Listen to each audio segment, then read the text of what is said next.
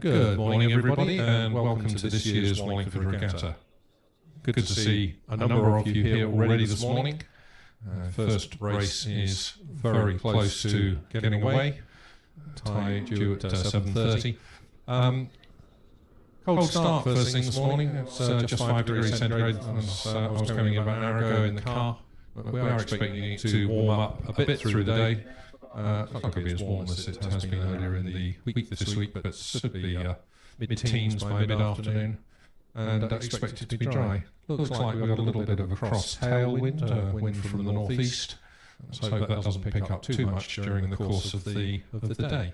But as I say, good to see you here, and those of you watching our online coverage from home, good to have you with us as well. The first 4 races this morning are the heats of the Club Coxless Fours. These are competing for the Brighton Regatta Cup. And in this first race in Lane 1 we have Multi-Boat Club's B Crew. In Lane 2, Monmouth Rowing Club. Lane 3 is London Rowing Club's A Crew. In Lane 4, Hereford Rowing Club. Lane 5 is Nottingham Boat Club A. And in Lane 6, Maidenhead Rowing Club A. Yeah.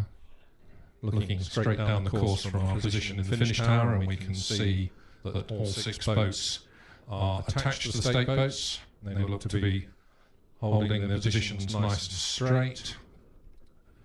We can see just a little popple on the surface of the water by the stake boats. It is flying across the course from left to right as we look at it from our camera position in the finish tower, in the start tower, excuse me. So these crews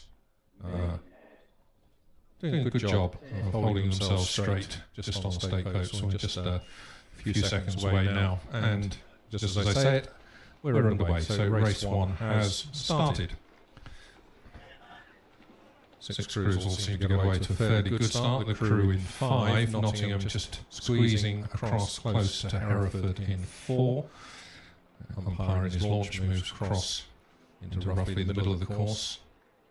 As these 6 boats in this Club Coxless Fours first heat head away from the start. Getting us underway with this year's Wallingford Regatta. 118 races, almost 12 hours of non-stop action here today, and this is the first of these races. Just a quick word on progression. So we have 4 heats to come. We're hearing that one crew in the 4th of those heats has scratched. So we have, I think, 23 crews expected. So the 4 heat winners all progress directly to the final. And then the next 6 quickest boats, the next 2 quickest boats will join them in the final. So just to refresh, the 4 heat winners will go through to the final, where they will be joined by the next 2 fastest crews. So always worth... no, I was right first time round, sorry. I haven't had my first cup of coffee yet this morning. This is an event because there are 4 heats, there will be a repechage round. So let's go back and restate that. The heat winners progress to the final. The next 6 quickest crews across the 4 heats will go into a repechage round, where the 2 fastest crews in that repechage will make the final. Picking up from our next camera position, which I think is 1,000 metres, these crews coming towards us, rapidly approaching the 500 metre point. And looking at our coverage, it looks as if Maidenhead in lane 6 just dropped off a little bit off the back of the pace here, but it does look like it's London Rowing Club in 3, Hereford in 4, with the advantage. Those 2 crews in the middle of the course in lanes 3 and 4, leading by perhaps a length, not too much between them. I think it's Hereford just with their noses in front of London. Those 2 boats appear to be just pulling away from Monmouth and Molesey. And we can see now Hereford in lane 4 is beginning to ease out away from these crews as they come towards the 1,000 metre point.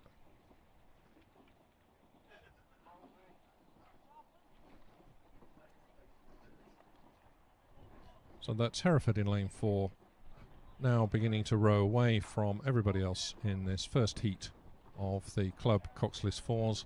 Hereford now leading by, that's a good couple of lengths over London, who have just over a length over Nottingham, who crossed the 1,000 metre point in third place. Those three crews now pulling away from Monmouth and Molesey, having a good old battle for 4th and 5th across in lanes 1 and 2. And it's Maidenhead in 6 who have dropped right off the back of the pace.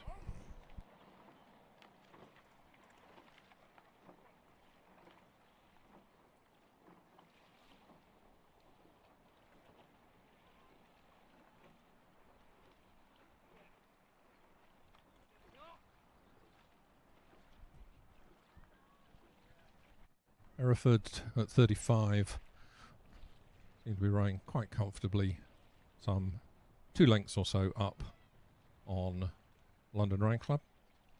Hereford's time to 1,000 metres 3 minutes 14 and London 3 minutes 20, so about 6 seconds between them as they cross the 1,000 metre point. That translates into a couple of lengths in these coxless 4s. So even if they're in 2nd or 3rd place, still time is in play here because it's the 6 next quickest crews who will progress to the repechage round, and therefore even if you're in 2nd or 3rd, there's no guarantee that that's where you will end up in this competition.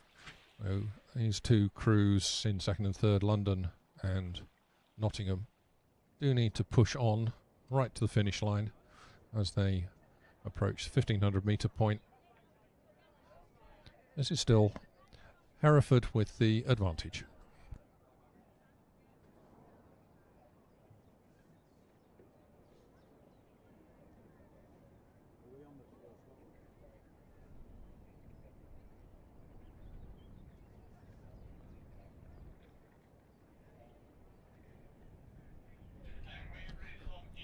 Hereford at 36, London Rowing Club at 35. Those 2 crews now pulling away a little bit, I think, from Nottingham, who are in 3rd place. Crews quite well strung out down this course. Nottingham and City of Bristol now some 4 or so lengths behind the 3rd placed crew, which is Nottingham. As they come inside the last 250 metres, this zone marked by the red buoys, a visual clue to all of the crews that they're nearly there. It's still Hereford with about a 3-length advantage over London Rowing Club's A crew. London being pushed, I think, by Nottingham, but London holding a length and a half or 2 lengths advantage over the 3rd place crew, Nottingham. But as they come to the line, certainly 3 lengths up. It's Hereford Rowing Club in this first heat of the club coxless 4s.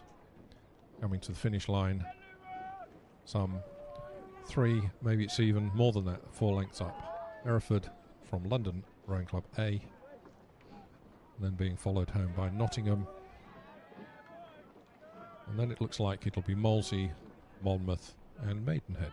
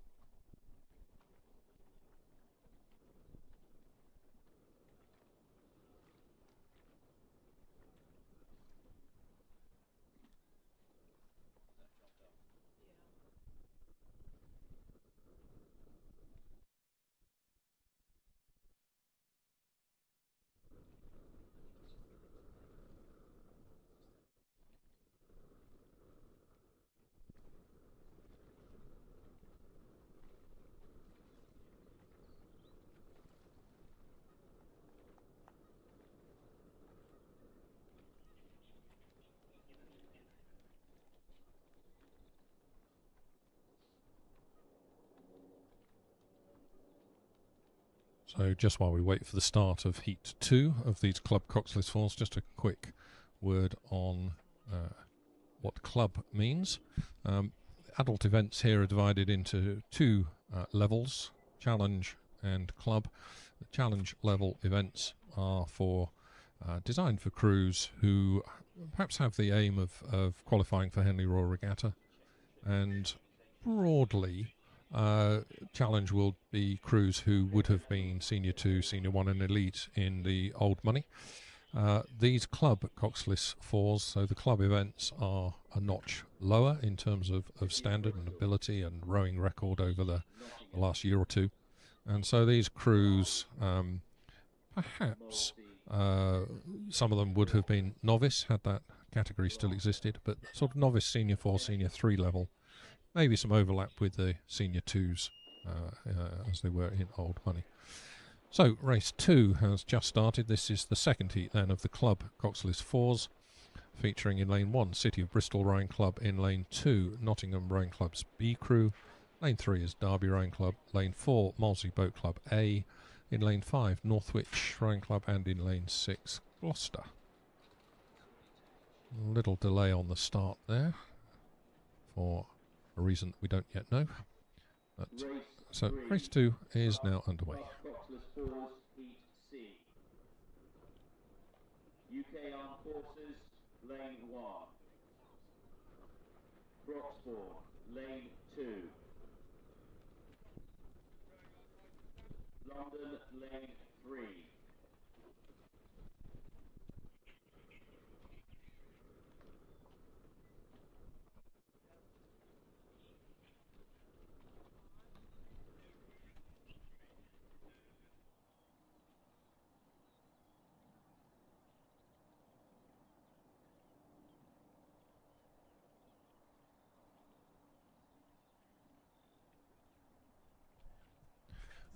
So looking down the course, it looks to me that it's Derby in lane 3 who got away to a really quick start, currently rating 38, and it does look as if it's Derby jumped out to perhaps a 1 length lead as they approach the 500 metre point.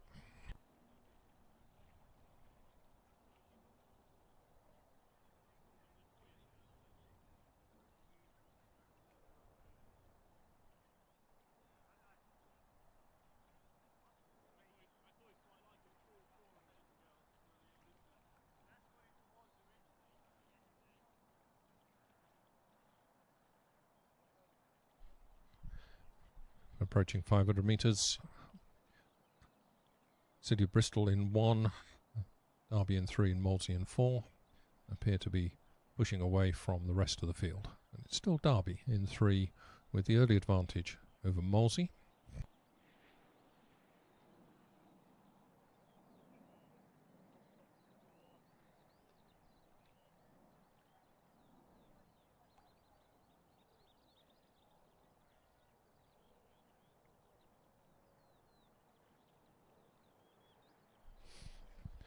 Derby still pushing along at 35. Molesey underrating them. Molesey just at 32. Molesey looking very relaxed. Certainly plenty of time on the recovery. And I think that early lead that Derby had, Molesey are beginning to inch their way back to them. Underrating them and rowing very neatly and looking quite comfortable.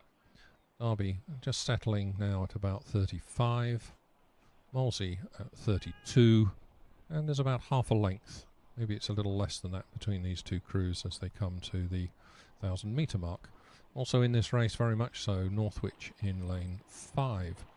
And as they come to the 1,000 metre point, there's about a canvas, in fact, between those three crews crossing the 1,000 metre point. So that's Derby coming under some pressure now from Molesey and Northwich. Several lengths back are Gloucester, who crossed the line 4th.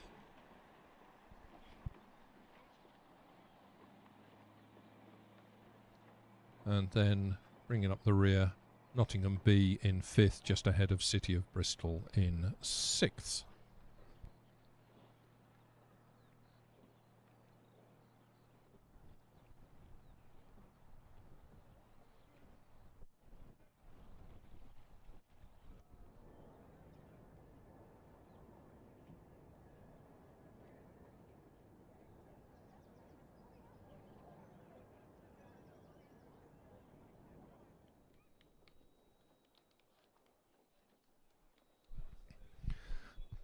They come away from the 1,000-metre point. Derby still maintaining a strike rate of 35, and Molesey still underrating them at 32.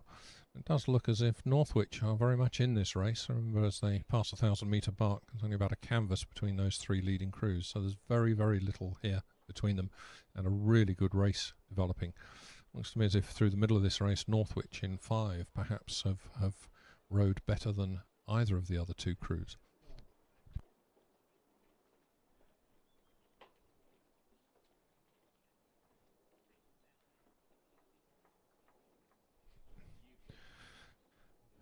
Northwich at 38, and I think Northwich have come through Molesey in this third 500 as they rode away from the 1,000-metre mark. I think Northwich put in quite a big push. As I say, I've clocked them at 38, and I think they've got their bows in front.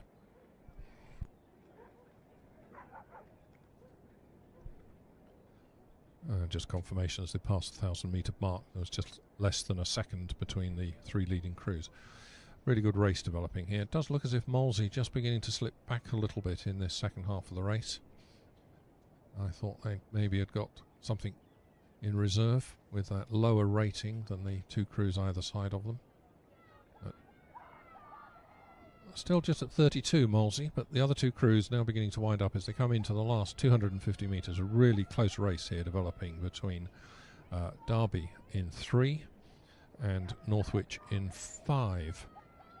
And I think it's a reminder that only the winner of this heat will progress direct to the final. The other next 6 quickest crews will go into the repechage. Really winding it up now as they come into this final bit of the course, final 10 or 12 strokes. Nothing between Northwich, closest to the finish tower, and Derby. Northwich at 38, Derby matching them. Both crews just pushing. I think maybe it's just Derby, I don't know. This is very, very close. This may go to the photo finish. Almost nothing between these two crews as they come to the line. Derby possibly just with their bows in front of Northwich. Oh, about a canvas between those two. Length and a half clear then of Molesey in 4, and those 3 boats a long way clear, has to be said, of Gloucester in 6, who are approaching finish line to cross in 4th place, just coming to that line now, and then being followed home by Nottingham and City of Bristol, who are themselves quite some lengths back from 4th. But a really tight race there, and we await the official verdict from the judges here on the finish line for that second heat of the club coxless 4s.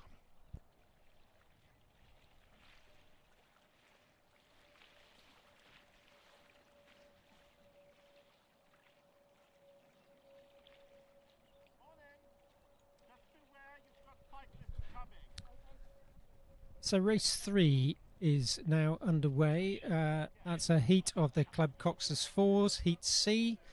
In lane 1 is UK Armed Forces. Lane 2 is Broxbourne. Lane 3, London B. Lane 4, Royal Chester B. 5 is Upper Thames, and 6 is Maidenhead B.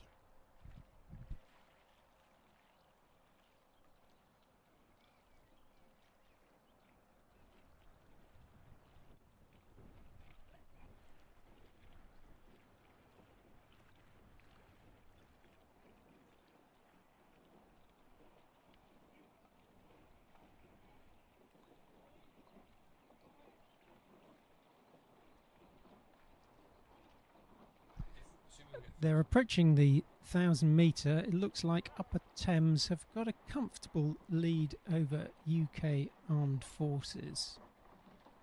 They look to be about, Upper Thames look to be about a length or a length and a half ahead at 1,000 metres, looking quite comfortable, and over the rest of the pack, which is fairly close together as they go through the 1,000 metres. Yeah, there's confirmation there that Upper Thames are about 7 seconds ahead at the 1,000 metres. Nottingham, Royal Chester, City of Cambridge, Tideway Sculls. Shannon. Attention.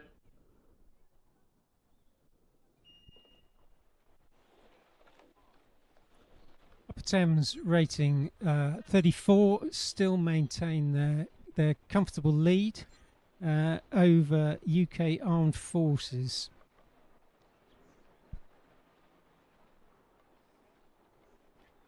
And they're followed by Broxbourne, Royal Chester, London B and Maidenhead.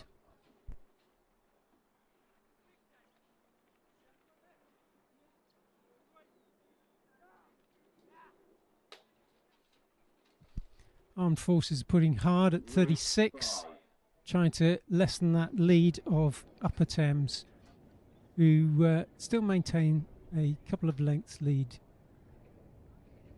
as they approach the 1500 metre mark.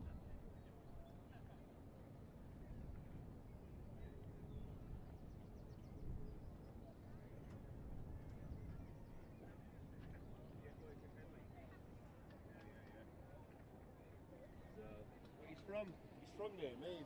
He's from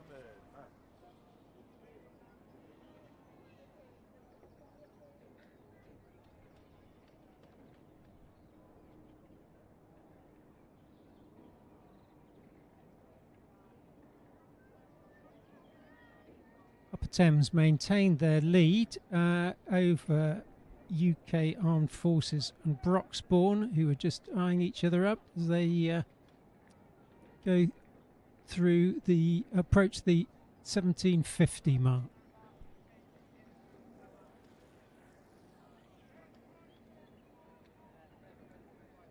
Upper Thames still maintain their rate of 34 and have a comfortable lead over the rest of the field, who are fighting hard for places in that repechage.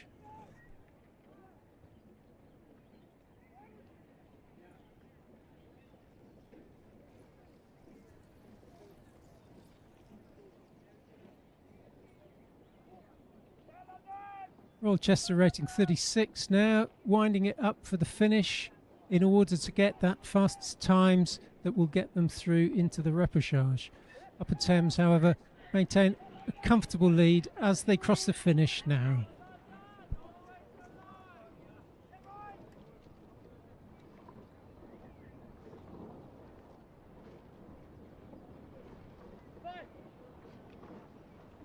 And the final cruise coming in now.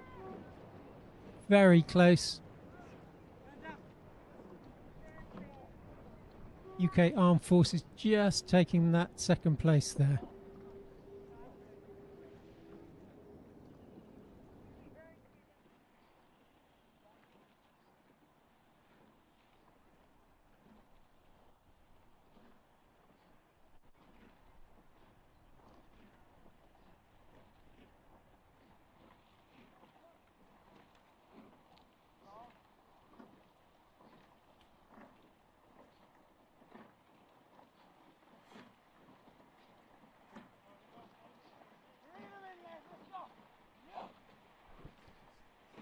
Race 4 currently on the track now, as through the 1000 metre mark.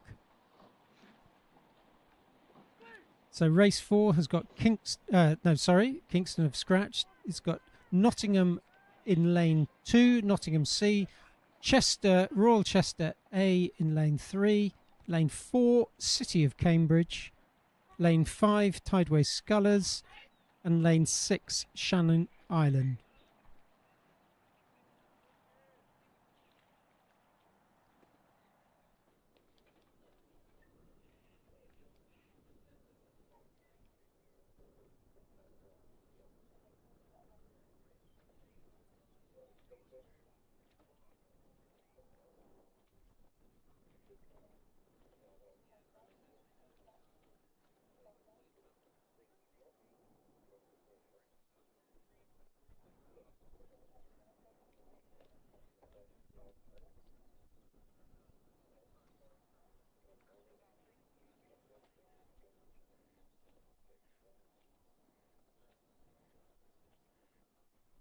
Kings Worcester. Looks like Royal Chester in lane 3 is leading this race as they approach the 1500 metre mark, ahead of City of Cambridge in lane 4.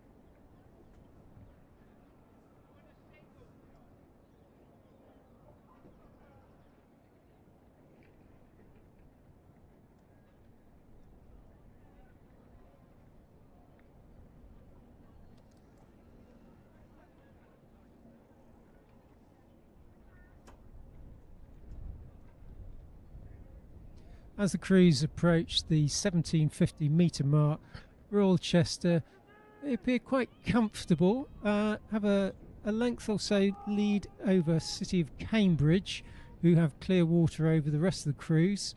City of Cambridge now starting to wind this up, as is indeed as Royal Chester, feeling the pressure a bit, but they still maintain a comfortable length and a quarter over City of Cambridge.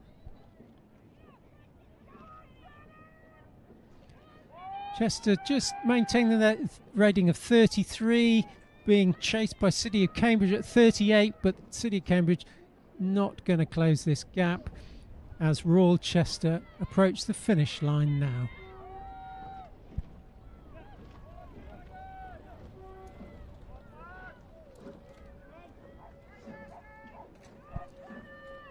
And coming in third position is Shannon.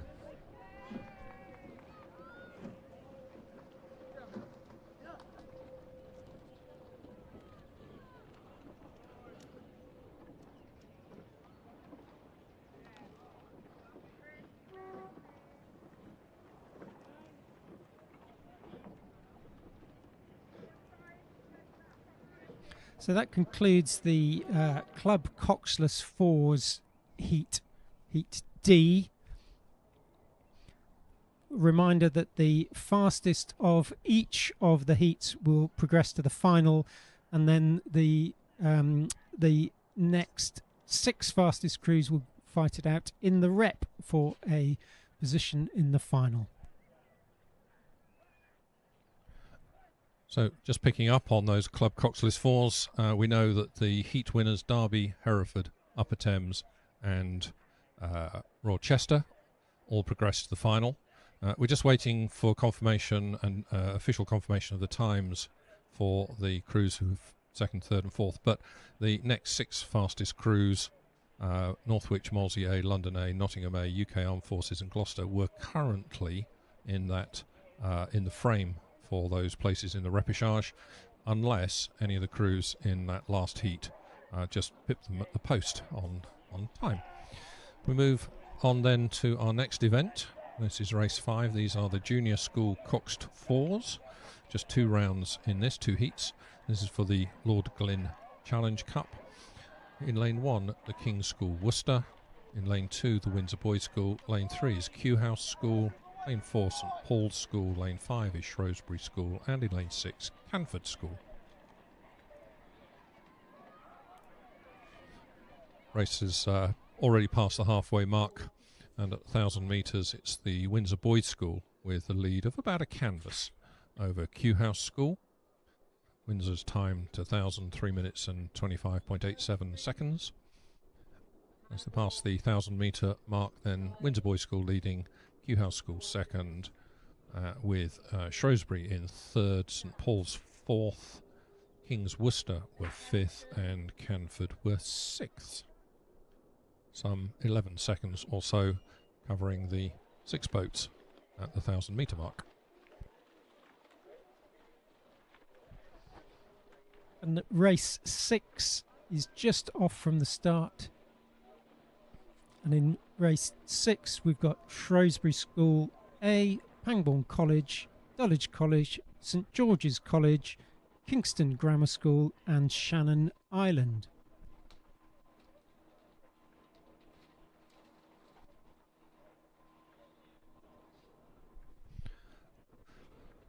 So the first of these two heats is approaching 1500 metres, the junior school coxed fours for the Lord Glynn Challenge Cup. I think it's fair to say that the two crews in lanes 1 and 6 have just slipped off the back of this race, but otherwise it's still really close between the Windsor Boys' School, Kew House School, St Paul's and Shrewsbury. We had just about a length, maybe just a smidge over a length between those four boats at 1,000 metres. I don't think it's changed very much since. Crew in lane 3, and that's Kew House School, maybe just have got their bows in front of the crew in 4, which is St Paul's. But a really close battle here between Windsor Boys' School, Kew House School and Shrewsbury over in 5.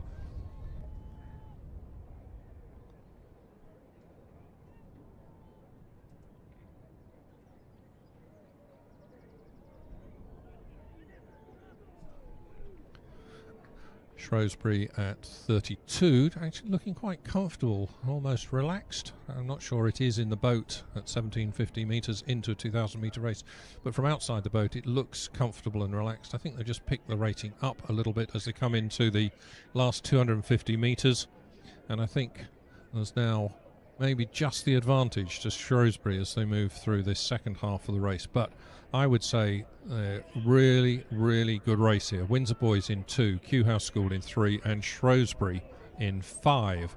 Those three crews have definitely pulled away from St Paul's, who are in lane 4. But there's almost nothing between these three crews. Certainly the Windsor Boys' School and Kew House School having one heck of a battle. I think Kew House School maybe just have their bows in front, but if so, it's only by a foot or so. Another race that may very well go to the camera on the finish line. As they cross the line, it looks to me that it was Kew House School just in front of the Windsor Boys' School, with Shrewsbury crossing 3rd, St Paul's crossing 4th, and those four crews some little way ahead of the King's Worcester in 1 and Canford in 6.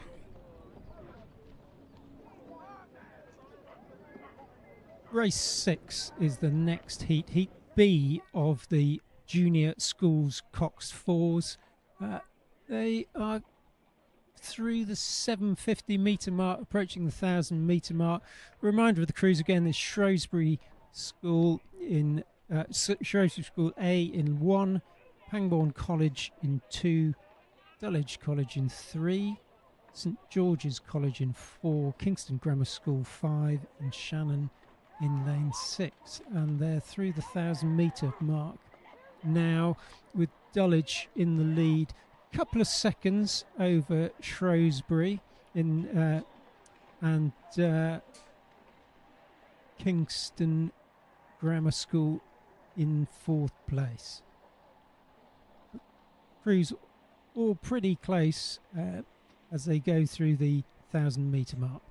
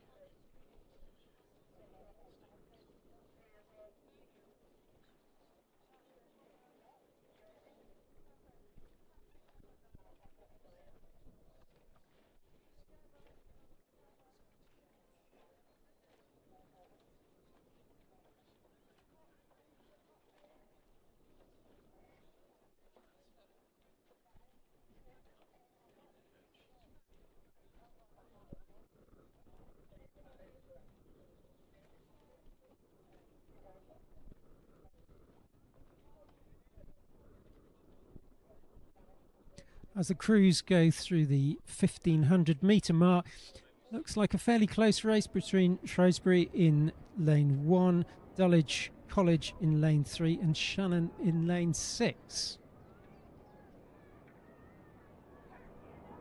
I think Dulwich have the edge here, but tricky to tell from this angle.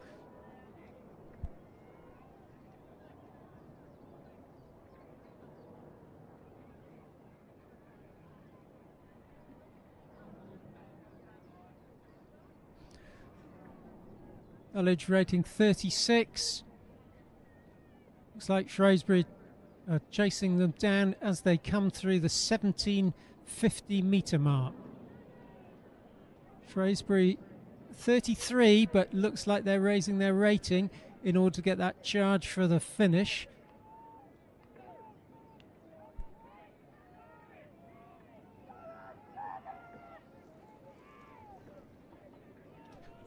But this race is going to be between Shrewsbury School in lane 1 and Dulwich in lane 3. They've now pulled out probably a couple of lengths over the following crews. But it looks like Dulwich College maintaining a slight lead as they approach the finish. Probably, actually half a length as they go through to the finish.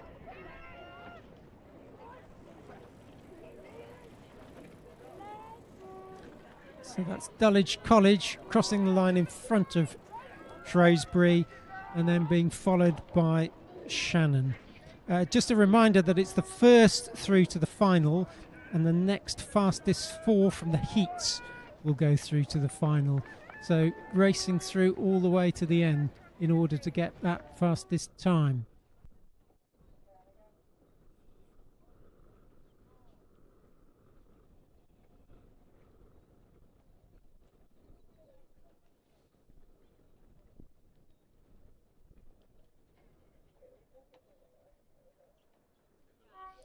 So lining up on the start is race 7, Women's Junior Schools 8.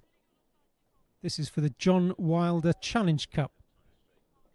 Lane 1, we've got King's School Chester, 2 Latimer Upper School, 3 Lady Eleanor Hollis, 4 is Wallingford A, 5 is Godolphin and Latimer, and 6 is Wycliffe Sculling Centre. Oh no, correction, sorry, Wycliffe have scratched in this race, so it's a 5 race, 5 crew, 5 boat race with the first to the final and the next fastest 3 from the heats to the final. And they're off. Bit of correction from the coxes off the start from Godolphin, but yeah, the crews are off without clashing, so that's always a bonus.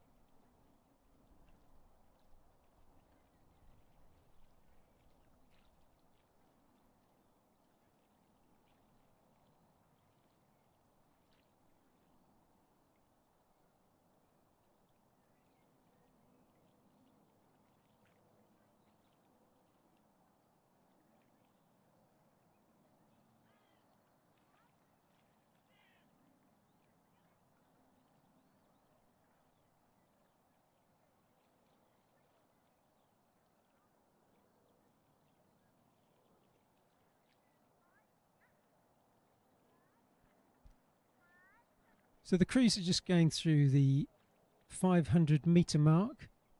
Latimer Upper School appear to have the edge over Lady Eleanor Hollis. Latimer rating 35, so it's settling into their race pace. Very even rate between all of the crews, and overlap between all the crews at the moment. But as I say, Latimer Upper School appear to have the lead over Lady Eleanor Hollis.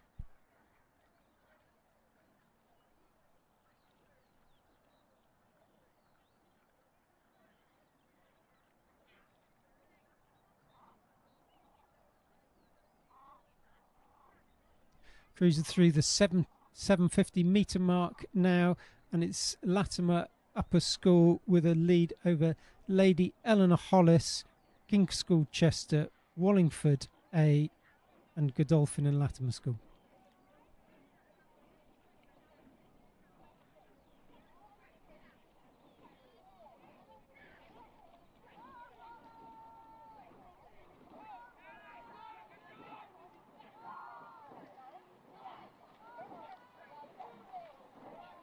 So the crews are going through the 1,000 metre mark now, and it looks like Lady Eleanor Hollis has pulled out a slight lead over Latimer Upper School. Then it's Wallingford, and then Godolphin and King's School Chester in 5th. Lady Eleanor Hollis there having a less than a second lead over Latimer Upper School.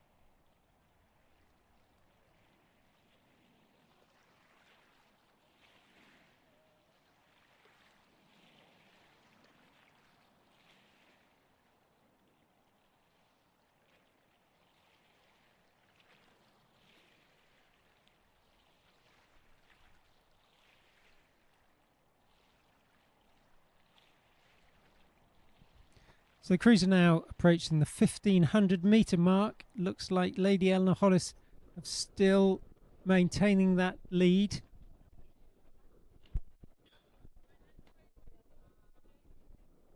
And they've dropped their rating slightly to 34 as they've gone through the 1,500 metre mark.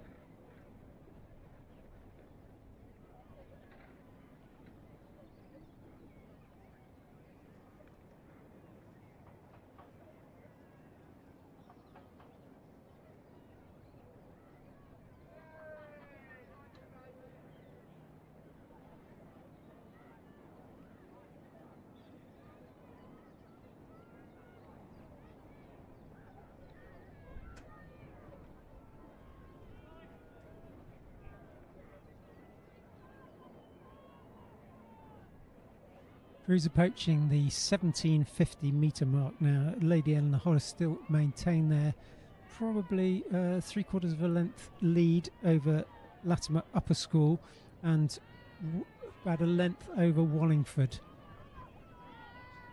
LEH of starting to wind it up for the finish now, rating 36. Reminder that it's only the first crew that will progress to the final, and then it's the next fastest three from the heats to the final. So those crews that aren't winning it are looking to get the fastest time in order to try and get that place into the final. Lady Eleanor Hollis just edging out clear water over Latimer School, but it looks like Wallingford A has overhauled Latimer School and is going to get that second place, but it's very close as they get to the line. Yes, Wallingford ahead there.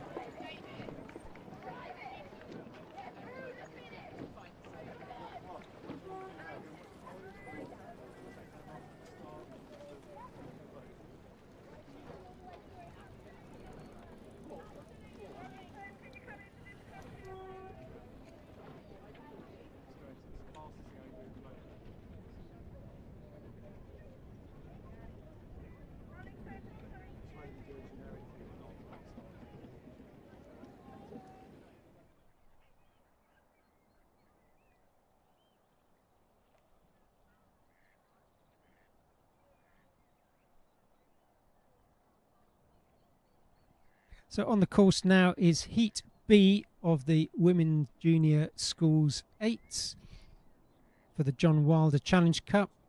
So it's Wallingford B in lane 1, Surbiton High School in lane 2, Shiplake College A in lane 3, St Edward's in lane 4 and Tideway Sculls School in lane 5.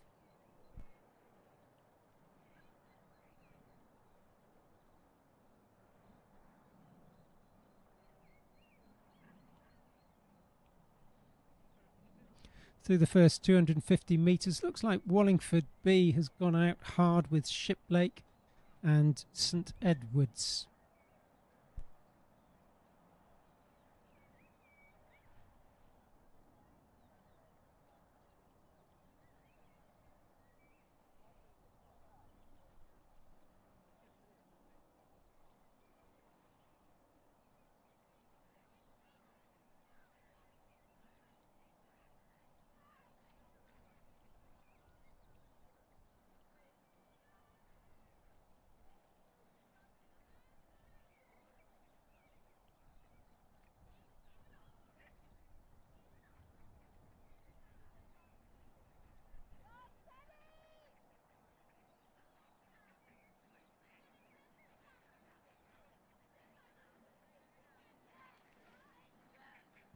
So Heat B of the Women's Junior Schools 8 is going through the 750 metre mark. Looks like St Edward's School have the lead over Shiplake, and then it's Wallingford. And then there's a gap of a length or so between the crews behind that.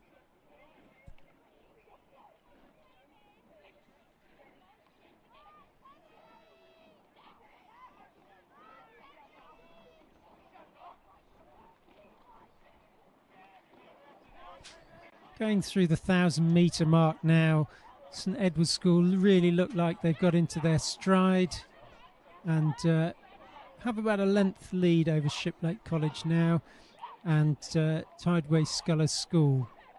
And then it's Wallingford behind that in the 4th position.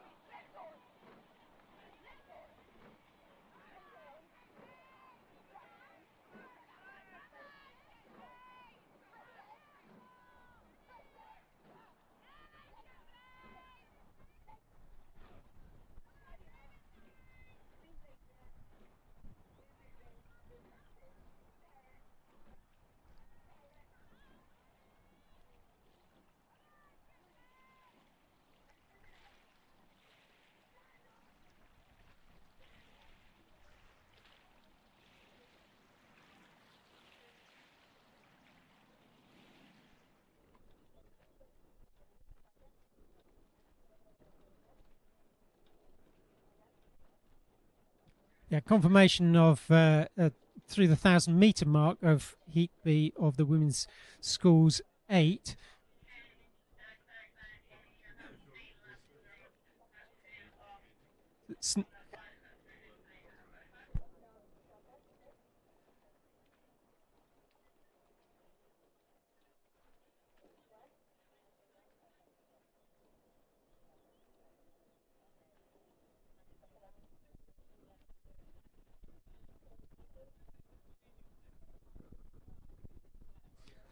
Confirmation of race 7, Women's Junior Schools 8 is it's a win for Lady Eleanor Hollis School over Wallingford A and Latimer Upper School. So Lady Eleanor Hollis will progress straight through to the final.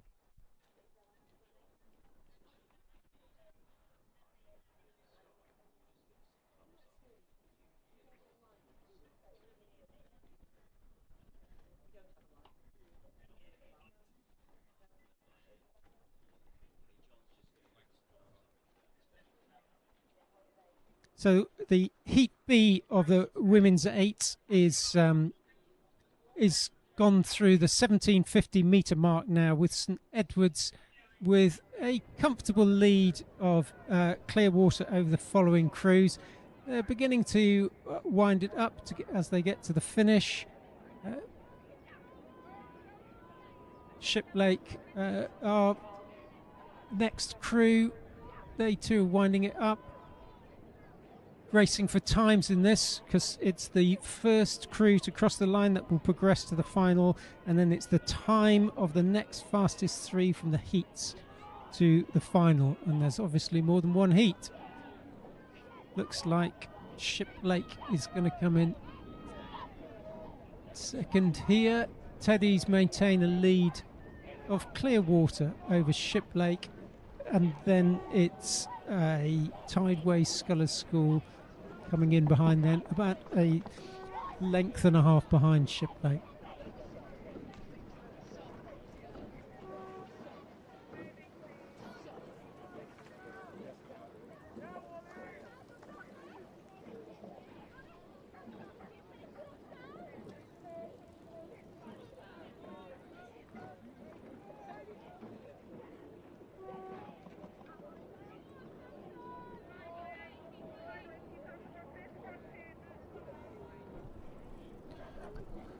Race 9 has started. That's the third of the heats of the Women's Junior School 8s for the John Wilder Challenge Cup.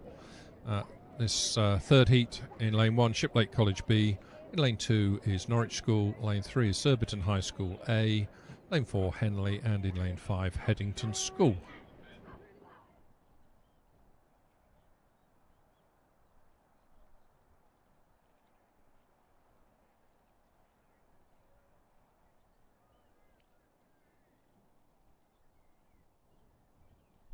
Now, as I look down the course, we should be expecting 5 boats. We actually only have 4 in this race at the moment.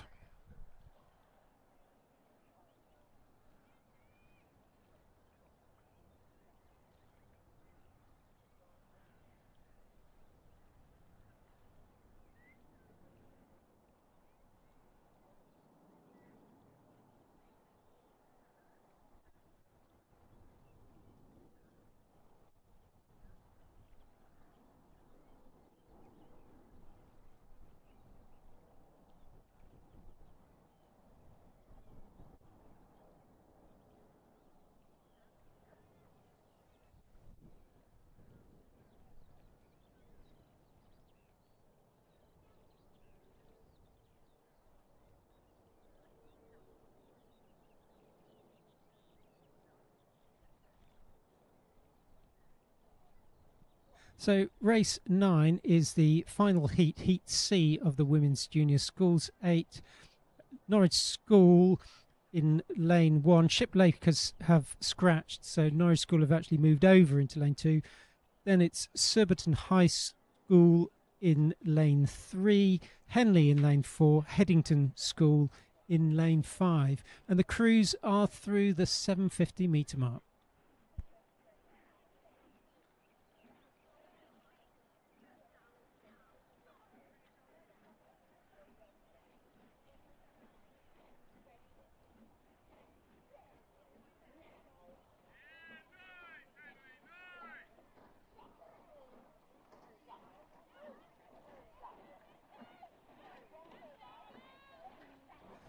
So as the crews go through the 1,000 metre mark, Henley have a length lead over Surbiton High School.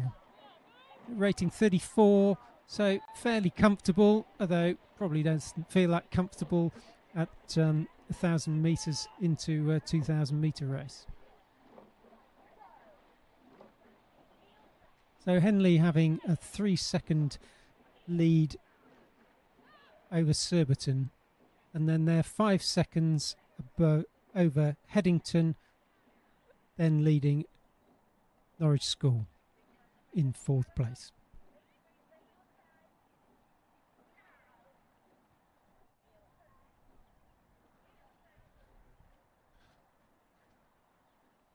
As we know, the 3 heats, the 3 heat winners go straight through the final. They will be joined by the next 3 quickest crews, and as a result of the first 2 heats, the 3 crews sitting in those next fastest crews positions are Shiplake College A, Wallingford A and Latimer Upper. So in this 3rd heat, everything to play for those crews who are currently in 2nd and 3rd, maybe even 4th. although the fourth place crew looks to be some little way behind at the moment. But crews in second and third chasing down those times that have been put on the board by Shiplake College A, Wallingford A and Latimer Upper, who currently hold the positions in the frame for the 3 next quickest crews to go through to the final.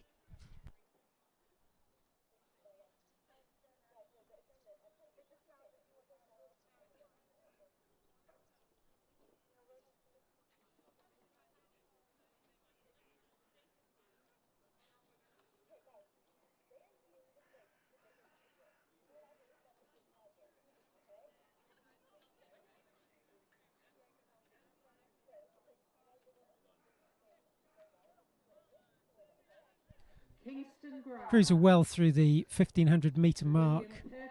Henley maintaining their lead, rating 34, probably have a length and a half lead now over the following crews. Surbiton in second place, rating 36, so giving them a good run for the money, but it looks like Henley are going to get this qualification spot. Reminder that it's only the fastest crew, so only the winner of the heat that goes automatically through to the final. The following crews are racing for time, so they cannot let up. They need to get that time in order to progress to the final. But it's Henley now looking pretty comfortable as they get into the red boys, marking the last 200 metres of the race. Looks like they're going to have that automatic slot through to the final.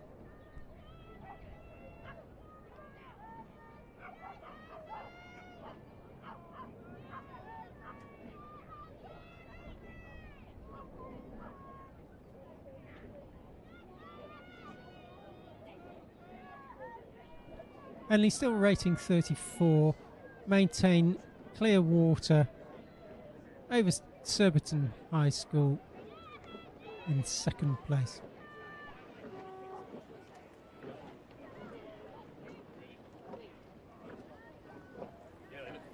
And then approaching the finish line now is Headington School.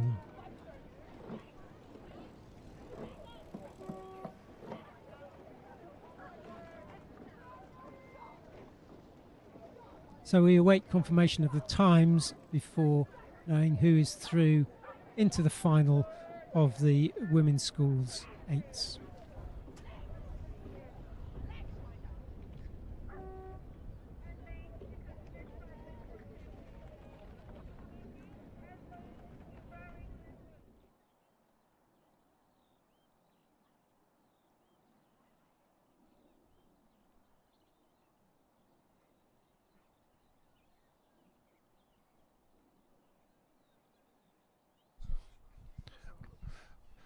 On then to race 10. This is the first of 2 heats in the women's junior under 16 coxed 4s. This is for the Ushers Challenge Cup. In lane 1, Kingston Grammar School's B crew. In lane 2, Latimer Upper School. Lane 3 is Sir William Perkins School. Lane 4, Lady Eleanor Hollis School's A crew. In lane 5, Bedford Girls School. And lane 6, Hinksey Sculling Club. We understand Hinksey have scratched from this race. With 2 heats, winners once again progress automatically to the final just before lunchtime today, and the next 4 fastest crews will join them.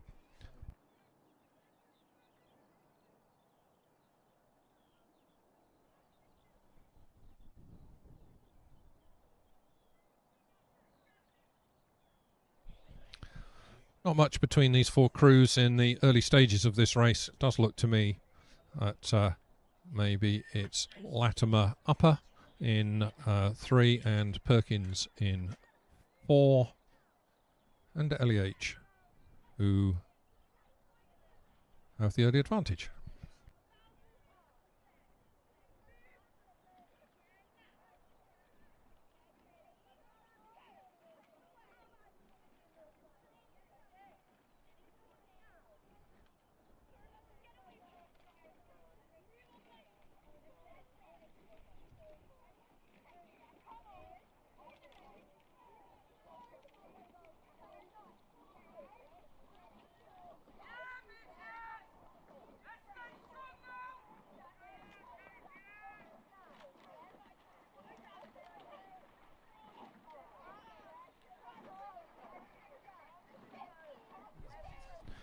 Passing 1,000 metres in this first heat of the women's junior under 16 coxed fours, it's Bedford Girls' School in lane 5 who pass through the 1,000 metre point first of all, followed by Sir William Perkins about half a length behind, then LEH, a bit of clear water between Perkins and LEH, and then Kingston Grammar School in 4th place.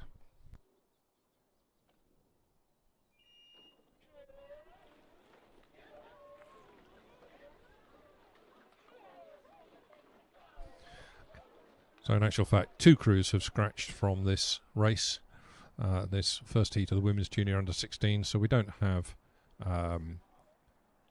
Hinksey. So leading Bedford Girls' School, followed by Sir William Perkins, then LEH, and then Kingston Grammar School. Some 9.5 seconds covering those crews as they pass the 1,000 metre point.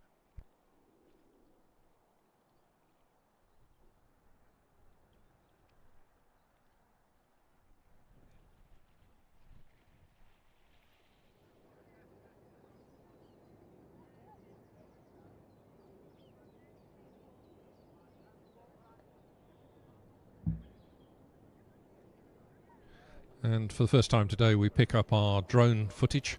And those of you watching at home will be benefiting from that at the moment. And we're getting really clear pictures here showing that it's Bedford Girls' School who lead by, well, I think it's just under a length, about 3/4 of a length from Sir William Perkins. Those 2 crews have moved away from LEH, who are 3rd, and Kingston Grammar School, who are 4th. But close race developing here between these 2 leading crews.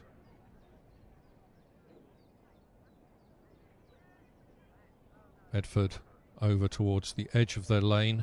I hope they don't foul on any of the boys. We all know, those of us who've ever rowed know that that can stop the boat dead if you really do hit one of those boys hard. These are of course coxed fours. Most of these boats have the cox laying down in the bow of the boat, so the cox actually can't see very well the blades where they are. But Bedford Girls' School now beginning, I think, to come under a little bit of pressure from Perkins. So William Perkins just closing that down now. It's maybe half a length between these 2 crews, some little way out in front in this heat of the women's junior under 16 coxed fours. William Perkins at 33, definitely inching their way back. It's now down to half a length between these 2 crews as they come into the final 750 metres. 250 metres.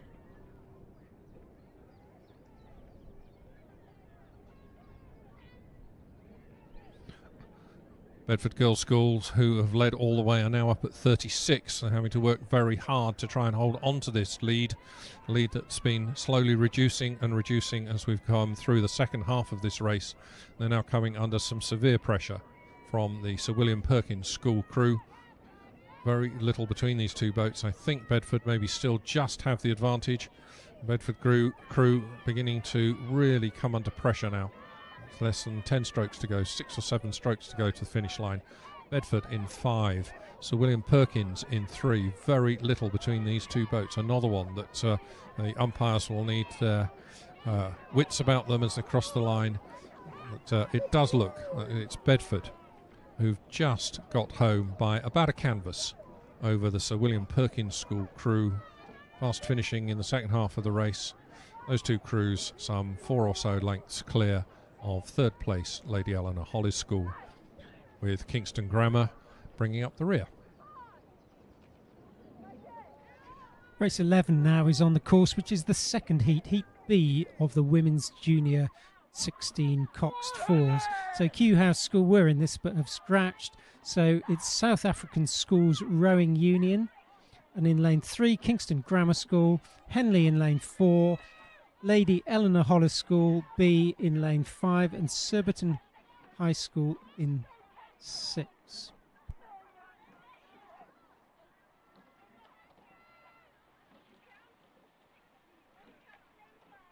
Cruiser through the 1,000 metre mark. Looks like Kingston Grammar School have got about a length lead over Henley, who then have a length over Lady Eleanor Hollis, and leading Surbiton High School. Great pleasure to welcome back the South African Schools Rowing Union. They've been supporters of this regatta for a good number of years now, with the exception, of course, of the COVID hiatus years. This is broadly their under-16 development squad. We can expect to see many of these individuals representing South Africa at the World Under-19 Championships in the next year or two. So these have come through selection trials, and I believe the results from their National Schools Regatta, which was a few weeks ago. Here getting some international experience, getting a taste of international competition and what it takes to compete against some of the best juniors that Britain has to offer. So warm welcome to them, and a warm welcome to all of you in South Africa watching our online coverage today. Crews are coming through to the 1500 metre mark now, with Kingston's Grammar School gradually pulling away. Looks like they've opened up a lead of about half a length clear water over Henley in lane 4. Henley then have a length or so of clear water over the following crews. Reminder that it's the first of these crews to get into the final, and then it's the next fastest 4 from the heats that goes to the final. So really important to get that fast time if you're not going to win the race.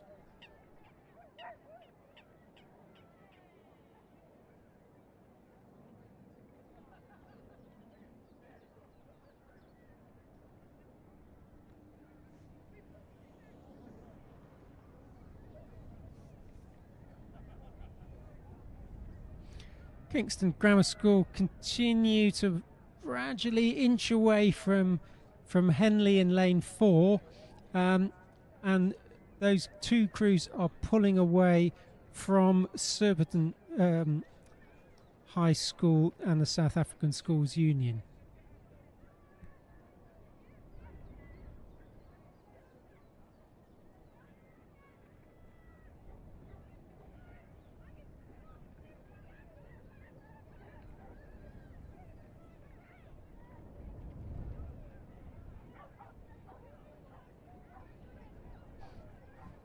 Kingston Grammar School now into the last 200 metres. Looks like they've taken the rate down slightly, just squeezing it through, paddling it in. Henley can't afford to relax here. They need a fast time in order to make it through into the final.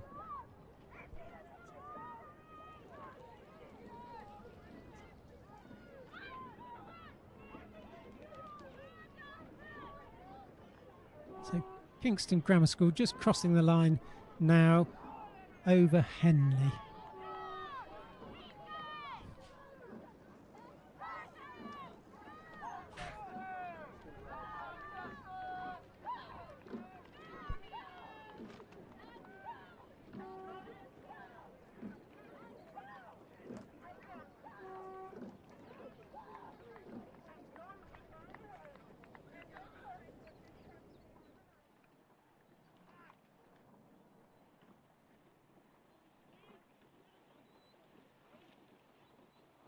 So race 12 now on the water, approaching the 1,000 metre mark, and that's Junior Schools coxless fours, sorry, Heat A.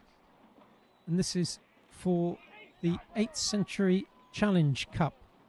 So Tideway Sculls School are in lane 1, Canford School lane 2, Shiplake College in lane 3, Dulwich College in lane 4, Kew House School 5 and King's School Worcester in 6. Through the 1,000 metre mark, Shiplake had a very comfortable lead, 7 seconds up over Kew House School, who were about nearly a length up over Dulwich College.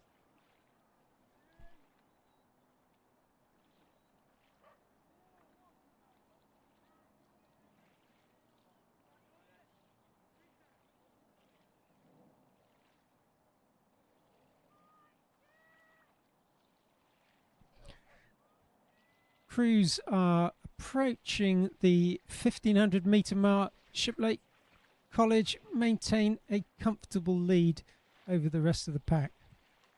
Reminder that this is the first to the final, and then the next fastest 4 from the various heats will go through to the final.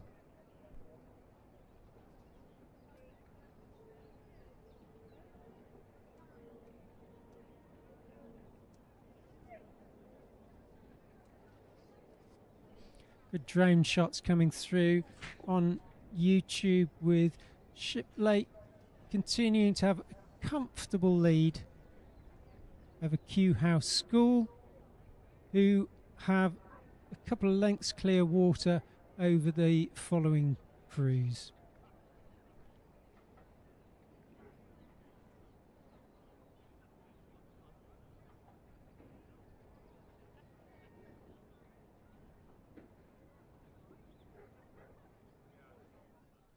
St George's College,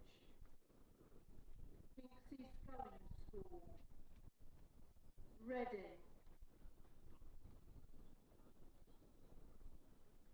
attention,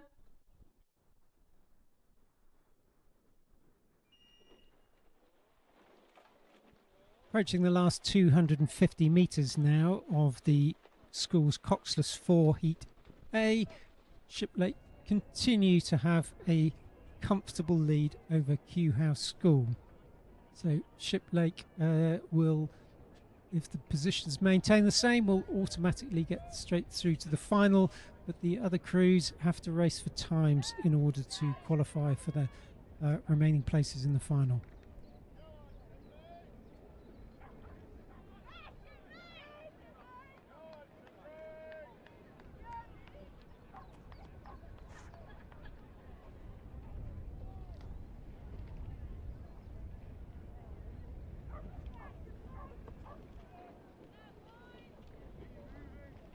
Yeah, coming to the line, just Shiplake just crossing the line now in Cox's 4s, followed by Kew House School, and then Dulwich pushing hard for the finish for that 3rd slot over Camford School.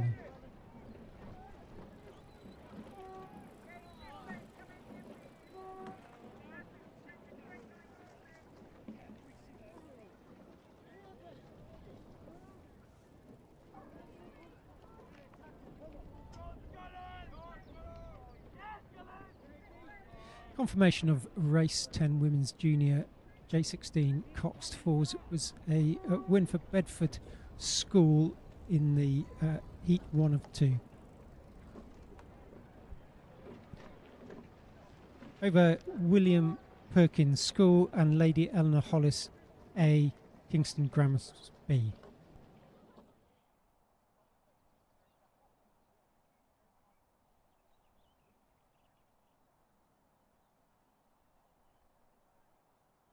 And in race 11, Kingston Grammar School A were in first place over Henley, and Lady Eleanor Hollis School B, South African Schools Union and Surbiton High School.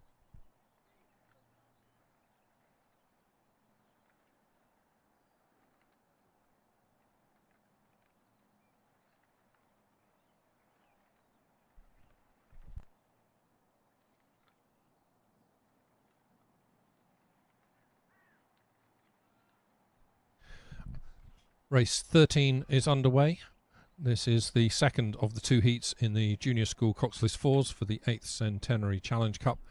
It was a cup that the regatta acquired very early in its existence in the mid-1950s, celebrating the 800th anniversary of the granting of Royal Charter to the town of Wallingford. Going back in our history a little bit. Anyway, but let's focus on this race. So it's, as I say, race 13, Junior School Coxless 4s. Wallingford Rowing Club in lane 1, Pangbourne College in 2, St Paul's School in 3, St George's College in 4, Hinksey Sculling School in 5 and Reading Rowing Club in 6.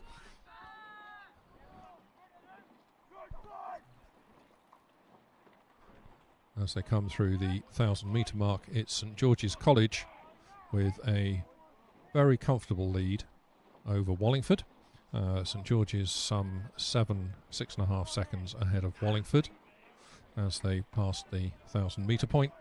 with Hinksey in third, St Paul's fourth, Pangbourne fifth, and Reading bringing up the rear.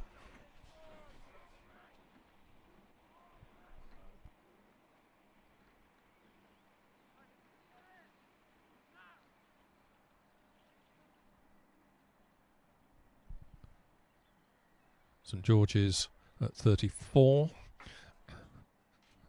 Perhaps expect these coxless fours to just rate a little bit higher than their coxed counterparts. Just the boat speed just that little tiny bit higher.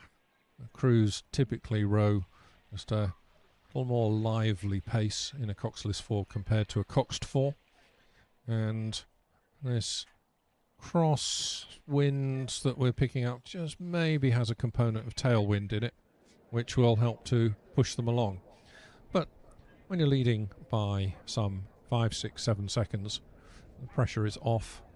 You can afford to row fairly comfortably, and it certainly looks to me that that's exactly what St George's are doing as they come away from the 1,000 metre mark into the second half of this heat of the junior school coxless fours.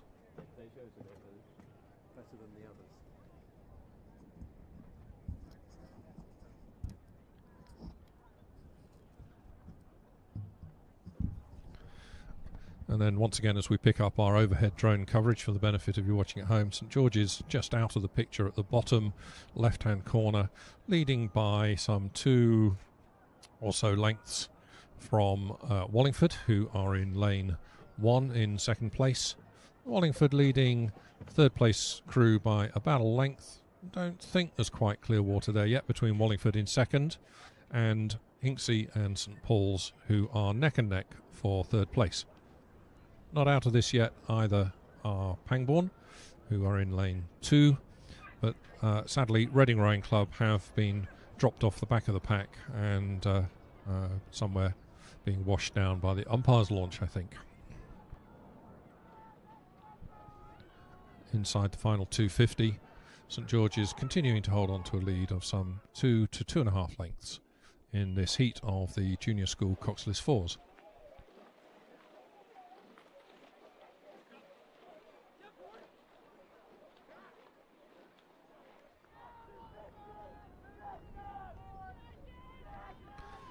As always, just the winner progresses directly to the final, where they'll be joined by the next 4 fastest crews. So, real battle going on behind them. At St George's just holding on with about 10 strokes to go, still rating 34, coming towards the line to presumably take the win in this heat of the junior school coxless fours. So it's St George's just coming to the line now, being chased home just over a length behind by Wallingford. Not quite a length and a half. And then we have St Paul's and Hinksey Sculling School in third and fourth respectively. That was Pangbourne crossing the line in fifth, and Reading Rowing Club coming towards the line in the next few seconds.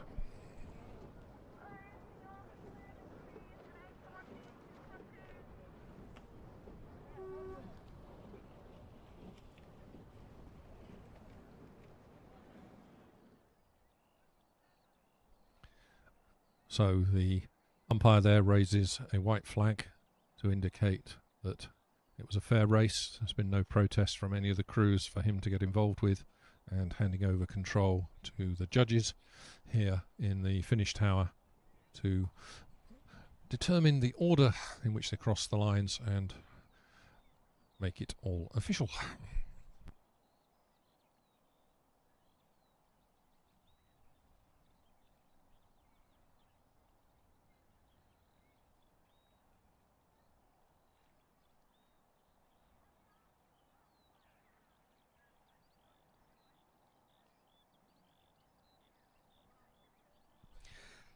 On the course now, Challenge 8 Heat A, and it's the first to the final and then the next fastest 3 from the heats to the final.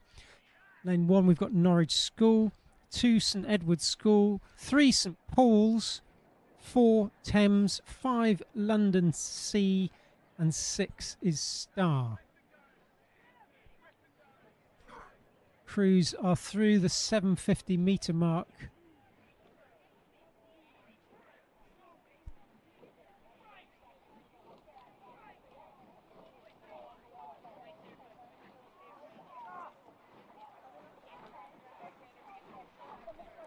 Approaching the 1,000 metre mark now. St Paul's School have a lead of about about half a length over Thames and St Edward's. St Paul's looking very long and strong. Yeah, there's a second lead by St Paul's over Thames A.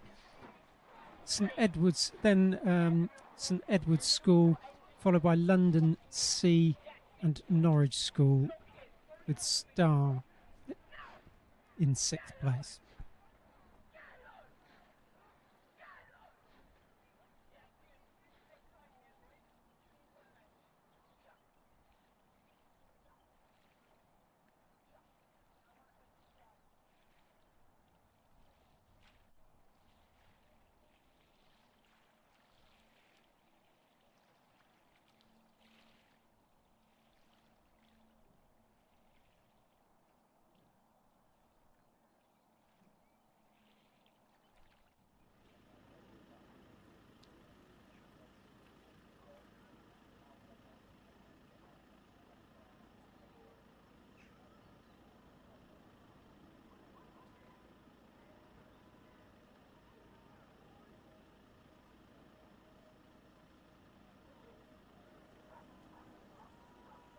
So approaching 1,500 metres, looks like Thames have squeezed on a bit and have possibly a canvas lead over St Paul's, but it's very, very close, with St Edward's about half to 3/4 of a length behind St Paul's. Thames rating 36, St Paul's rating 36. Thames just squeezing on now. Looks like they're beginning to edge a slight lead. Reminder that it's the first to the final, and then it's the next fastest 3 times from the heats. But St Paul's now looking that they're squeezing on and are beginning to work on that lead from Thames. Just looks like they're crews neck and neck, really close.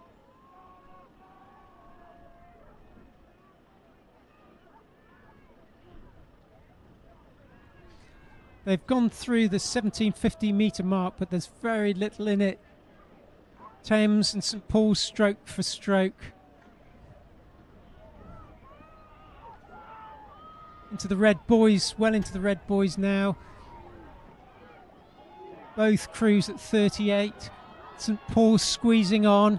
Oh, St Paul's against Thames, very, very close as they come up to the line. Looks like Thames are going to get this on the nod over St Paul's and St Edward's. Very good race there. And then it's London C.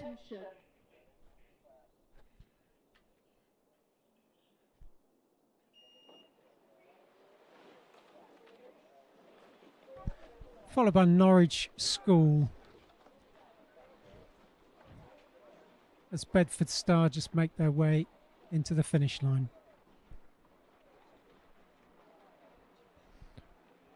Just before we join the next race, I'd just like to take this opportunity to say a big thank you to our main sponsors for the regatta this year. Miramar Group, who are a leading independent business-to-business marketing agency. To Savills, a reasonably well-known name, I suspect, for many of you. Leading global real estate services. I think we know them as estate agents in the UK, but I was surprised to read just how many countries they operate in, something approaching 70 countries worldwide, and something like 40,000 staff. They're a much bigger outfit than I thought. A huge thank you, Savills, for your support to the regatta. And then thirdly, Slade Legal, an established law firm with offices in Abingdon, Didcot and Wallingford. And I think anybody locally to Wallingford will know their name as well, and will, I'm sure, have used them, or many of us will have used them on occasion for a comprehensive range of legal services, and both to individuals and businesses. So huge thank you to all 3 of our main sponsors, Miramar Group, Savills and Slade Legal. On the race, on the course now is the second heat of 3 of the Challenge 8s. Lane 1, we've got Tideway Scullers, 2 Thames D, 3 London A, 4 Eton College, Lane 6. 5 Thames B, and 6 is Reading. 5 minutes.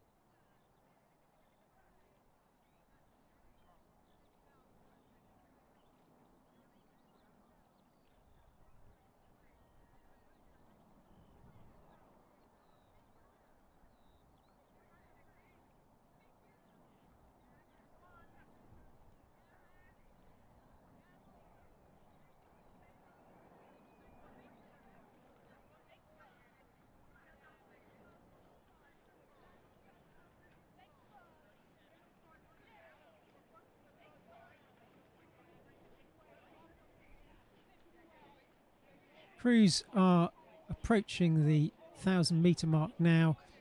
Looks like London have got a nearly just edging out clear water over Thames B as they go through the 1,000-metre mark.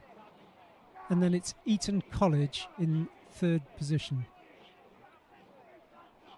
Yeah, so London A had a 2.5 second lead over Thames B, who were nearly 2 seconds over Eton College, and then Thames D, followed by Tideway Scullers School, some distance behind.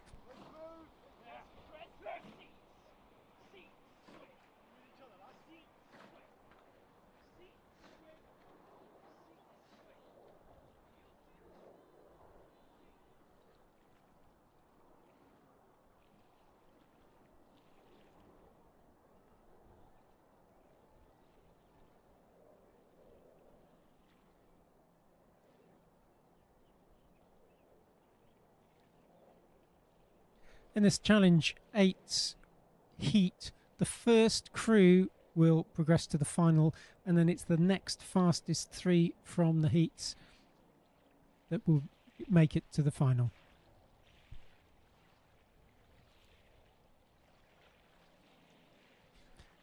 Just confirmation of race 14, the Challenge 8s.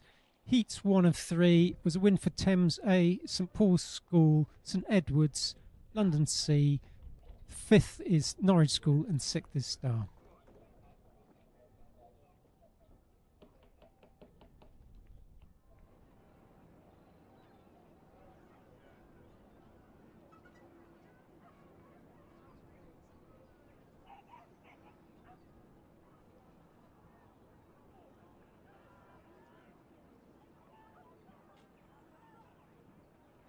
Crews have about 300 metres to go, so approaching the 1750.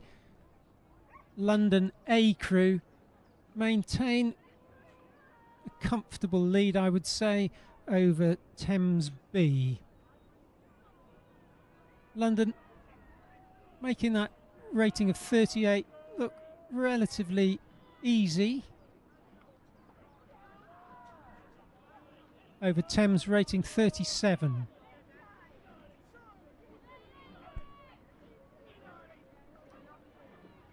Thames are have about half a length clear water over Eton College.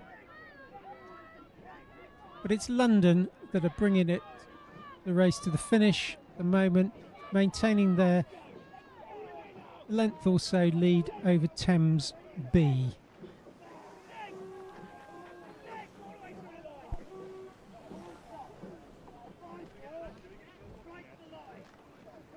Thames B followed by Eton College, who have got clear water over Thames D. And there's a considerable distance to Tideway Scullers School and Reading in this heat of the Challenge 8s.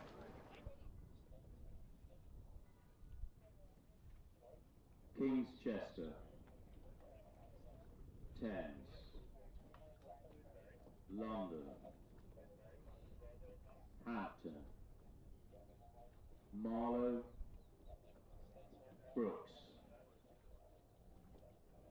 So lining up on the start now is the final heat, Heat C of the Challenge 8. So it's King's School Chester, Thames, London B, Hampton School, Marlow, and Oxford Brookes University. And the crews are off from the start. Looks like a slight lead from London B, but very close off the start.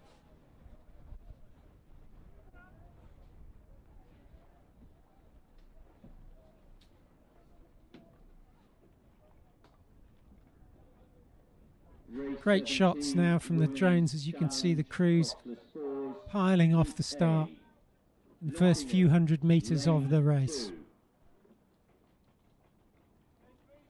London, lane 3. Thames, Looks like lane London have 4. just edged ahead, maybe got a canvas ahead of Thames C and Hampton School. All these crews have gone out really hard. And then Chester, Marlow lane in fourth 5. place.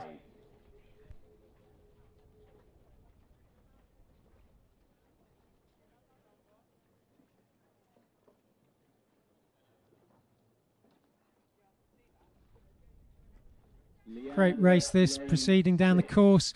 Less than a canvas between all the first 4 crews, so very exciting.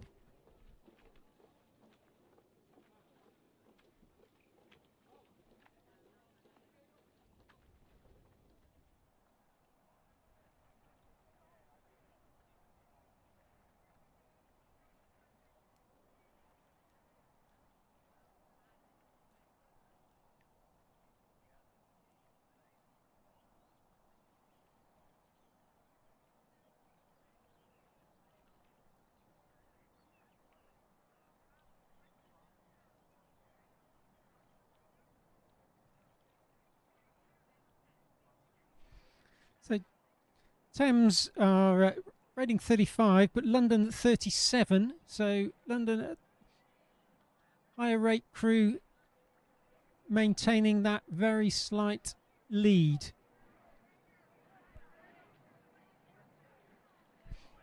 Crew's going through the 750 metre mark now. Looks like London have just pulling away over Hampton, but very close between the first couple of crews.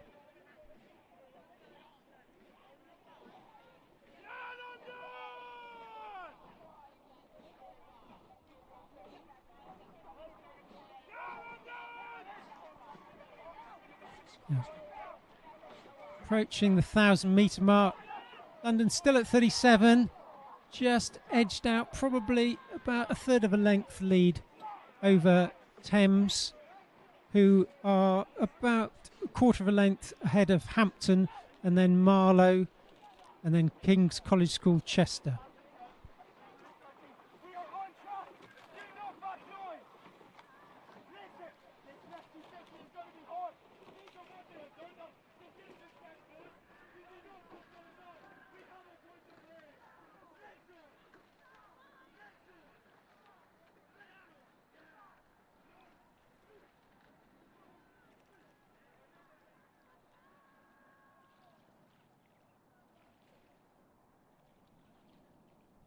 So Hampton School currently in third position, giving the other crews a good run for their money. Hampton rating 36, slightly ahead, higher rate than Thames, but London maintain their 37 rate and a couple of seconds lead over the rest of the field.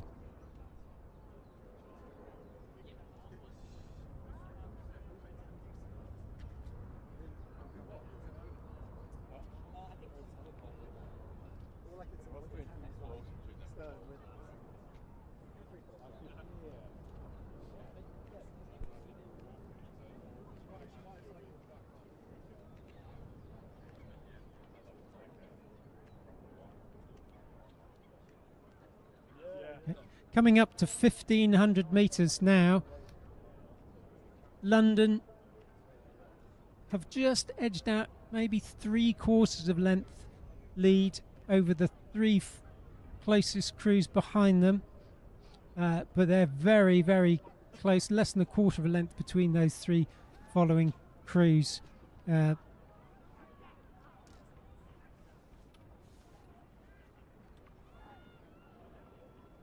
Marlow looked to have squeezed on. Maybe Marlow in second position now, having squeezed on above Hampton School and Thames Sea.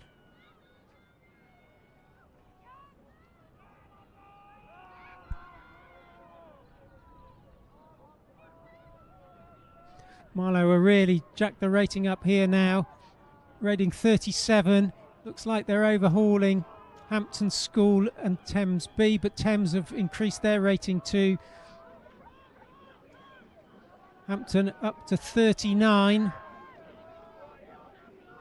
Looks like that lead has been closed down on London, but London still, well, half a length above the Thames Sea and Marlow.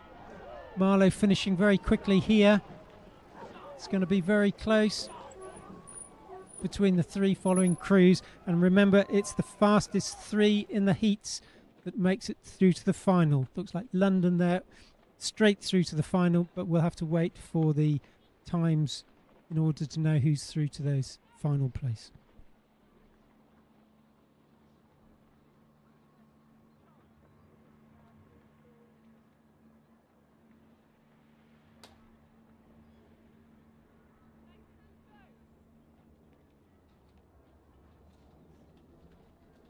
Women's Challenge coxless fours. So we'll run straight on to race 17, which has just started. This is the first heat of 2 heats in the Women's Challenge coxless fours for the Launcher Challenge Cup.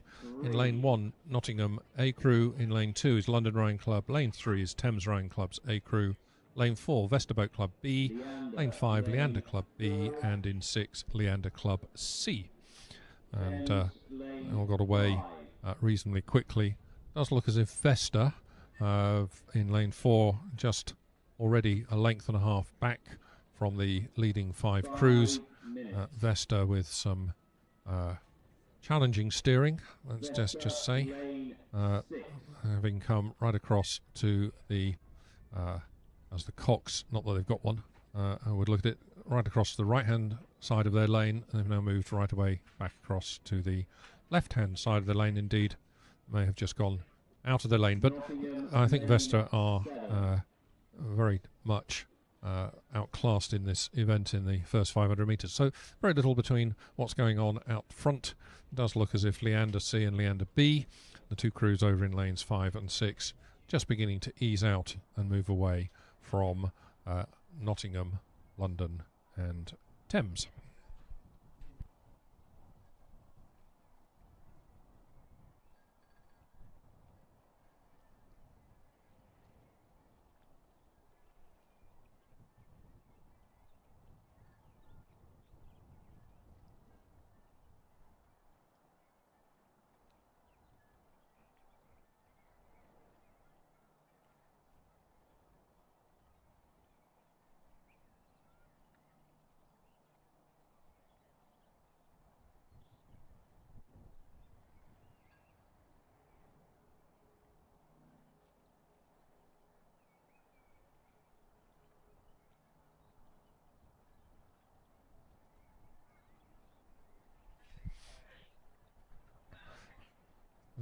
Leander B and Leander C, those 2 crews meaning to just squeeze away. Leander B at 35 strokes per minute. They're keeping it quite lively in the water, squeezing through. Nice and rhythmical. 2 crews from Leander are approaching the 1,000 metre mark, with, I think, the advantage over the crews from Thames, London and Nottingham. Thames and London having a good old battle for 3rd place, I think, at the moment. The 2 Leander crews come through the 1,000 metre mark. Maybe half a length between those 2 crews, and then something approaching clear water over the crews from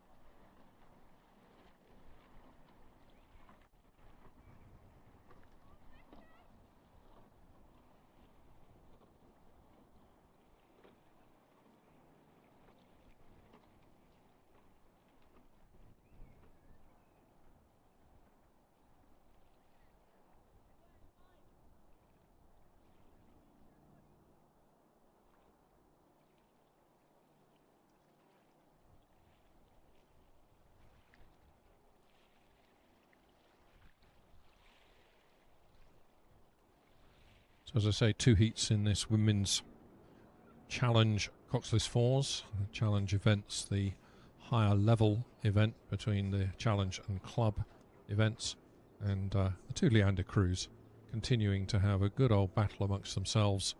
Leander B in lane 5, Leander C in lane 6. That presumably gives us a good clue that there's another Leander crew to come in the second of these 2 heats, if the B and C crews are in this one. And then it's Thames, London, Nottingham, with Vesta some little way back.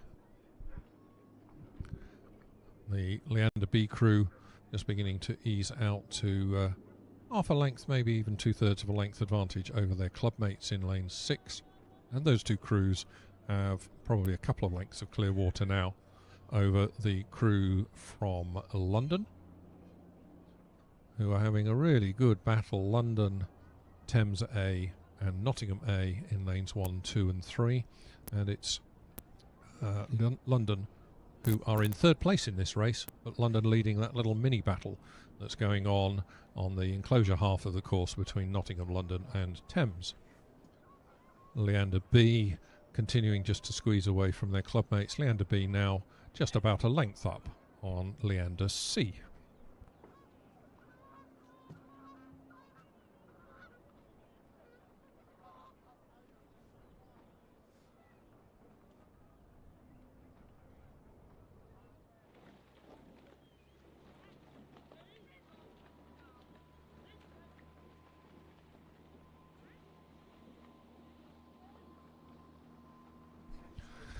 So coming into the last 250 metres of this first heat in the Women's Challenge Coxless Fours, it's Leander's B crew, rating 35, who are beginning to just pull away now into the clear lead over Leander C.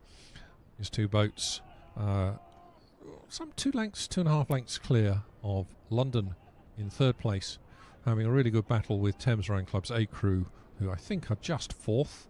Those 2 crews just squeezing away from Nottingham in lane 1.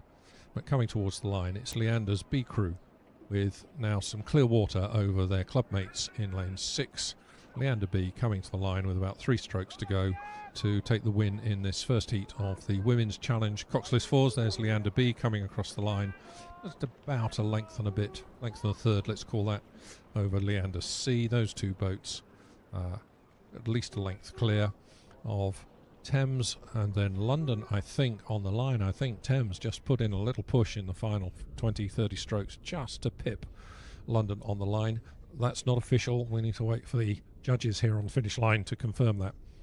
But, Nottingham crossing 5th and some little way back, still 10 or 12 strokes to go to the line, is Vesta's B crew. Heat B is underway of the Women's Challenge Coxless Fours. Kingston Grammar School in lane 1, Thames in C, Leander A in 3, Thames B in lane 4, Vesta A in lane 5 and Nottingham in lane B.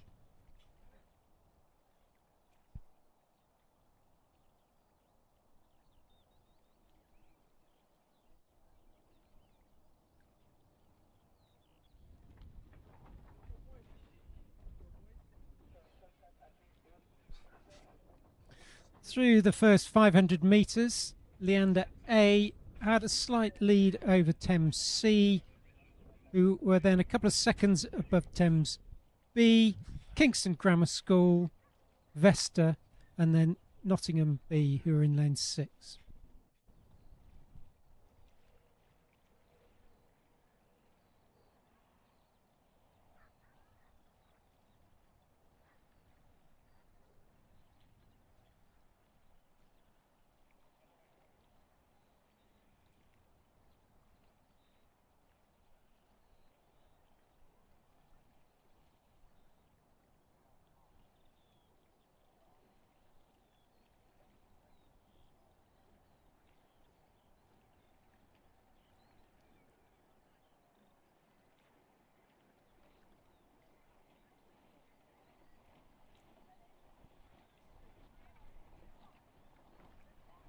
Crews approaching the 1,000 metre mark, and it looks like that Thames C have got a slight lead over Leander A crew as they go through the 1,000-metre mark, and then it's clear water over the following crews behind.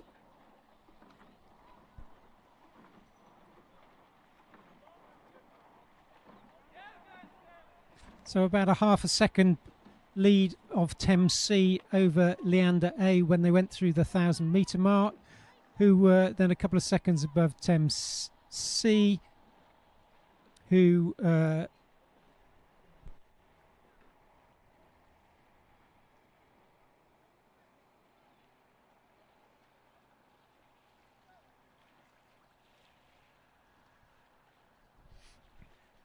So very little between Thames Rowing Club C crew and Leander's A crew as they pass the 1,000-metre mark. Those two crews clear of Thames B and other crews in this who are Vesta, Nottingham and Kingston Grammar.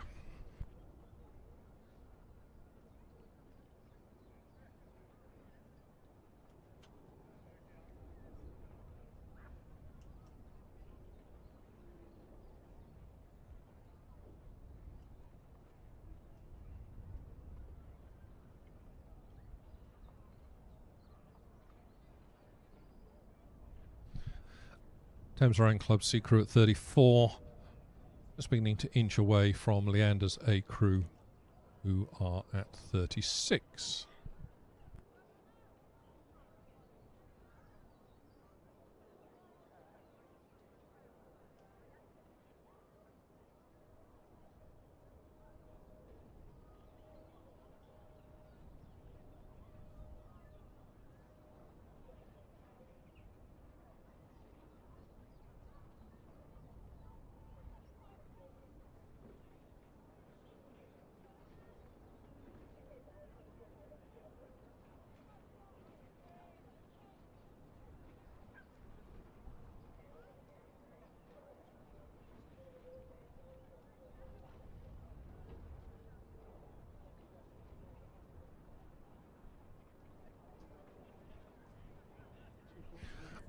So through the third quarter of this race, Thames Rowing Club C crew have pulled out to about a 3/4 of a length lead over Leander A, with Thames Rowing Club in third place. Just confirmation as they pass the 1,500 metre mark that Thames Rowing Club 5 minutes 11.51 to the timing point. Leander, Thames B, Vesta A, Nottingham B and Kingston Grammar in that order. Inside the 250 metres to go mark, this zone marked with the red buoys give a visual clue to the crews that they're nearly there. For most crews, of course, an opportunity to pick the rating up, pick the pressure up, the drive with the legs, just squeeze on. Some will positively sprint in the last 250 metres, maybe not quite all 250. But Thames Rowing Club continuing to lead Leander by just about a length as they come towards the finish line in this second heat of the Women's Challenge Coxless Fours for the Launcher Challenge Cup. Thames Rowing Club just coming to the line at this precise moment. Maybe that's 3/4 of a length, 2/3 to 3/4 of a length ahead of Leander, who have come home in second place. Thames Rowing Club's B crew across the line third, and those three crews have opened up a very considerable gap over the fourth place crew from Vesta, who will be followed home by Nottingham in fifth and Kingston Grammar in sixth.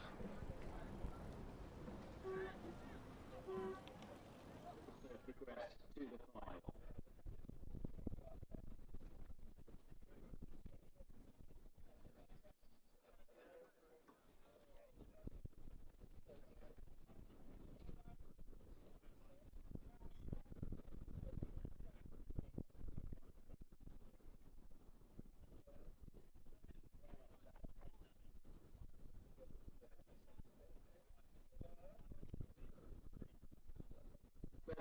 School.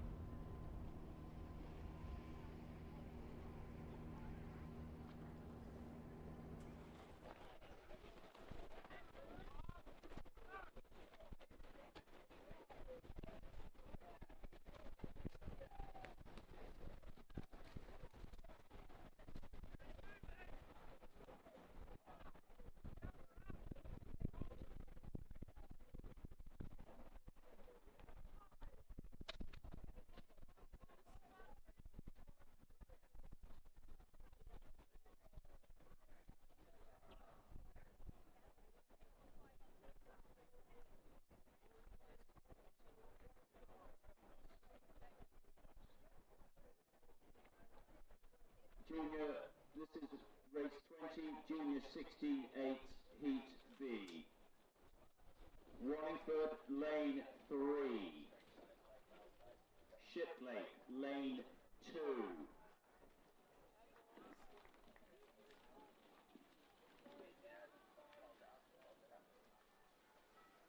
King's College, lane 4.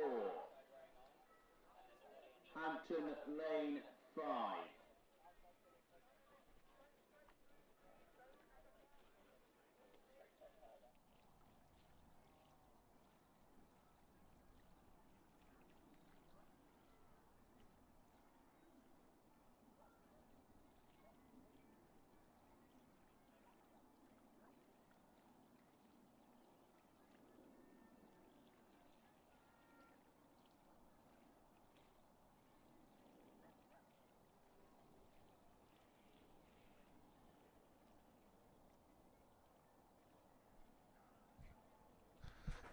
So we now move on to the Open Junior Under-16 8s. Race 19 has started. This is the first of 2 heats in this event for the Sir Max Mallowan Challenge Cup. In lane 1, Bedford School. Lane 2 is the South African Schools Rowing Union. Lane 3, St Paul's School. Lane 4, Radley College. Lane 5, Latimer Upper School. And in lane 6, Reading Bluecoat School.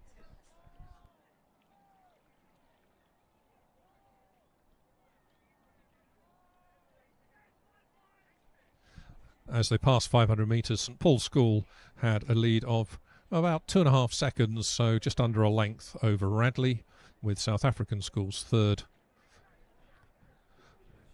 Bedford fourth, Latimer Upper were fifth, and Reading Bluecoat were sixth.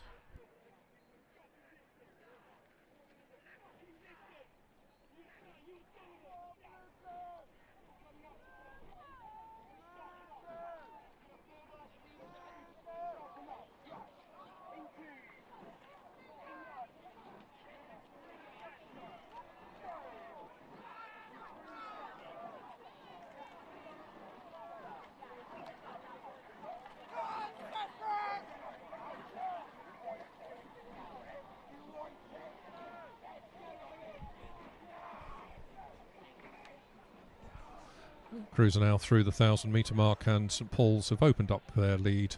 They led by 2.5 seconds at 500 metres. They now lead by some 5 seconds over Radley, with the South African Schools Rowing Union. Remember, this is their national under-16 development squad. South African Schools in third place. Behind them we have Bedford in fourth, Latimer Upper in fifth, and Reading Bluecoat in sixth, with some 8.5 seconds covering the 6 boats.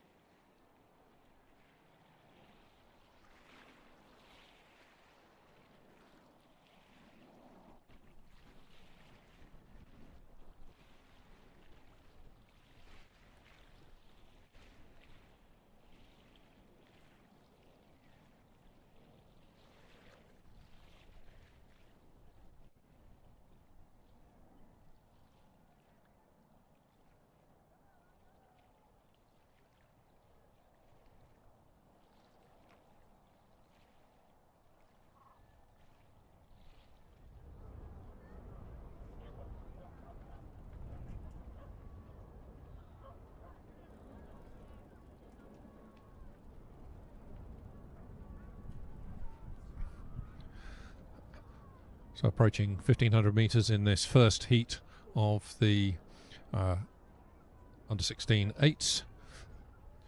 We can see that St Paul's continue to open up their lead. St Paul's in lane 3, now leading with some clear water there, so about a length and a half. And very little then between Radley in lane 4 and South Africa in 2. If anything, the South Africans maybe just have a foot or two advantage over Radley, but really nothing between those 2 boats. Approaching the last 250 metres, it is St Paul's who continue to lead in this heat. St Paul's looking very comfortable, actually looking quite relaxed on the recovery, just taking their time coming forward just at 32.5 strokes per minute. That should tell us all that they've got a little bit in hand if they need it. I don't think they're going to need to use it though in this heat, save it for later in the final. They are comfortably rowing some a length and a half or so ahead of Radley and the South African Schools Rowing Union. South Africans just beginning to get the bows ahead of Radley. South Africans now lead Radley for that second place by perhaps a canvas, maybe it's even a third of a length. South Africans finishing quite quickly. St Paul's just not having to raise the rate at all. The South Africans closing up to just about one length behind St Paul's. St Paul's cross first, a length and a few feet ahead of the South Africans in second place, with Radley in third. Those three crews clear of fairly fast finishing Reading Bluecoat School, who I think crossed the line in fourth. A really strong second half of the race from Reading Bluecoat. Well done to them. Latimer with fifth and Bedford School in sixth.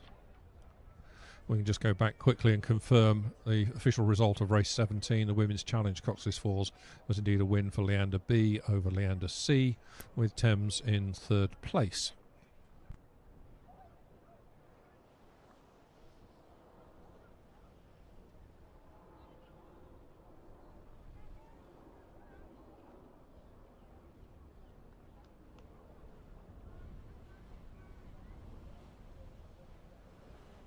Shannon, but look at what Hampton are doing.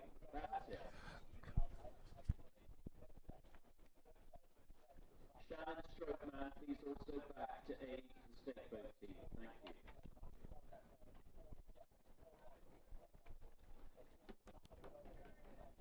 Two minutes. This is race 20, junior 16, 8, heat B. The progression is the first to the final, the next fastest four from heats to the final.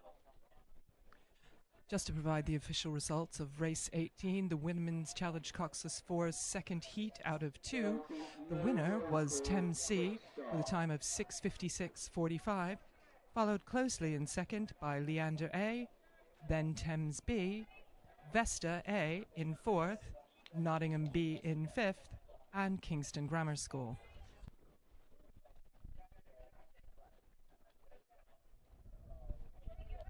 Coxes, get yourselves straight. Pass blades forward. Pass your blades back to the correct people. Pass your blades back. KCS, pass your blades back. All crews, attention.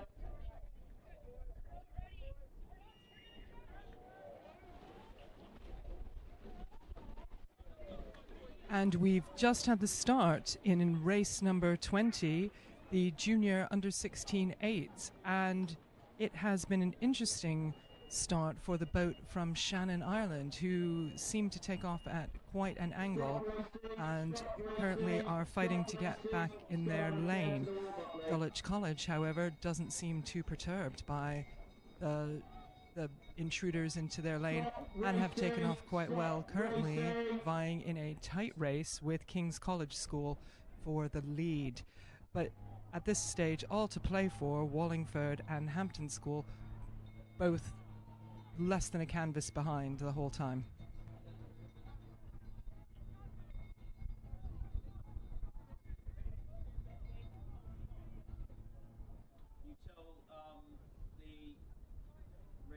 So in this heat of the junior under 16 8s for the Sir Max Mallowan Challenge Cup, we have Wallingford in lane 2, King's College School lane 3, Hampton School in the middle in 4, Shannon, Ireland in 5, and Dulwich College in lane 6.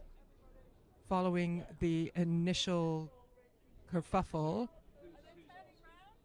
we've lost the live stream here for a second. Have they stopped? I believe we're going to have a restart.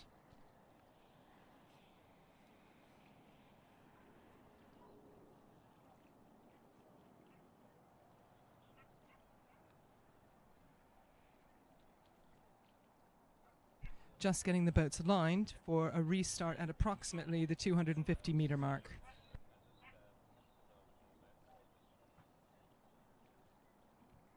Apologies, boats are spinning. It looks like we're going to restart from right over.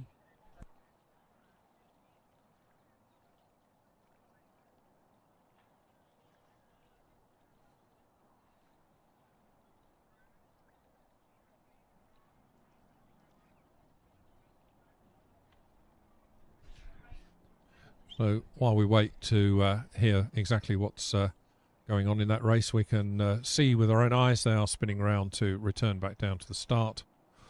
We assume that the umpire, as Anne was just saying, Shannon, set off with their boat at about, 30 degrees off of pointing straight ahead. This crosswind does look to be picking up just a little bit, so whether that's caused them some difficulties or not, but as soon as we know what the umpire has announced here, we will come back to you.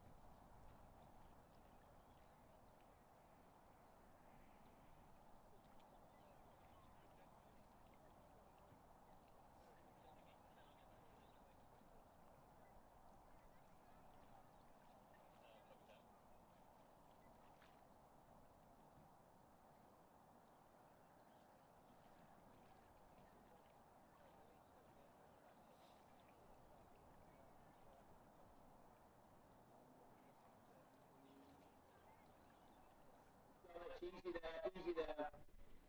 Martin, can you stay with this race, please?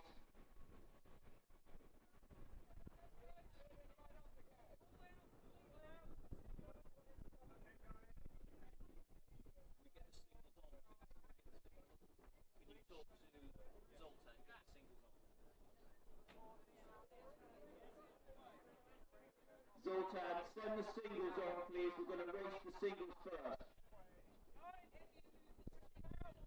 Zoltan, send the singles through, please. Dulwich, back down, please. Back down. Dulwich, back down. The singles are racing before you. Dulwich, back down. The singles are racing before you. Dulwich, are you listening to me? Get out of the way of the singles, please.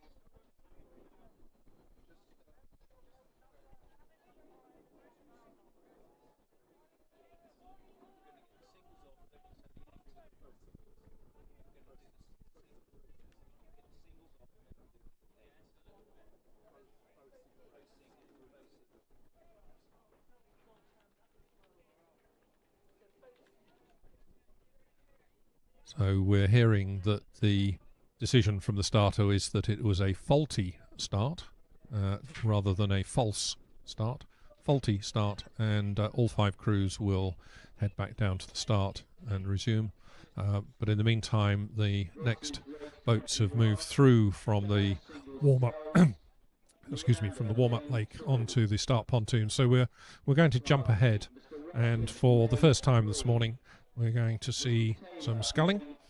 These are 2 heats in the Open Challenge single sculls. So it looks like we're going to take race 21 next. Mr. Lawrence Lane 8.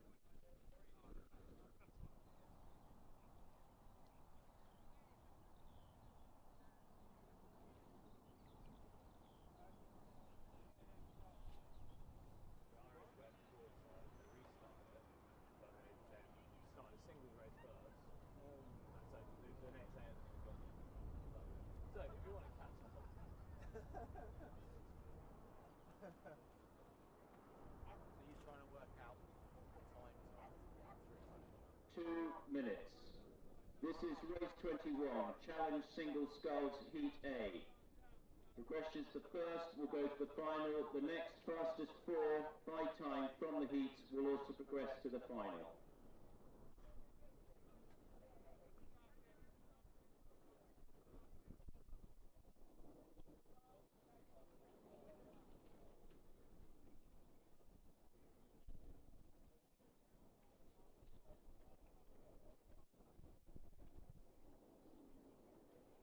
As the athletes get aligned here for race number 21, the Challenge Single Sculls, Heat A, we have in lane 1 Calvin Tarzi from Leander, T. Rushton from Royal Chester in lane 2, lane 3 Windsor Boys School, R. Taylor, lane 4 Tom Wilkinson of Greenbank Falmouth, lane 5 J. Knight from Minerva Bath, lane 6 L. Craig from Sudbury, and lane 7 C. Lawrence from Debden, and they are off.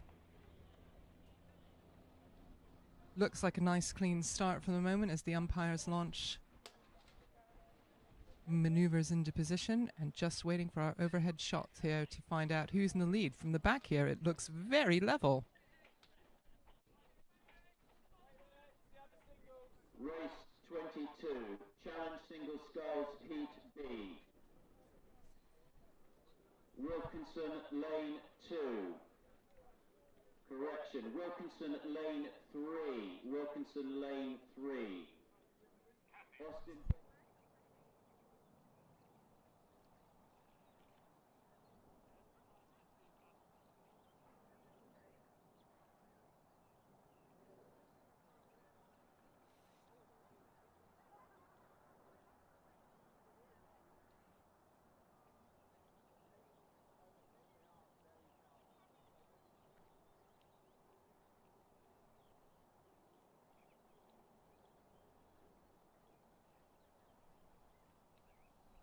Approaching the 250 meter mark, it continues to look incredibly level across all athletes.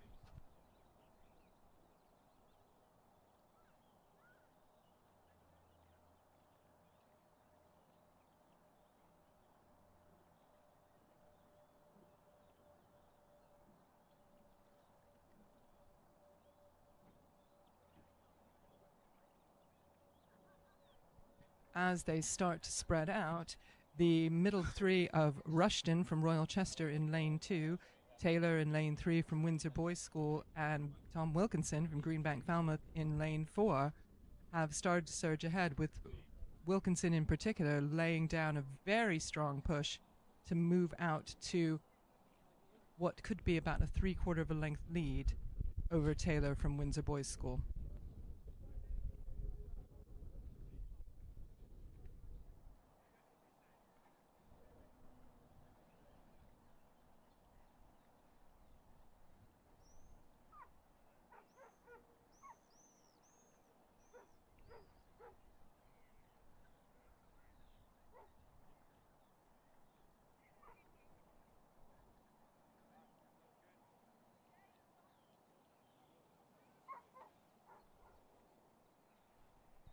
And as we've now come through the 500 meters, Minerva Bath, J. Knight, has taken the lead in a time of 1:44.21, but closely followed by Calvin Tarzi from Leander, and then further with Tom Wilkinson from Minerva Bath.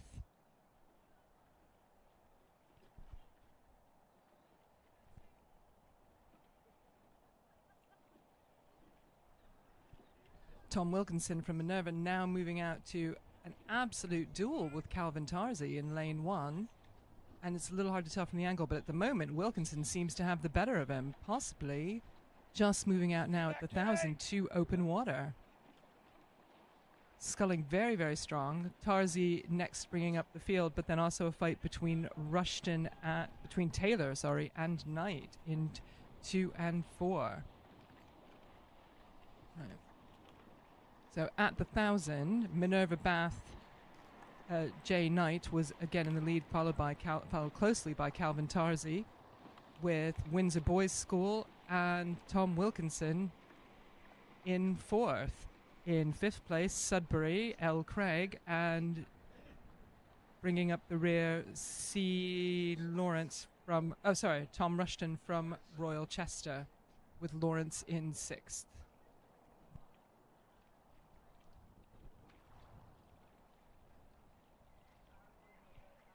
Knight from Minerva Bath looking very, very strong here as we come through the halfway mark, as we've passed the halfway mark, and continuing to lead, just waiting for him to come into view from the drone.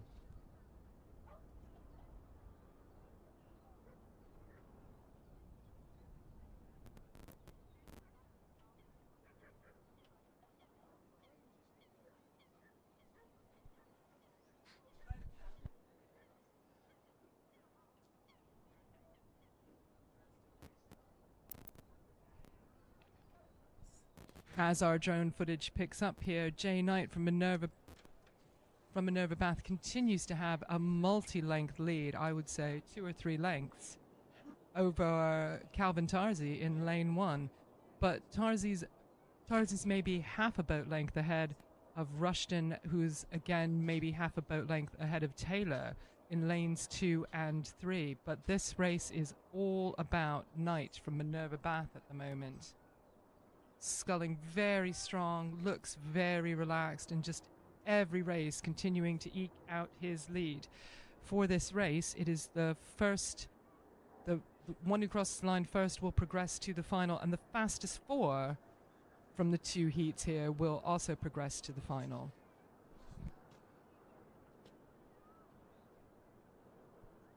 So at the moment, the battle between Tarzi, Taylor, and Rushton in lanes 1, 2, and 3 is all to play for to progress to the next round. But Knight continues to absolutely command this race, as he has done from relatively early on. Crossing the 1500, indeed, it confirms it that he has a 7-second lead over second place. As we come into the Red Boys, Knight continues to have a commanding lead, but the pressure is starting to come on. Tarzi's making a move and duking it out with Rushton. Taylor appears to have dropped off the pace slightly, and Rushton and Tarzi are making the bid for the final. Knight continues to just look very comfortable here in the lead. Last 100 meters to go. Knight continuing to look very strong, very relaxed. Tarzi at the moment continuing to have a minor lead. Oh, but Rushton absolutely putting the move on here. Rushton has just sneaked through in the last 50 meters. And as we cross the finish line, it is Rushton and then Tarzi who will make the final. Then comes Tom Wilkinson. And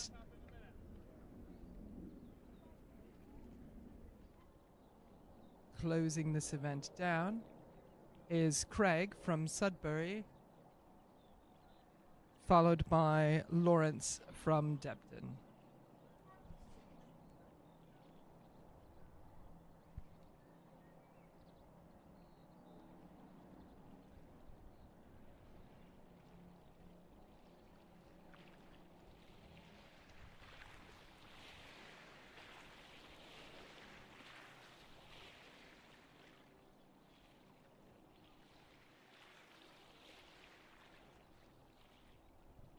Race 22 is already through the 1,000-meter mark, and this is Heat B of the Challenge Single Sculls.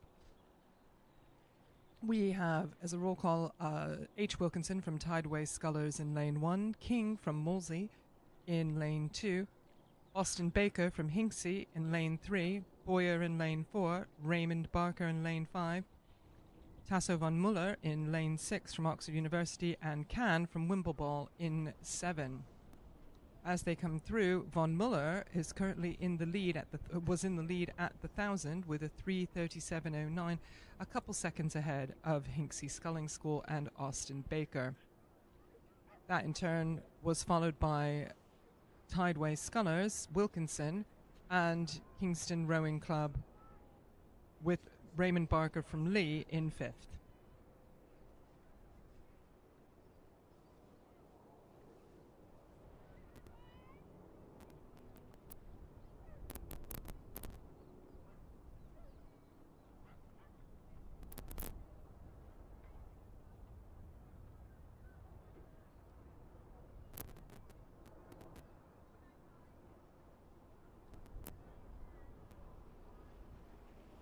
approaching the 1500 meter mark. It currently is king in lane 2.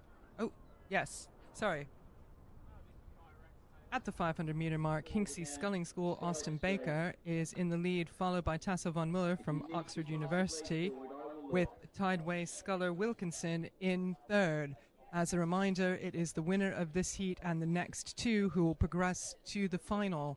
So with only 5 boats in this race, there's quite a bit to play for.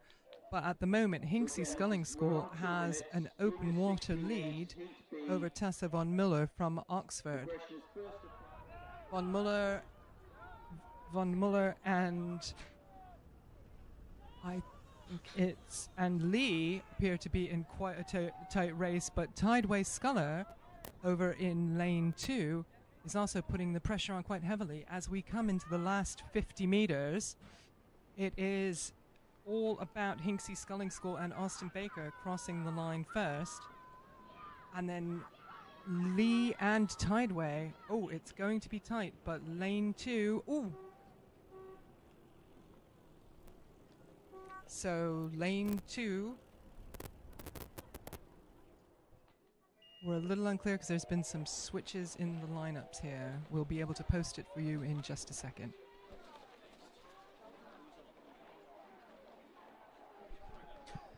On the course now is the J16 quad sculls. The first heat of 2 heats for the Markwell Memorial Trophy. And in lane 1 is Tideway Sculler School, 2 is Clare's Court School B, Westminster School A is in lane 3, lane 4 South Africa Schools Rowing Union, lane 5 Windsor Boys School B, and 6 is Bradford Grammar School.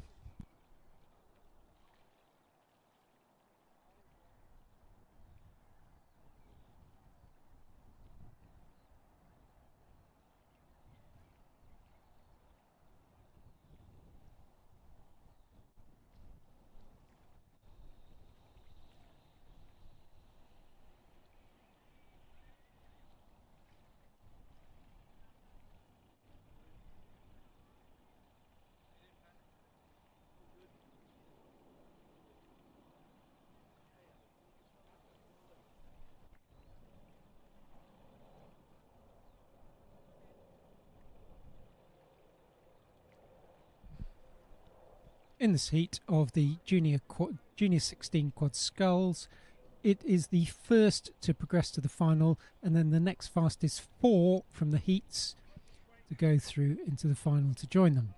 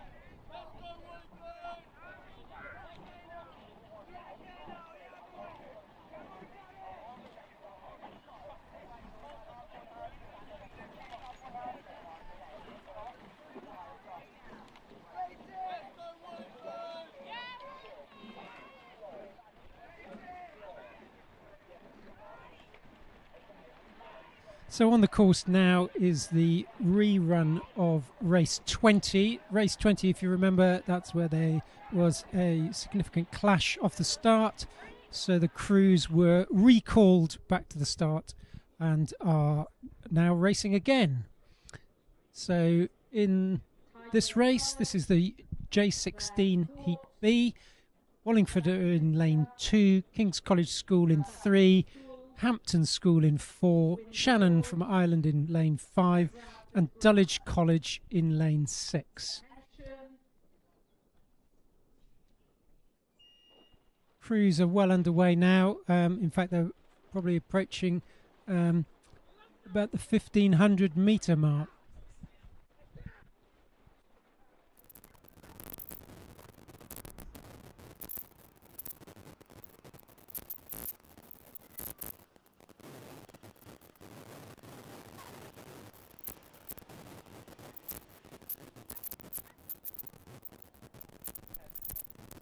King's College School look like they've pulled out a fairly significant lead. They look like they've got clear water now over Hampton School in lane 4. Hampton School look to be neck and neck with Shannon from Ireland.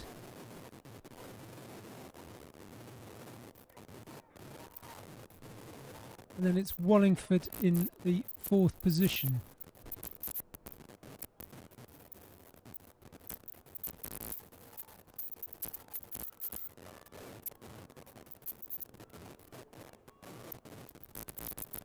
King's College School looking very strong now as about the last 300 metres to go.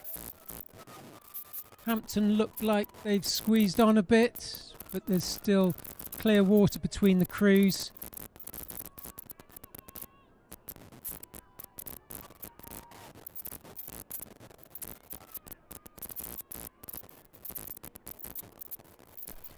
Wallingford put on a bit of a squeeze now, closing that gap slowly on Hampton, but it's King's College School that maintain a significant advantage. Clear water over Hampton, Shannon and Wallingford.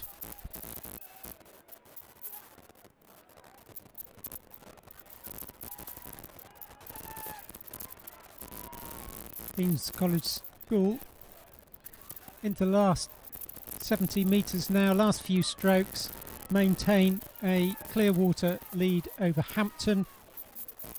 Hampton about a length over Wallingford, and who are about half a length over Shannon. So it's King's College School who will progress immediately to the final. The rest we'll have to wait for the times.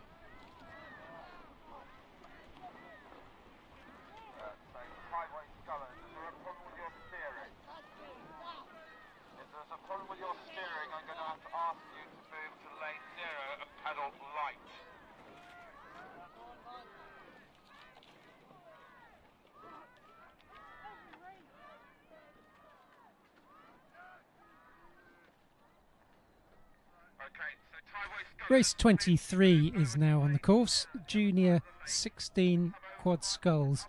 They've gone through the 1,000 metre mark. Looks like Westminster. Apologies. Windsor Boys School looks to have about a 2-second lead over Westminster School A in second place.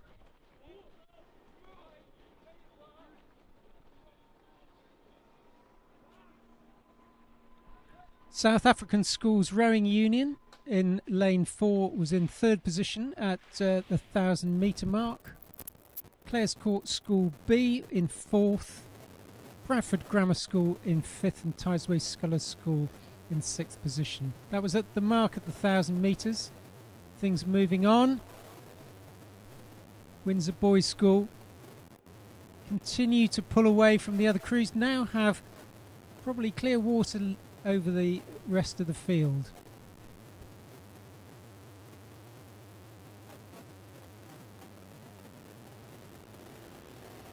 Westminster South African schools battling it out for that second place.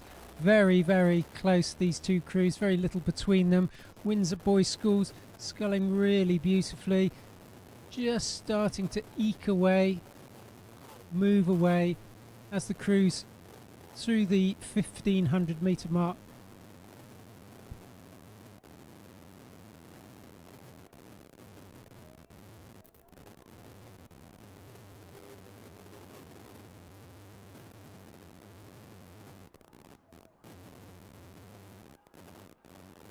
Windsor Boys School rating 35, just underrating Westminster School.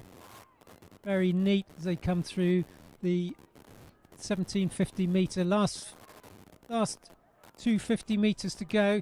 Looks like Windsor Boys School just starting to edge the rate up. Feeling the pressure somewhat from Westminster School, who are making their charge for the finish. It's the first through to the final here, and then the next fastest 4 to the heat. Westminster School at 37, really pushing on.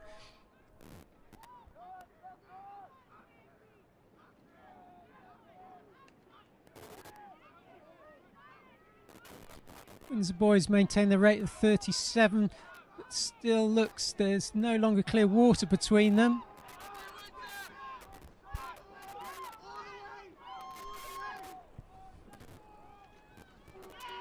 Westminster School, to me, looks like they just edged over the South African Schools Rowing Union, but it was very close. We'll have to wait for the official result of that. But a reminder, it's the fastest through to the final, and then it's down to the times as to who from the heats progresses through.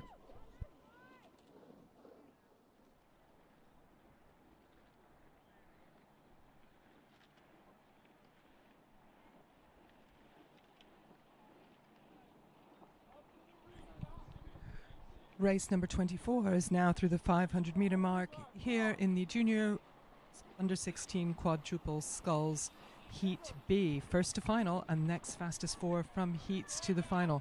Coming through the 500 metre mark. We're coming through the 1,000 even. Just waiting for our official times. Coming through the 1,000, Windsor Boys School in Windsor Boys School from lane 5, currently in the lead, with Marlow following closely behind. Clare's Court School in 3rd, Hinckley Sculling School, Westminster B and Wallingford bringing up the rear. At the moment, Windsor Boys A continuing to lead out and striking, looking very, very comfortable. At the moment, so far ahead on the video, we can't see anyone else. I can just see the blades of Westminster coming into view, trying to give them a good chase.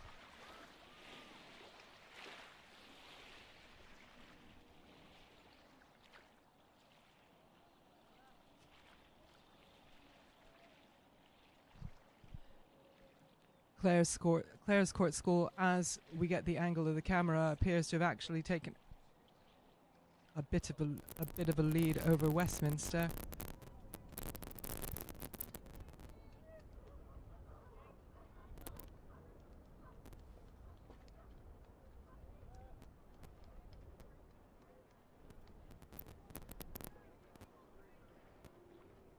As we approach the 1500, Windsor Boys School continue to lead, and there's quite a tussle going on between Clare's Court School and Hinckley Sculling School for second place. But Windsor Boys School haven't quite broken the thread yet, and it's all to play for as we pass the 1500 metre mark.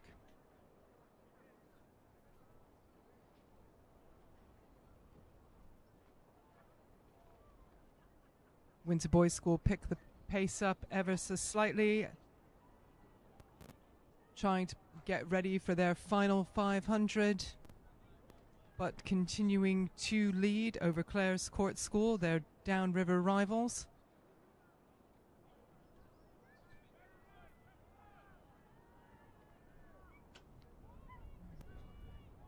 As we're through the 1750, Windsor Boys School's push has put them into a dominating position for right now. At the moment, we're now in a three-way race because Marlow has come in from lane 1 and actually sort of snuck up, and it looks like they have overhauled Hinksey and Wallingford. They're giving good chase to the Windsor Boys School, but Windsor Boys School are still in it to win it. But Marlow absolutely executing a beautiful maneuver there in lane 1 to be in a dominating position for the last few strokes. And as we hit the finish line, Windsor Boys School take the rate up again and happily and comfortably through. Marlow currently with open water, just barely, over Wallingford and Hinksey. Wallingford and Hinksey, it looks like it's going to be Clare's Court, actually. Apologies. Just over Hinksey.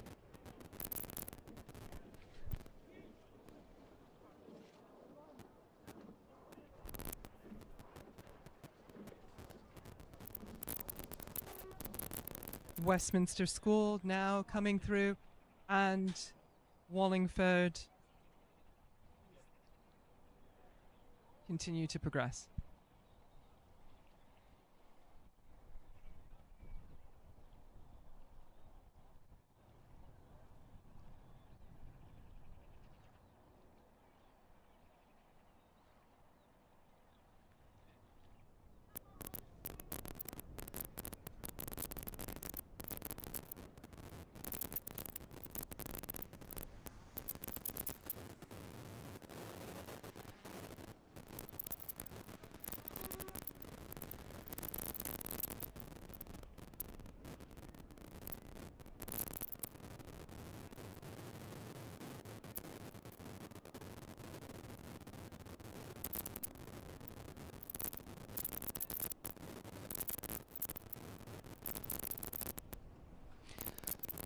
On the course now is Women's Club 8's Heat A. And it's the first to the final. Next fastest 3 from the heats to the final. So there's a Heat B after this. In lane 1, we've got Worcester. Lane 2, Derby. 3 is London A. 4, Marlow A. City of Bristol in lane 5. And Upper Thames B in lane 6. And the crews are through the 500 metre mark. Marlow having a slight lead of a second or so over City of Bristol, who neck and neck with Thames B, Upper Thames B, Worcester, London A and Derby.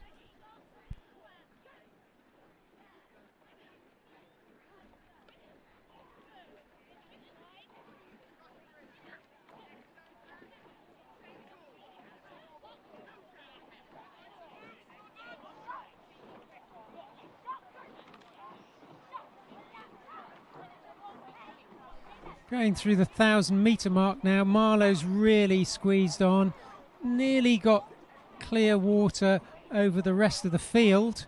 More than a 4-second lead. In second position is Upper Thames, but it's very, very close for the next 3 following crews, with City of Bristol, Worcester and London A, followed by Derby.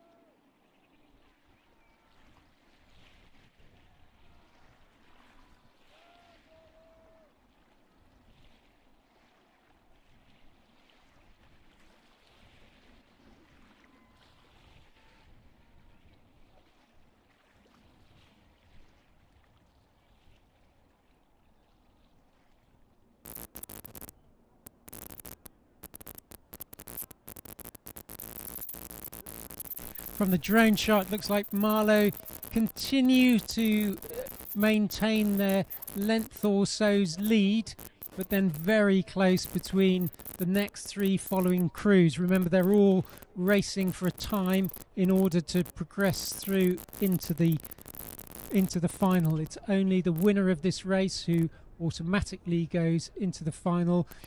At the moment, that looks like to be Marlow, but certainly it's not a foregone conclusion, because there's still over 500 metres of this race to go.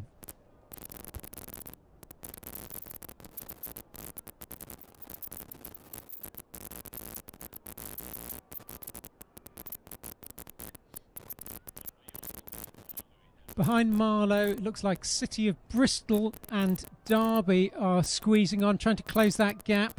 Looks like that they have a very slight advantage over London. Crews are now through the 1500 metre mark, and it's Marlow went through in 5 minutes 7 seconds. They've got probably about a 6-second lead over Upper Thames B, but then the following crews, there's next three crews, there's less than a second between them.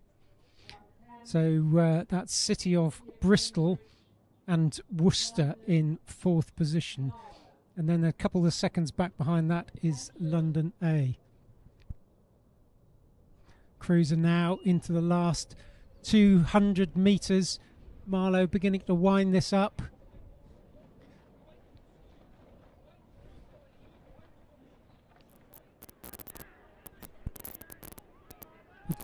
Marlow coming through to the finish, but Upper Thames making life a bit difficult for them as they squeeze on towards the finish. Fastest crew will automatically qualify, but then it's down to the times of the following crews. At the moment, Marlow maintain that lead.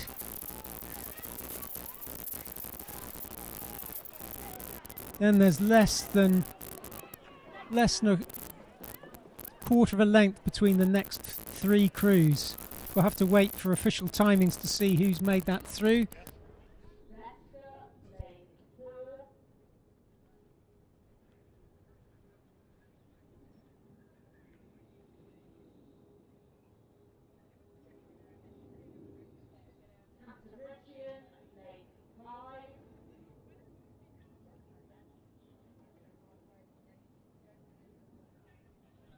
And already on the water, we have the next heat in the Women's Club 8s for the Charter Challenge Bowl.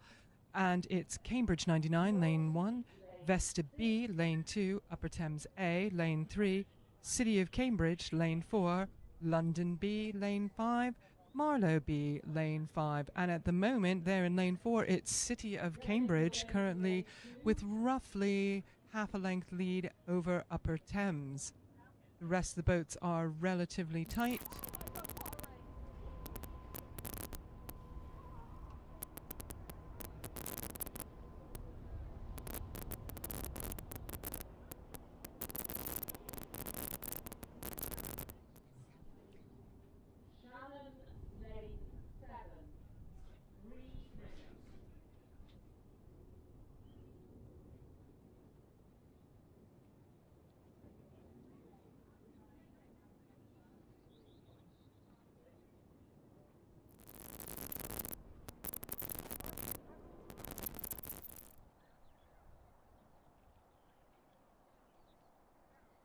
And here we go, back to race number 26, the second heat of the Women's Club 8 for the Charter Challenge Bowl. City of Cambridge still look to have a decent lead. We're just waiting for some time. They've come through the 1,000 and we're just waiting for some actual times. But at the moment it is City of Cambridge ahead of... Nope. I apologize. That is not City of Cambridge currently sitting in second.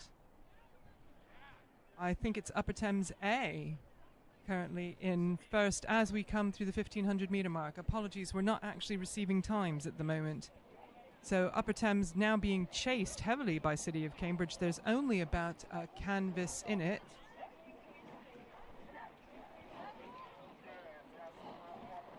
As we approach the 1,000-metre mark.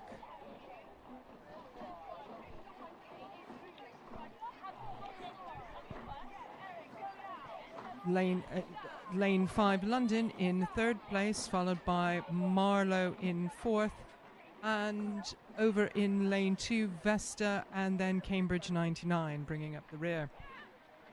At the 1,000 metres, City of Cambridge was only about 0.3 seconds ahead of Upper Thames, giving them a very, very good chase, followed by London B, then Marlow, then Vesta. Halfway down and with all to play for, the crews are very tightly packed here. This really could go to any one of the four at the moment. For their third 500 metres, this is where the pain really kicks in and the finish is too far away.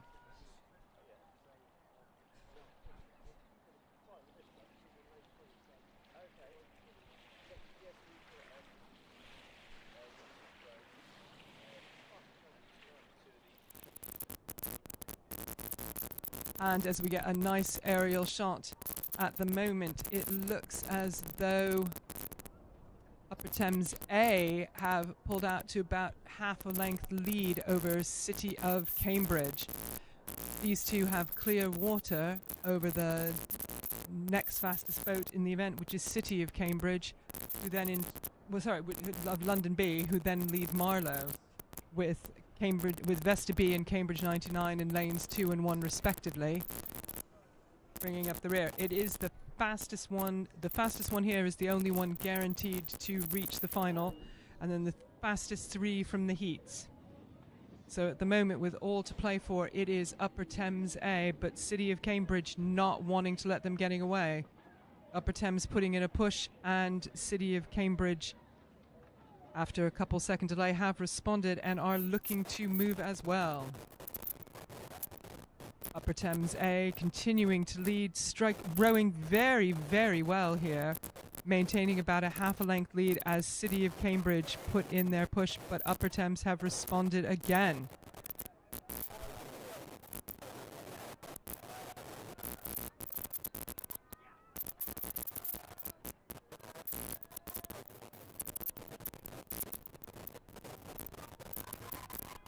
As we passed the 1,500 metre mark, it was Upper Thames A with a 2.5 lead over City of Cambridge, followed by London B and Marlow B, Vesta Rowing Club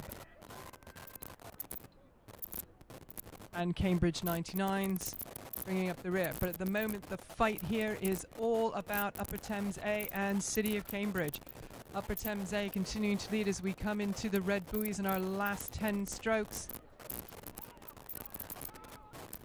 City of Cambridge giving it everything they've got, but Upper Thames at the moment have the commanding position of about 3/4 of a length and only a few strokes to go. Crossing the finish line, it is going to be Upper Thames A in first place, City of Cambridge roughly 3/4 of a length behind, then be London B,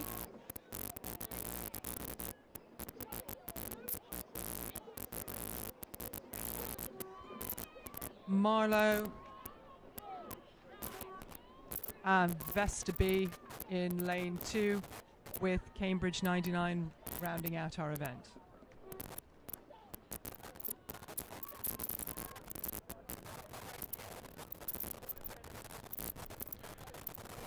Just like to take this opportunity to again say thank you to our main sponsors of the regatta this year, Savills UK, a leading global real estate provider, a reasonably well-known name, I think, to many of us, to Miramar Group and to Slade Legal.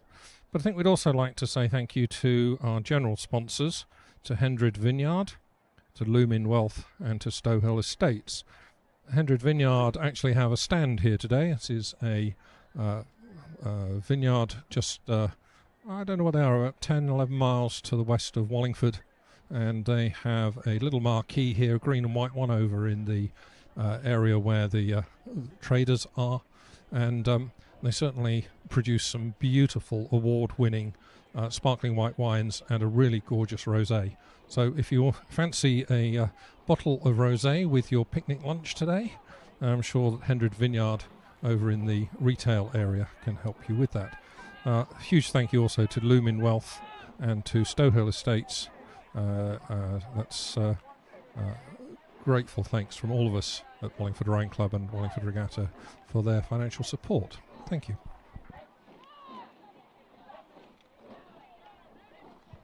And now in race 27, the third heat of the Women's Club 8s in the Charter Challenge Bowl. First to the final and the next fastest three from heats to the final. Passing the 1,000 metre mark, we had Molesey with a time of 3:14.27 with 2 or 3 lengths clear of open water over Cantabrigian, followed closely by Royal Chester, Vesta Rowing Club A, Reading and Shannon, Ireland. South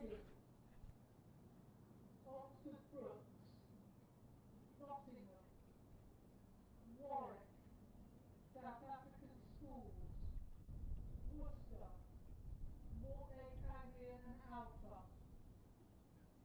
Attention.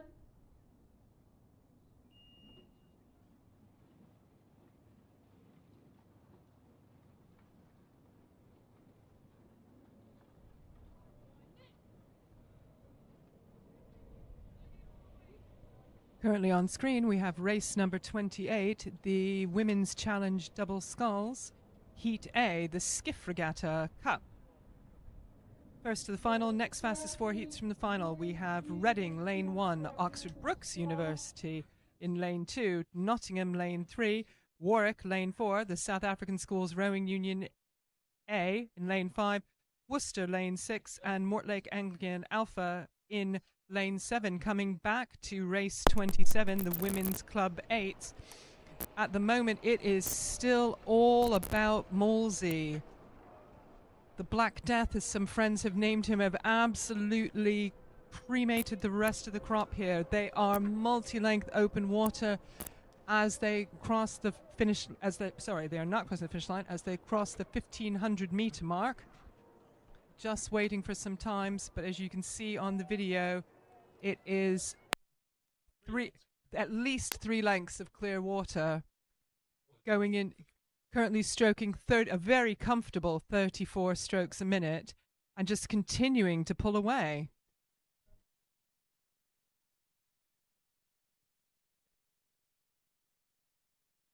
It's a very tight race for second here for Cantabrigian, Vesta and Royal Chester.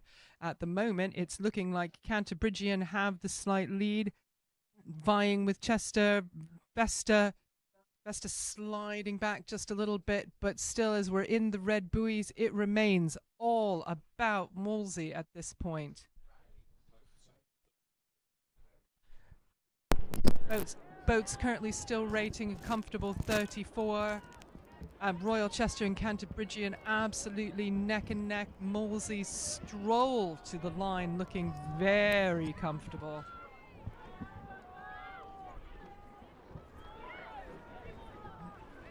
We need Royal Chester and Cantabrigian continuing to duke it out, but at the moment Royal Chester seem to have about half a length lead.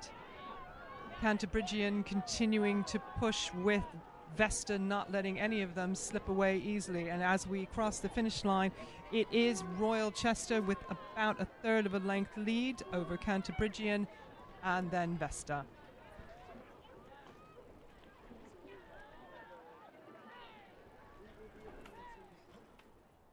So on the course now, Women's Challenge Double Sculls, Heat A. They've just gone through the 500 metre mark with Oxford Brookes and Nottingham very, very close, less than a second between them. So in this event, we have Reading in lane 1, Oxford Brookes in lane 2, Nottingham in 3, Warwick in 4, South African Schools Union A in lane 5, Worcester in lane 6 and Mortlake Anglian and Alpha in lane 7.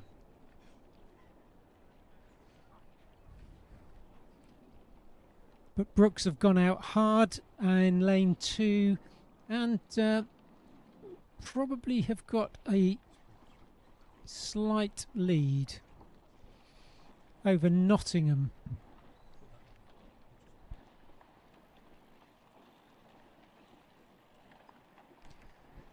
Coming up to 1,000 metres now, it's very close between Brooks and Nottingham. Yes, in fact, Nottingham have just edged ahead of Brooks at the 1,000 metre mark. Then 5 seconds or so back is Warwick, followed by Reading, South Africa Schools Rowing Union, and Mortlake Anglian Alpha and Worcester.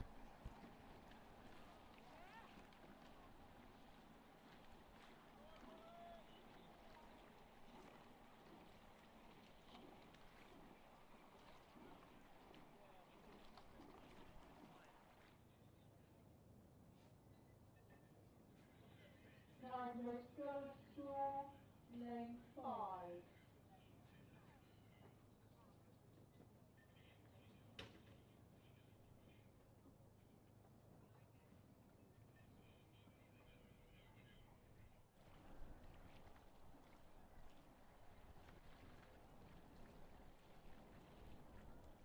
Approaching the 1,500 metre mark, Nottingham have just edged away from Oxford Brooks, but these two crews are pulling out, extending their lead over the rest of the field.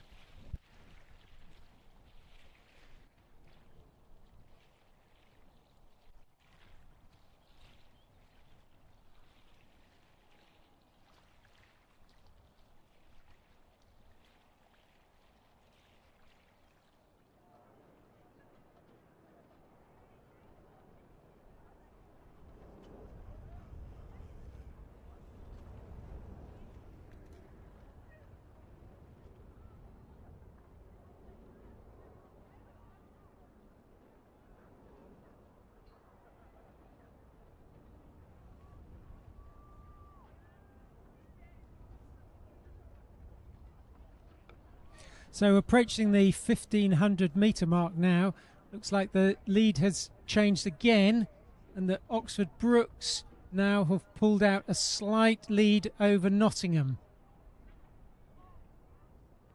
Crews are matching each other stroke for stroke, but it looks like the Brooks have the edge at the moment, just getting a bit more run per stroke on their boat as they edge away. But then there's a significant gap, probably 4 lengths before the next following crew.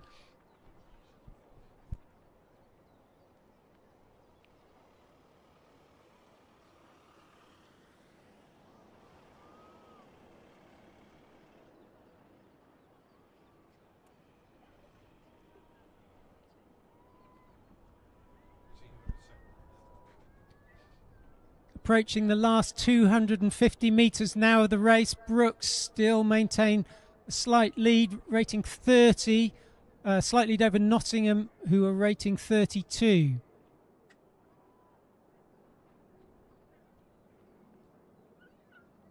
Brooks now starting to move on up as they are into the last 150 metres of this race. Reminder, it's the first one through to the final. Brooks powering through now. Looks like they've got the measure of Nottingham. But Nottingham are not giving up on this. Moving their rating up, trying to track them down. But Brooks looks as though they've got this in hand as they approach the finish. Yep, there's less than a length between them, but Brooks lead over Nottingham. So it's Brooks that will automatically go through to the final. The rest of them we're going to have to wait for their times. And then coming up now in lane 4 is the South African Schools. It is Warwick, I do beg your pardon. And then Reading. And then finally Mortlake, sorry, not finally, Mortlake Anglian Alpha, and then Worcester coming up at the rear.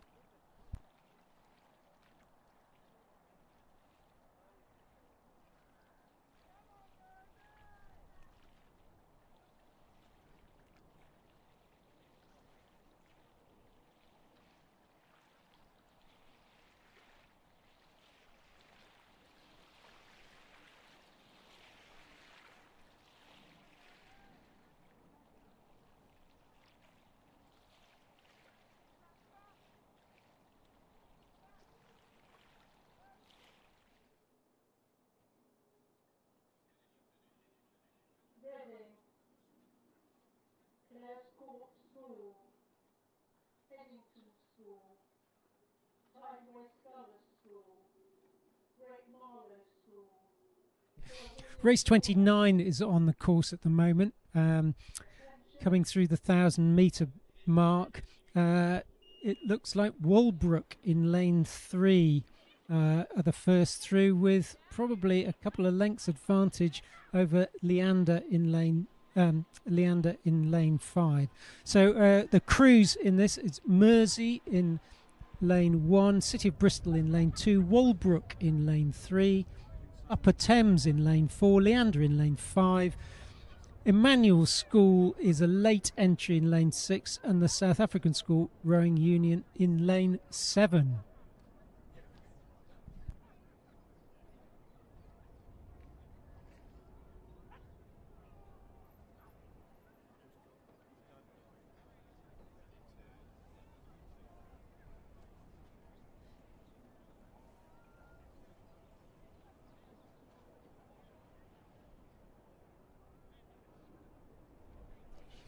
Walbrook's continuing to scull very nicely here, have pulled out a lead of probably 2 lengths clear water over Upper Thames.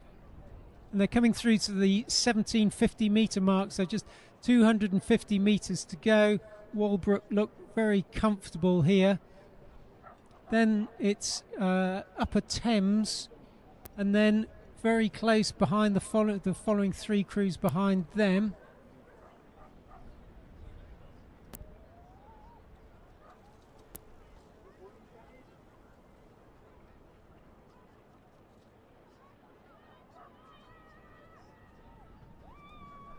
So Walbrook now coming into the last 100 metres, very comfortable, maintaining that comfortable lead over Upper Thames, and then it's a battle for 3rd and 4th places between Leander and City of Bristol.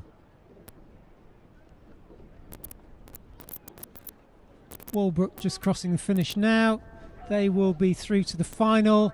It's the next fastest 4 from the heats who will make it to join them.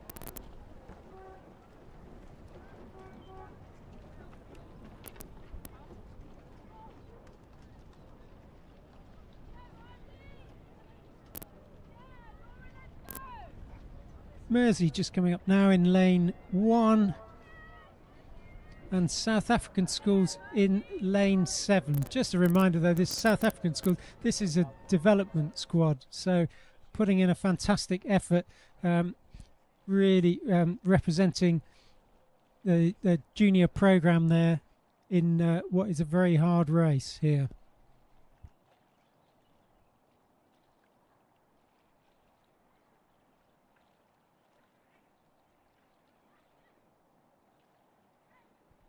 And for race 30, the Women's Junior School Quadruple Sculls for the Wright Challenge Cup. This is the first heat, and the winner will go to the final, and the next fastest 3 from the heats will proceed to the final. As we pass the 500-meter mark, we have Walbrook. In first place over Leander.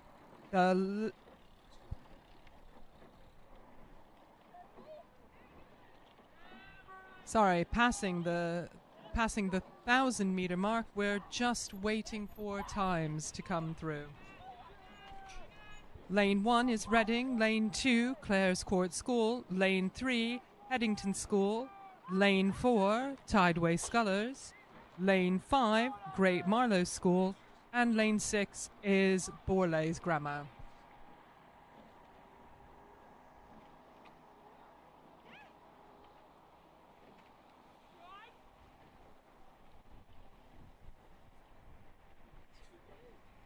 At the moment, our camera angle currently shows Tideway Sculler in the lead, approaching the 1500 metre mark.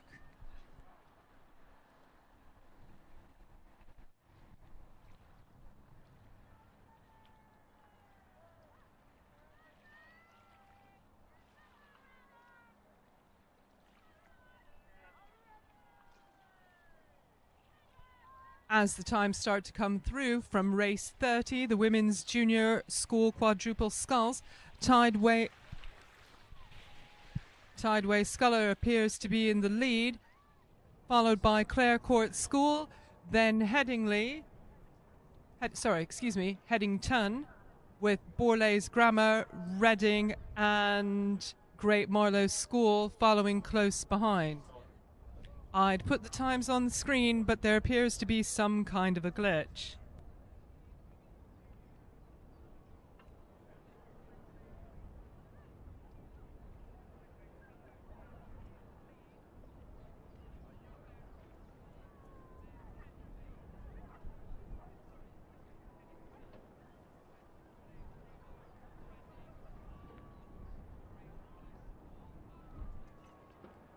As we come up to the 1500 metre mark, Tideway Sculler still appear to be in first place, with Clare Court School and Headington continuing to duel it out.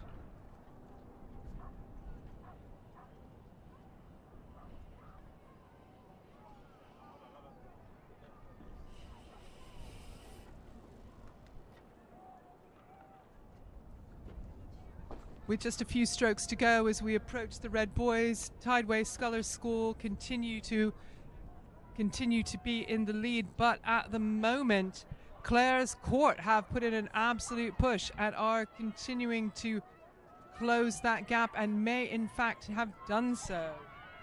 Tideway Sculler, however, continuing to scull very long and very strong, with Headington currently in third. But the duel at the moment is between Tideway Sculler and Clare's Court as to who's going to take this race. It is first to the final, fastest three from the heats to the final, and a good push to the line can often help you produce that fastest time, but there's no way of knowing until it's all over. Well into the red buoys and approximately 10 strokes to go. It is still Tideway Sculler School over Clare's Court. And Tideway Sculler feeling confident, picking the pace up ever so slightly, moving it through, and Tideway Sculler are first through to the line with about half a length of open water over Clare's Court, who have roughly a length and a half of open water over Headington.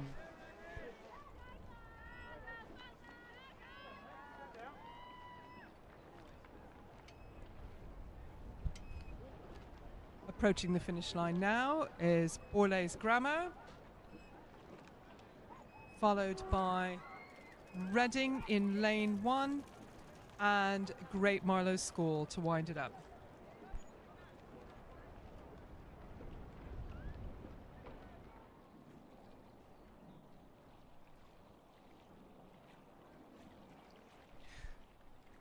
Next race up is race 31, which is the second heat of the women's junior quadruple sculls for the Wright Challenge Cup. And in lane 1 we have Westminster School, 2 is Molesey, 3 is Marlow, 4 Lady Eleanor Hollis School, 5 Sir William Perkins, and in 6 the South African Schools Rowing Union. Crews are approaching the 1,000 metre mark now, and it looks like it's pretty close between Molesey in lane 2, Marlow in lane 3 and Lady Eleanor Hollis in lane 4. Through the 1,000 metre mark, Marlow have got a slight lead over Molesey, and Lady Eleanor Hollis, there is less than a canvas between those two crews. Then followed by Westminster, South African Sculls, and Sir William Perkins.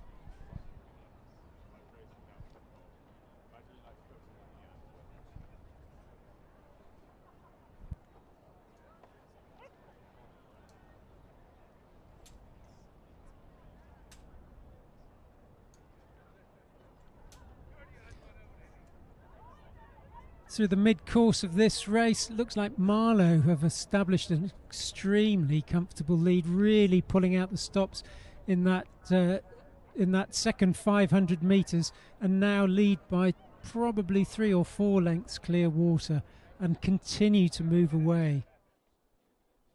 Shannon. Captain upon Avon. Attention.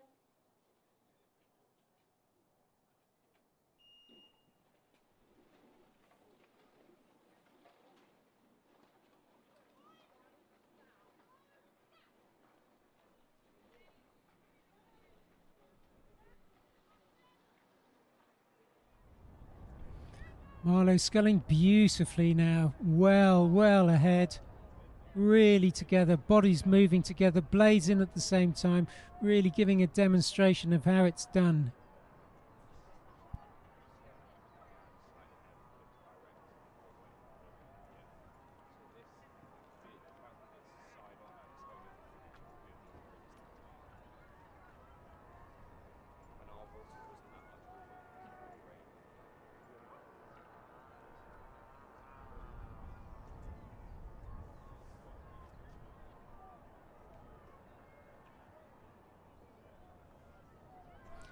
Marlow approaching now the last 300 metres of this race. Looks like they've taken the rating down a bit. Still very, very comfortable lead over the rest of the field.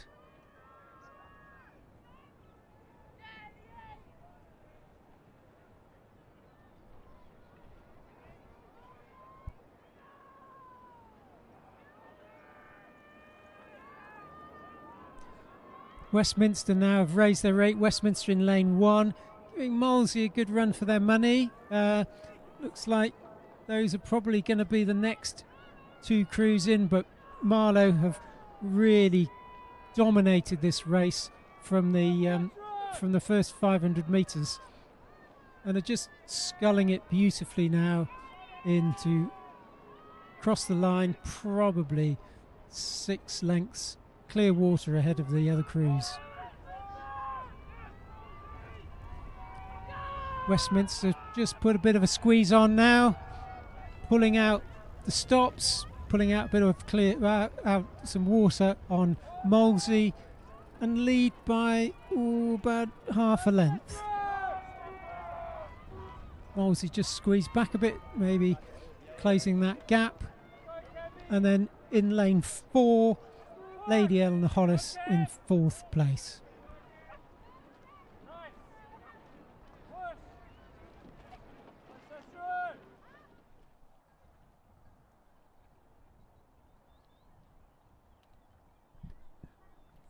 Moving on now to race 32, the third heat of the women's junior quadruple sculls for the Wright Challenge Cup. They are through the 500 metre mark, and at the 500 metre mark we had Shrewsbury School leading Godolphin and but the Grange School.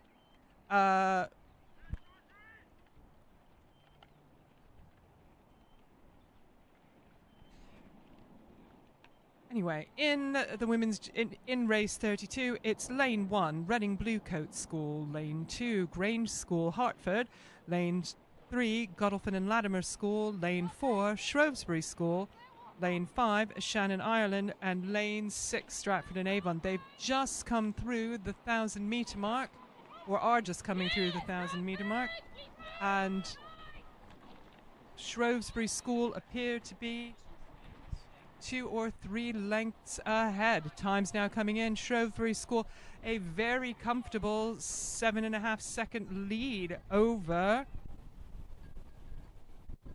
Stratford-upon-Avon, followed by the Grange School. And then Godolphin and Latimer, Shannon Ireland, and Reading Bluecoats.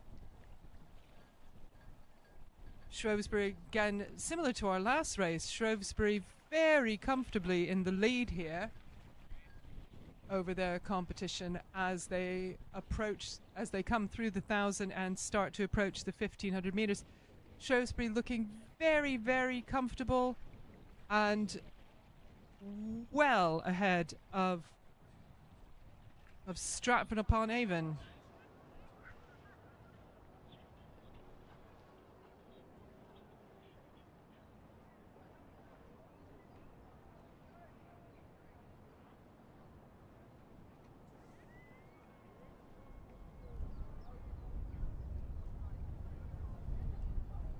As we start to get drone footage in from the 500 meters, from the 500 meter or so mark, we're noticing that Shrewsbury's still well in the lead, taking a little wiggle, however, and coming back to centre, but dominating lead here by Shrewsbury, followed off by Stratford-on-Avon over in lane 6, and then in turn it's the Grange School in lane 3. Lane 2. Boats very widely spread out here. This is not a particularly tightly packed race. And the story here is all about Shrewsbury School sculling very, very well.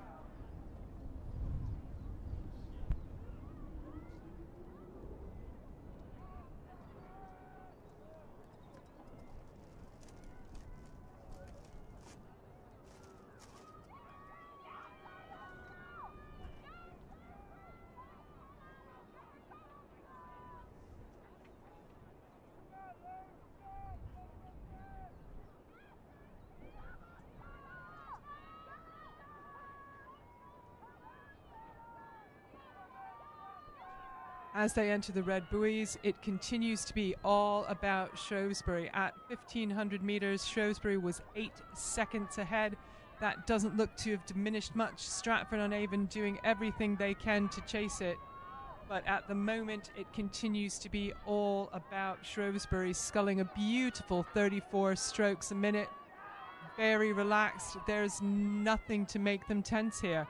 Stratford-on-Avon actually now in a bit of a race here with the Grange School over in lane 2, opposite sides of the field, and Stratford-on-Avon absolutely neck and neck with the Grange School. The Grange School may in fact have eked out a lead. The angles are going to determine it all as we come through the finish line. It is Shrewsbury School comfortably in the lead, Stratford-on-Avon in second, and just barely open water there over the Grange School, Hartford.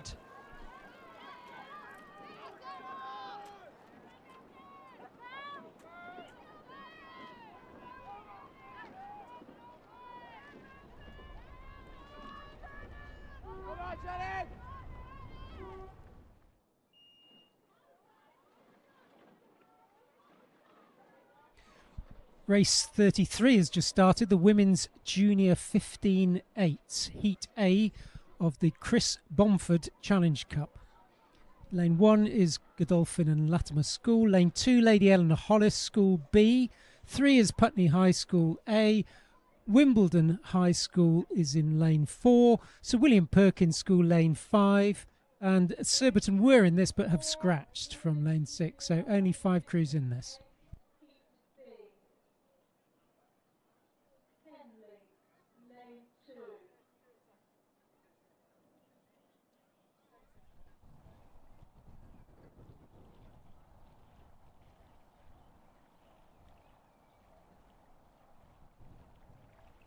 The race is off cleanly, but difficult to tell from this angle.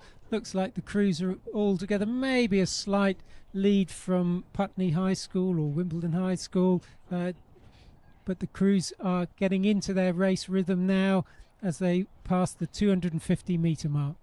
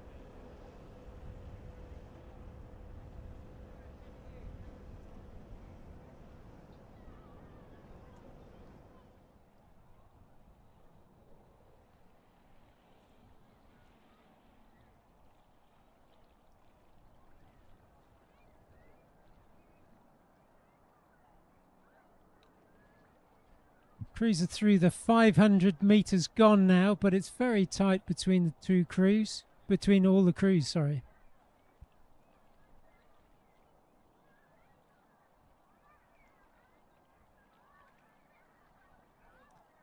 Yeah, Putney High School actually were the first through the 500 metre mark at 1:42 points, but at 1:43 was Wimbledon High School, so nothing between these two crews at 500 metres gone. In third position there was Lady Eleanor Hollis, and then Godolphin and Latimer and Sir William Perkins School.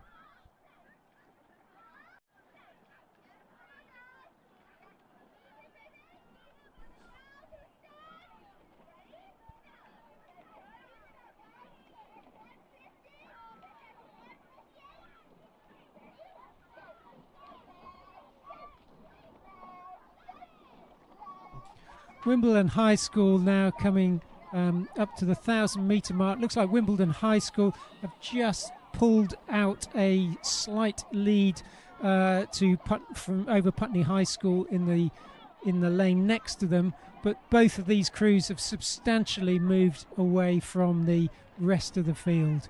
Rest of the field just coming through the 1,000 metre mark now.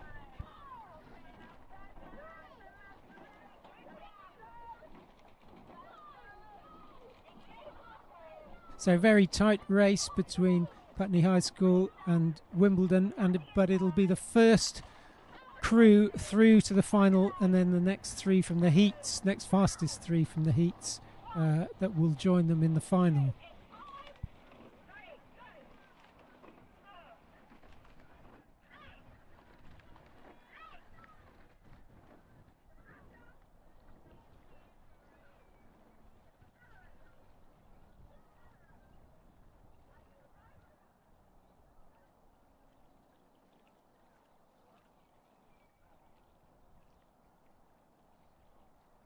The two leading crews now continue to move away from the rest of the field. They really need to push on if they are going to get one of these coveted fastest three results in order to get to join them in the final.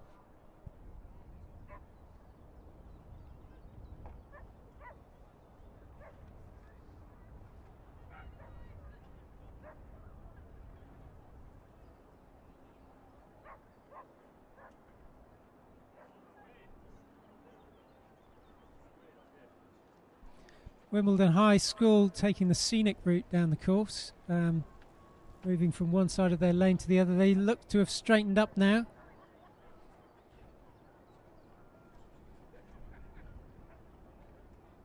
But have now pulled out a lead and are moving away from Putney High School. Who thought aggressive steering was a bad thing?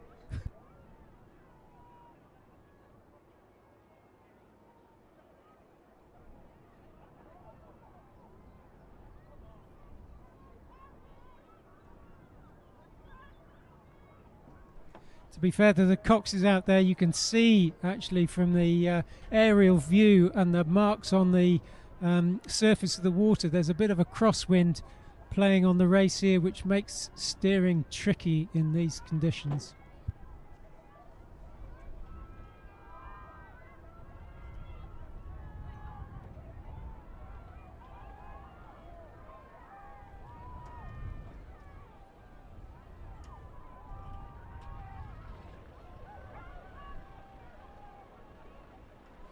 Approaching the last 250 metres of this race, Wimbledon High School look like they settled into this quite comfortably, really pulled out all the stops and have a commanding lead over Putney High School, who themselves have 2 or 3 lengths clear water from the following crews.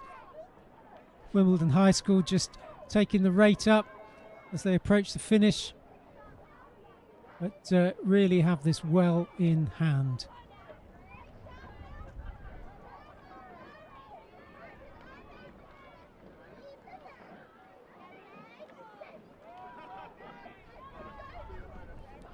Wimbledon High School just crossing the line now. I've got probably 3 lengths lead or more over Putney High School in lane 3, and then being followed in lane 2 by Lady Eleanor Hollis B crew.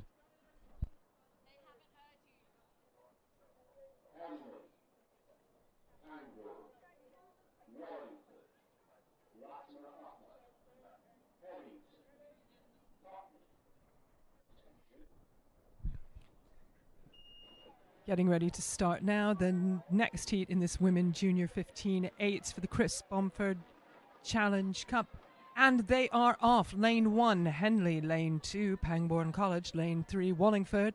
Lane 4, Latimer Upper School. Lane 5, Headington School. Lane 6, Putney High School B.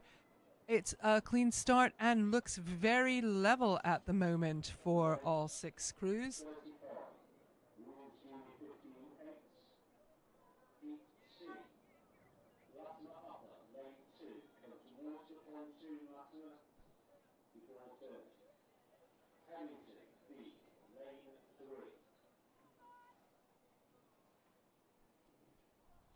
Yeah, exactly.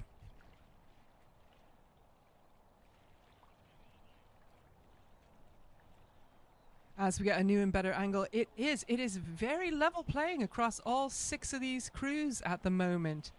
Some very nice, strong and clean starts. Rapidly approaching the 500-meter mark. We're going to be about to get some times now.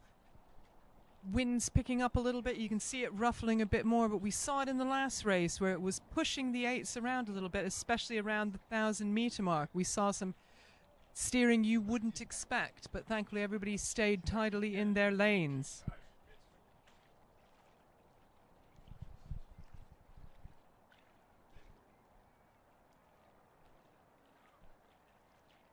At the moment, it looks like Henley may have moved out to a quite decent lead over in lane 1.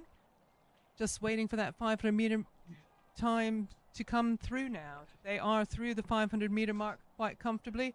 The moment looks like Henley lane 1 and Wallingford giving them good chase in lane 3.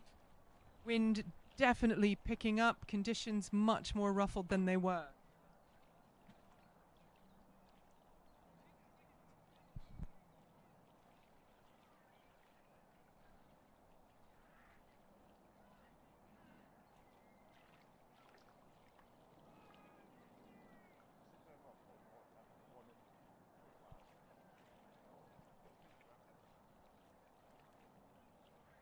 At the moment, it continues to look like it's Henley in first place, leading from over in lane 1, being chased hard and pushed by Wallingford, with Pangbourne College currently in 3rd.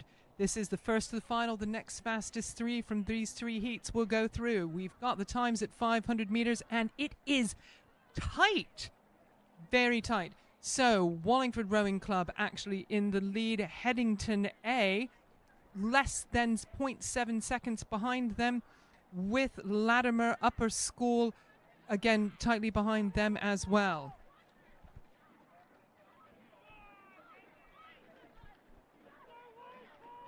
The visual that we have, it looks as though Wallingford have continued have made a move and moved out ahead of Henley Rowing Club. It could very well be. There's great enthusiasm up here in the commentary tent, and local loyalties should keep it in their pie hole. As we cross the 1,000-meter mark, it is Wallingford here at Wallingford Regatta. Too much enthusiasm, continuing to lead, followed closely by, looks like Headington School. Times now coming through. So it's currently Wallingford ahead of Headington, ahead of Henley, ahead of Latimer Upper, with Pangbourne College in 5th and Putney High School in 6th. But at the moment, Wallingford Rowing Club have a pretty commanding more than 5-second lead at the 1,000.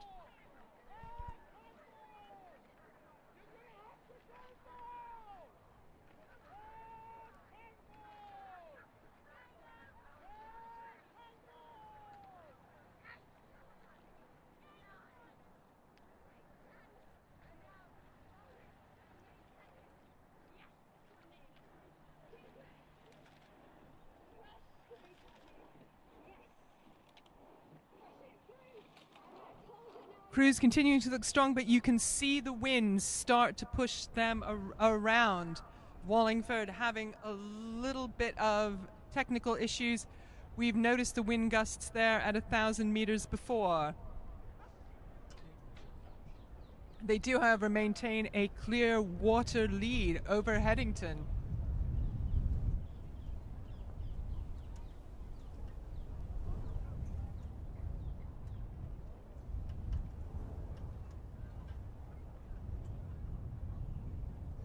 And coming into view now, Wallingford continue to have an open water lead, and the fight for second here is between Henley and Headington.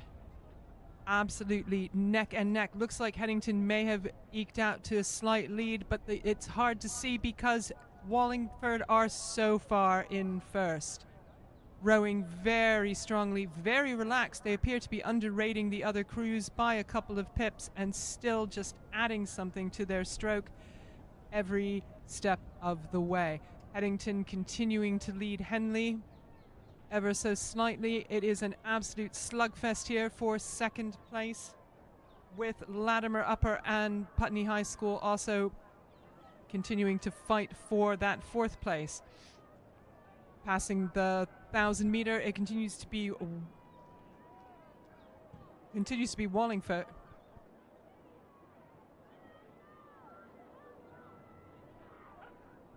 Wallingford rowing beautifully at a 34, coming into view and now entering the red buoys. Wallingford going very, very well. So the actual race at the moment, it's all about Wallingford, with second place between a very tight duel between Henley and Headington. First to the final and fastest three from heats to final, so it's all to play for here. But at the moment, the first to the final is going to be Wallingford, barring some kind of disaster.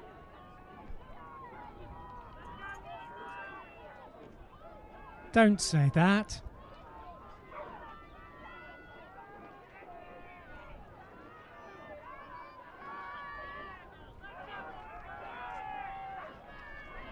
Wallingford again looking very, very strong. Last few strokes to go, so let's focus on the race between Henley and Headington. Absolute neck and neck, and Henley are putting an absolute push in. It looks like Henley may be first to the line. Headington are determined not to make that happen. It's going to come down to these last few strokes. Headington taking it. Headington moving ahead just at the line with Henley Rowing Club. Down!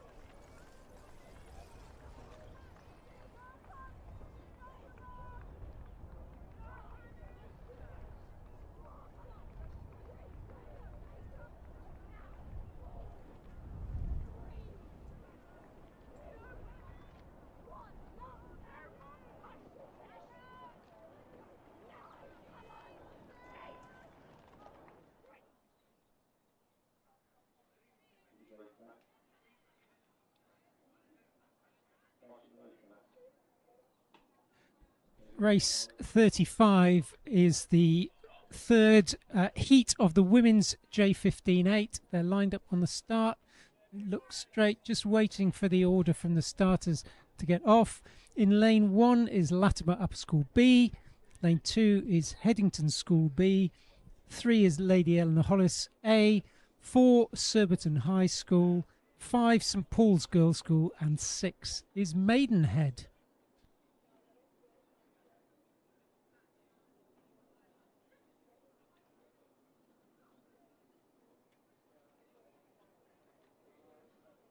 You can see that the crosswind is making the crews slew across the course.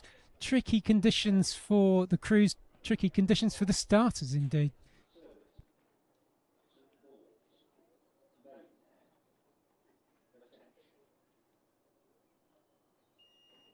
Cox's hands are going up and down, but they're off now.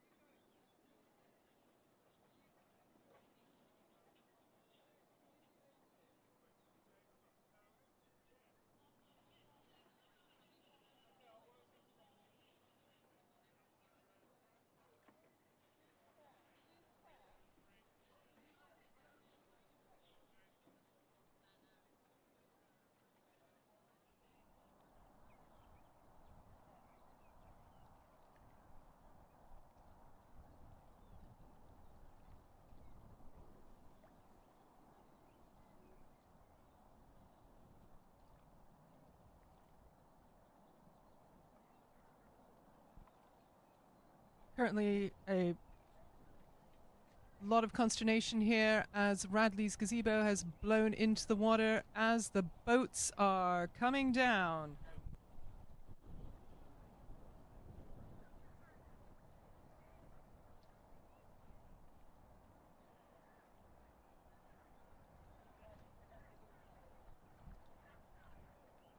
A gallant gentleman has waded into the lake and is currently pulling the gazebo out. Here's hoping he's not going to be harpooned by the heat sea of the Chris Bomford Challenge Cup for women's J15-8. Lane 1, Latimer Upper School. Lane 2, Headington School. Lane 3, Lady Eleanor Hollis. Lane 4, Surbiton High School. Lane 5, St. Paul's Girls' School. And Lane 6, Maidenhead. Very dramatic photos of gazebo rescue here on the live stream here for YouTube.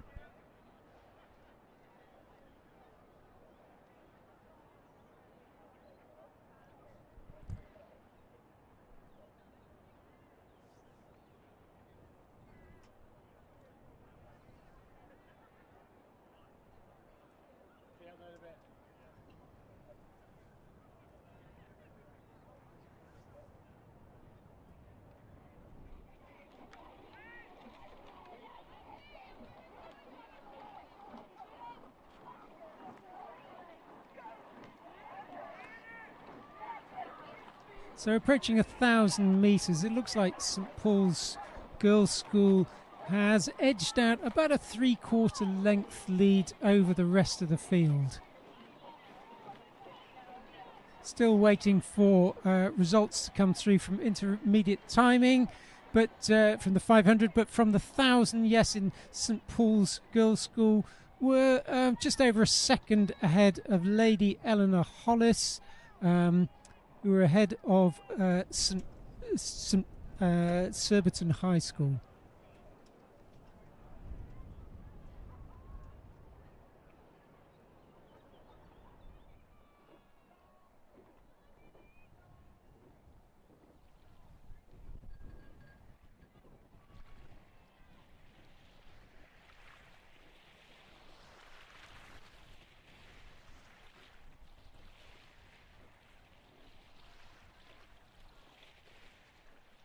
crews are coming up to about 1,500 metre mark now, few 100 metres or so off that, but tricky conditions, crosswinds that make it difficult for the cocks to steer, gazebos to steer around, hopefully not.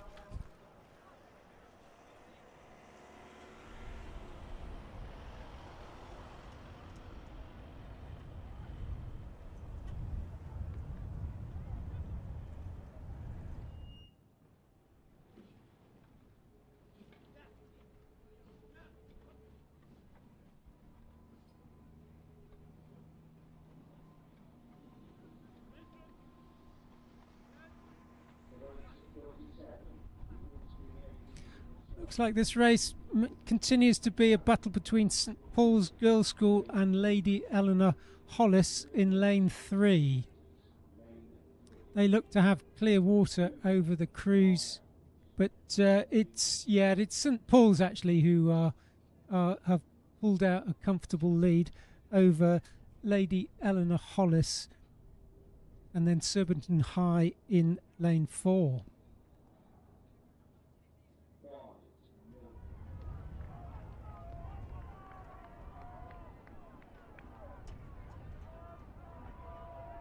St Paul's Girls' School now squeezing on, raising their rate as they go through 1,500 metres mark into the last 250.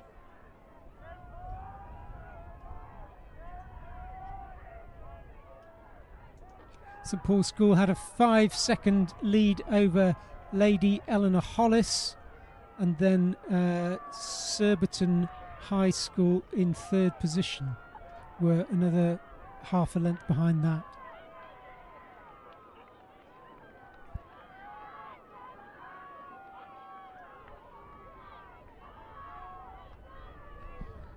St Paul's School are maintaining their lead, but Lady Eleanor Hollis are coming up fairly quickly into the last 150 metres. Last 20 strokes, here they come.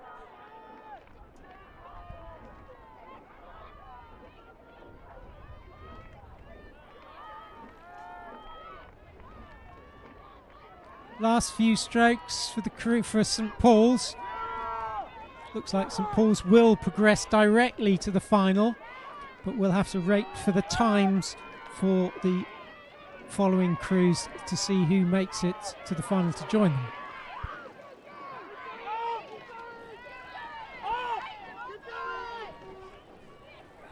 Very close between the crew in lane 4, which is Surbiton High School, and lane 6, which is Maidenhead, but Lady Eleanor Hollis taking the 2nd place in that.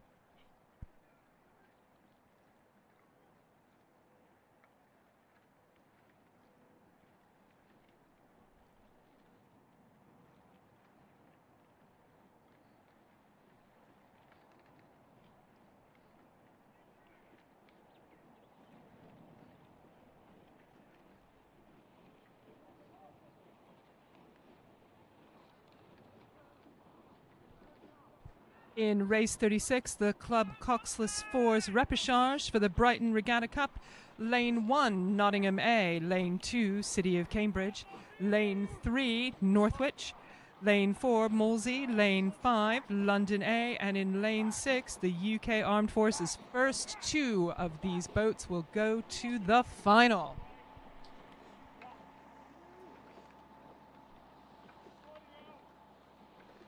At the 1,000 metres, you've got Molesey A in 1st place, followed closely by Northwich. Less than a second apart from those, but then London A in 3rd place, at 5 seconds behind, followed by Nottingham, UK Armed Forces, and City of Cambridge.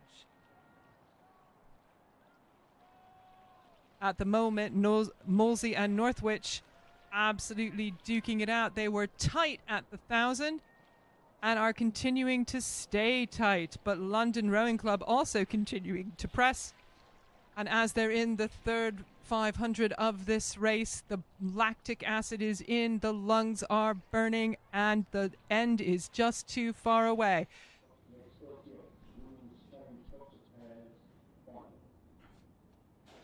Currently on screen, we have the women's junior under-18 sculls for the Wallingford Skiff Regatta Cup.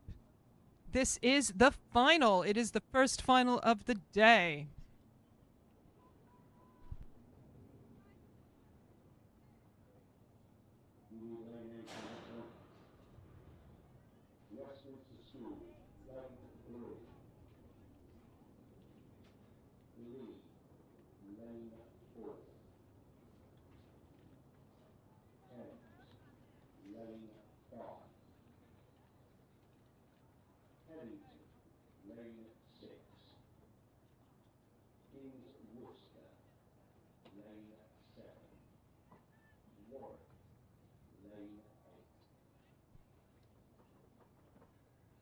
As our first final of the day gets underway in the singles, currently there on screen, we just want to update you of what is shaping up to be a tight repechage in the club coxless fours, where Northwich has taken out a lead over Molesey by about half a length. Molesey are continuing to fight it out. They are pressing. Molesey are not going to roll over and take this lying down, and Northwich are just surging ahead with the joys of making a lead and putting someone behind them. They'll both go through, but they're making sure that they know who's in charge at this point. They have entered the red buoys. It is still Northwich over Molesey. Northwich continuing to increase a bit more of a lead. Molesey continuing to not want to let it go. They in turn are also being chased by Nottingham Rowing Club and London in a tight race for third, but at the moment it is going to be, with a couple strokes to go, Northwich followed by Molesey. They are the two that will go through to the final, with Nottingham Rowing Club just half a length pipping London to the line.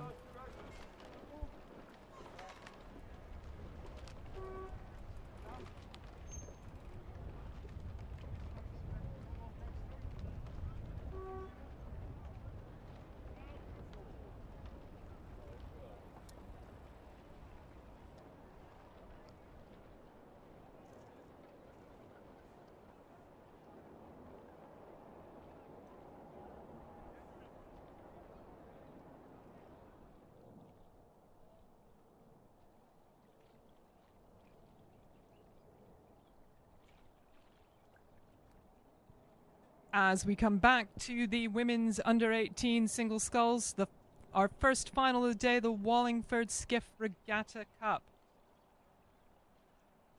Crossing the 750 at the moment, it looks like McDougall for Barn Elms is possibly in the lead.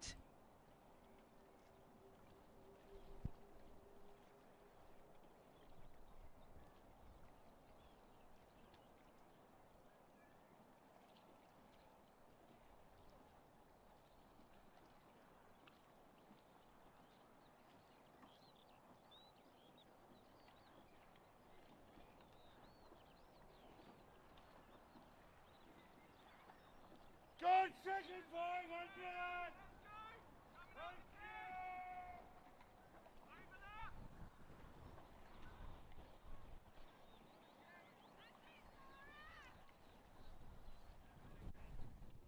As they cross the 1,000-meter mark, Barn Elms has taken a commanding lead over Garrett from King's School Ely.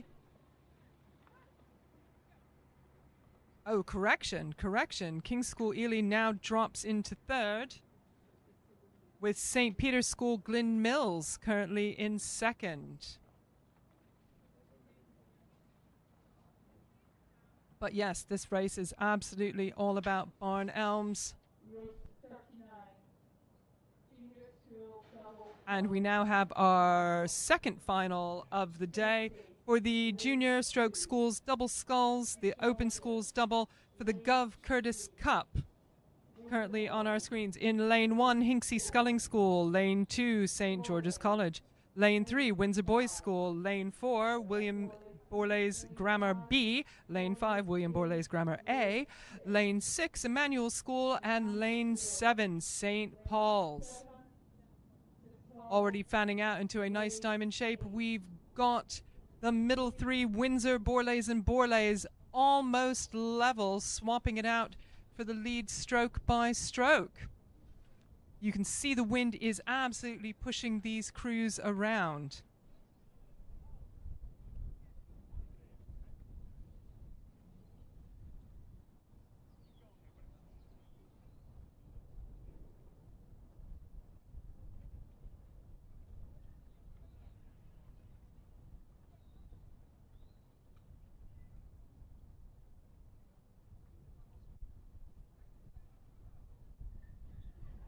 Coming back to race 37, the final of the Wallingford Skiff Regatta Cup. Race 37, Barn Elms McDougall continuing to possess a commanding lead.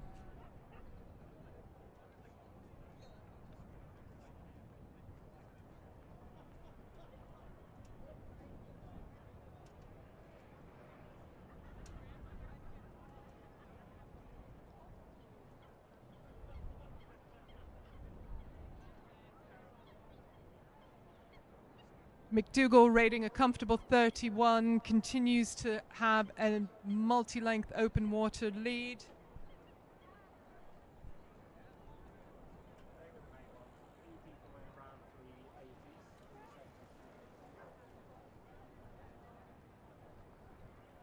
St. Peter's School, Glyn Mills, and Garrett from King's School, Ely continuing to be quite close.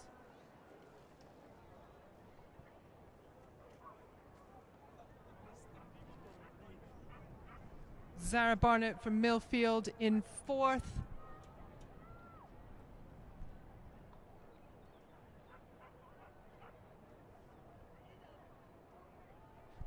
But at the moment it is all about McDougall for Barn Elms.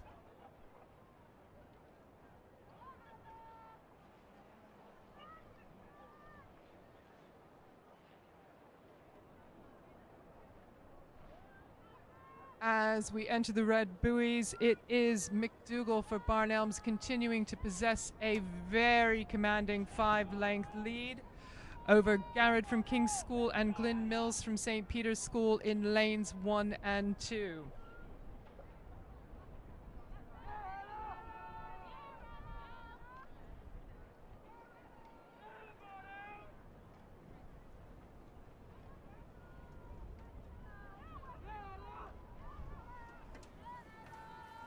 Less than 10 strokes to go, and McDougall takes a quick look round to see where the finish line is. She's going to cross it very shortly and is through. And in the race for 2nd and 3rd, Garrett from King's School Ely currently leading Glyn Mills for St. Peter's School in a race to the line.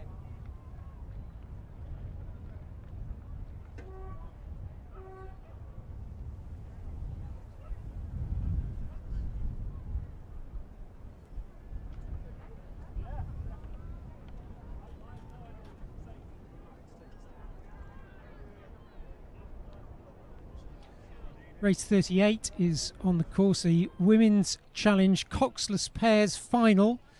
Lane 1 is Maidstone Invicta, 2 is Westminster School, 3 is the Lee, 4 Thames, 5 Headington School, lane 6 is the King's School Worcester, and lane 7 is Warwick.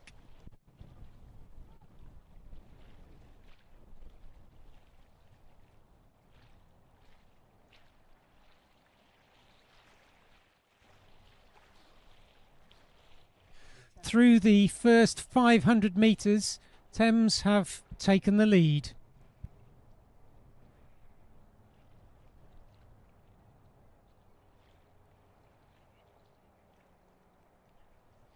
At 1,000 metres, that lead changed hands, and Headington School took a slight lead of half a second over Thames, who were about 4 seconds ahead of the Lee.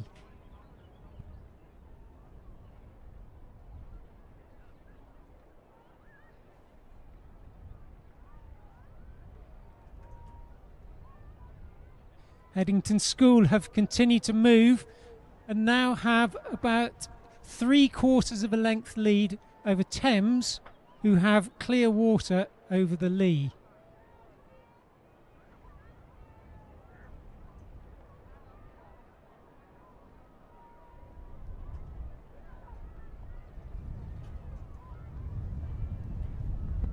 Crews are now coming up to the 1,500 metre mark. Headington School continue to move away stroke by stroke, only a fraction of a metre each time, but they're moving.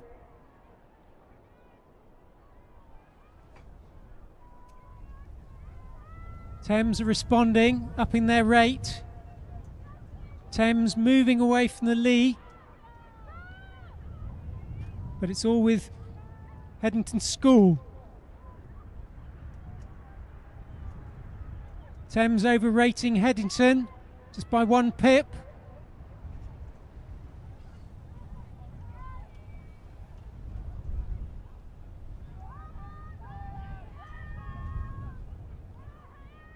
Thames now picking it up, making a charge from the line. Can Headington School hold them off? Looks like they've squeezed on.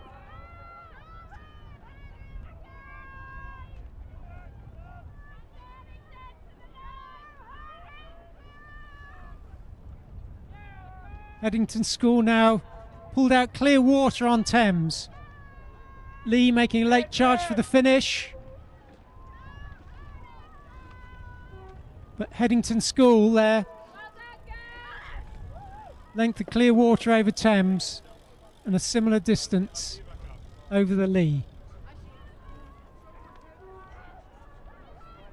All subject to the official results, of course.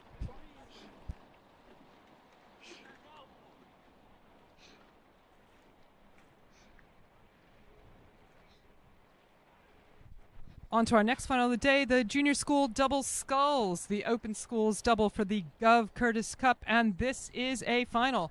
Lane 1, Hinksey Sculling School. Lane 2, St. George's College. Lane 3, Windsor Boys School. Lane 4, William Borlase Grammar School B. Lane 5, William Borlase Grammar School A. 6, Emmanuel. 7, St. Paul's.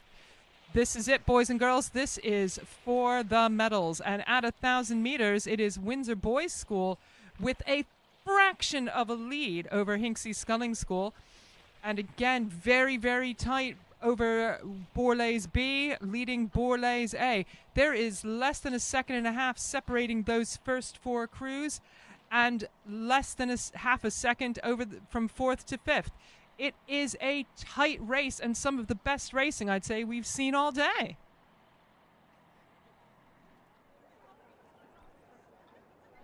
As you can see them coming through on the screen as they pass the 1,500 meter mark, again, it stays very, very tight. And it is still Windsor Boys School, just barely, not even an open water lead. Again, one of the few we've seen all day. But Windsor Boys sculling very, very strong, with Hinksey and I believe Borlase absolute neck and neck.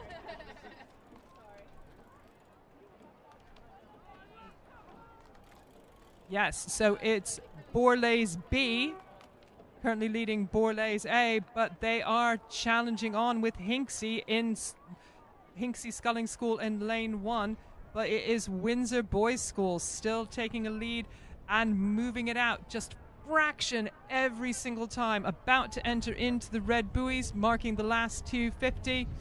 It is Windsor Boys School. Borlase B and Hinksey just slugging it out with each other, matching it stroke for stroke. They are worried about each other. Windsor Boys School just letting themselves not get chased down. And Windsor Boys picks the pace up as they come into the last 250. Windsor Boys picking their rating up a couple of strokes and now moving out to a slight open water lead as Hinksey and Borlase Grammar School B continue to be absolute neck and neck.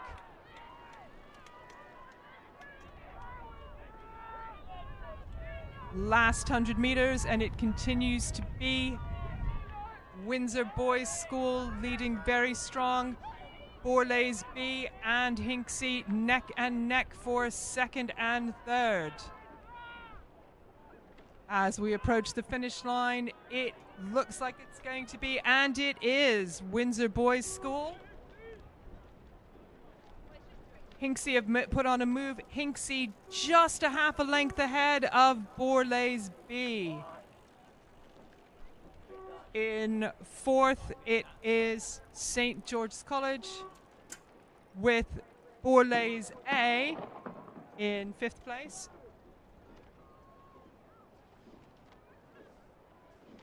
Emmanuel School and then St. Paul's closing out this final.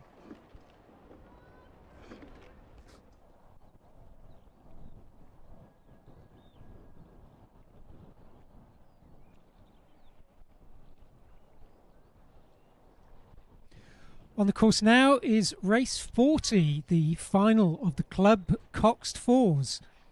In lane 1 we have Marlow, lane 2 City of Bristol, 3 is London, 4 Nottingham, 5 is Molesey and 6 Putney Town.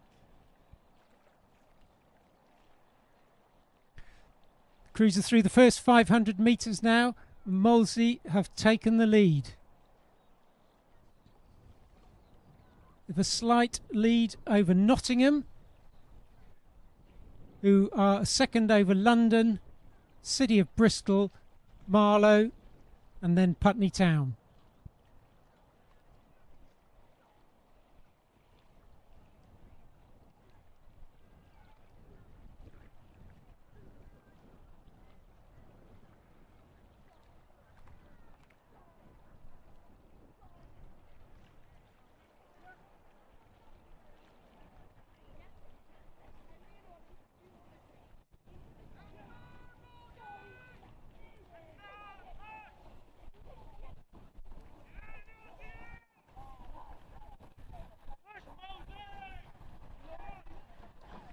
Coming up to 1,000 metres,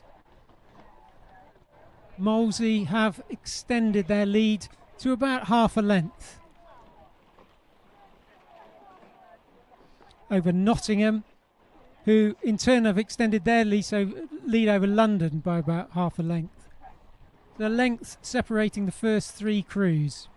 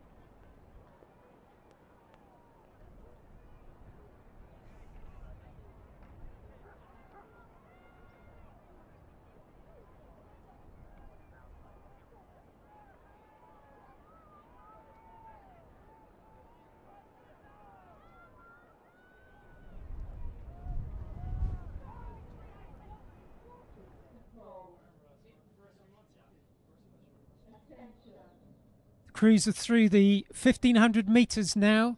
Molesey maintaining a very slight lead over Nottingham.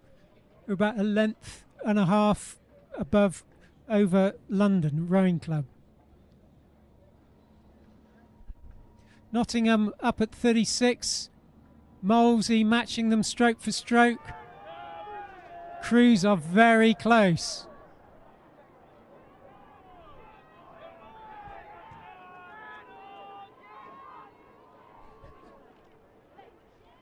Approaching the finish now, stroke for stroke. Molesey against Nottingham. Molesey just look like they're edging away.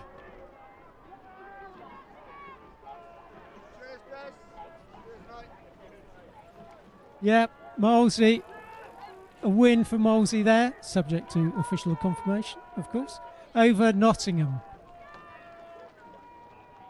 And then London coming in third place.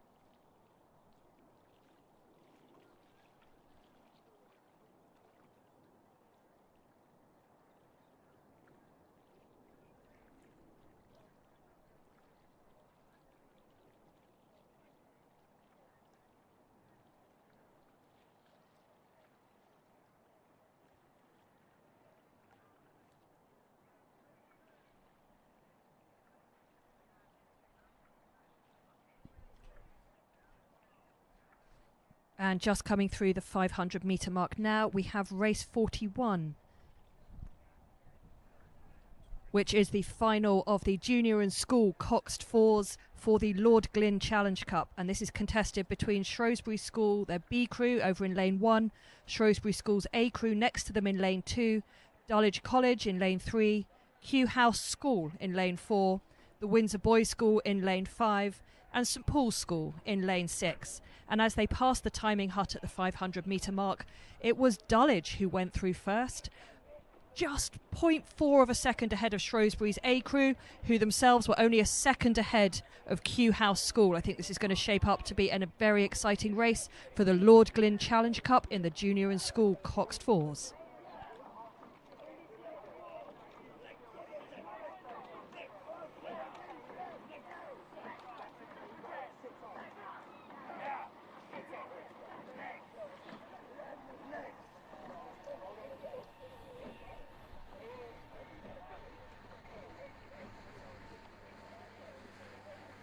And that race 41 still looks incredibly tight as it passes the halfway mark at the 1,000 metres.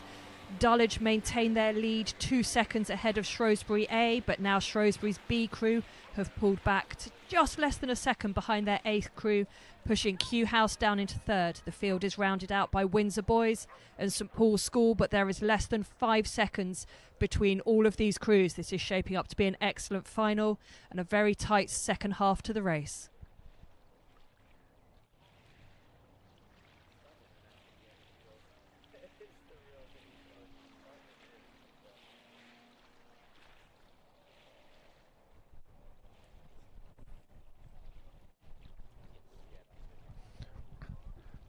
Ladies and gentlemen, here is an announcement. We've noticed that there are 1 or 2 people cycling through the enclosure area, the public side of the lake. Please do not cycle through that area. If you want to come round onto the finish tower side of the lake, we have beautifully tarmacked paths for you to cycle up to the start and indeed cycle back if you want to follow a race. But please, in the public area, no cycling. Thank you very much.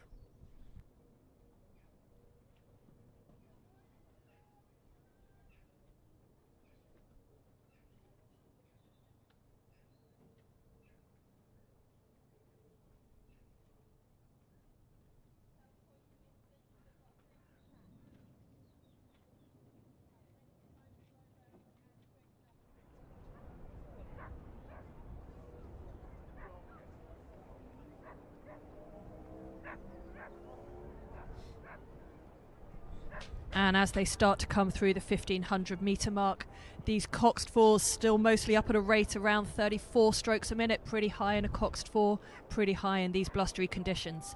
And as they go through into the last 500 metres of the race, Dulwich have maintained their position at the head of the field. And they've now got 3 seconds clear on Q House, who have battled back against the Shrewsbury crews to currently sit in that second position. Shrewsbury B have once again taken the edge over Shrewsbury A, just by a second and a little bit, and have come through that timing point in third. So at that 1500 metre mark, we have Dulwich leading the field, followed by Q House, Shrewsbury B, Shrewsbury A, the Windsor Boys crew, and St Paul's. But this is still a very tight race with just a handful of seconds between these crews as they come down into the Red Boys for the last 250 metres for the Lord Glynn Challenge Cup.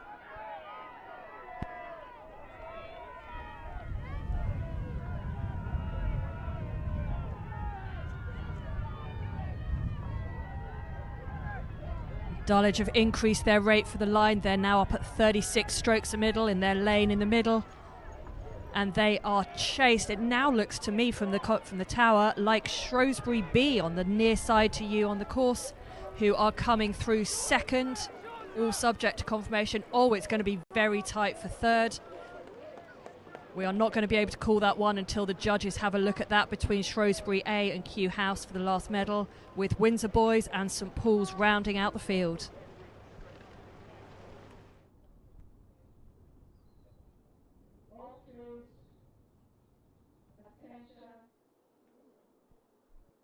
And the umpire has raised a white flag.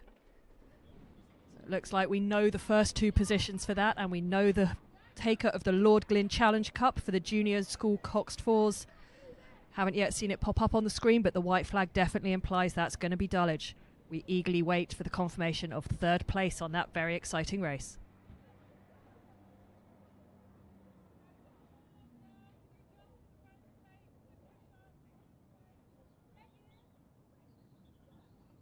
Women's junior under 16 cross floors final. Lady Eleanor Hollis, lane 2. Underway now is race 42. This is the final of the Women's Junior School 8s for the John Wilder Challenge Cup. In lane 1, Wallingford Rowing Club A. In lane 2, Shiplake College A. Lane 3 is St Edward's School. Lane 4, Lady Eleanor Hollis School. Lane 5 is Henley Rowing Club, and in lane 6, Latimer Upper School. They have started a few seconds ago. Crews probably only half a length cover all 6 crews in this very early stage of the race.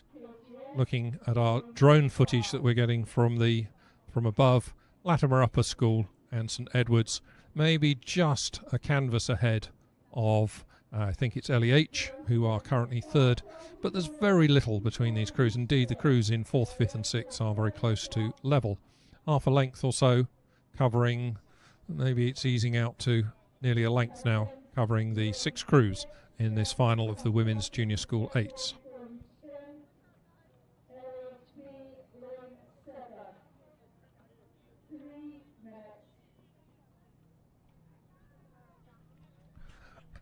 Latimer Upper at 36.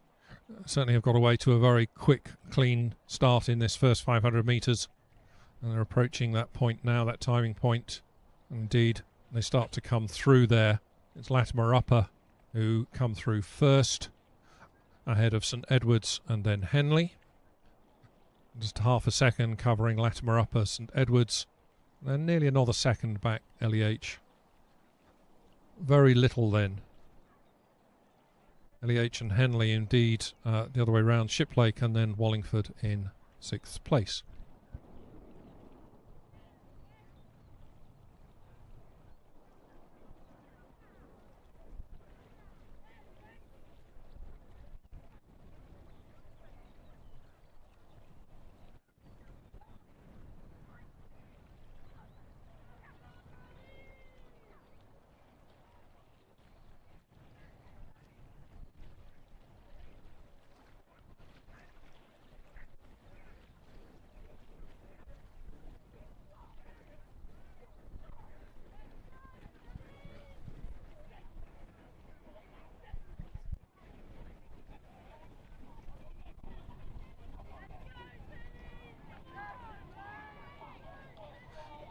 these crews in this final of the women's junior school 8s, now approaching the 1,000 metre mark. The quick start that Latimer Upper got out to, now beginning to just ease back a little bit into the group, and it's St Edward's School who are now getting their bows in front. St Edward's School still only leading by a small margin, some a second or so. So St Edward's come through the 1,000 metre point first, LEH second, about 1 second behind them, so about a third of a length roughly, and then only another third of a length back to Latimer Upper. Shiplake are fourth, Henley are fifth, and Wallingford are sixth.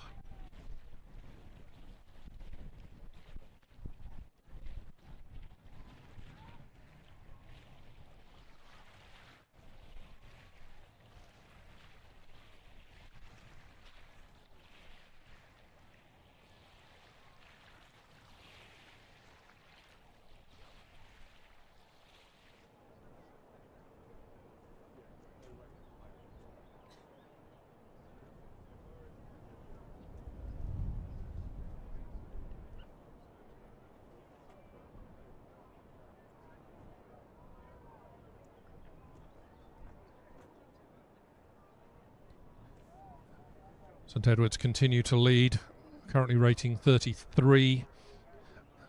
I don't know whether the girls will feel that it's nice and relaxed in the boat. Doesn't look too bad from outside. We have this crosswind that's swinging around a little bit. As a result, we've moved all the crews over a lane, so we are using, in fact in this race, we are using lanes 2, 3, 4, 5, 6 and 7. There are 8 racing lanes here on the lake at Dorney. Normally only use the middle 6, which is what we're using here. St Edward's in lane, technically lane 4 on the course, but third crew across from the public side. Just beginning to squeeze out now to a 1 length lead in this final of the Women's Junior School 8s for the John Wilder Challenge Cup. And then very close behind them for second, third and indeed fourth. St Edward's coming through the 1,500 metre point in 5 minutes 10.11 seconds.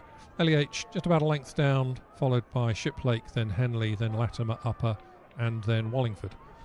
Probably only three lengths covering the entire field of 6 crews here, but it is St Edward's who are just beginning to pull away, just opening up a little bit of clear water as they come into the final 250 metres. This zone marked with red buoys. Everybody in the crew can see that they're into the last stages of this race. If there is a sprint finish to come from anybody, it needs to start now, or perhaps have even started by now. But there's very little between these three crews, for second, third and fourth place. But it is St Edward's out in front, leading by over a length, maybe nudging a length and a half. Very difficult to see who is next. Shiplake certainly have come up quite strongly in the latter stages of this race.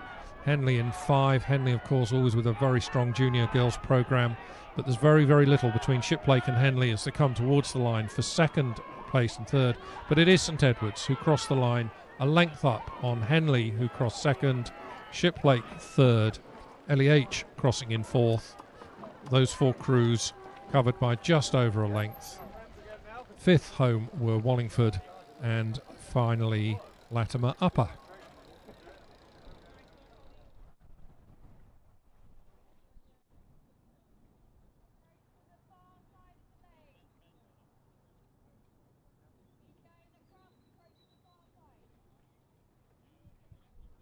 And now on the course we have race 43, which is the final of the Women's Junior Under-16 Coxed Fours for the Ushers Challenge Cup.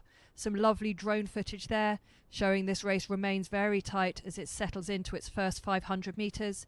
It looks to me like it's being led by Kingston Grammar School carrying the number 4, with Bedford Girls hot on their heels, number 3, and William Perkins carrying number 5 just behind them.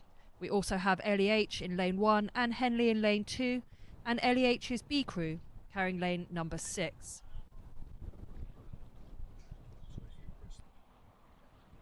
And indeed, we now have the times through the 500 metre mark for that final of the Women's J16 Coxed Fours. Kingston Grammar School leading the way half a second ahead of Bedford Girls' School, with LEH in third, Sir William Perkins in fourth, Henley in fifth, and LEHB bringing up the rear, but there is a mere 6 seconds between these crews.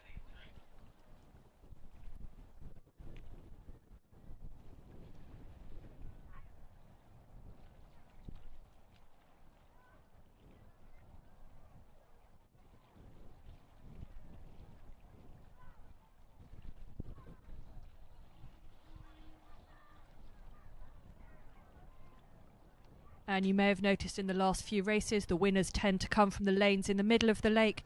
And that is, in fact, how the lanes are drawn. The fastest people who've come through the heats will get the middle 2 lanes, and they taper out like a nice chevron, similar to how the lanes are allocated in Olympic swimming. So when you see that drone footage in the latter part of the races, if the crews are going at a similar speed that they did in the heats, you should start to see those crews in the middle come forward. Gives an exciting racing experience for the crews in the middle, and it allows everyone to see their competition across the lake. You might also notice that the rates of striking are a little bit lower in these coxed 4s, feels a little bit heavier than in the 8. We've got Kingston Grammar School up at 31 strokes a minute at the moment by my rate watch. They still look like they're keeping their nose ahead as they come for the 1,000-metre line.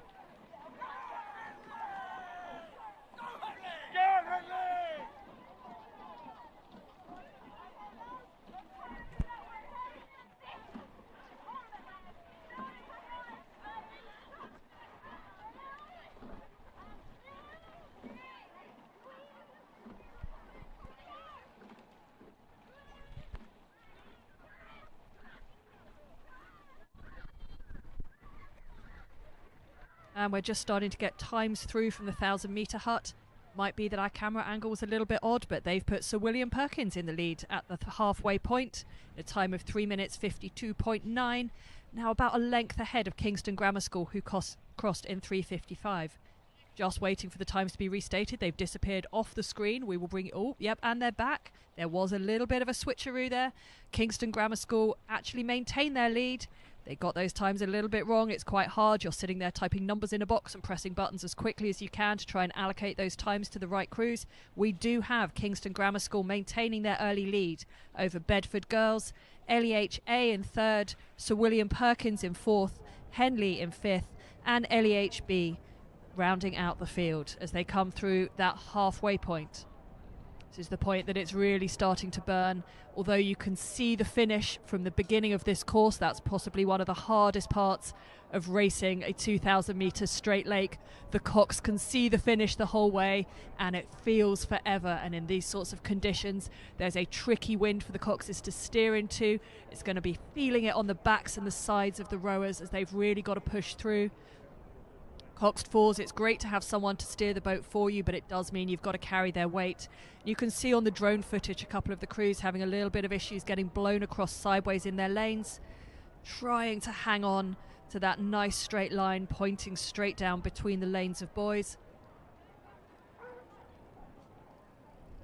As they head towards that 500 metre to go point, just waiting for those times to pop up on our screen. But it does look like the footage that you can see that Kingston Grammar School maintain their lead. They look to just about have clear water over the whole field now. Everybody else very tight for those minor places in this, the final of the Women's Junior 16 Coxed 4s for the Ushers Challenge Cup. And indeed, Kingston Grammar School have gone through that 1,500 metre point, 3.5 seconds clear. Now of Henley, who seem to have put on a late spurt in the second half of the race to claim that second place over Bedford Girls, who've been pushed back into third. And vying for that position with Sir William Perkins, who crossed just 0.4 of a second behind Bedford. LEHA and LEHB slipping a little bit towards the back of the field.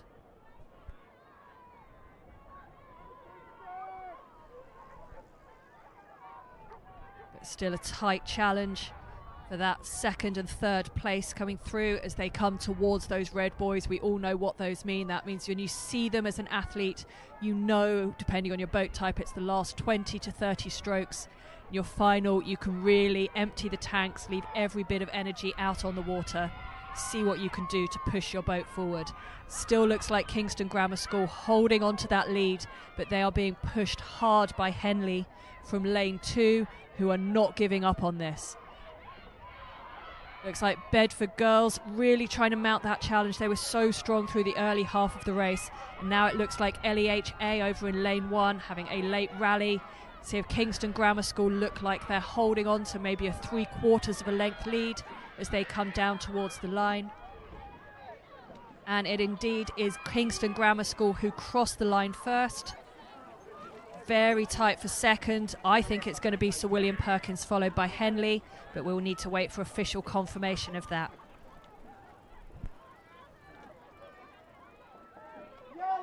Let's go! To the right!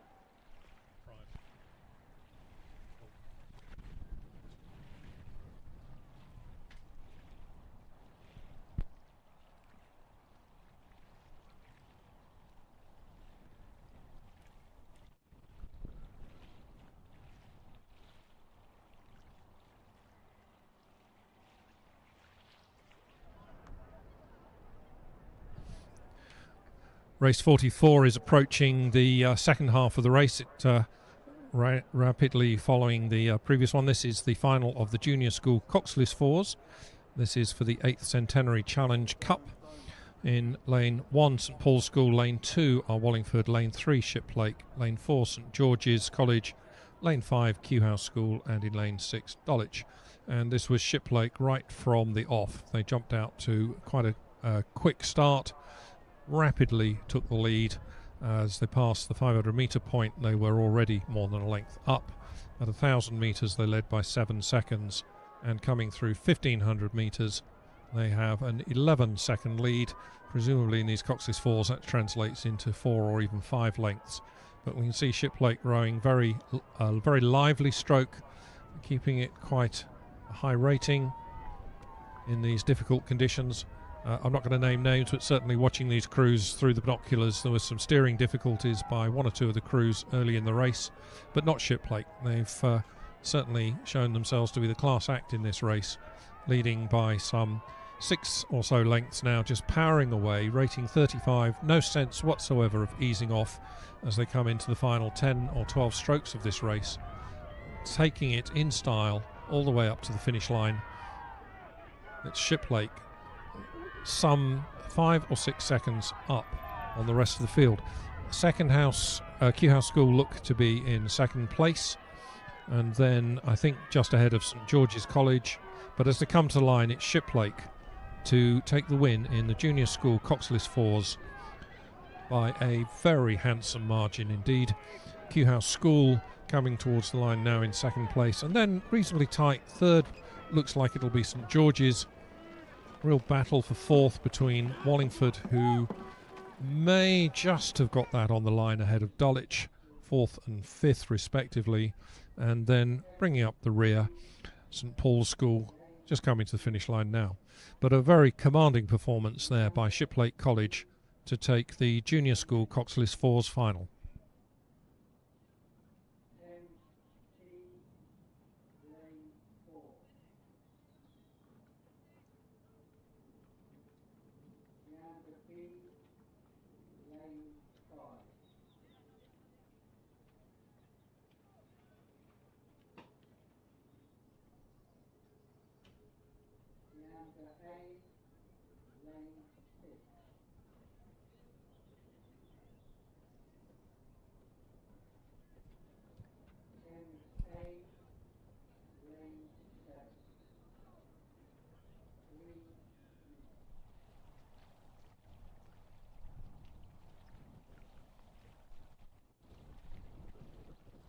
And on the course now we have race 45, which is the final of the Challenge 8s for the Theodosius Challenge Cup. The Challenge 8s is the second level today, not quite up at the championship level, but the Challenge 8s, these crews will be hoping to go to Henley, may have to go through qualifiers, but we're hoping to see a lot of these crews later in the season in club events at Henley.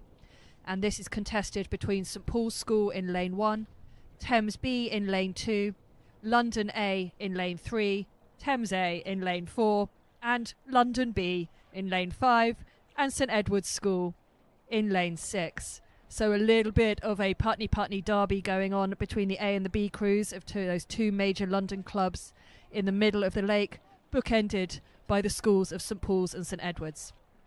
Coming through the 500 metre mark, Thames A had taken a slight lead over Thames B, who had just a 0.2 of a second lead ahead of London A, who crossed in third. St Paul's School crossing in fourth, 0.4 seconds ahead of St Edward's School, themselves 2 seconds ahead of London B.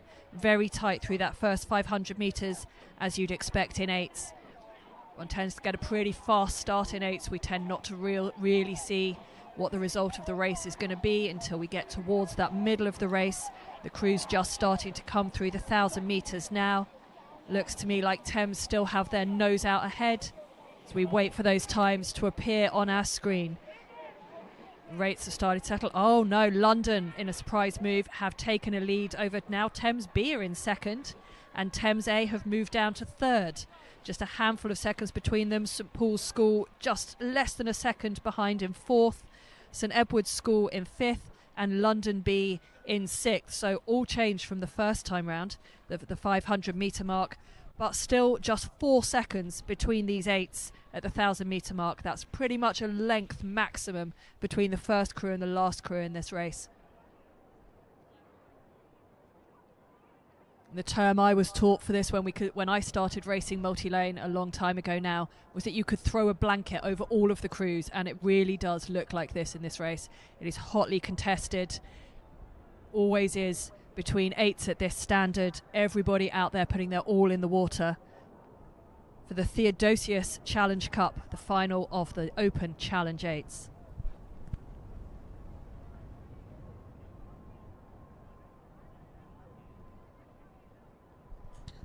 And we've just got some good footage from the drone. It does look like London A, carrying number 3, have just got their nose out ahead. Thames B in lane number 2, really challenging for that position. It'll be a little while until we get the 1,500 metre times in second or two, but it really does look like London A with their nose ahead.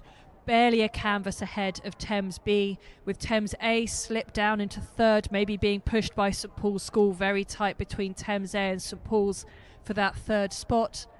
London B now seem to have overhauled St Edward's School for that 5th place. St Edward's rounding it out as we now get the 1,500 metre times. Indeed, London are just ahead of Thames B, who are themselves a second and a half, maybe half a length ahead of Thames A, with St Paul's School a second behind, London B a second and a half behind them. We've got London A in the middle, currently at 36 strokes a minute. Thames B absolutely charging for it at 37. Looking out the window at them now, it looks like the crews are taking it up across the board. London have started their sprint for the line from the middle, desperate to hang on to what they've taken earlier in the race. Thames B taking their rate up as well and matching them. St Paul's can see Thames B out the corner of their eye going with them, and Thames A now lane 4 have just started to wind it as well. But as they come into the last 100 metres or so, London have really started to pull away from the other crews, and it looks like London have got 3/4 of a length up as they come into the last couple of strokes. London crossed the line first. Thames A, Thames B, I think, for second and third, with St Paul's being pushed back into 4th place on the line. London B crossing in 5th, St Edward's taking 6th place in that final. We're going to have to wait for the official verdict of those second and third positions, looking incredibly tight.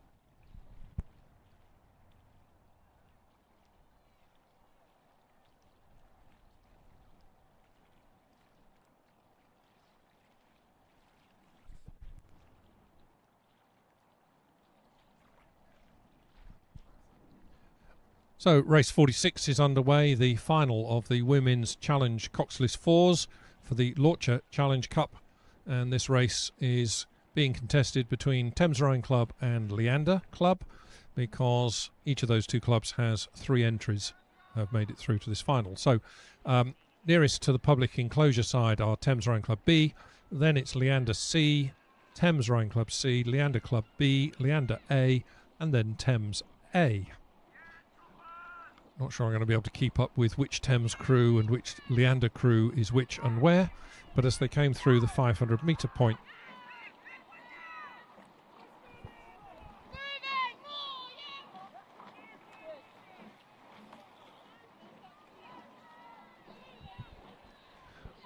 these crews are through the 1,000-metre point, and on our screens we see that it's Leander A who have the advantage coming through 1,000 metres of just about a second. It's under a second, 0.8 of a second over Thames Rowing Club C, with Thames Rowing Club B in third place, Leander B in fourth, Thames A are fifth, and Leander C are sixth.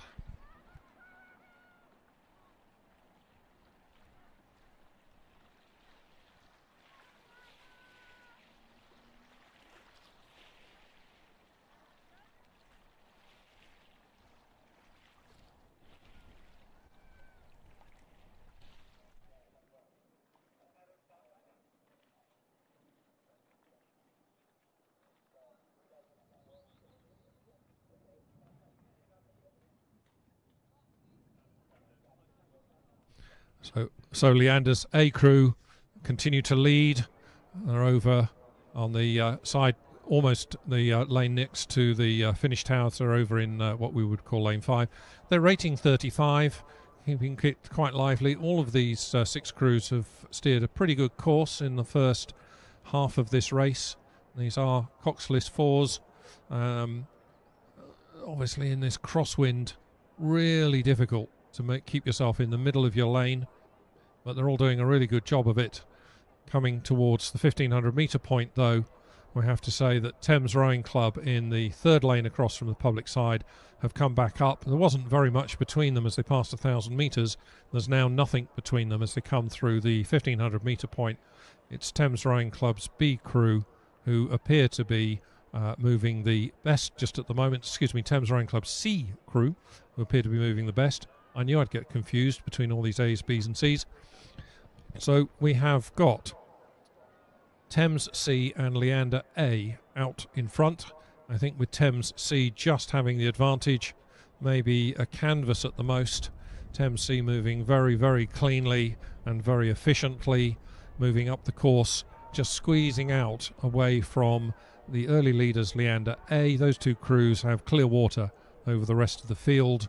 Just for the record, we're looking at Thames B in third place, and then Leander B in fourth, and then I think it's Thames A in fifth and Thames B in, Leander C in sixth. But out front, it's definitely Thames Rowing Club's C crew, who now lead by about half a length. They're having to work very hard as they come into the final 250 metres of this race. Leander in the A crew across in lane 5, trying to push very hard and close back up again. Remember, Leander were the early leaders in this. Thames have come through them in the middle portion of this race. It's Thames Rowing Club in the middle of the lake, just I think now beginning to just pull away. Not quite a length yet, but it's called like 3/4 of a length advantage in the last 3 or 4 strokes as they come towards the line in this final of the Women's Challenge Coxless 4s.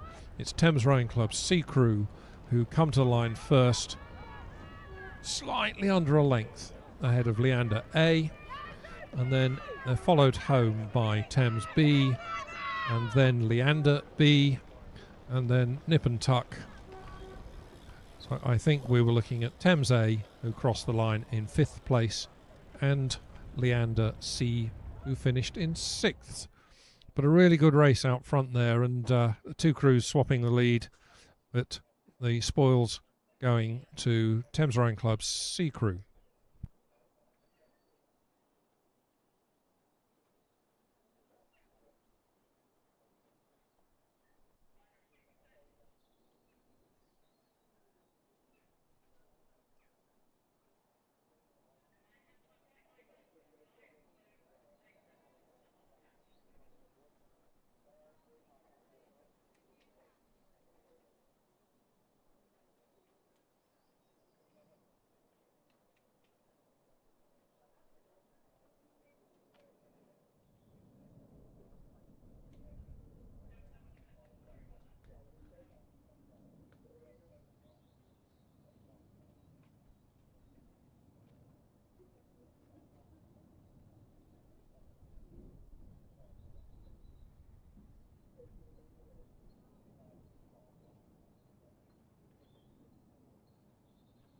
And just getting attached to the start now, we have race 47, which is the final of the Junior Under-16 eights for the Sir Max Mallowan Challenge Cup. And I had never heard of Sir Max Mallowan. I have just been reliably informed that he is the husband of Agatha Christie and an archaeologist and Egyptologist in his own right, so famous in his field too. But Agatha Christie and Sir Max Mallowan, long-time Wallingford residents, who have endowed this trophy, which apparently is one of the biggest ones we have, solid silver, made by Garrard's, the Royal Jeweller.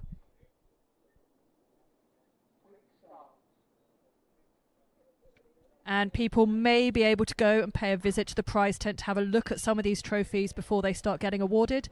And of course, as they're awarded later in the day, you can of course see them be awarded to the winners. And the final of the Junior Under-16 eights has now started. This is between Dulwich College in lane 1, the South African Schools Rowing Union in lane 2, King's College School in lane 3, St Paul's School in lane 4, Hampton School in lane 5, and Wallingford in lane 6. And it is very early days in this race, but St Paul's School in lane 4 do seem to have put their nose ahead for an early lead, slightly faster start, but chased hard by King's College School in lane 3. Those of you watching at home giving us that beautiful chevron shape on the drone footage. All these crews up at a high rate as they go off the start and try and get their nose ahead, and that does remain St Paul's in the early stages of this race. Still just a canvas ahead of King's College School. With St Paul's still up at 39 strokes a minute. Still very fast coming off their start. And it does look still St Paul's School, King's College in second, and South African Schools Rowing Union look to have established themselves in third place, with Dulwich College in fourth, Hampton challenging for that fifth position, and Wallingford Rowing Club regretfully dropping back a little bit, although it is very early days in this race. There's more than 1,500 metres still to run. Crews getting a little bit blown about by the wind, making sure they stay straight in their lane, the umpire always lurking behind them. As they come down towards that first timing marker, starting to settle into their race paces. And the umpire is warning, I think, King's College School to just make sure they stay central in their lane. Saw the cocks of the South African Schools Rowing Union with their hand raised. Hopefully those crews will separate themselves nicely, but as they come through that 500 metre mark, St Paul's School do have their nose ahead, just over a second ahead of King's College School, who themselves 2 seconds ahead of South African Schools Rowing Union. With Hampton half a second back in fourth position, Dulwich College in fifth, and Wallingford Rowing Club rounding out the field in sixth. The umpire still active with the flag, trying to keep these crews on track as they do get blown around a little bit by this tricky crosswind that blows across the lake at Dorney so often. This is shaping up to be a very good final of the Junior Under-16 eights for the Sir Max Mallowan Challenge Cup.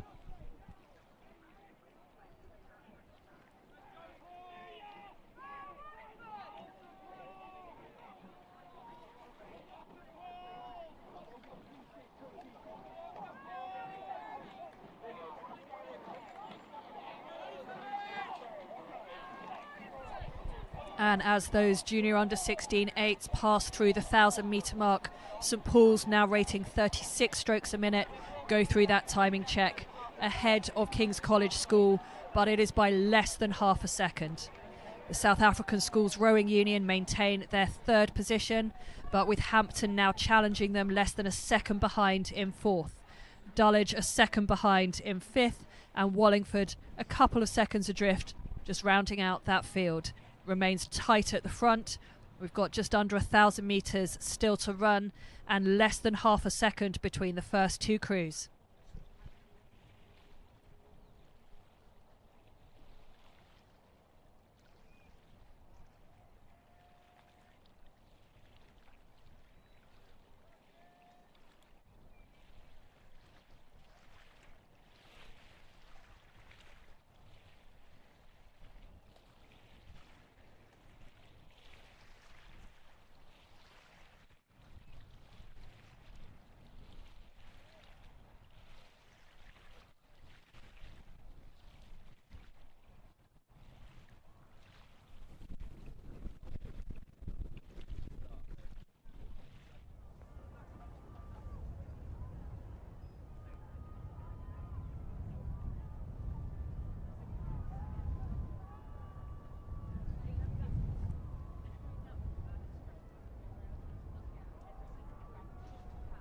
And as they approach the 1500 metre mark from the tower, we're just trying to decide between ourselves whether we think St Paul's retain their lead or whether KCS have taken it from them. It still looks nip and tuck between those two crews out the front of the field as we just wait for the times to come through. Still looks like KCS are quite well over to the left of their lane, and the South African Schools Rowing Union quite well over to the right of their lane, almost blade tip to blade tip between lane 2 and lane 3 as they race toward past that 1500 metre point. And it does look like St Paul's still just have the edge over KCS. Now it's by about a second, a tiny bit more, with the South African Schools Rowing Union maintaining their third position, Hampton in fourth, Dulwich in fifth, and Wallingford Rowing Club in sixth. So positions unchanged as we come down into the last 250 metres. But King's College School going to give it absolutely everything. St Paul should not take this for granted as the rates start to go up. St Paul's now at 37 strokes a minute, KCS at 36. And they, as both crews now pulling away from the field behind them, St Paul's take their rate up again. You can see them put the wind on, you can see them put the push on.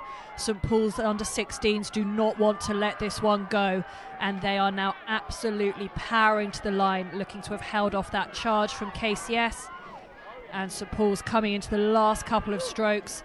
That's maybe a half a length ahead of KCS as they cross the line, with clear water over the South African Schools Rowing Union, who cross in third. Hampton in lane 5 hanging on to that fourth position, Dulwich crossing the line fifth, with Wallingford just clear water behind Dulwich for that sixth position in the final of the under 16 eights for the Sir Max Malawan Challenge Cup.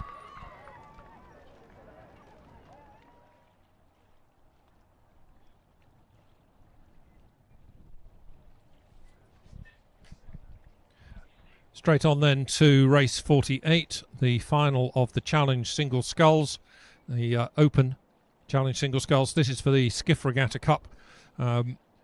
Between the First and Second World Wars, there's a very large and active skiff regatta in Wallingford, which, as with many of them, folded around the time of the Second World War. And the committee from that event kindly donated all their trophies to us, to Wallingford Regatta, which I think was first held in 1953, somewhere there anyway. So we have several skiff regatta cups. Anyway, this is the Challenge Single Sculls final between T. Wilkinson of Greenbank Falmouth in lane 1, C. Tashi of Leander in 2, J. Knight of Manoeuvre Bath in 3, H. Austin Baker of Hinksey Sculling School in 4, R. Taylor of the Windsor Boys School in 5, and H. Wilkinson of Tideway Scullers School in 6.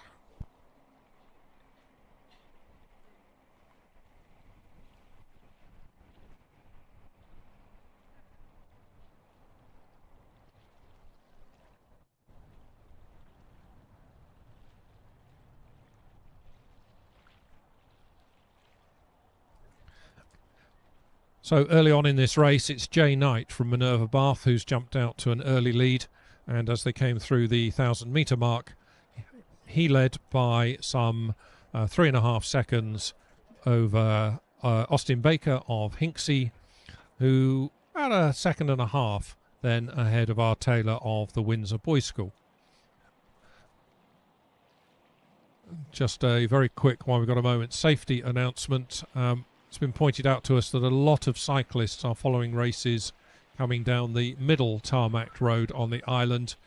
Please, if you can hear this, coaches and supporters, if you follow the race, you must be on the lower tarmac path, one closest to the lake, here on the island on the finish tower side. So there's no cycling on the public side, but you're very welcome to come and cycle alongside the race here on the finish tower side.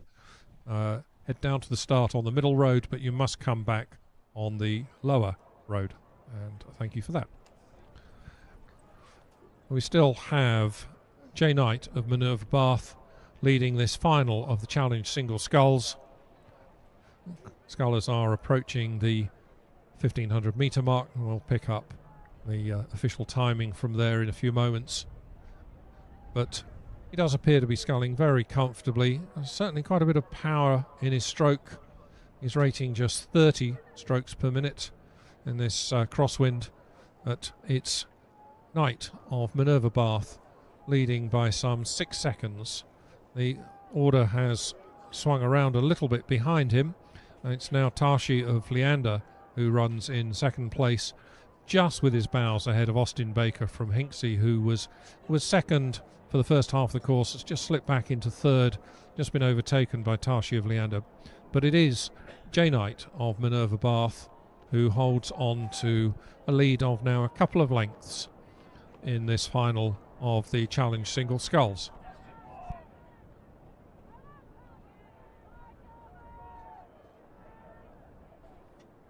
Official times from 1500 metres show a total of 9.5 seconds, covering all 6 boats in this final.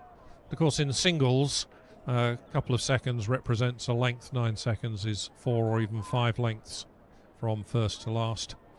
Inside the final 250 metres, it's still J Knight of Minerva Bath. He's led all the way, holding on to best part of a 3-length lead over Tashi of Leander and Austin Baker of Hinksey. As Caroline was saying earlier, the lane order here in these finals is determined by the times that these scullers put up in their heats, so it's no surprise to see lane 3, Knight of Minerva Bath. He was the fastest qualifier for this final, and he now crosses the finish line some 3 lengths or so ahead of a really good tight battle for second, third and fourth between Tashi of Leander, Austin Baker of Hinksey and Taylor of Windsor Boys. Wilkinson of Greenbank Falmouth coming across the line in 5th place, and Wilkinson of Scullers in 6th.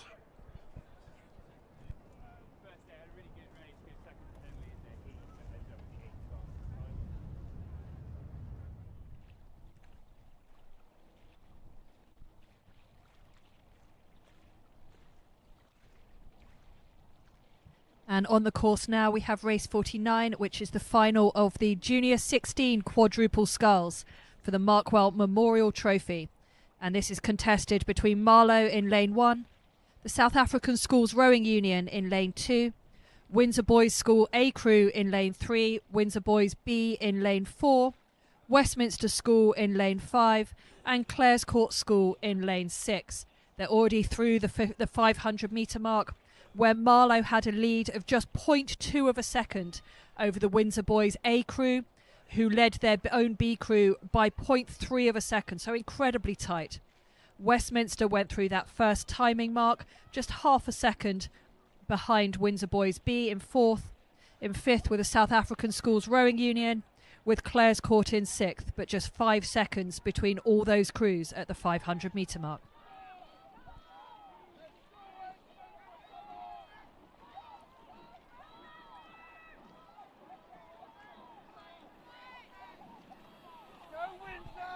And as the crews pass the 1,000 metre mark, it looks like Windsor Boys have got their nose ahead, and I think that was Windsor Boys School A. Indeed it was, as the times come up on our screen, leading Marlow by just over 2 seconds. Marlow hanging on to their second position, half a second ahead of Windsor Boys B, with South African Schools Rowing Union now into 4th position, Westminster in 5th and Clares Court in 6th. And these crews are going to be testing their mettle here today, likely to be heading on to the National Schools Regatta towards the end of the month up in Nottingham. Really wanting to know where they stand in this speed order, what work they have to put in the next 3 weeks. Coming out for their first big multi-lane side-by-side regatta test of the year. And it looks like Windsor Boys under 16s taking this on in force, hoping to go home with the Markwell Memorial Trophy.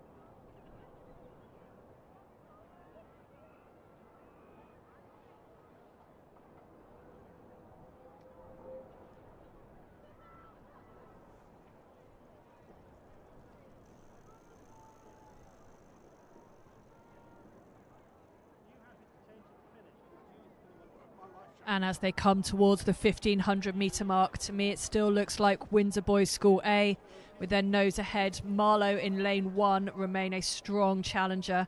And we have some times just coming up on the screen. Windsor Boys A indeed are still maintaining their lead, but we now have Windsor Boys B taking that second place, some 2.5 seconds behind their A crew. Marlow having slipped back to third by just over a second. South African Schools Rowing Union maintaining their 4th place. Westminster in 5th. Clares Court continue in 6th. But this is a dominant performance from Windsor Boys School A crew, who've been looking absolutely solid, really powerful through the water. That blade work's been very precise as soon as they've come into sight. Really looking to lever that boat past their blades once they go in the water. Looks like there's absolute focus in that boat, really moving it well past their blades, and they continue to keep ahead.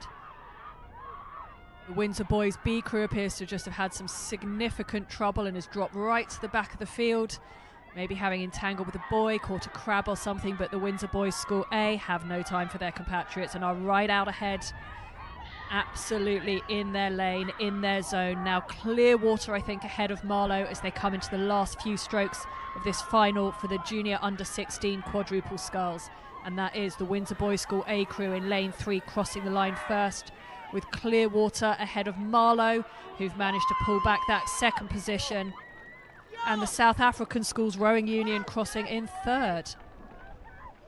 Westminster in 4th. Clares Court are going to come to the line in 5th. We're not quite sure what happened to the Windsor Boys School B. There's now only 2 of them rowing, but that was a big surprise, having them gone through the 1500 metres in 2nd place to suffer equipment failure or something like that. The Windsor Boys School B quad do complete the course to round out the junior under 16 quadruple sculls final for the Markwell Memorial Trophy, to be taken home by the Windsor Boys School A.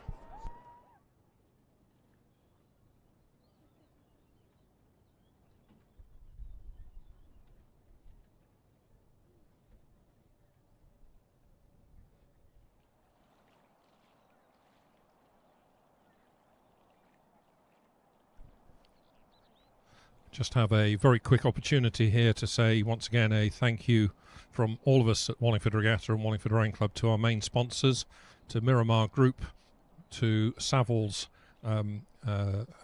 estate agents, and to Slade Legal. Miramar, an independent business-to-business marketing agency. Savills, a huge international property-related services company. I didn't realise that they were operating in something approaching 70 countries and some 40,000 staff.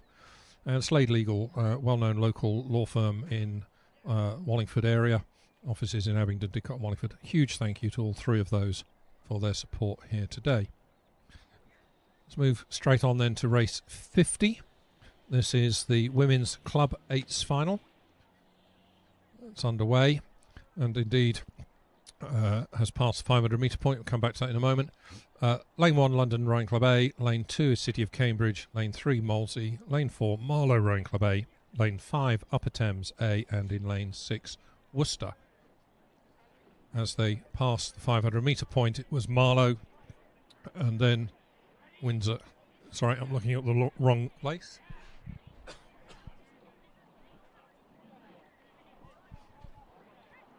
My apologies. Crews coming towards the 1,000 metre point. I think that we can see in their usual dark coloured kit that has to be Molesey a long way out in front, some 3 lengths or so ahead as they come through the 1,000 metre point. Then a really tight flotilla of boats crossing behind them. So Molesey through 1,000 metres in 3 minutes 23, some 10 seconds ahead of City of Cambridge, Upper Thames and Marlow, who were separated by just about 1 second, those 3 crews.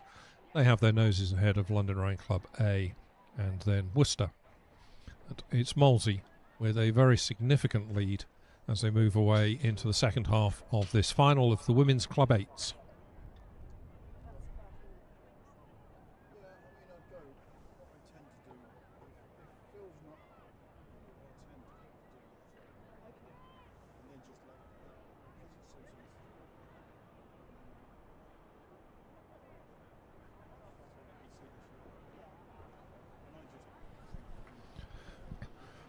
Molesey at 34.5 strokes on my rating watch. Pushing along some 2 lengths ahead of the rest of the field. Coming towards the 1750 metre mark. Those of you at home watching our online coverage now picking up our drone footage, and we can see Molesey in the middle of the course in lane 3, just steaming away from the rest of the field. Molesey now leading by, I would say that's at least 3 lengths, maybe even nudging 4 lengths. Molesey just steaming away, as I say, every single stroke, just opening up the gap on the rest of the field. Really, really wanting to win this in style, demonstrate to everybody else their ability. There's no easing up. We don't know off the top of my head whether Molesey are taking part in another event later on in the day. And if they are, they're certainly not holding anything back in reserve for that. Just continuing to push away. Looks to me that it's Upper Thames who are in second place with their bows in front of City of Cambridge. Those 2 boats not quite a length now clear of the other crews in this, London and Worcester and Marlow.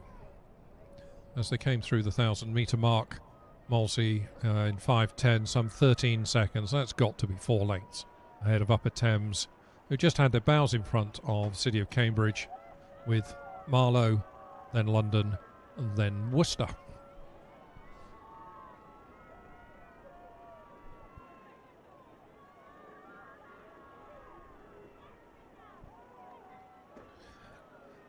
Molesey maybe just easing off a little on their rating. They don't have any reason to sprint in really this final bit. They're in the zone marked by the Red Boys, rating 35. This is for the Charter Challenge Bowl, the final of Women's Club 8s.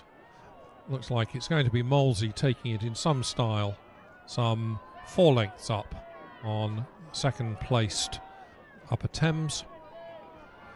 Molesey with about 3 strokes to go to the finish line, 4 strokes perhaps, just as the wind eases off just a little bit as they come to the line. So it's Molesey to take the win in the Women's Club 8s.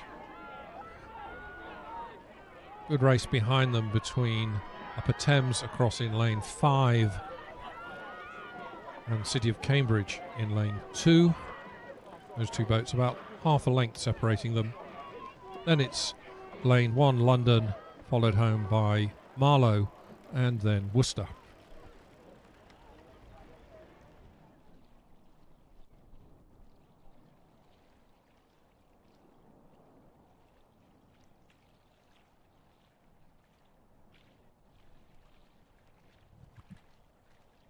And we are now on to race 51, which is the final of the Women's Challenge Double Sculls for the Winterbrook Challenge Cup.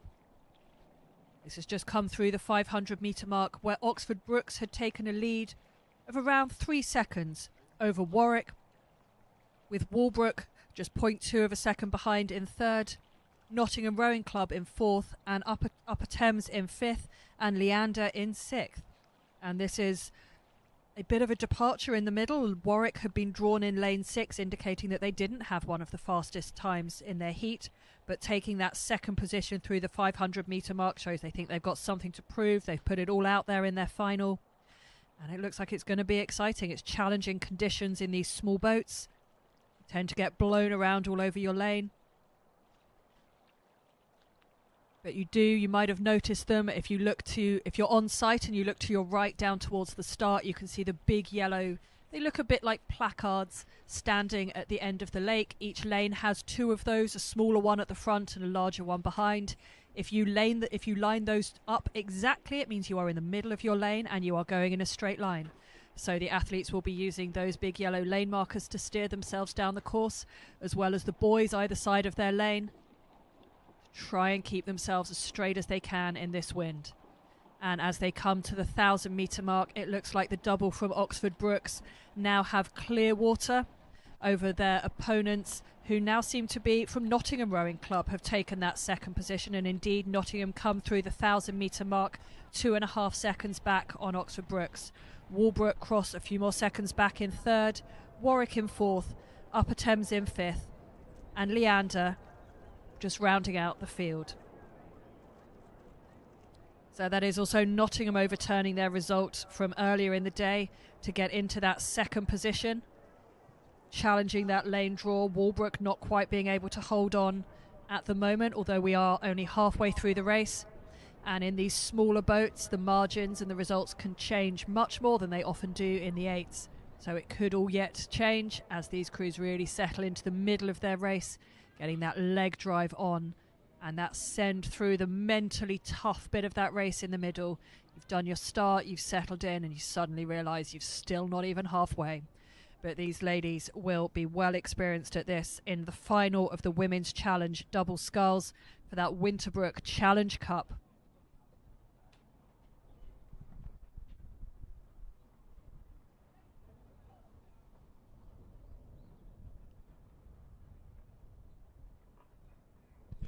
And those of you who are watching on YouTube at home, we now have on the screen drone footage of the next race, so don't worry about that. That is the final of the Women's Junior School quadruple sculls, which we will come back to in a little bit, but we will attempt to stay on the audio at least with the race that is nearest the finish, which is the final of the Women's Challenge double sculls, and it still looks like Oxford Brookes have the lead from lane 3, and Nottingham over in lane 5 are hanging on to that second position.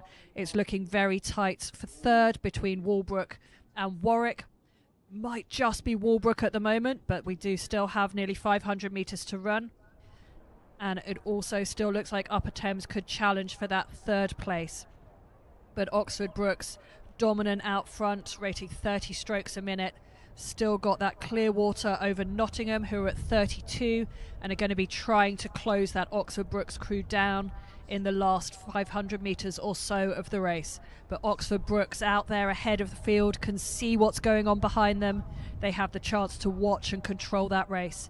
And as we get the times from the 1500 metre point, Oxford Brookes have a 3.5 second lead over Nottingham, who themselves had a considerable lead over Walbrook. Indeed, Walbrook and Warwick are the ones who are going to be battling out with just over a second between third and fourth, with Upper Thames and Leander in 5th and 6th respectively. And Oxford Brookes now coming into the red boys, signifying the last 250 metres of the race. Still just keeping about a length ahead of Nottingham, challenging them from 2 lanes across. Nottingham not wanting to let that go, not wanting to let Brookes really break away, keeping that little bit of overlap at the boats, psychologically very important to keep contact. And Oxford Brookes and Nottingham well clear of the rest of the field as they come into the last the last 100 or so metres. Both Oxford Brookes and Nottingham having taken their rating up, both of them now at 34, but very much look in control. As Oxford Brookes come into their last handful of strokes in this final of the Women's Challenge double sculls to take home the Winterbrook Challenge Cup. That is Oxford Brookes in lane 3 crossing the line first. Nottingham in lane 5 coming across in second. So Walbrook in lane 4 crossing in third after a battle down so much of the course. And Upper Thames in 2 have taken that 4th spot. Warwick falling back to 5th, and Leander concluding this final of the Women's Challenge doubles.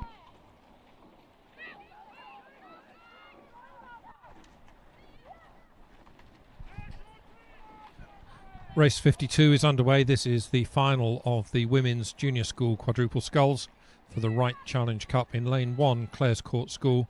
Lane 2, Stratford upon Avon Boat Club. Lane 3, Marlow Rowing Club. Lane 4, Shrewsbury School. Lane 5 is Tideway Scullers School. And Lane 6, the Grange School, Hertford. As they came through the 1,000 metre point, it's the double from Tideway Scullers who lead, but only by about a half a second from Marlow. Those 2 boats are length clear of the Clares Court School crew in 3rd place. Shrewsbury were 4th, the Grange School Hertford 5th, and Stratford upon Avon in 6th.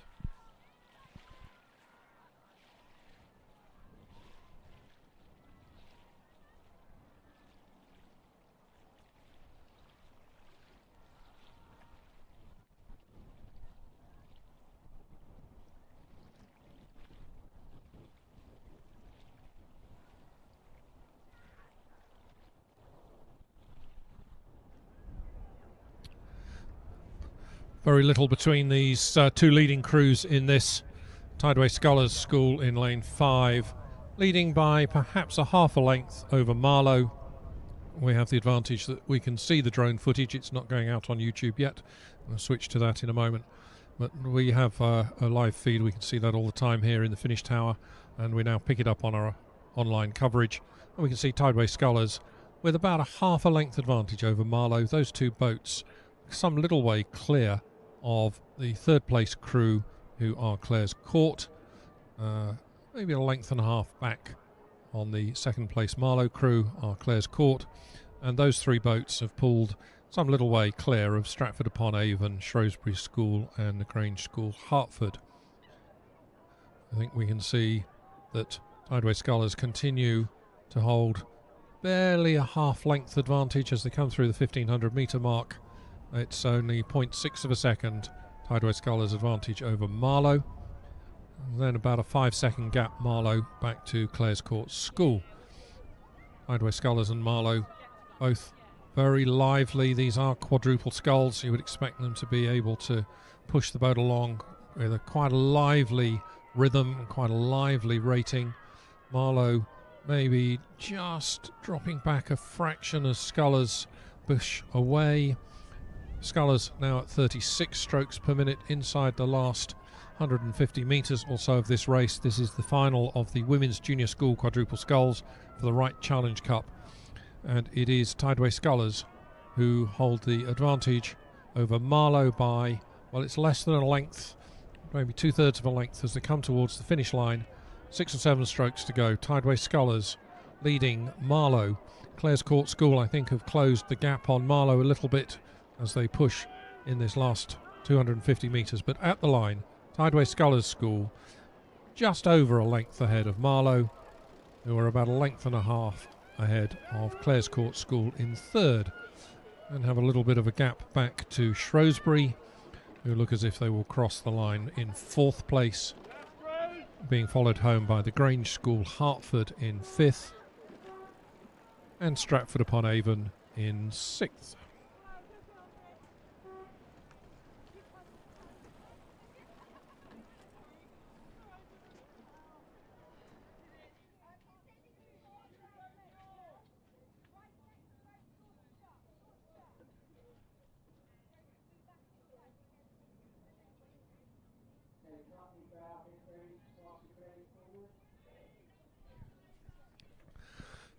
Whilst we just wait for the crews in the next race to get straight, and we're looking at some overhead drone footage from the start, and one of the crews, they're all attached to the state boats, but one of them is pointing across at about a 45-degree angle, so just wait for them to get straight.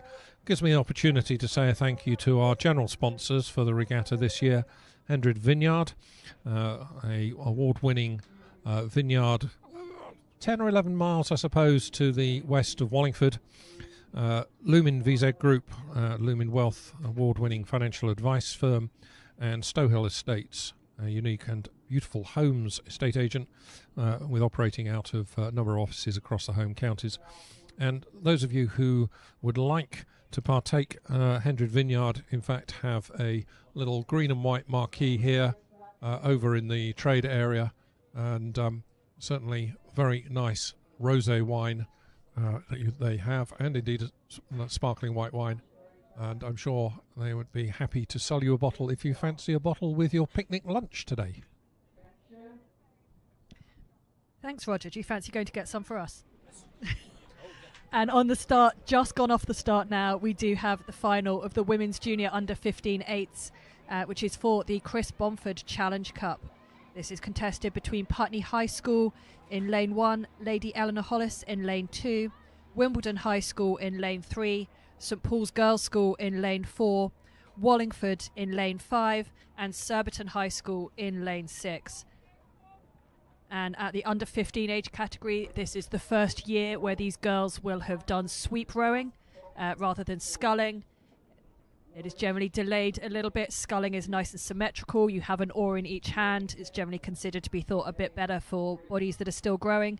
But by the time the girls are in the under 15 age category, they are considered strong enough to learn to row just one oar on one side.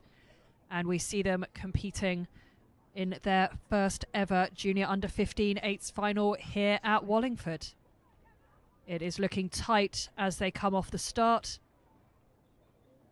Some of them having a little bit of a challenge against the wind, making sure they choose their line. It's actually a little bit harder for the coxes to steer straight rather than compared to the coxless boats who look backwards and have those lovely yellow markers. The coxes can only look forward and steer off the buoys in their lane.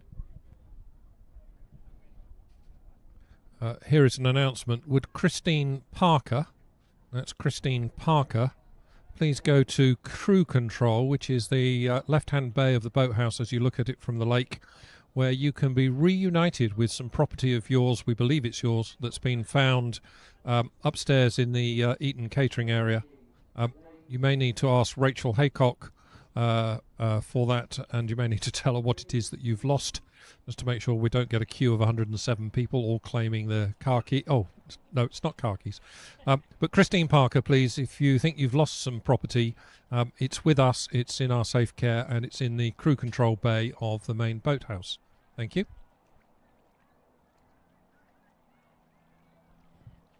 And that final of the women's junior under 15 eights is now through the 500 metre mark, so we can bring you the first times on that course. And at that point it shows that LEH were leading by 0.3 of a second over Wimbledon High School, just a couple of seconds ahead of St Paul's Girls in third, with Surbiton in fourth, Putney High in fifth and Wallingford in sixth.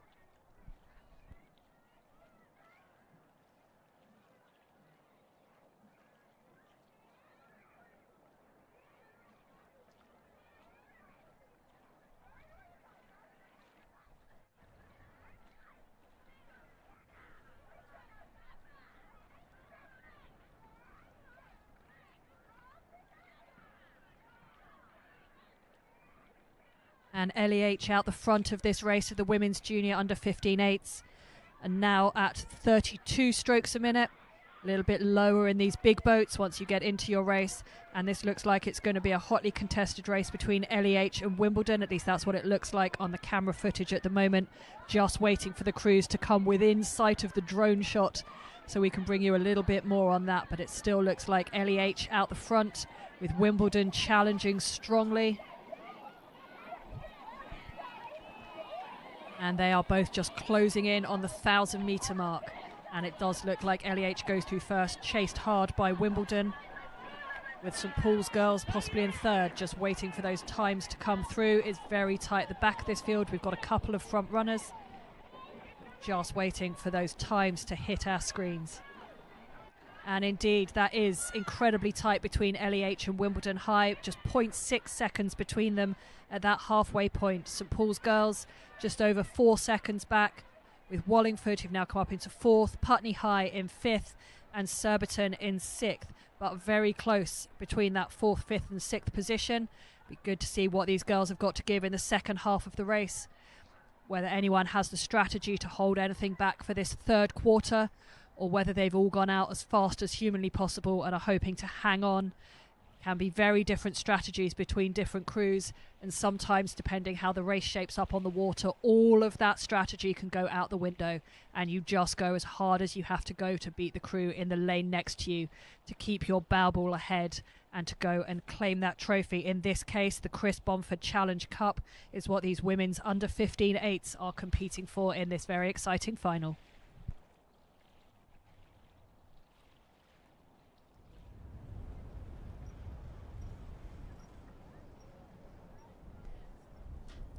And as that drone footage is now on your feeds on the YouTube, and we can see it on our screens as well, indeed it does look like LEH in lane 2, who just have the slimmest of leads over Wimbledon High in lane 3. And this is very, very tight at the front. It does look like St Paul's holding that fourth position. Wallingford in... Oh, no, sorry, St Paul's in third, Wallingford in fourth. I reckon that's Surbiton in fifth, with Putney High in lane 1 dropped back into sixth.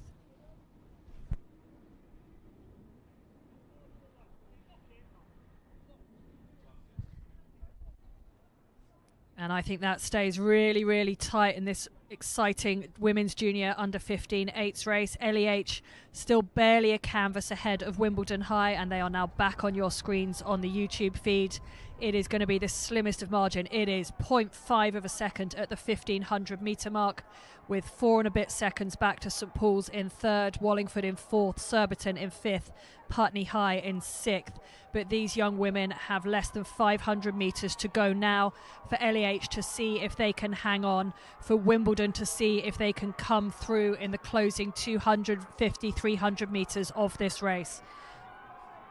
LEH now 34 strokes a minute. Wimbledon High have taken their rating up to 35. Wimbledon High flirting with the buoy line just a little bit, having to steer to keep their boat off, and as they steer it slows them down a little bit, and it looks like LEH, with that arrow straight line down the middle of their lane, have managed to get their bows just a canvas ahead again. But Wimbledon High not giving up on this race. They're both into the red buoys now and have clear water over St Paul's girls in third. LEH look to just still have a canvas ahead. Wimbledon High having had to do a little bit of steering to stay in the middle of their lane. Wimbledon High having an absolute crack at it, taking their rate up again, looking incredibly tidy.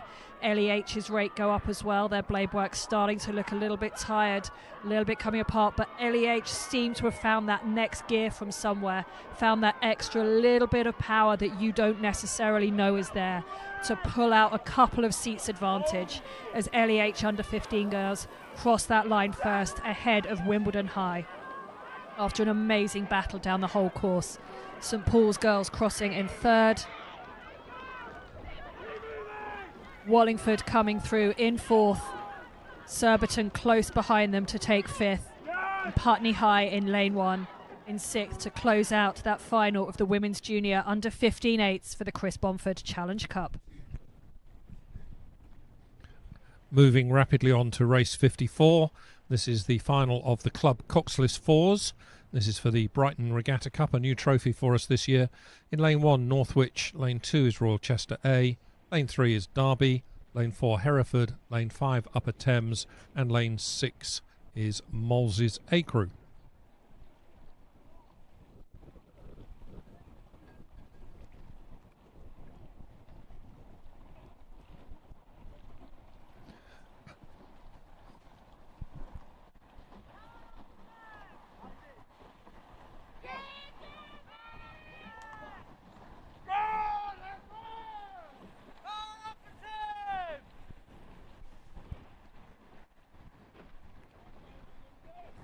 So as these crews in the Club Coxless Fours final past the 1,000 metre mark, it's Royal Chester A who lead by just 0.2 of a second from Derby, so 0.2 of a second is probably half a canvas.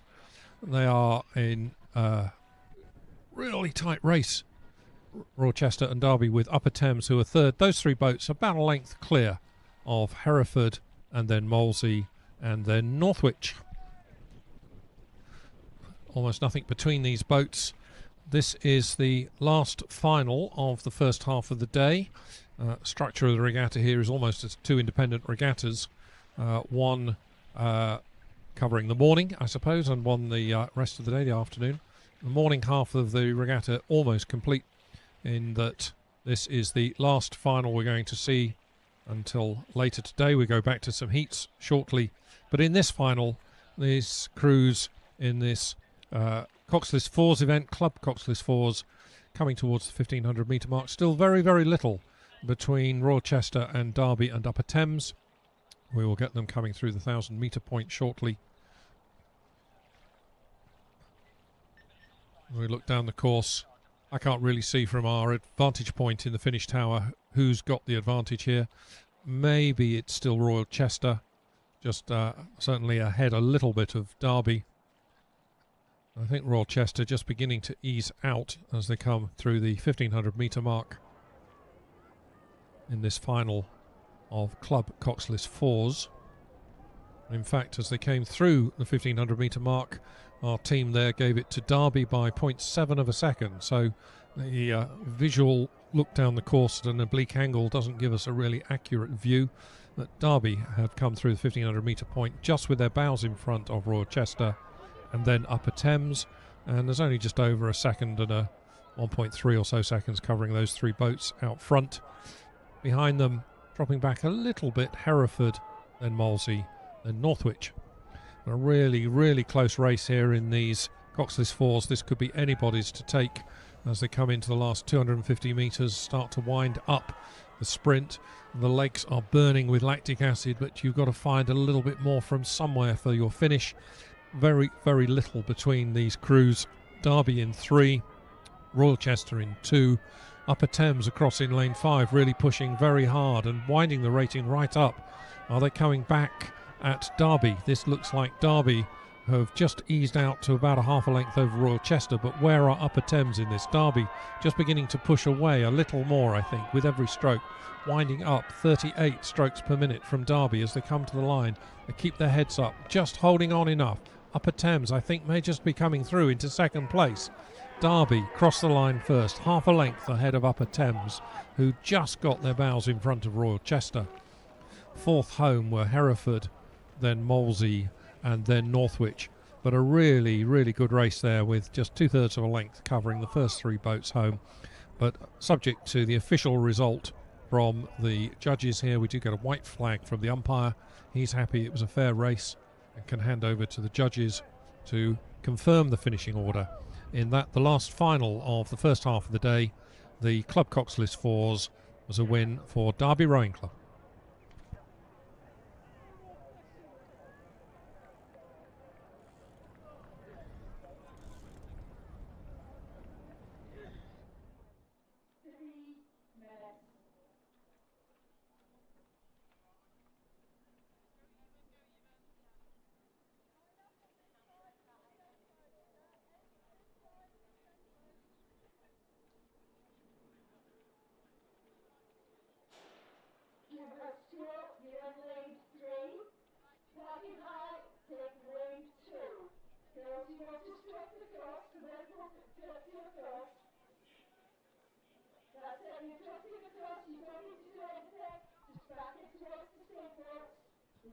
And just getting on to the start now is Heat A of the Women's Junior and School Coxed Fours, who will be competing for the Chamber of Trade Cup.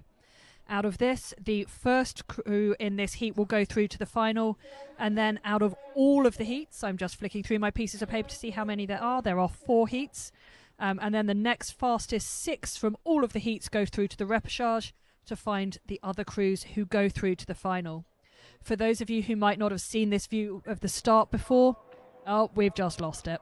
It's a lovely view of the start, so you can understand how the crews have to turn in front of the start pontoons and then back themselves down to make sure they get attached. Everyone has a little pontoon of their own, and a volunteer will be lying on the front of that to catch their boat as they reverse themselves onto it. There we go. It's the view of the start again. And in a crosswind like this, it can be a little bit tricky to try and get your stern of your boat, the back of your boat, really precisely onto where it has to be held by your volunteer. You can also see these sliding pontoons that move in and out, and that is because the start line is always measured here by the bows of the boat, but boats are different lengths. So to have the same start line, these pontoons, you can see like fingers sticking out into the lake, move backwards and forwards, so that if you have an 8, you'd pull them all the way towards the camera. So the bow balls of the 8 line up on the start line, and if you have singles, you'll push them all the way out. So those very cleverly move in and out. There's a very complicated radio network of people telling them to move in and out to make sure there is a really precise alignment across the lake. And as we wait for that race to get aligned, we've just got some pictures coming of earlier races this morning.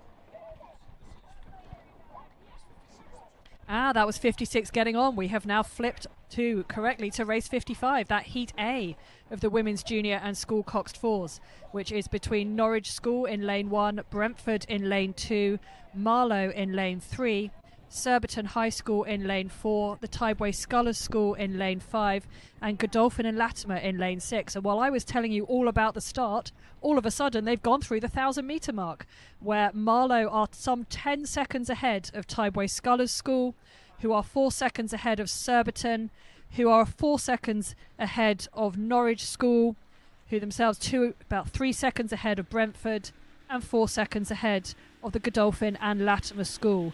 And as a reminder, everyone is vying to be the fastest crew in this heat to guarantee their progression straight into the final.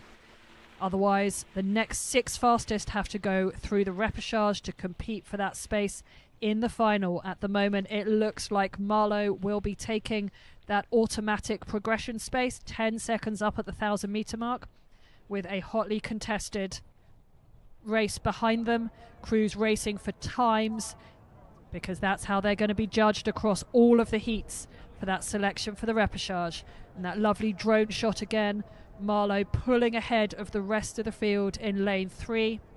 Looks like Tideway Sculls School maintaining that second position over in lane 5, with Surbiton trying to hunt them down from lane 4.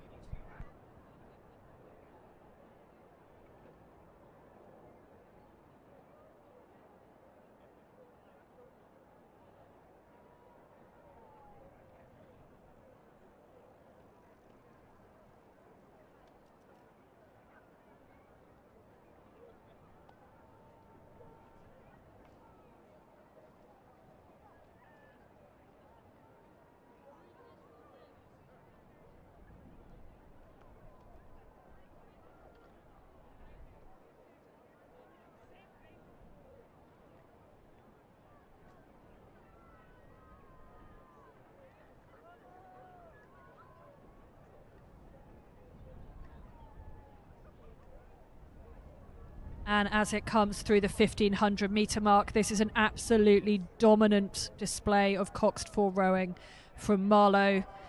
Remembering these competitors, this is junior school coxed 4s. These are all under 18s.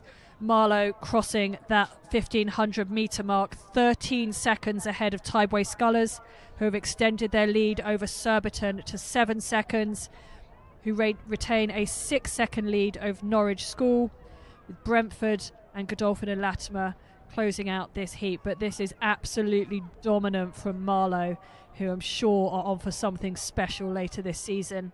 It'll be interesting to see their build towards national schools and the larger events later this season. This is an absolutely glorious display in this first heat, the women's and junior school coxed 4s from Marlow Rowing Club, coming into the last 100 metres or so. Well ahead, rating 34, absolutely in control of this heat, booking their slot in the final later this afternoon. And that is Marlow crossing the line, well ahead of this field, a good 4 lengths ahead of Tideway Sculls, who look like they are going to come through second, hoping for one of those spots in the repechage to be one of the 6 fastest from all of these heats to go through and compete again for a slot in the final. Surbiton coming through in third, also racing for that repechage time. And they're going to be followed home by Norwich over in lane 1, Brentford in lane 2. Those of you who might not be familiar with Brentford, it is a rename of the previous Team Keen Rowing Club. There's Godolphin and Latimer crossing in 6th to finish this heat of the women's and junior school coxed 4s.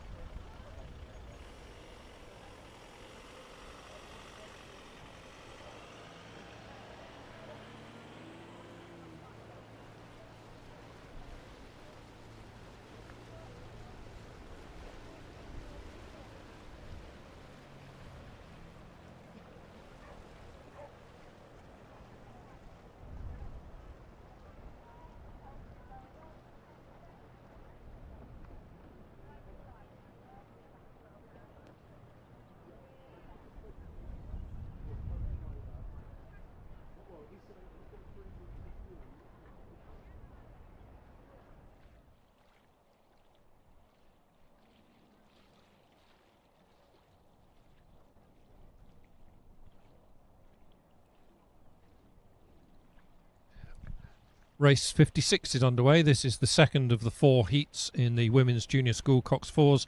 In lane 1, Putney High School's B crew. Lane 2 is Kew House School. Lane 3, Headington School. Lane 4, Wimbledon High School. Lane 5, Surbiton High School. And in lane 6, Shrewsbury School.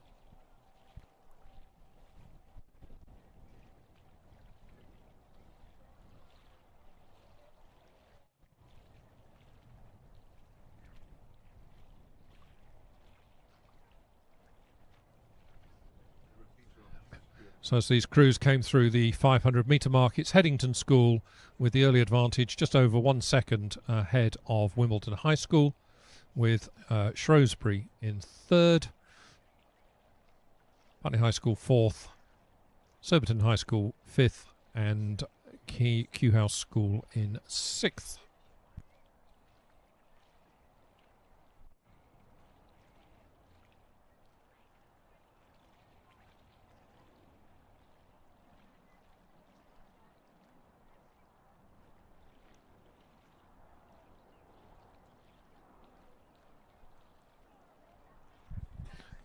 Headington School in the middle of the course, continuing to pull away, coming towards the 1,000 metre point, now with Clearwater over, I think that must be Wimbledon High School in second place.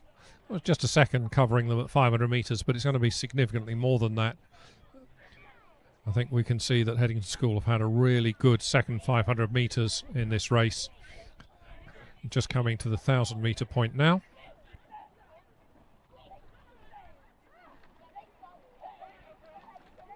So Headington School come through the 1,000 metre point with a lead of about 2 lengths over Wimbledon High School. We can see Headington's time has come up on screen from our friends in the timing hut, and they're some 6 seconds ahead of the Wimbledon High School, with Shrewsbury in third place, another length and a half or so behind Wimbledon.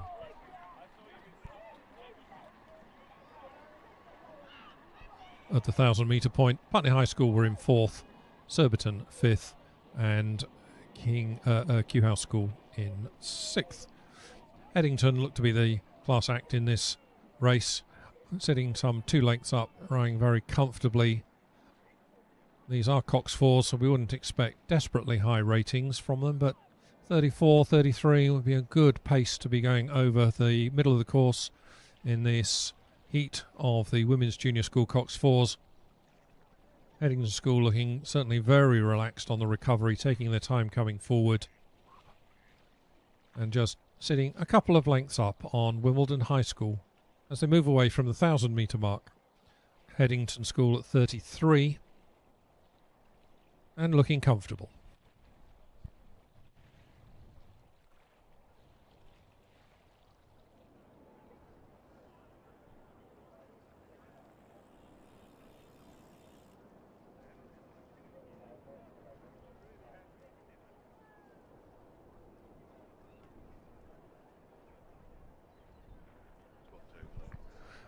So those of you with the benefit of watching from home on our YouTube channel now picking up the overhead drone footage, and we can see that Headington School now leading by some 3 lengths or so. It does look very relaxed in that Headington boat. I'm sure the girls are not feeling that, but certainly from the outside it looks very relaxed, because Headington have been able to reduce their rate of striking from 33 about a minute and a half ago to just 30 strokes per minute now, and that's always a sign that they feel they've got this completely in control. Very relaxed, no need to do more than they need to do in this heat. Remember, the winner goes straight through to the final, and it's the next 6 fastest crews across these 4 heats who will go through to a repechage. The repechage is at 5 o'clock this evening, final at 7 o'clock. So these Headington schoolgirls will have a good long period of rest between now and the final, which they seem to be heading for very comfortably, still rating just 30. Behind them, Wimbledon High School at 33, not really making any impression at all as they came through the 1,500 metre point. Headington leading by some 8.5 seconds, and that's got to be 3 lengths in anybody's money over the Wimbledon High School, with Shrewsbury third, Putney High School fourth, Kew House School now have moved up into fifth, and Surbiton High School just dropping back a little. Almost nothing between Kew House School and Surbiton. But it is Headington coming towards the final 200 metres of this race, completely in control of this second heat of the Women's Junior School coxed fours for the Chamber of Trade Cup. They're just sitting there, just looking back at the crew from Wimbledon High School, just making sure that Wimbledon just don't close at all. Headington at 32, Wimbledon gamely pushing on at 34, trying to close the gap, but making no impression at all. as they come in with 3 or 4 strokes to go.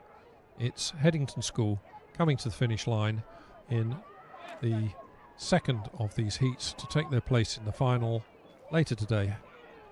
Headington School crossing first, Wimbledon High School coming in second. Remember, the next fastest 6 crews will go through to the repechage, so Wimbledon High School will be looking to take a place in that if they have been quick enough. Coming home in 3rd place, we have Shrewsbury.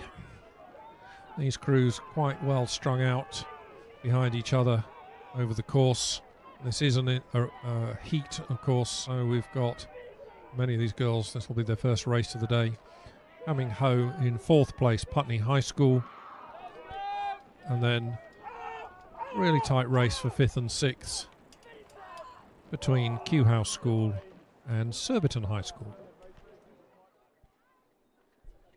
I'm not the judge, but that looked to me that Surbiton maybe just got it on the line ahead of Kew House School for 5th and 6th.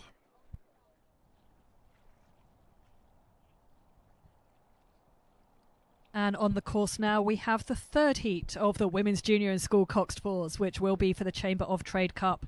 This 3rd heat is between Norwich School's B crew in lane 1, Bedford Girls' School in lane 2, Shiplake College in lane 3, Marlowe's B crew in lane 4, Putney High School A in lane 5, and St George's College in lane 6.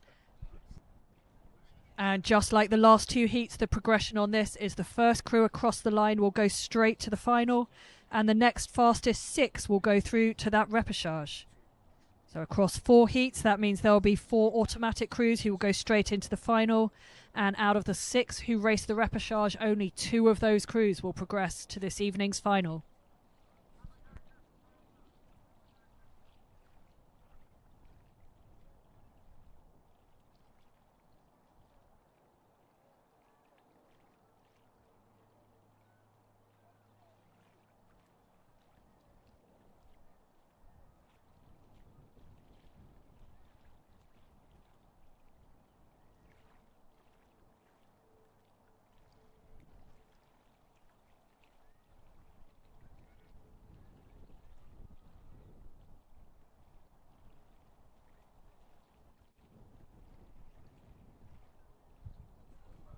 And just looking at the pictures on the screen, we spotted there were only 5 crews, and indeed Shiplake College, who were due to have started in lane 3, have not arrived for this lane. They have scratched their crew, which means this is between 5 crews for that first to final and into the repechage. And through that first 500 metre point, we have Putney High's A crew crossing first, with Marlowe about 3 seconds behind them. St George's College less than a second back on Marlowe. Bedford Girls 3 seconds behind, and Norwich School just over a second back on them. So Putney High lead through that first 500 metre point. Marlowe chasing hard, St George's, Bedford and Norwich.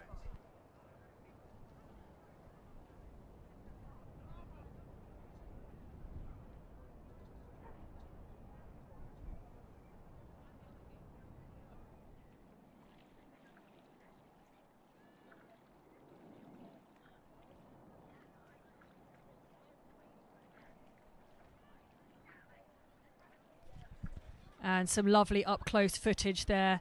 As we've said before, the ratings in a coxless 4 will be that little bit lower, and that is the case here. This is just over 30 strokes a minute for most of these crews. You can see Putney High really leaning back into it in the wind, maintaining their lead over Marlowe through that middle section of the course. And it looks like Putney High now have clear water perhaps over Marlowe. But we also have St George's College in lane 6, who look to be pushing hard through that 1,000 metre point. We will eagerly await for those times to come through. We do have Putney High still in the lead. St George's College have just overhauled Marlowe by less than a second to take that second place through the middle point of this race. Bedford Girls in that 4th position. Just waiting on that time for Norwich School. There we go. It's still pretty close, 18 seconds between all of these crews. It is a tough race in wind like this in a coxed 4, particularly for these junior athletes. Putney High controlled, thinking about power, making sure they get the most out of every single stroke every time they put their blades in the water together. And with that 3 seconds, that is about a length on St George's College at that halfway point. Putney High will be trying to extend that like we've seen in the previous heats, to really lock in that position, guarantee their spot in the final. They're going to want to break away and have that clear water. And St George's are going to be doing everything they can to take it away. And this is looking pretty tight on those pictures. I think Putney High still got it at the moment, but we're going to have to wait and see what comes up for the 1500 metre mark.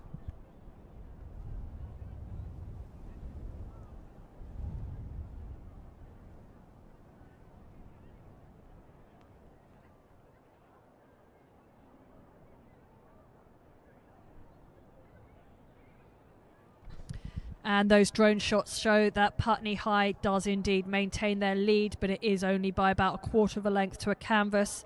St George's College in lane 6, continuing to push really hard. Every crew is going to want that guaranteed spot straight into the final. Putney High still that canvas ahead, just holding on to it for now.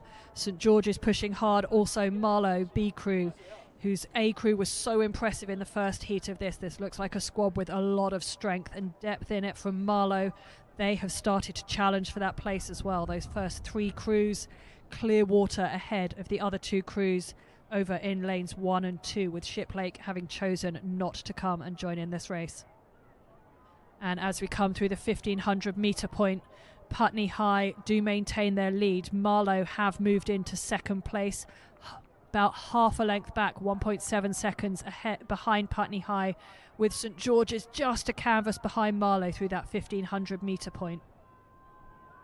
And it is very much a race of 2 parts, with those first 3 crews duking it out for that guaranteed spot in the final to the fastest crew, and then the next 6 fastest crews across all 4 heats into that repechage. And unfortunately we have Bedford Girls and Norwich School dropping out the back of this race. A good race against each other, but it looks like the race for that automatic qualification for the final is very much on between Marlow, Putney High and St George's.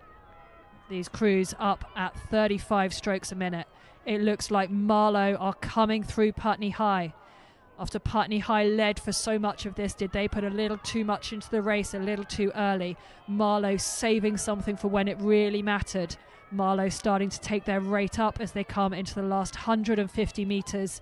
You can see that swing back together, that absolute desire to lever their boat past.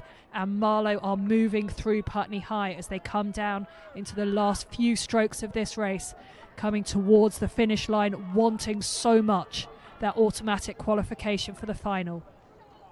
Marlow may just have taken that clear water lead as they come down through the last couple of buoys, with Marlow to cross that line first in the 3rd heat of the Women's Junior School Coxed Fours. Putney High in 2nd place, St George's in 3rd. Both of those crews looking for that repechage and hoping that they will have done enough.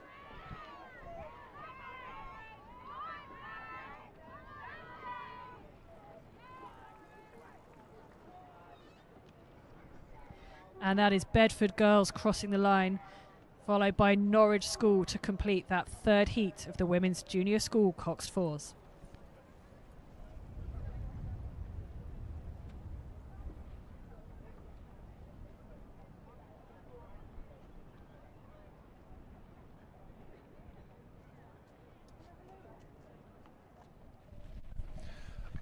And so we move on then to the 4th and final heat of these Women's Junior School Coxed Fours for the Chamber of Trade Cup.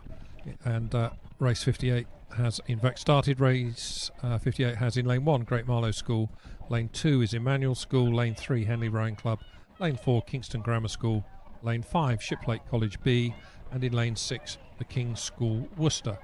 As they passed the 500 metre point, it was Kingston Grammar School with about a 1 length lead over Henley. The crews are in fact coming through the 1000 metre point already. These races coming thick and fast today. The 1000 metre point, Kingston Grammar School have extended their lead, now lead by some 2 lengths, perhaps it's even more than 2 over Henley. Kingston Grammar School at 33.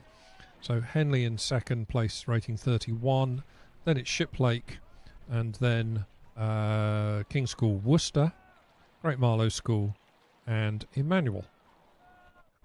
We have something like 18 seconds covering these crews as they pass the 1,000-metre point. But it is Kingston Grammar School with the advantage of a couple of lengths lead passing 1,000 metres.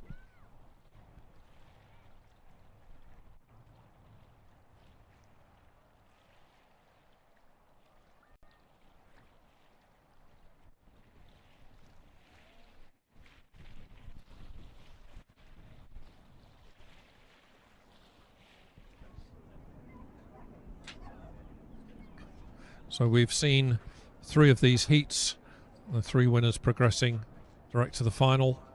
The winners of this one will join them, and then will be the next 6 fastest crews across these 4 heats who will go through to the repechage. Repechage is this evening scheduled for 5 p.m, and then the fastest 2 from that repechage will join in the final, which is at 7 p.m, one of the last races of the day.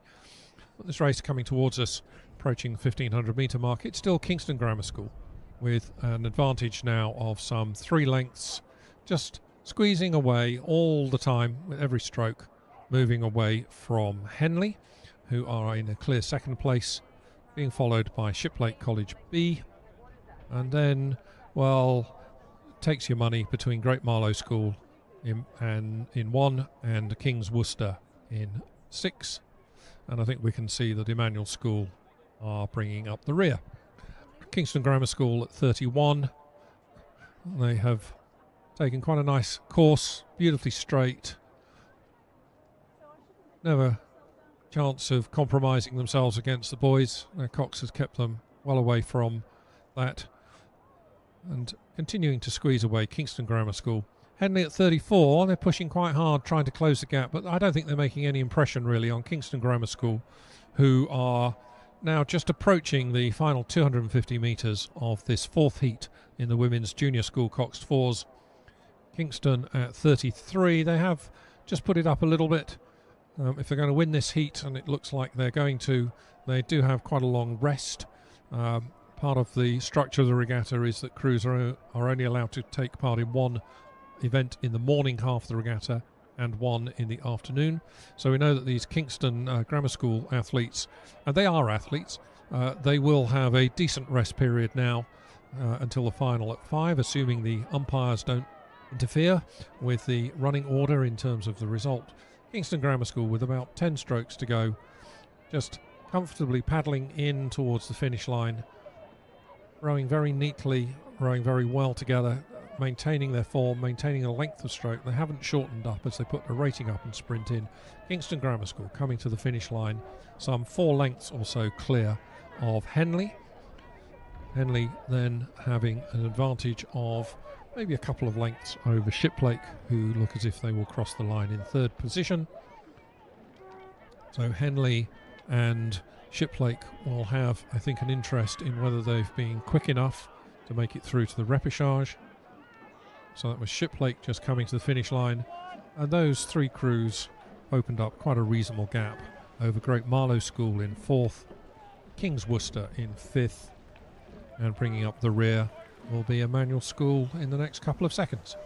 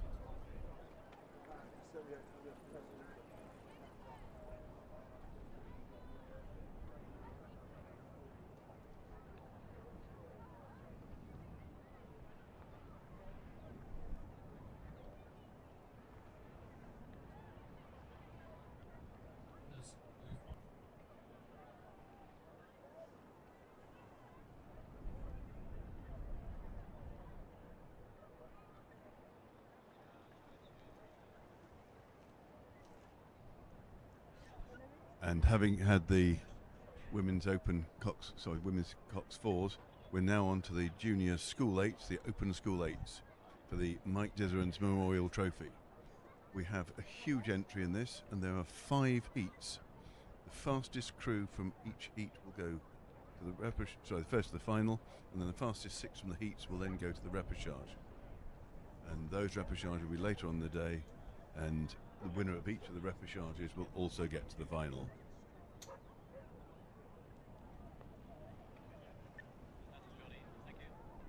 In this race, we're going to have Kew House School in lane 1, it's their A crew. Shannon from Ireland in lane 2. King's College School A crew in lane 3. Hampton School C in lane 4. Westminster School B in lane 5. And Haberdashers Monmouth School in lane 6. The crews are now getting attached to the start. And there's a strong crosswind, and with the 8s, there's always a few teething problems as they try and get attached. And in fact, you can see Westminster are being blown off their station and have missed the stake boat entirely. So this could take a little while just to sort itself out. Getting attached and staying straight is half of the battle on the start. If you really want your crew to have an advantage, you win the getting attached race, and then you sit there calmly whilst the other crews have to practice watermanship and getting onto the stake boat.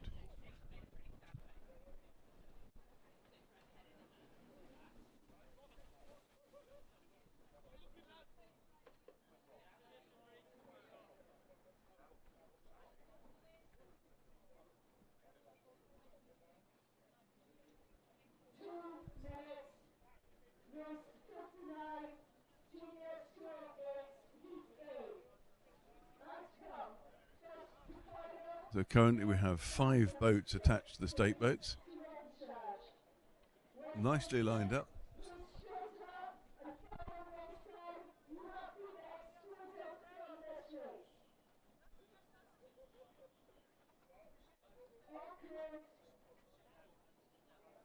Currently the Westminster School crew, if you're watching this on YouTube at home, Westminster School have gone over to lane 0 and have left lane 5 where they should be lined up and attached to the stake boat, and the race has started without them.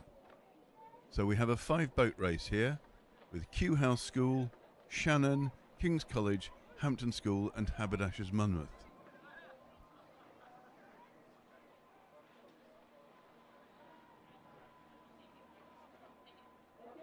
Off the start you could see all 5 crews were nice and straight, and they've taken off decent ratings from all of them, and no one really showing in the front yet, though Hampton in the middle of the course are looking quite promising, as are Shannon over in lane 2.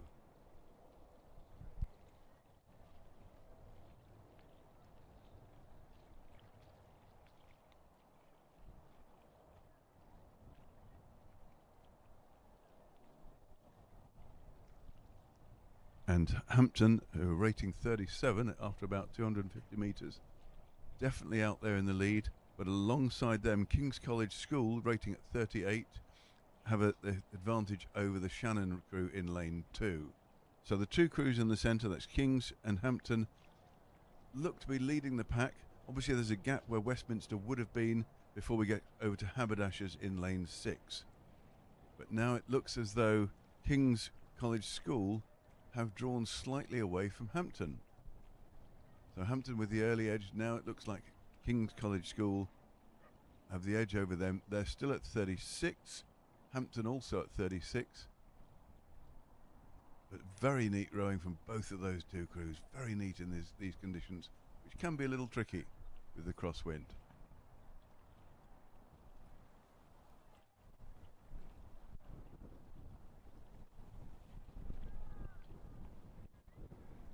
As they come down towards the 500-metre mark, in fact, the time it shows King's ahead. Haberdashers in lane 2. That's not right. Haberdasher in lane 6. The display on your screen is wrong if you're watching this. But King's definitely crossed the line of the 500-metre line first.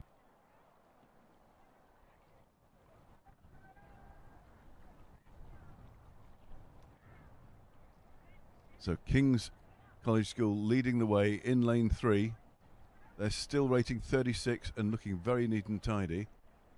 We've lost sight of Hampton, who've dropped back. This is their C crew, of course, and it's King's College A. So I think Hampton made a bit of a showing at the beginning, and then Kings have got the power and the strength.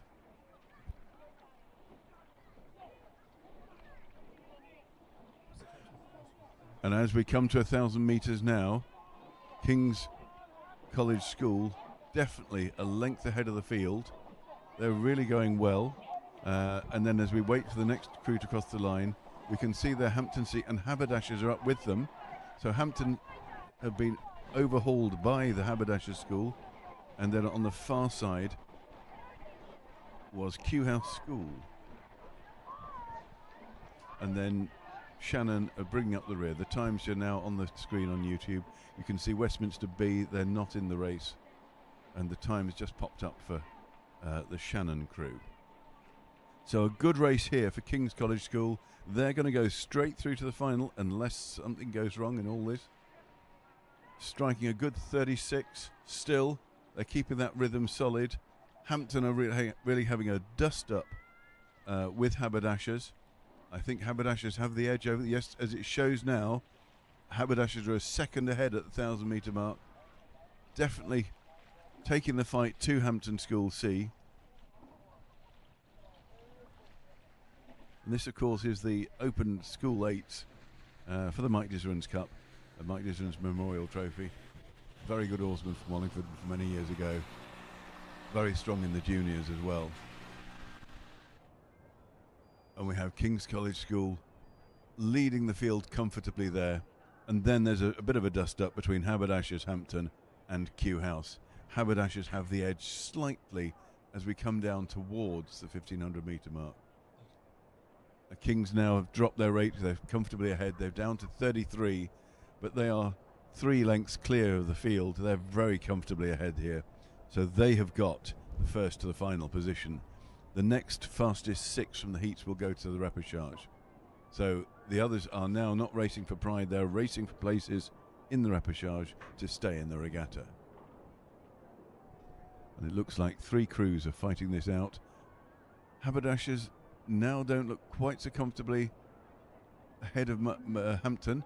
Hampton look like they've pulled back level with the Haberdashers. Hampton are in lane 4, Haberdashers in lane 6 over on the tower side. It's a very close race between those two, and on the far side we can see Q House School are still in the mix. So you've got 3 crews coming down, and Shannon are not far behind. Leading this race now, King's College School, very much in command. They've dropped their rating again. They're just at 32 with exhibition rowing as they come down. And behind them, the other 3 crews with Q House, Hampton and Haberdashers. All 3 crews now at 35. In fact, Haberdashers gone up to 36 as they try and actually get themselves into a position to be in the repechage. But it looks now like Q House have gone through. They've gone up to 37 and they've pushed through Hampton and Haberdashers. So as they come down towards the finish, that's Kings just finishing, crossing the line. Then it's going to be Q House in second place, and Hampton School have come back on Haberdashers. So Hampton will be third and Haberdashers fourth. And then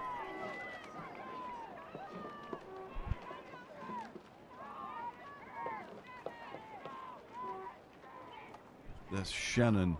They're coming in 5th place, and way back in lane 0, we can see Westminster School just paddling over the course behind their race, but they sadly did not get to start.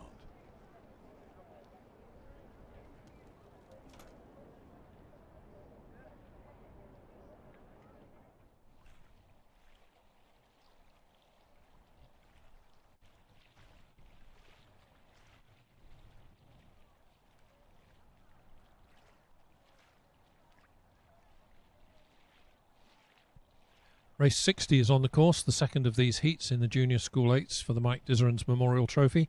As Matthew said a little earlier, this is the biggest event we have here today, a total of 30 entries, hence 5 heats of 6. This second heat contains in lane 1 Dulwich College B, Lane 2 are St Edward's School A, Lane 3 Eton College, Lane 4 Bedford School, Lane 5 Norwich School, and in Lane 6 the Tideway Scullers School. As they came through the 500 metre mark, it's Bedford School with just a very small lead over Eton, just under a second, Bedford to Eton, so about a third of a length, with St Edward's third, Norwich fourth, Dulwich fifth, and Tideway Scullers in sixth. Some 7 seconds covering those 6 boats at the early stage of this race, so they are beginning to spread out quite quickly. But out front, a really, really good race between Bedford in 4 and Eton in 3. I have to say that St Edward's School in 2, very much in the mix. Those 3 crews coming towards the 1,000 metre point, with Bedford rating 35, just with their bows in front, about a quarter of a length ahead of Eton, who are at 36. And Eton have just about a 1 length advantage over St Edward's School, who are third. Teddy's rating 34. There's then a little bit of clear water back to the crews following, which are in order Norwich in 4th, Dulwich in 5th, and Tideway Scullers in 6th. As they pass the 1,000 metre mark, still only 0.7 of a second between Bedford and Eton. Either of them could put in a really strong second half and take this race. It'll be very interesting to see what happens here. I believe this is Eton's first 8 that's taking part in this. But certainly Bedford hold the upper hand in the first half of the race, but only just.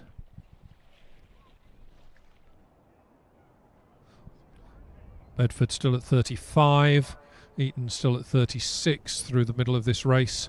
This is their race cruising pace. It won't feel like they're cruising. It doesn't. That's not the right word for it. But race pace.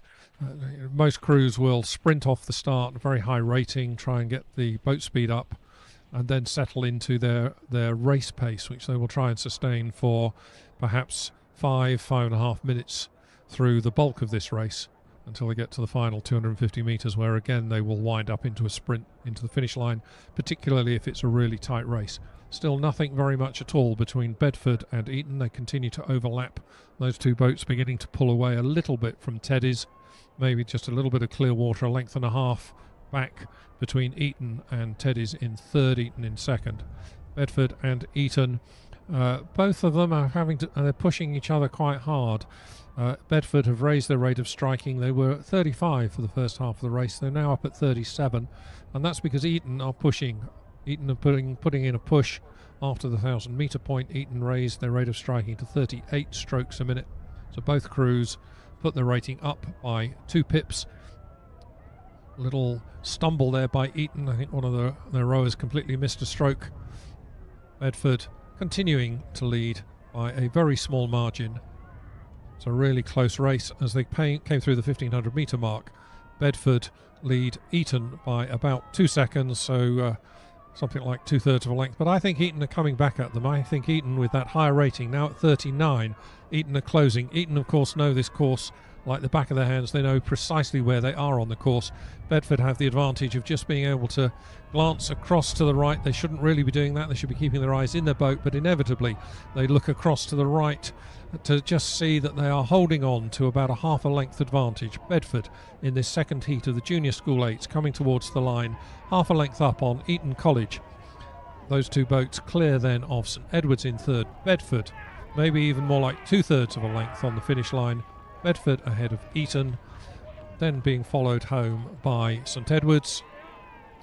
It looks like 4th home will be Norwich, then Tideway Scullers, and then Dulwich.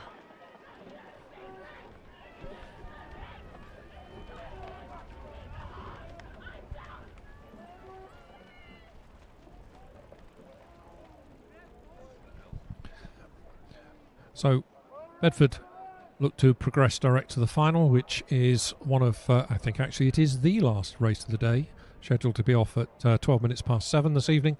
And Eton, I think with that performance, must be a very good chance of being one of the 6 next quickest crews, being just 2/3 of a length behind Bedford, to take a place in the repechage, which is due off at 5 o'clock this evening. And the next race in the Open Schools 8 is actually now on the state boats. And again, lane 5, we're struggling to get straight. However, let's run through the crews. We've got Latimer Upper in lane 1, Hampton B in lane 2, Radley A in lane 3, who are very crooked at the moment, but will straighten up shortly. St Paul's School A in lane 4, Dulwich College in lane 5 are now straight, that's their A crew, and Westminster School C in lane 6, and they are attached to the correct station and they're sitting there straight. This looks well. So this is the second of the heats for the Open Schools 8, the Mike Disrins Memorial Trophy, with Latimer, Hampton, Radley, St Paul's, Dulwich and Westminster. We're just waiting for Radley to get straight, and then I'm sure the umpire will start them immediately.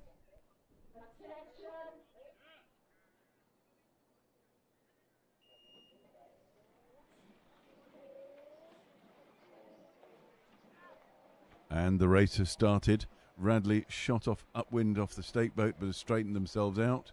And the crews are very close together in lane 5 and 6 between Dulwich and Westminster. That's close side by side as opposed to level off the start. Now they've all sorted themselves out. The little wiggles that you get off the start, sometimes boats don't go quite straight. So this should be a good race here. We know that the St Paul's crew have a bit of a pedigree, having won the school's head. And in fact, we had St Paul's, Shiplake and Eton and Hampton A. So we've got those 4 crews will be showing in these races. But as we come down now to 250, it's a very solid start here from everyone. And Radley are taking it to St Paul's at the moment. They're overrating them slightly. They're off at 37. St Paul's look to be at a 36. But Radley look to have a slight edge. And Hampton in lane 2 are also showing quite well. They've got a higher rating. So it's looking promising for a really good race as they come down the course. Radley at 36 and St Paul's are just running now alongside them, also at 36.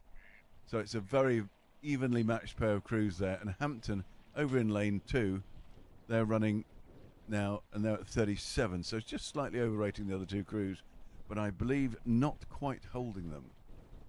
But those are the 3 form crews in this race, drawing away slightly from Dulwich,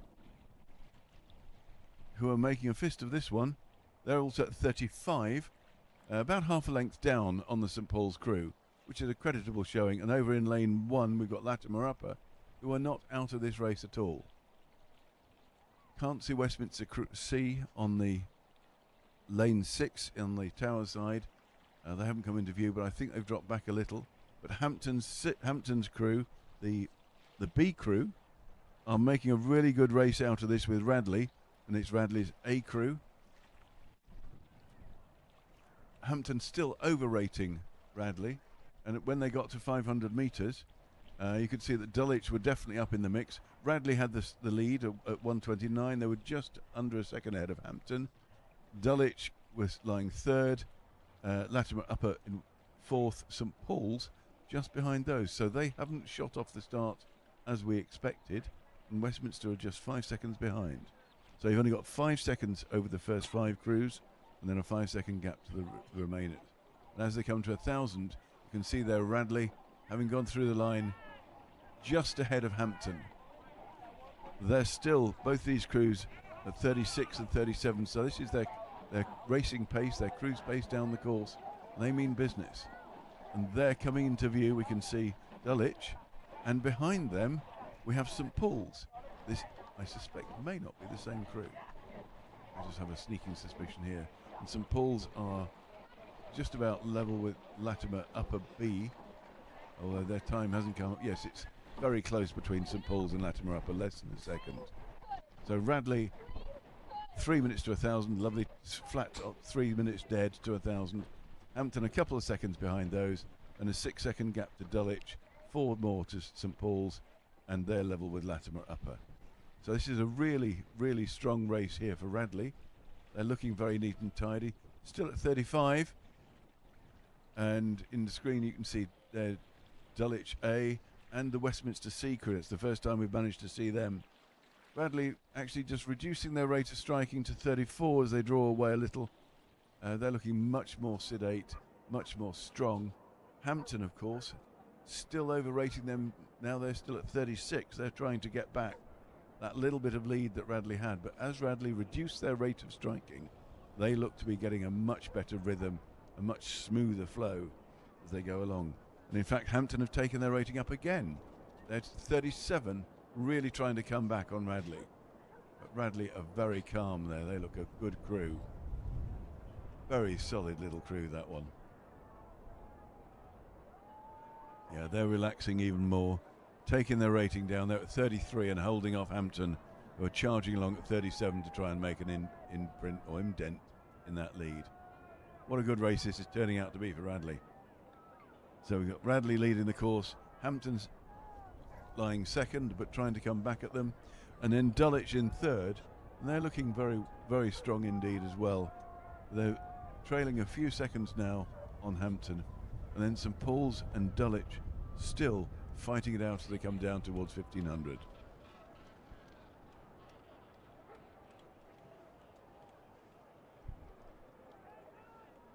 As they come down, you can see the wind on the water.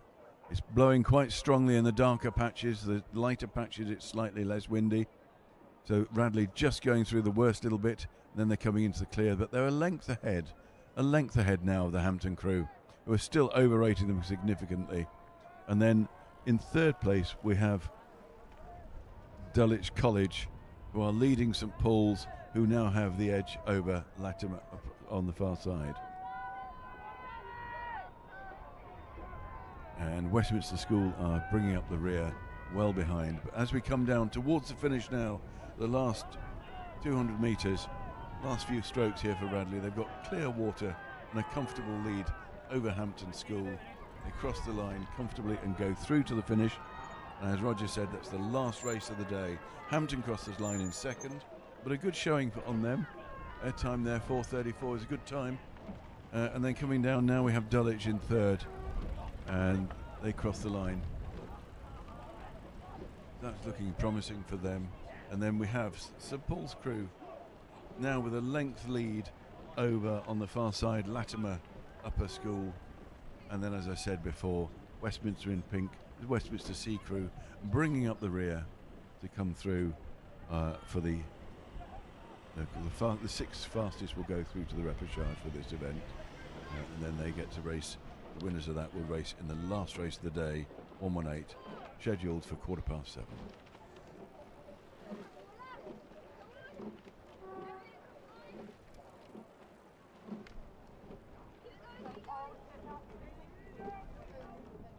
Yes, just tell Louis, and then maybe we can track mine down and come back with some more rules. Just take the right straight to hold it down, few house. That's it. Over few fox.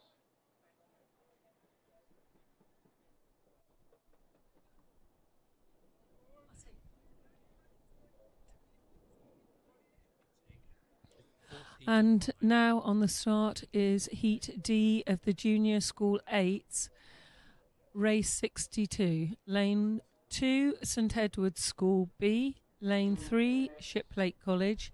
Lane 4, Westminster School. Lane 5, Hampton School A. Lane 6, Radley School B. And Lane 7, Kew House School B. They're not quite attached yet, but most of the crews are straight. As soon as they are attached, they're doing quick starts at the moment. They're not doing call-overs. And as soon as they're attached and aligned, the race will start.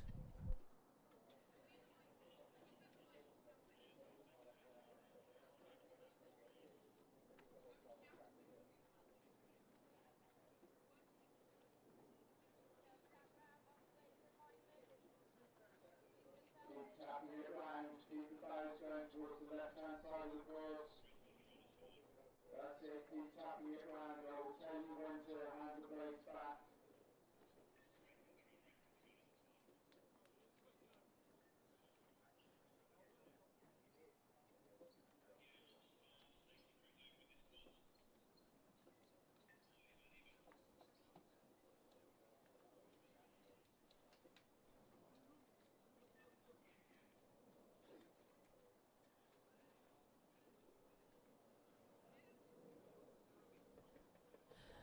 And starting soon will be race 62, the fourth heat of Junior School 8s. The progression will be the first in this heat to go to the final, and the next fastest 6 from all the heats to the repechage.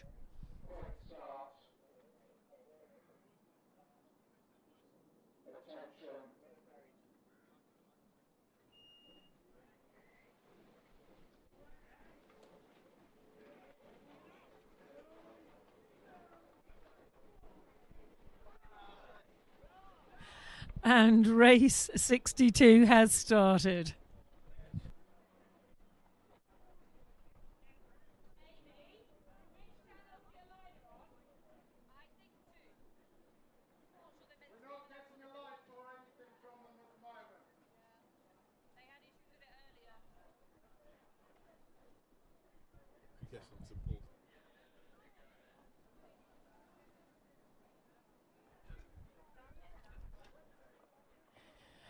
And the fourth heat of the School Junior 8s, race 62, is now coming up towards the 500 metre mark. It appears that Westminster School and Hampton School may have a bit of a lead, but Shiplake College definitely aren't letting them get away.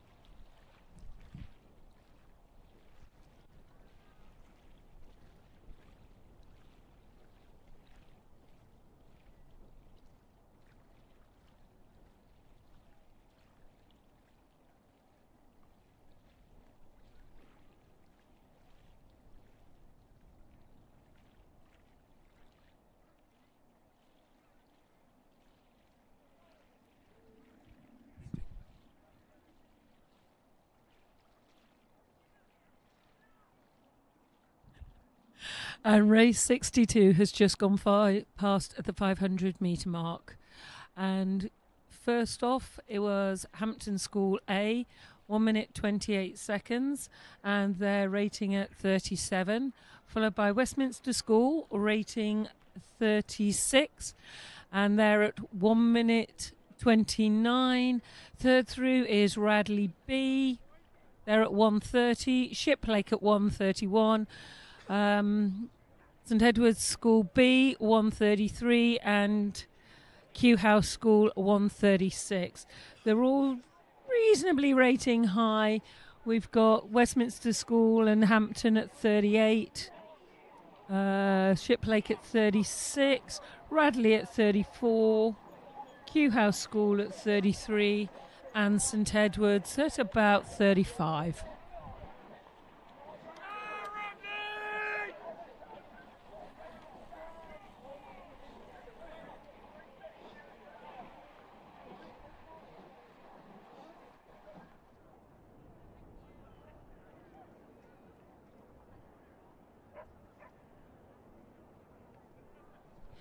And race 62, this fourth heat of the School Junior 8s, has passed the 1,000 metre.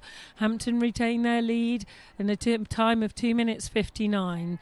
Radley has now taken second at 3:05, but only just over Westminster A. There were 3:05 as well, but much about 0.5 after that slower. Then Shiplake at 3:06, St Edward's at 3:12, and Kew High School at 3:21.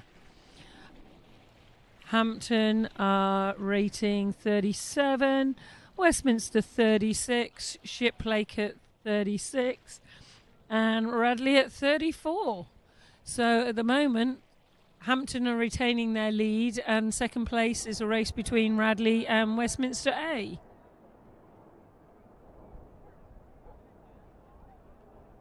And as they're coming up towards the 1500, it looks like Shiplake might also have done very well. and come up a bit closer. It looks like it's there at 35. Hampton still seem to maintain their lead. Unfortunately, I can't see Radley very easily, but it looks like Westminster may be ahead of Radley again, and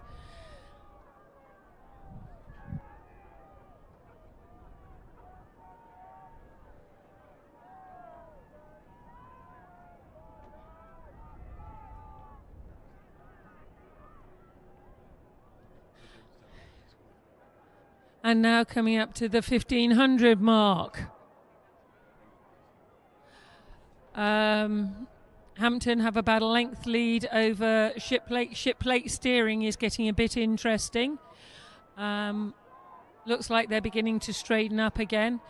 But we have Hampton, followed by Radley, followed by Shiplake and Westminster. They're still fighting it out, but Shiplake are now in the mix, followed by St Edward's School and Kew High School. And as they're coming up towards the finish, it looks like Hampton clear by about 3 lengths over Radley, who maybe have about a quarter of a length over Shiplake and then Westminster School. So definitely Hampton going through to the final. And then obviously it's on time for who goes through next. But we then have Radley coming through at about a half a length, 3/4 of a length over Shiplake, who have about a canvas over Westminster, followed by St Edward's School, maybe about 3 or 4 lengths, who have a substantial lead over Kew House School. Obviously waiting for the white flag before we can give out this result.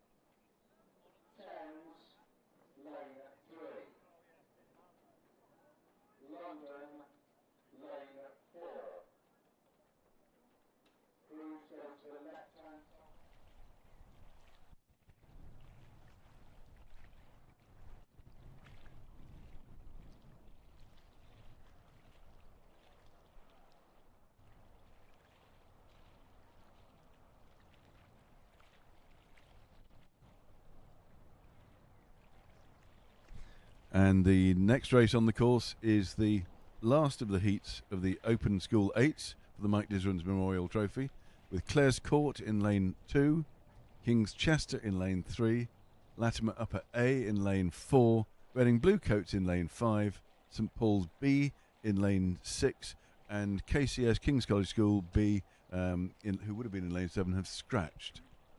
And up at the start towards 250 metres, it does look like Latimer have the edge over Reading Bluecoats, and yes, those two in the middle, that's in lanes 4 and 5, with King's Chester having a real dust up with Clare's Court in lanes 2 and 3, and on the near side St Paul's B are just dropping back a little bit.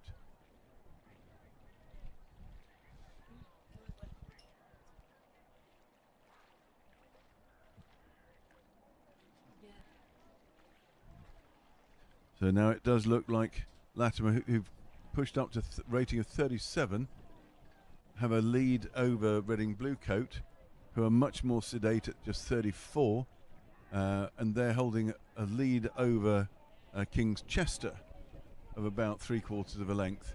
King's Chester at 34 as well, and then behind them Clare's Court also at 34, just half a length behind. So as they cross the 500 metre mark, you can see Latimer Upper at 127, Bluecoats at 128, King's Chester at 131, St Paul's at 132, and Clare's Court at 133. So tolerably close between the crews, but Latimer Upper well ahead at 500 metres, and they're crossing the 1,000 metre mark now, just under 3 minutes for the 1,000 metres, so quicker than the last race. 2:57 for Latimer Upper. Bluecoats at 3 minutes exactly, they're lying second. King's Chester are fourth at 3:07, So there's a first and second are well ahead of the other crews. The gap 7 seconds to third place, and then St Paul's are very close behind, and Clare's Court also within a couple of seconds of St Paul's. So just a length between the three crews that are trailing the leaders. But Latimer Upper have this under control now. They're very smart, drawing away with every stroke from Reading Bluecoats, who are underrating them significantly. Latimer Upper still at 36. Reading Bluecoat have maintained 34 throughout. So that's obviously their pace, and they're coming second, so they're doing well. And then for those of you on the watching on YouTube, you can just see the three crews as we switch to the drone shot, and you can see the length lead held by Latimer Upper over Reading Bluecoat, and you can see the relatively high rating they're maintaining to do that. So Latimer there with the green canvases, just under a length ahead of Reading Bluecoat, and then a considerable distance behind. The others are duking it out, with the King's School Chester just leading the other two crews for third, fourth and fifth. But here we can see that Bluecoat have closed the lead slightly on Latimer. They've pushed up to 35. They actually mean business now. They're really going for this.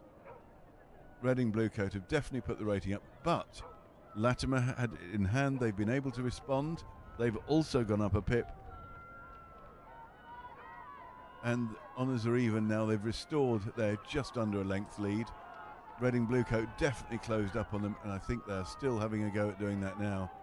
That's definitely a good push down the last 300 metres here from Reading Bluecoat as they close down. That's 3/4 of a length now to Latimer Upper, where previously it was just under the length. So they're definitely coming back at them. It's a very solid performance there from Reading Bluecoat. But Latimer, who are getting a bit scrappy as they come down towards the finish. They've taken their rating up again, but it's now just only just over half a length as Bluecoat continue to come back at them. So a very good race for the one position in the final, which Latimer are going to hold on to as they come down towards the finish now. Just half a length up on Reading Bluecoats. So Reading have put all that effort in, but they will have another chance to do it all again in the repechage, as they should be quick enough to qualify for that with that very good effort. So just as the final crews come across the line, that was a win there from Latimer Upper over Reading Bluecoat. Then King's Chester came after that.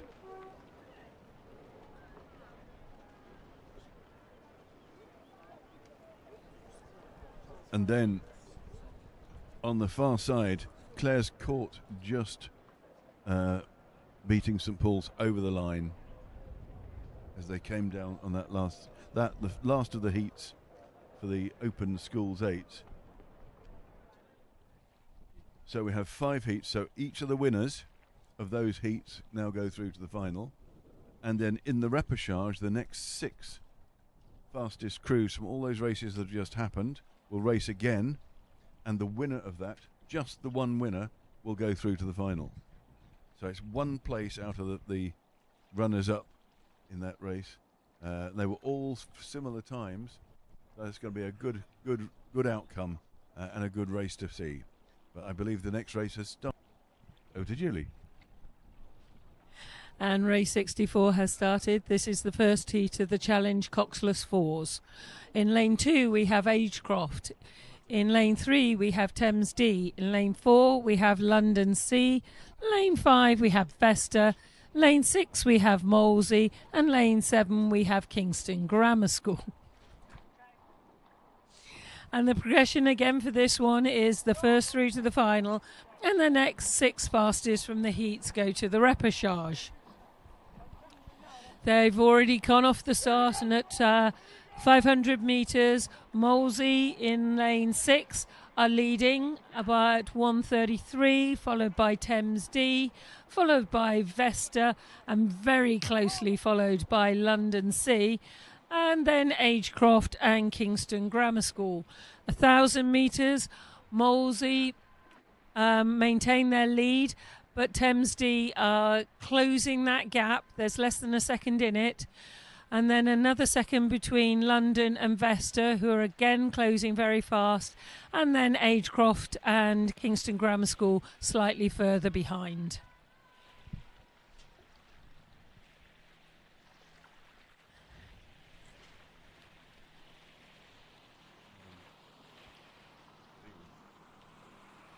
And as we're coming down towards the 1500, and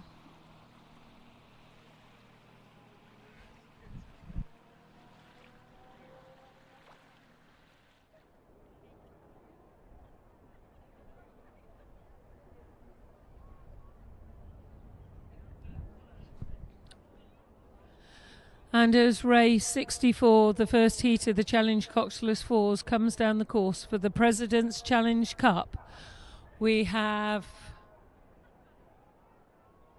Molesey still are in the lead, followed by Thames D, followed by London C and Vesta, and the outliers then being Agecroft and Kingston still. Coming up towards the finish, it looks like it's going to be a very close race between Molesey and Thames. Both of them are going for it as they're going up. Thames at 37, Molesey at 38. Molesey might still have a bit of a lead over Thames, but both of them are pushing through. From what we can see, it was very, very close from the drone. Looks like Thames may have gone through, and then we have London not giving up. London are also challenging Molesey for the top spot. There's less than a length between all of these three crews, with a Vesta about a length behind, and then Agecroft and Kingston Grammar School. As we come towards the finish, it looks like Thames have about a length lead over London, and about half a length the lead over Molesey. So it's Thames in the lead with Molesey at 41, London at about 38, and as they're coming towards the finish, it looks like Thames are maintaining their lead. Then it's going to be a close one, but it looks like Molesey have taken it up. They're not going to let London get that second position, even if it's the heat. Obviously, the fastest times here are the most important. So Thames, Molesey, London, this is as they cross the line. Vesta,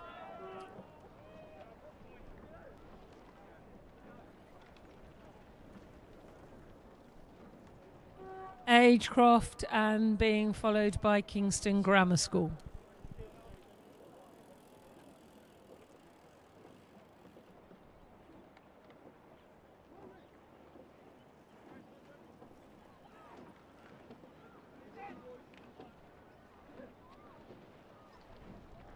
And we have the second of four heats in the Challenge Coxless Fours for the President's Challenge Cup.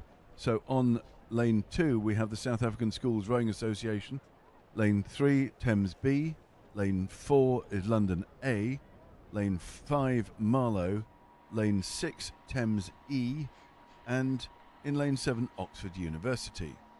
And away from the start, it does look like Marlow and London are showing well, but ahead of them Thames B has the lead over the whole race. So it's Thames B in the lead, with Marlow running second and Thames E also in third place. So Marlow at 36, the Thames E crew is only at 34, and the Thames B crew is at 35. Over on the far side of the Thames crew, the South African Schools Rowing Union just come into view. They're rating much higher, they're at 37. And Oxford University will be in lane 7. They're hiding from the cameras just at the minute. In fact, I don't believe they're there.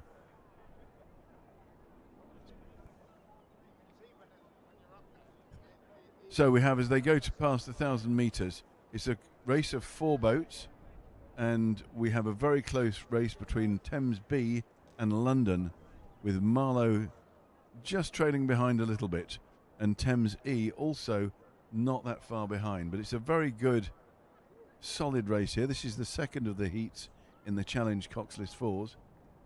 And now we can see that London have taken their rating up to 36 as they try and come back at the Thames B crew over in lane 3. Thames B are still at 36, and the two crews are neck and neck. On your screens you can see a different race, I believe.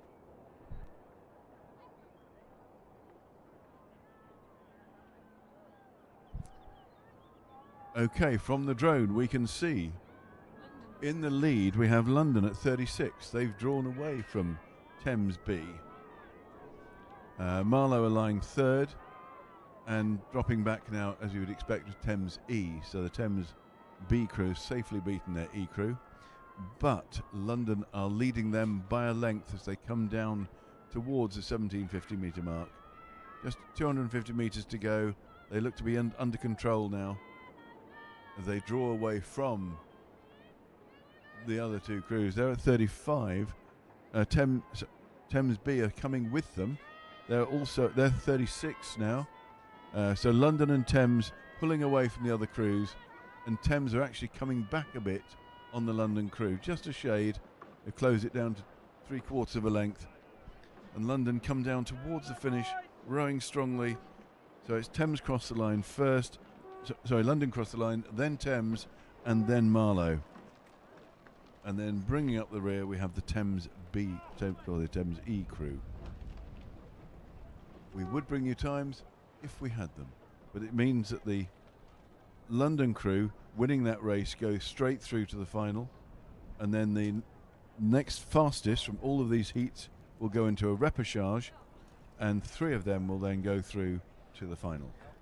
And the third heat of the Challenge Coxless Fours has started between Tideway Scullers in lane 3, London B in lane 4, Thames C in lane 5, Oxford Brooks in lane 6, and Haberdashers Monmouth School in lane 7. As they went past the 500 metres, Oxford Brooks has a lead over London Rowing Club B, Thames Rowing Club C, then Tideway Scullers, then Haberdashers. Broxbourne were supposed to have been in this heat, but they have scratched.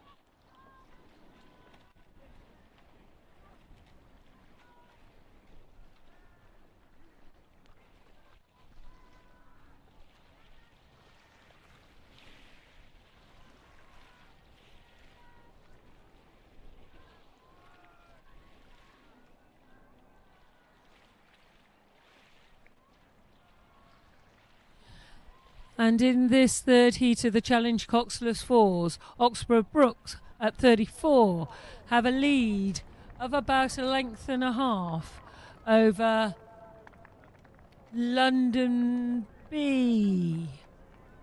And then with Thames C in the centre, they're still in touch.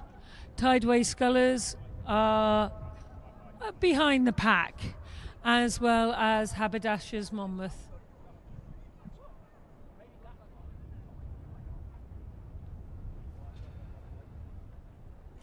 So coming up towards the 1500, we have Oxford Brooks leading by about a length and a half to 2 lengths over London B, who have about a length over Thames C.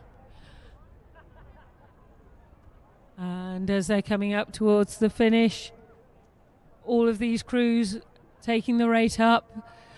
Oxford Brooks have gone up by about a pip. London are maintaining their rate. Thames C, nobody's moving further away, but they're all trying to maintain contact, because remember, the fastest of these the fastest second will go through to the next repechage to go through to the final. So as they're coming up towards the finish, we have Oxford Brookes leading now by about 2.5 lengths over London B, who are at 37, who have about a length lead over Thames C.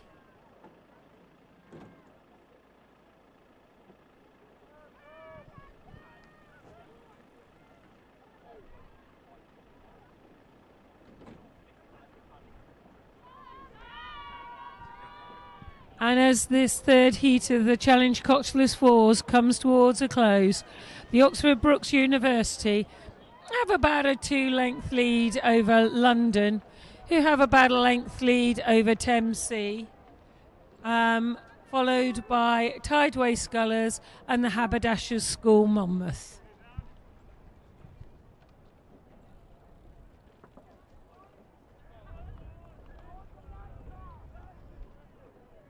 And following this race fairly close behind, as we wait for the Haberdashers crew to clear the course, the D heat of the President's Challenge Cup is on the course already.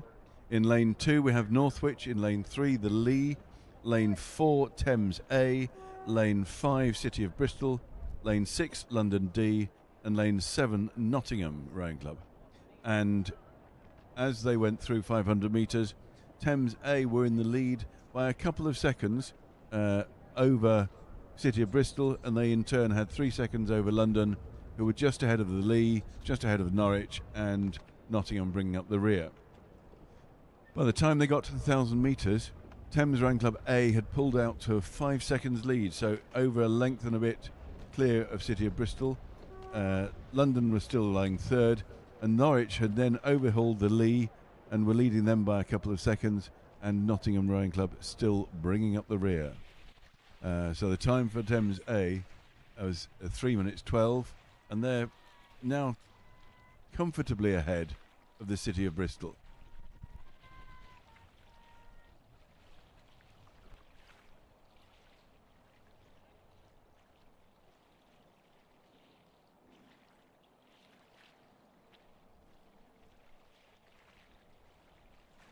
So we have here, coming towards the 1,500 metre mark, Thames Rowing Club comfortably ahead there by a couple of lengths, and they're rating at about 35.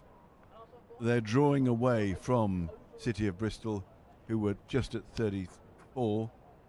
And in fact, Thames have dropped their rating as they pull away. They've got a length and a half of clear water, and they're just pulling the big puddles and drawing away from the City of Bristol. Bristol themselves have a lead of 1 length over London D, who are plugging away at 36, trying to close that gap. But then there is a large gap between London and over in lane 2, Northwich, who are leading the best of the rest, with Northwich leading the Lee by a length and a half, and they in turn are leading Nottingham by a couple of lengths. So Thames now rumping home towards the finish, comfortably knowing that they're going to be the first to finish this and go straight through to the final. And then the rest of the crews behind them, led by Bristol City and London, they're racing for time to get themselves into the repechage. So Thames will have this place in the final, winning their heat from the D heat, and then behind them the next fastest 6 crews from all of the heats will race in the repechage to furnish 2 further places in the final. And that final is much towards the end of the day. We'll bring you that shortly. So as they come down now towards the finish, Thames are relaxing. They're down to 33. They're having a lovely row. Behind them we've got City of Bristol and London, who are fighting to get towards the line as quickly as possible. They're both up to 37, just half a length between the 2 crews. They've now crossed the line, and then there's a gap about 3 or 4 lengths till we get back to Northwich in lane 2, who are then followed by the Lee in lane 3, and over in lane 7, Nottingham Rowing Club just coming in to complete the order. So in this, the Challenge Coxless Fours, we have the winners from Heat D, which was Thames A. We have the winners from Heat C, which was London B, and the winners from Heat B, which was London A, and the winners from Heat A, which was Thames D. So we have 2 Thames crews and 2 London crews, and then the best of the rest are going to race in the repechage to challenge them.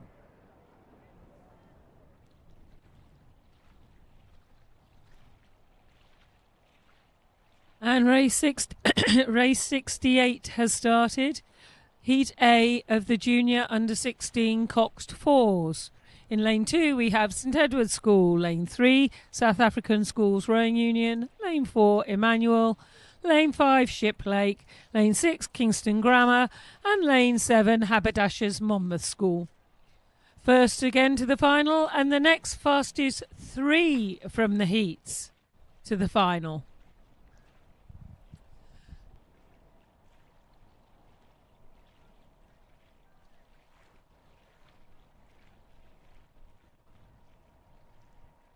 And these crews are racing for the Stakhanovite Cup. I do apologise.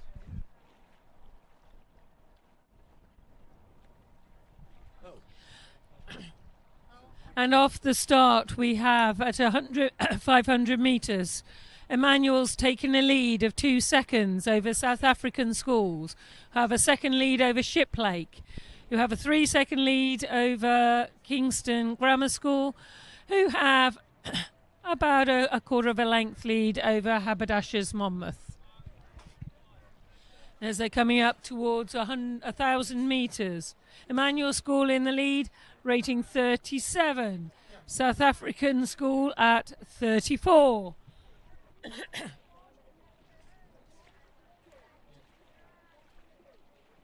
Shiplake at 35.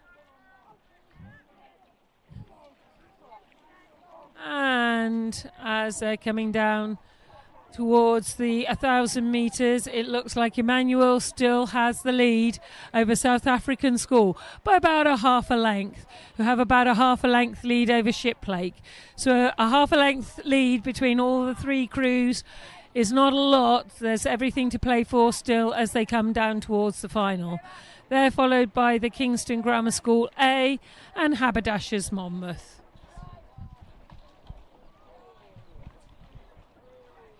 And going away from the 1,000 metre marker, Emmanuel are maintaining their lead, rating about 36. They've dropped it a pip, and just nicely moving along, moving the boat along, being comfortable. Still in contention though, South African School and Shiplake. Shiplake I can see giving them a run for their money. South African Schools aren't letting go, and they're closely followed by Kingston Grammar School and Haberdashers Monmouth.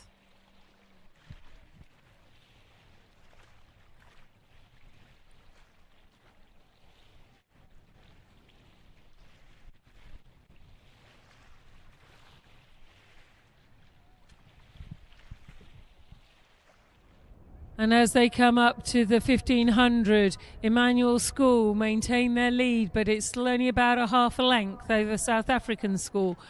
They've got about a length lead now over Shiplake, but it's still for these 3 to try and get through. The first one will go through to the final, and the next fastest 3 from all the heats will get to go through to the final.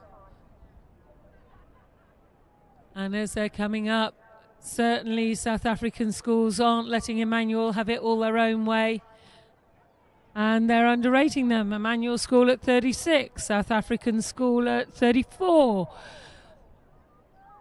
Emmanuel School probably now only have about a quarter of a length over South African Schools. South African Schools aren't giving up. Both crews now have about a length and a half over Shiplake, who has a reasonable lead over Kingston Grammar School and Haberdashers Monmouth.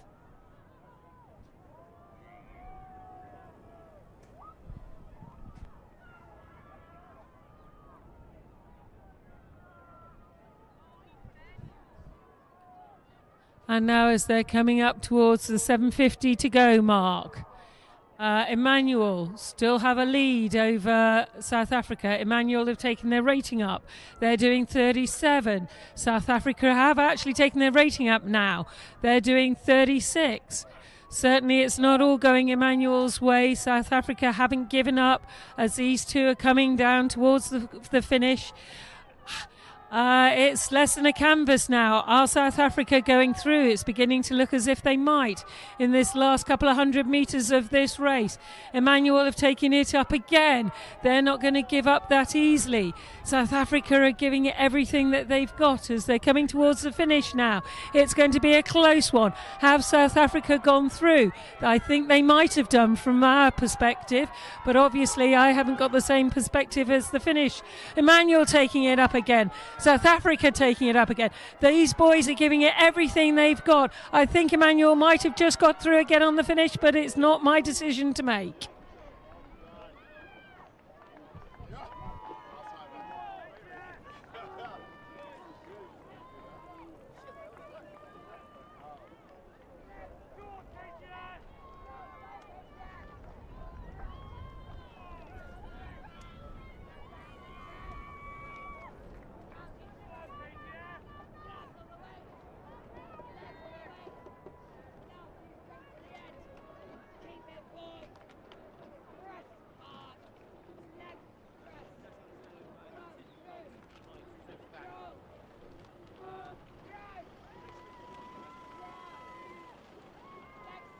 So the second of the heats for the Stakhanovite Cup is the Junior Under-16 Coxed Fours is now on the course. In lane 2 we have St George's College, lane 3 Wallingford B, lane 4 Hampton School, lane 5 Kingston Grammar B, lane 6 King's College, and lane 7 is Sir William Borlase.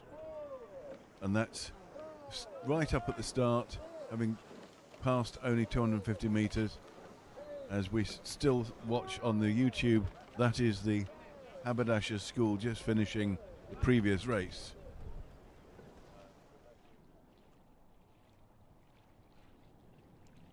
Up at about 250 metres, the two crews in the middle, that's Hampton and Kingston Grammar, look to be ahead of the rest of the pack. It's a solid performance there from Hampton. They're definitely pulling away.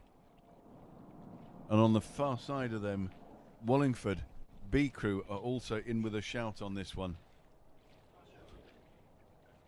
We now see them on the screen. You can see there in yellow the Hampton crew. They're rowing along nicely, and they look to have a slight lead over Kingston Grammar and Wallingford. Hampton are only at 34. Kingston Grammar School at 34 as well, and Wallingford just on the spectator side are rowing at 35, but Hampton definitely have a lead of a length over them as they come down through the times. And you can see there the times at 500 metres have come up. So we've got those KGS B crew, their time of 1:40 to the 500 metre marks, had 2 seconds over Hampton. St George's were in third, and then Wallingford in fourth. So St George's are holding on to this and just heading the Wallingford crew on the far side. So as they come down now towards the 1,000 metre mark, Hampton have gone through Kingston Grammar, and they definitely have the lead again. So Hampton crossed the 1,000 metre line first, followed by Kingston Grammar, and those two crews have drawn away from the rest. So Wallingford and St George's on the far side, where the spectators are having their own private battle, and then Sir William Borlase and King's College School also having a private battle for fifth and sixth. So up near the start, So up near the 1,000 metre mark, the big battle here is between Hampton and Kingston Grammar. Hampton just have the edge. They're now rowing at 34. Kingston Grammar also at 34, but the Hampton boat looks a little bit more stable, and they've got at least a half a length lead over Kingston Grammar. Kingston Grammar under rating significantly, just at 33. Well, as I said, they did look slightly more wobbly, but they're now going through a purple patch of smoothness despite the wind. You can see the darkness on the water is where the wind is hitting the crews, and Kingston Grammar are managing this very well. But Hampton still holding a lead.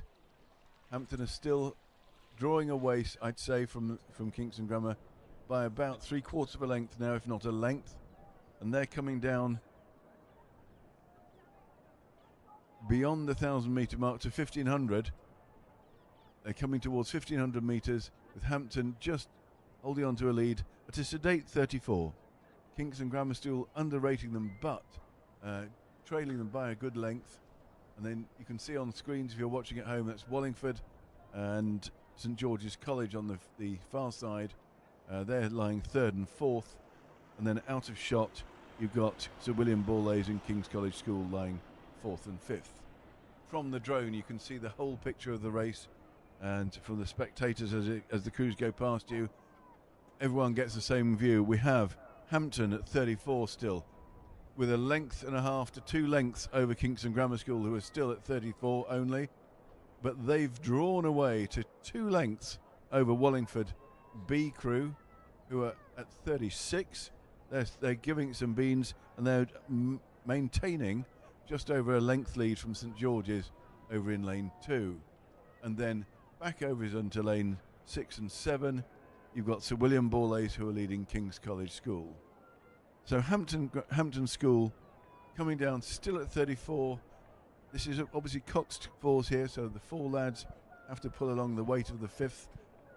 So it's a much heavier boat than the coxless fours. But this only happens in the under 16, so they're pulling along a 1/4 of a person as well as themselves. So Hampton School leading Kingston Grammar as they come down towards the last 250 metres in the sunshine on the course, catching the wonderful yellow singlets and the red and white from Kingston Grammar. They're at 33, they've dropped their rating, they're so relaxed. They go through to the final, but then the next cruise, their timing is all important, because Kingston Grammar are fighting to be one of the fastest 3 crews from all the other heats, so they get through to the repechage.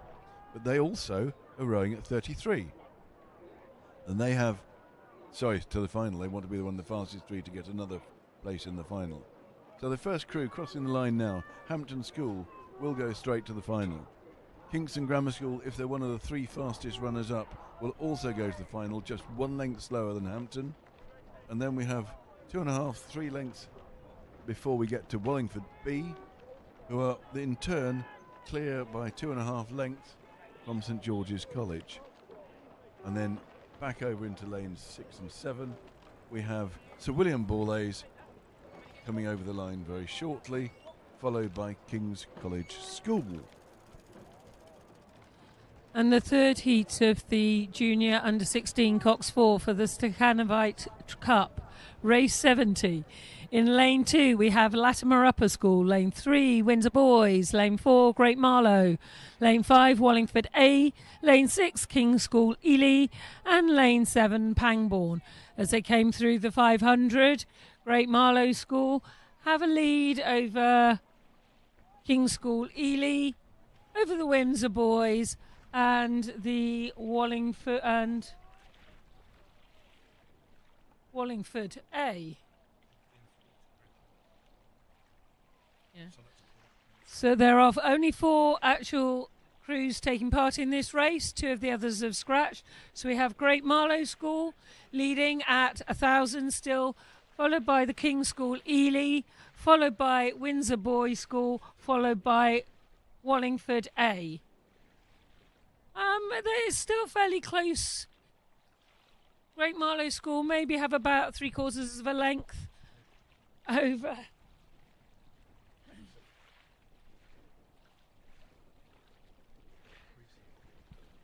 I'm sorry about that. We just lost what was happening on the screen, but we can now see it from the drone. So we have Great Marlow School in the lead with a comfortable lead as they're coming down towards the finish, with second place being contested between the Windsor Boys School and the King's School Ely, with Wallingford A in fourth place. As they're coming up towards the 7:50 marker, Great Marlow School maintain a comfortable lead at 33, and then it looks like we have the Windsor Boys School also at 33 in second place, with about a half a length lead over the King's School Ely, who are at 35. Coming towards the finish, Great Marlow School nicely leading with a comfortable lead. They don't have to do much work now, because whatever speed that they do, they get through to the final regardless, because it's whoever's first. So if they want to take it down slightly, just maintain that lead, they get straight through to the final with maybe more energy than some of the other crews have done. Following behind Great Marlow School, we have Windsor Boys School and the King's School Ely, both at 37. Windsor Boys School may have about 3/4 of a length over the King's School Ely, who have got about a 2-length lead over Wallingford A. And as this race comes to its finish, Great Marlow School leading by about a 5-length lead over the Windsor Boys School. Then the King's School Ely by about a length, and about 2 lengths over Wallingford A.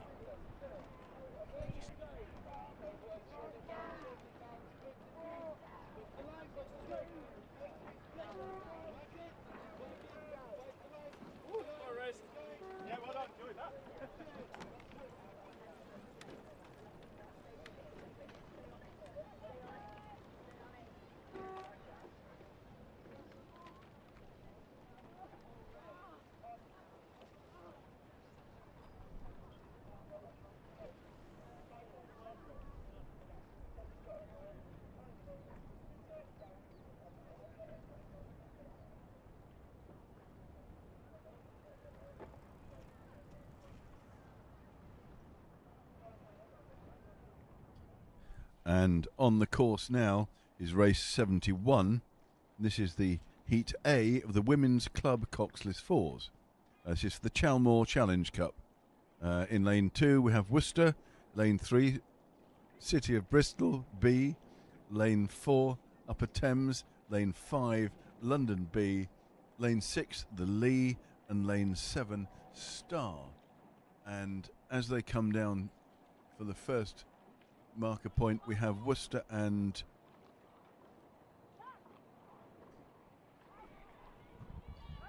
Worcester are lying second. That must be London.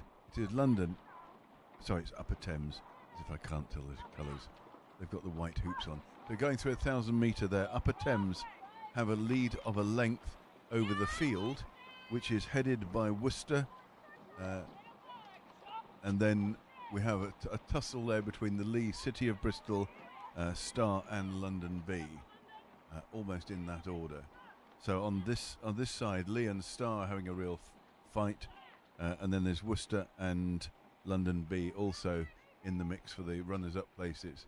However, leading the pack now, Upper Thames have drawn away. They've got a full-length lead as they go away from the 1,000-metre mark. Full-length lead over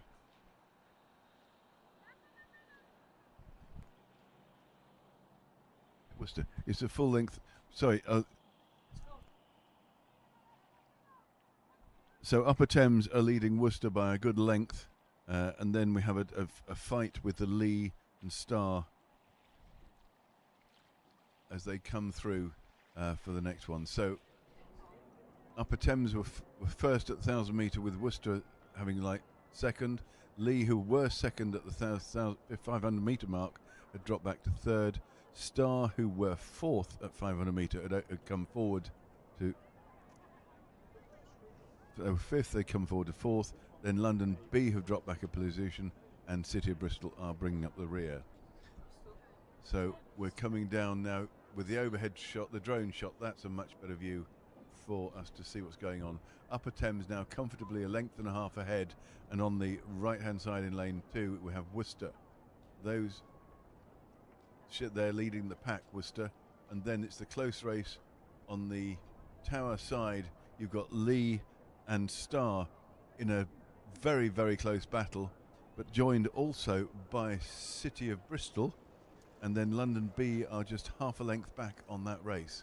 So you've got 4 crews almost in line abreast across the course, with Upper Thames sitting so comfortably lengths ahead, just relaxing through. They've dropped their weight rating now, they're down to 34, and it's a lovely day for them because they can just watch the rest of the race unfold behind them. Worcester in lane 2, maintaining their lead over the rest of the pack. They are comfortably second, but they need to make sure their time is quick to get them into the final, as it's the fastest 3 from the heats who will then go through to join the winners of each of these heats. So Worcester want to be one of those 3 fastest.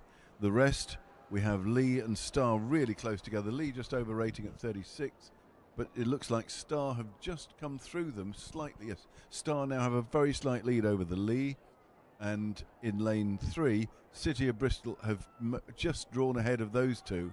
And in fact, I think it's the race between the Lee and Star may have slowed down slightly because London have also come back at that race, whereas City of Bristol have moved away.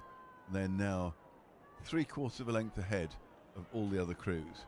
But Upper Thames way out in front. They're comfortable, they're going to the final. They've done their job for the day. Behind them, Worcester Rowing Club coming down, trying to get one of the 3 fastest times to join them in the final. They're lying second. And then behind those, 4 boats, almost line abreast, led now by City of Bristol, then Star, then the Lee, then London B. So just coming down to cross the finish line, Upper Thames at a sedate 32, just crossed the line. There's still a couple of lengths ahead of Worcester Rowing Club in lane 2. And then as the rest of the crews come down, it's a very close run thing between Star and City of Bristol, but Star looked to just have the edge, then City of Bristol, and then London have come through the Lee as they finish almost together. And then we have on the bank a very experienced coach for Upper Thames, who may have done national boats before. He's obviously done some good work on the women from Upper Thames. And closely following this race is race 472, the second heat of the women's club coxless 4s. And as they came through the 500 metres, we have City of Bristol, who's in lane 5 in the lead, followed by Marlow, who are in lane 4. Then Derby, then Nottingham Rowing Club, then Warwick, and then BTC Southampton. As they come through the 1,000 metres, City of Bristol maintain their lead over Marlow, but it's very, very close at this point between those 2 crews. They're followed closely by Derby, Nottingham Rowing Club. Again, there's a tussle between those 2, and then followed by Warwick and BTC Southampton. As they're coming towards the 1,500, City of Bristol still maintain a slight lead over Marlow, but Marlow aren't giving up. Certainly there was less than a second in it when they were at the 1,000. So both of these crews giving it all so that they don't have to actually go... Well, if the fastest 3 will go through to the final, it's just the one who's in the lead that gets automatically through to the final. And as they're coming now down towards the 1,500, it looks like Marlow have taken the lead over City of Bristol, and they're followed in 3rd place by Nottingham, then Derby, then Warwick and Southampton in the rear. But as they're coming down now to the 1,500, it looks like Marlow have about a 3/4 length lead over City of Bristol. City of Bristol giving it their all still. There's also the possibility of coming back through, but if they don't, then they want the fastest part of the time so that they can go through directly to the final. So we have Marlow, followed by City of Bristol, then a very neat tussle between Nottingham and Derby. Then we have Warwick and BTC Southampton. Marlow at 34, Bristol at 35, and Marlow have about a length lead now over City of Bristol. We can see them coming up to the 750 metre marker, so we're not having just to use the drone, but Marlow have about a length lead. And then City of Bristol has about a 2-length lead over Nottingham, who has about a length lead now over Derby, who has about a 3-length lead over Warwick, and Warwick are leading Southampton. So as we come up towards the finish, we have Marlow in the lead. They have a good length now. Are they going to get clear water before they go through the finish? I think they're going to give it to everything they've got to make sure that they do. City of Bristol not giving up. They want a place in that final as well. But as they come towards the line, Marlow have a length lead, and they've possibly just got the clear water over City of Bristol. Then we have Nottingham, then Derby, then Warwick and Southampton.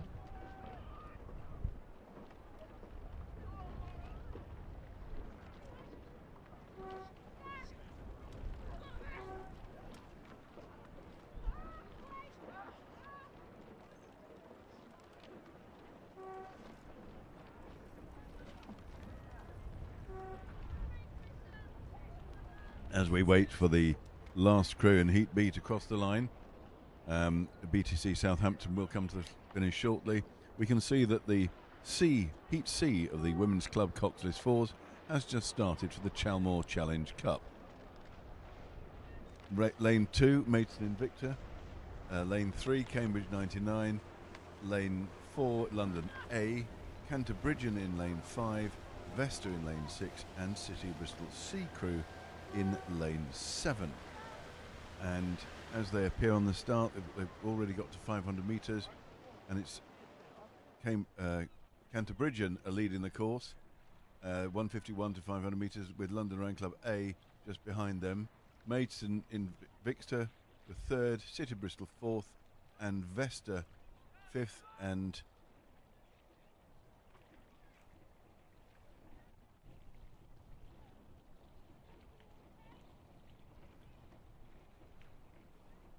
so that's Cambridge 99 are bringing up the rear. So Canterbridgian were leading the way. But by the time we got to the 1,000 metre mark, Maidstone Invicta had overtaken both of the other crews.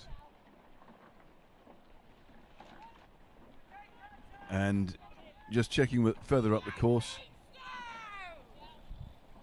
we can see now that London have actually crossed the 1,000 metre line in the lead, just ahead of Canterbridgian, and Maidstone Invicta are third actually as they come to the 1,000 metre. Very close there, but then between Vesta and City of Bristol, with Cambridge 99 bringing up the rear. London Rowing Club now looking very strong. They've rode through the other crews. They're now leading Canterbridgian, and they're rowing at a very comfortable 34.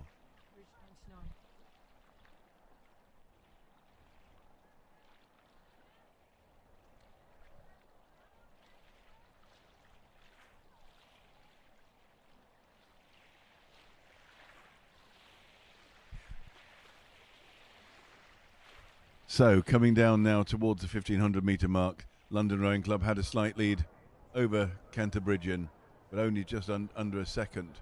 It's still very, very close, and they're fighting this out towards the 1,500 metre mark. It's impossible to distinguish who's in the lead, but London did have the edge. And then Maidstone Invicta were actually doing very well behind them. Now London definitely now have a lead. You can see that on the drone shot that we'll be showing shortly. Here we go. You can see London have the lead over Canterbridgian, as both crews now have to adjust their steering for the wind, and then in third place behind them is Maidstone Invicta. Mason Invicta are making a bit of a charge here, and they're coming to close the gap on Cambridge 99. Sorry, on Canterbridgian.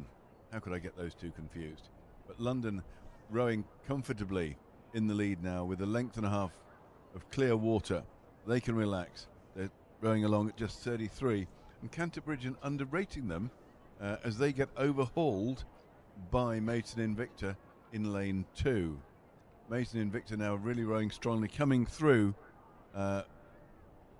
definitely making an attack now, just a canvas behind the Canterbridgian crew. Canterbridgian just at 32, London in the lead at 33, and Mason Invicta also at 33. But all those three crews, there's a 4-length gap before we get back to the City of Bristol, and then there's another, sorry, that's Vesta, then there's another gap as we get back to the Nines and City of Bristol. So leading now, we've got London A comfortably in control. Very close race now between Mason Invicta and Canterbridgian. And then there's a long gap as we go back towards Vesta and then the Nines and City of Bristol. But if you're watching on home on YouTube, you can see the London crew there looking very solid. It's a coxless boat, of course, so this is being steered by bow 2 probably as they go down the course. No problem with the steering now on the wind as it's settled itself down, but you can see the boys close to the blades on bow side. It's always fun in the coxless boats to see where the boys are. They've steered, you can see they've steered away from those boys and they're holding on to their lead. And Mason Invicta haven't quite got through Canterbridgian, but they're really making a fist of it. They've taken their rating up to 36. That's the purple blades in the background there. Mason Invicta trying desperately to come through ahead of Canterbridgian so they can make the qualifying place, because the first crew goes straight through to the final, and then the fastest 3 crews from all the other heats will then qualify for the final directly. So it's really close here as London come to the finish, and we've just got Canterbridgian a shade ahead of Mason Invicta, and then we've got a couple of 3 lengths lead, gap before we get to Vesta, who are then leading Cambridge 99 on the far side with the yellow stripes, and then City of Bristol on the tower side in the green. They'll come across in 5th and 6th. So that's the second of the heats, sorry, the third of the heats in the Women's Club Coxless Fours. And that means that we now have the 3 finalists with London A, Marlow and Upper Thames going straight through to the final, and then the next fastest 3 from who did it, fastest times in the heats will qualify for the final directly.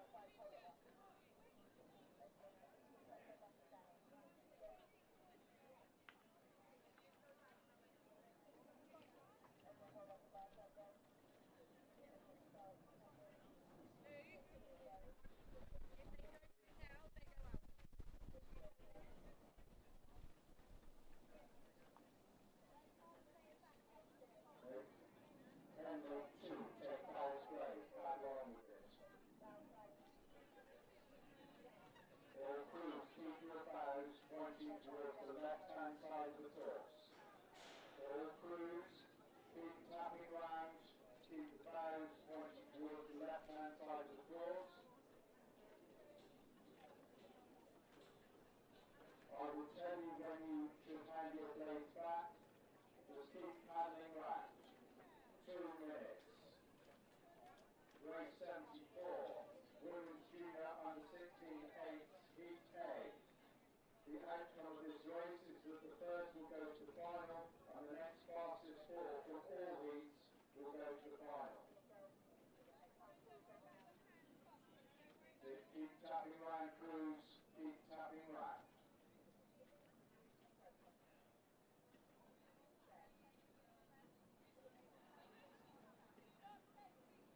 Keep tapping round, crews, keep the bows pointing towards the left-hand side of the course.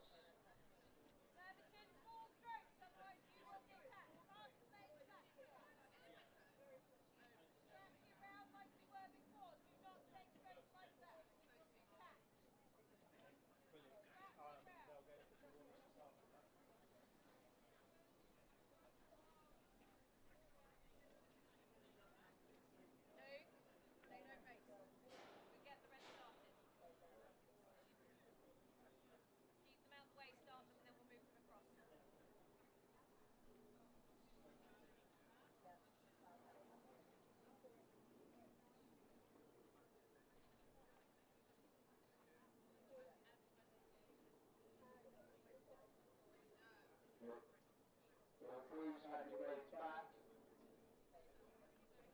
Quick start. All crews. Attention.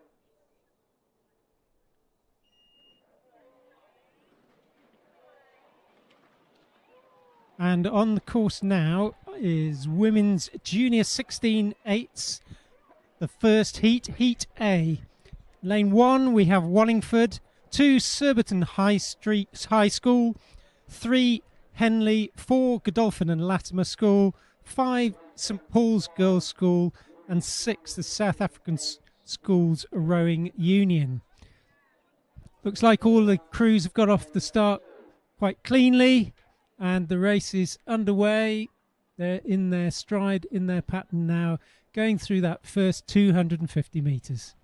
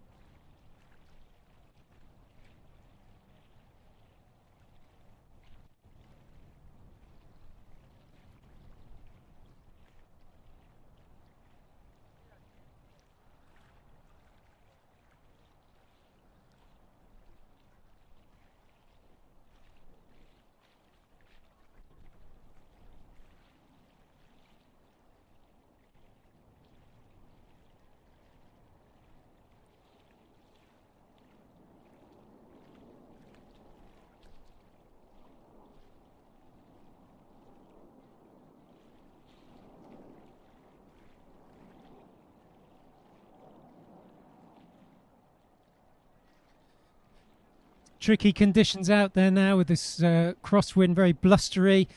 Godolphin and Latimer have gone off hard. They're rating 35 on over Henley and St Paul's Schools, both rating 34. But all the crews getting quite buffeted by this crosswind, and the water's getting a bit choppy, which is going to favour the crew that's a bit more accurate with their catch and finish, and that's going to get less blown around in these tricky conditions.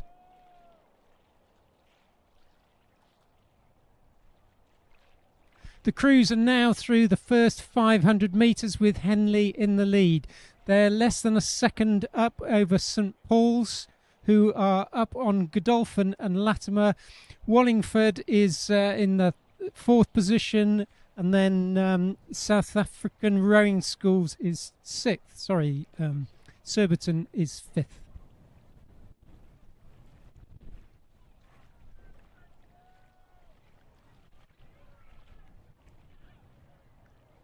Henley now have established a really good rhythm, powering through this and just moving away from the field, moving every stroke nice and steady, good rhythm, nice and clean in this choppy water. Really does make a difference to these crews.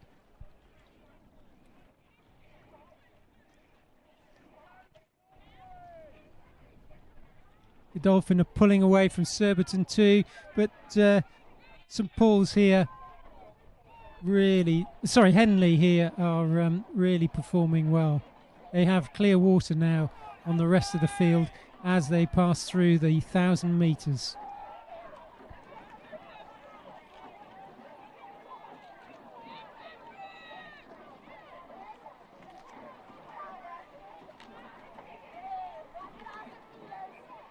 So the positions have changed somewhat. Henley still in the lead, a good 5 seconds up on Godolphin and Latimer School, who are ahead of St Paul's Girls' School, then Wallingford, the South African Schools Union, and then bringing up the rear is Surbiton High School.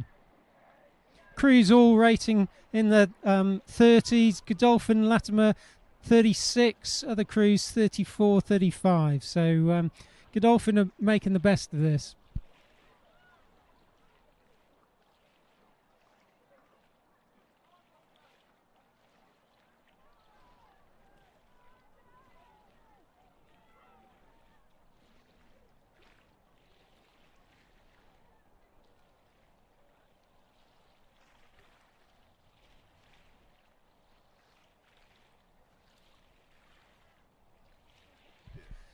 Crews are getting caught in this crosswind, a lot of steering going on. Crews slewing across the course as they're trying to respond to this wind, but still in the lead is Henley by some considerable distance.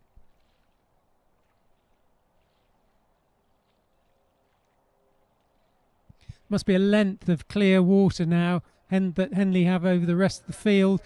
All the crews trying to steer hard. You can see them going across the course in response to this wind before they can then are able to straighten up. But Henley performing really well in these tricky conditions.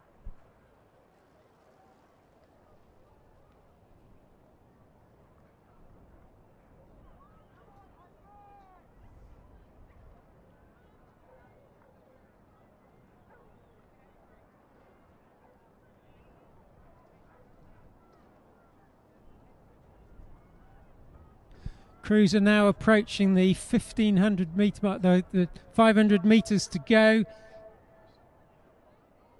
Henley still maintaining a comfortable lead, a good rhythm over the choppy water. Wallingford have moved up from 4th position into 3rd position now. So it's Henley, Godolphin and Wallingford, followed by St Paul's, South Africa and Surbiton High.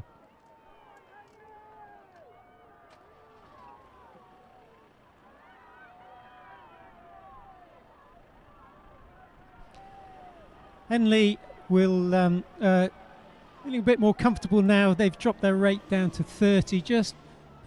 I wouldn't say they're paddling it in, but they don't look to be overly stressed by any of the opposition.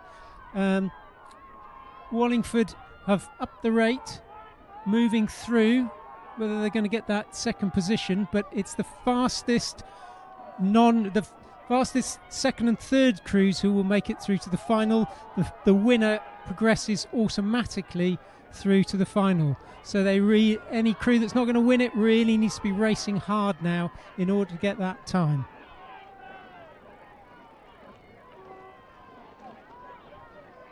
But Henley have got through on that automatic qualification. Wallingford coming second. Dolphin coming in third, and then fourth is St Paul's Girls' School, followed by South African. Ooh, bit of a struggle there over the line. And then here comes Surbiton High School.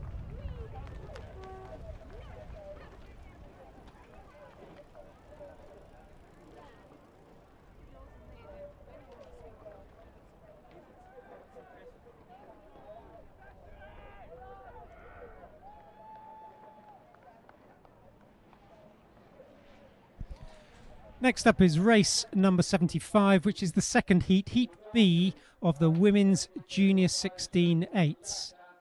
And in lane 1 we have St Paul's Girls' School B, Godolphin and Latimer B in lane 2, Surbiton High A in 3. In 4 is Lady Eleanor Hollis School, and 5 is Latimer Upper School. Crews are on the start. Tricky conditions mean that lining up and making sure all the crews are straight at once is a bit of a challenge for the crews and a challenge for the starter.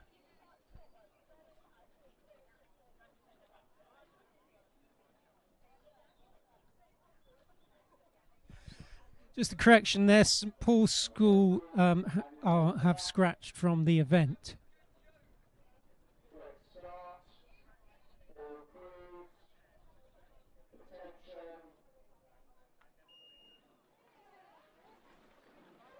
And the crews are off.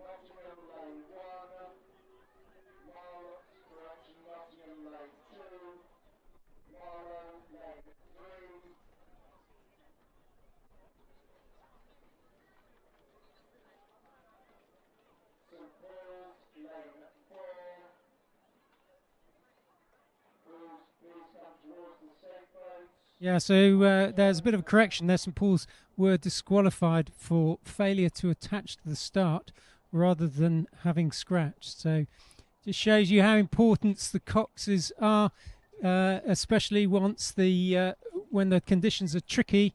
If you can't attach to the start, you can't race.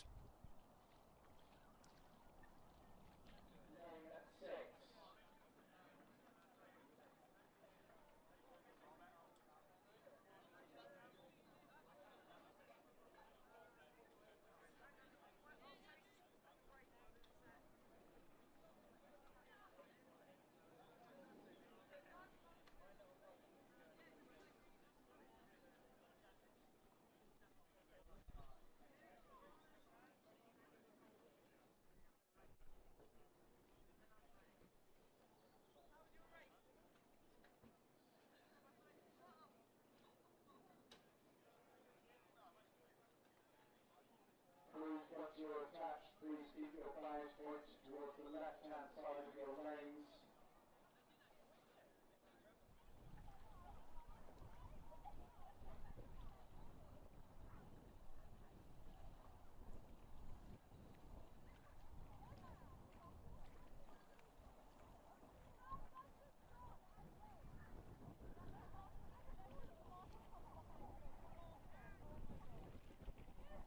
From the video feed that I'm seeing, it looks like Surbiton High School have gone out very hard and fast and now have a significant lead over the other 3 crews. Remember, there's only 4 crews in this event now, with St Paul's being out.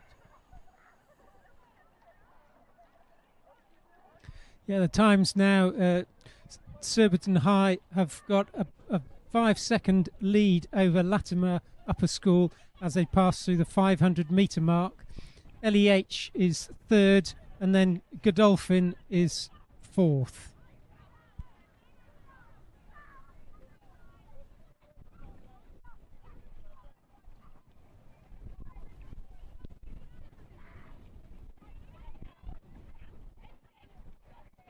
Surbiton High now, once they've gone through about 750 gone, have got a considerable lead and have dropped their rating down to 32, just squeezing it along, trying to make it as easy for themselves as possible as they go through the 1,000 metres. Remember that if they qualify for this, if they win this heat, they will be straight through to the final. So it's a case now of doing as little as possible to remain in the front of this race, whilst being chased down by the crews that are following them, Latimer Upper School and LEH, putting on a brave battle behind them.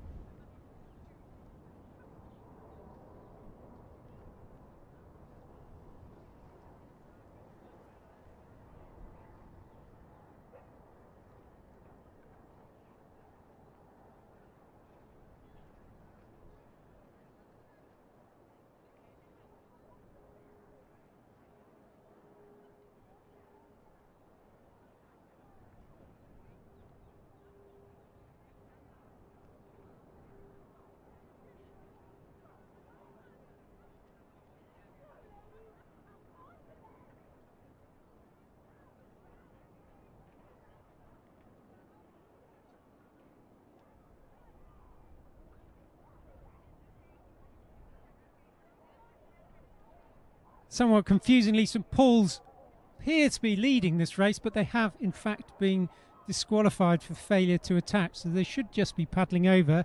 Actually leading the race is Surbiton High School, who have probably 3 or 4 lengths clear water advantage over the rest of the crew.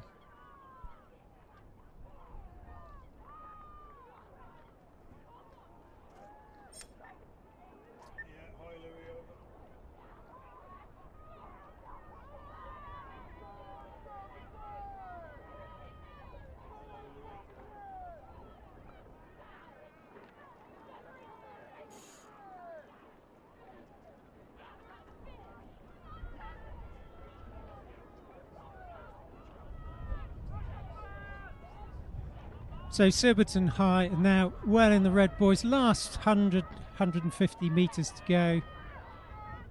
They will automatically go through to the final. The remaining crews are racing for a time, and it will be the fastest 4 from the heats who make it through to the final.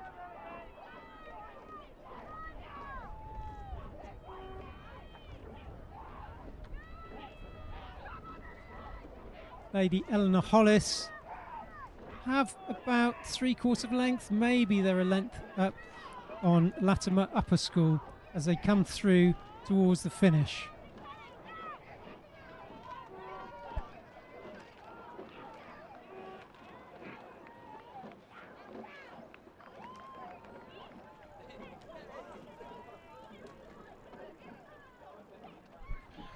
So following hard on the heels is race 76, the first heat in the Challenge Coxed Fours. The 5 crews who've started this are in lane 1 Nottingham, 2 are Marlow, 3 St Paul's School, 4 Rochester and 5 Thames Rowing Club B. Oxford University, who should have been in 6, we believe is the crew that's scratched.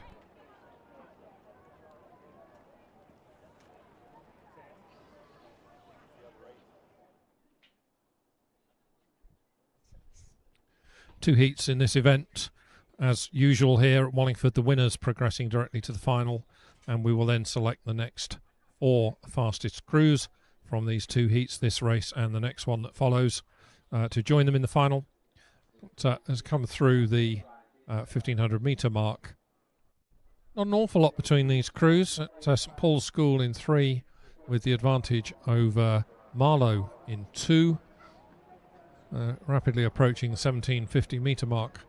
I don't think that Thames Rowing Club are to be left out of this consideration. And indeed, as we pick up our drone shot, Thames Rowing Club lead the race itself by about half a length. But I think there's only about 1 length covering all 5 boats. Really close race, this one. Thames Rowing Club leading by about half a length, just maybe squeezing out to 2/3 a length. Thames at 35. Maybe just overrating the others, who are all around the 34-35 mark. Very close, these Coxed Fours. This is for the Coronation Challenge Cup. We now see Royal Chester put the rating up. They're at 38, trying to close the gap.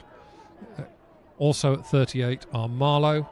Remember, the winners progress directly to the final, and the others are racing for time. This looks to be a fairly fast heat. Thames Rowing Club coming to the line, just about a half a length ahead of the second place crew, who were St Paul's, followed home by, I think, Royal Chester, just pipped Marlow. Go to the judges, and Nottingham. So Thames, St Paul's, Rochester, Marlow and Nottingham in that order. But as we just saw, perhaps only a length covering those 5 boats. Really, really good race, that one.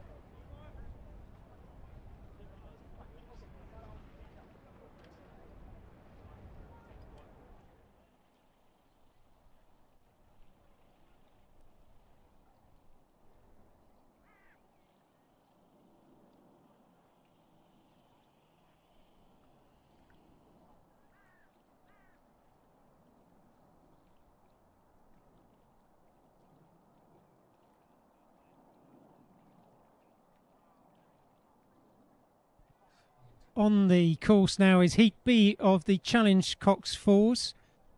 Lane 1 is Star, 2 is Thames A, 3 London, 4 Oxford Brooks, 5 Molesey and 6 Reading.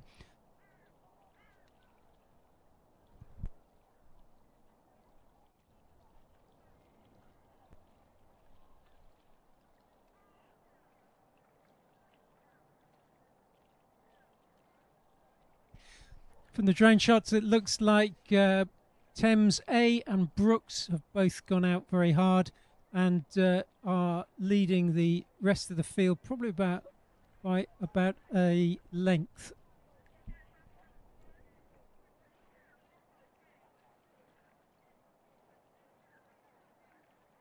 Cruise through the 750 now and heading for halfway in this race.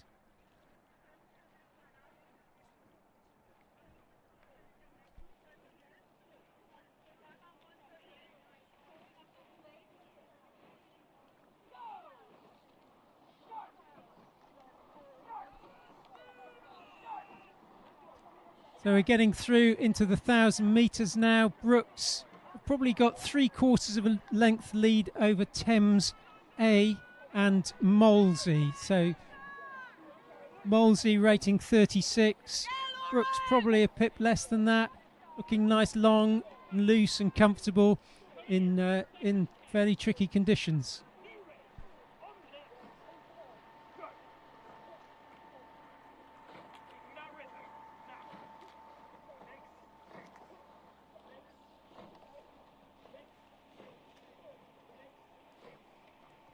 Molesey look like they've had a bit of injection of pace, taking the race to Brooks. Just maintaining their rate, a couple of pips lower, rowing with a lot of confidence.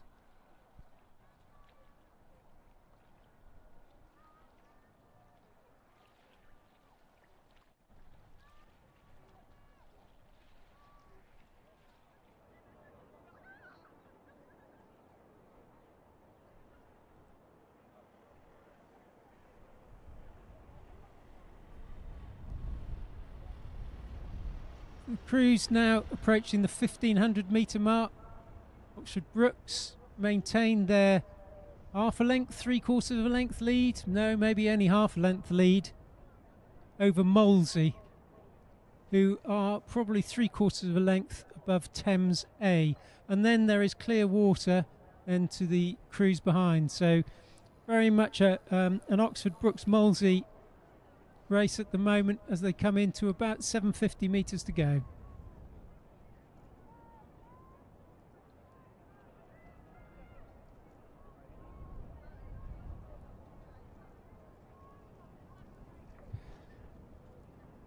Molesey still at 36, Brooks at about 33, 34. Thames also at 36. Brooks still continuing to lead by half a length.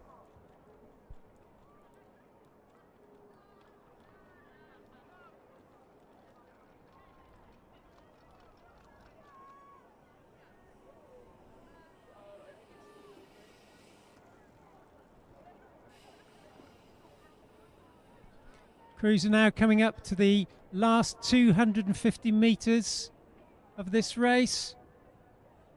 Brooks looks like they've squeezed on now, squeezed out to about 3/4 of a length ahead of Molesey.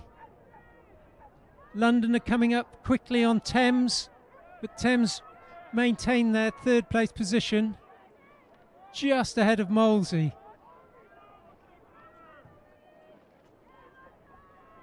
Thames now squeezing on.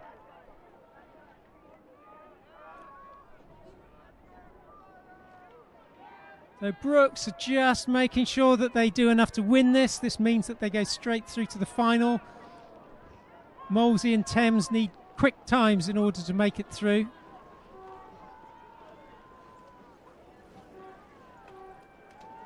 Very close between Thames and Molesey.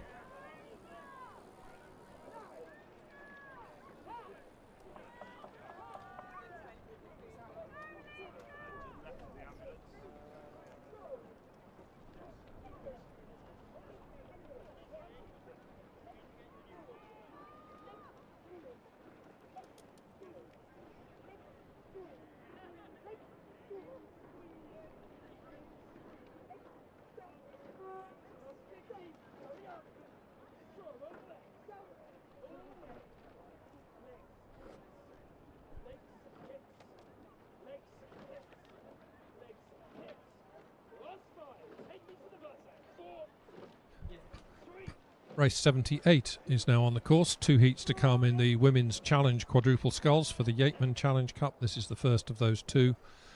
We have 6 crews entered in this. Thames Rowing Club B in 1, Twickenham in 2, Headington School in 3, Leander in 4, Lee in 5, Broxbourne in 6. As they pass the 500 metre point, Leander were already 2.5 lengths up over Headington. Leander getting away to a really, really quick start in these quadruple sculls, Women's Challenge Quadruple Sculls. So Leander led at 500 from Headington, then Lee, Thames Rowing Club, Twickenham and Broxbourne. As they pass the 1,000 metre point, Leander continue to just motor away from the rest of the crews in this first heat in this event.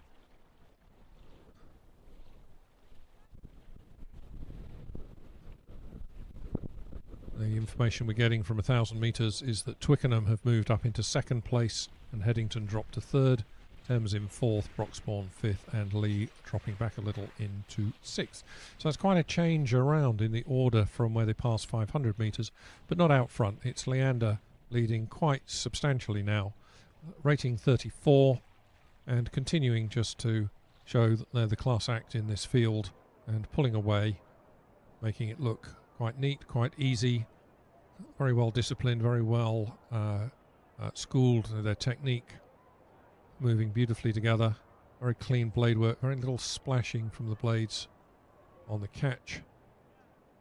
And that's translating into, on every single stroke, just an extra 10 centimetres or something of run on the boat compared to everybody else, which is what they need to do, just to continue to move away, stroke by stroke by stroke, pulling out a lead now of some 3 or 4 lengths.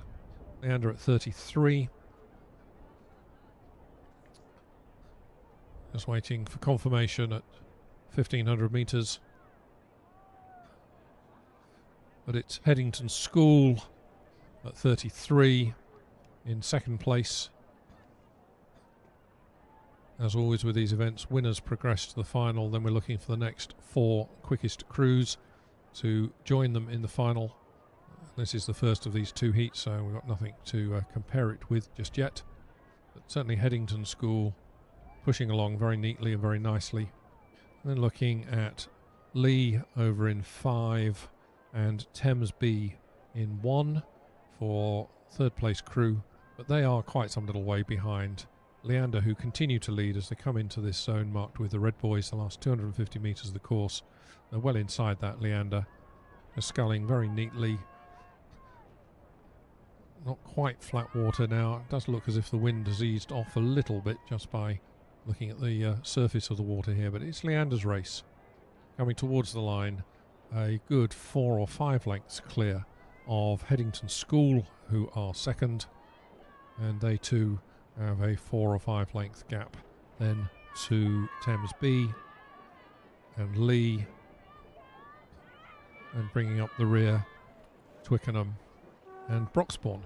So that's Leander crossing the line, some probably 5, maybe it's even now 6 lengths clear of Headington School, who are coming in 2nd place. Headington will be looking for times to understand if they also have made it through to the final. I think they're likely to, unless we have a blanket finish in the 2nd of these heats to come down here in a few minutes' time. Coming home 3rd, that's Thames Rowing Club. That's their B crew.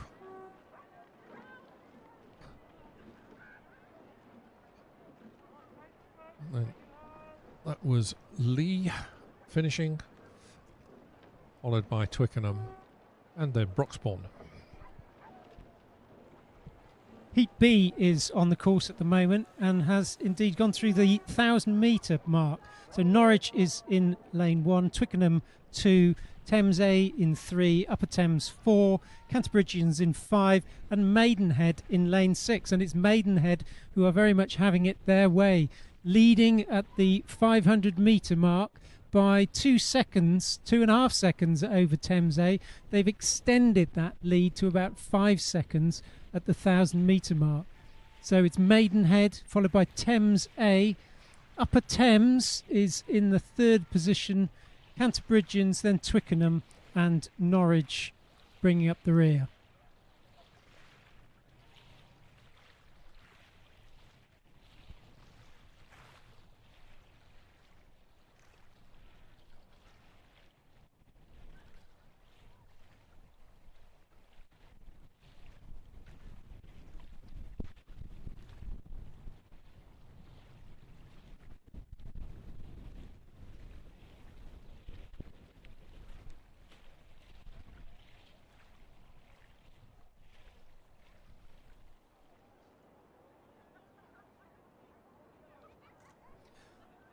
Crews now are approaching the 1500 metre mark, so last quarter of the race to go, and it's Maidenhead that continue to maintain a significant lead over Thames A.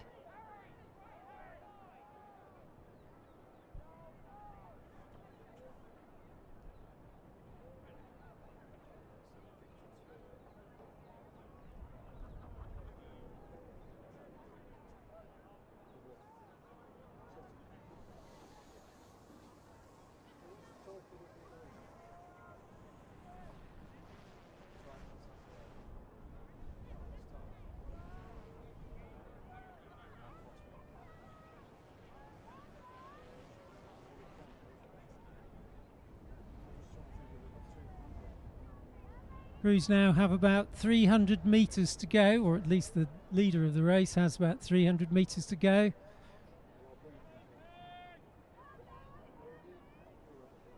Just maintaining a nice rhythm, making sure they keep their noses in front.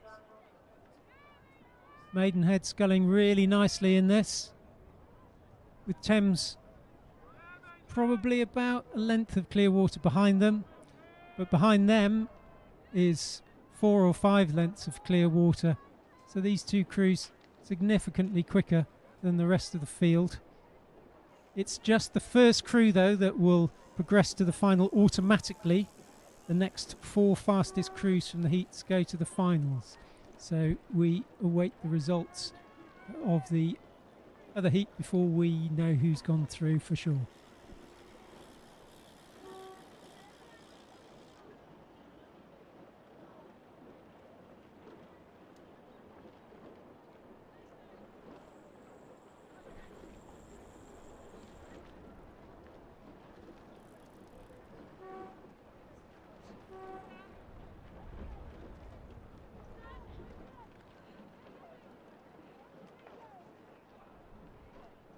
So in the Winmins quads, it's Leander and Maidenhead who will automatically go through to the final.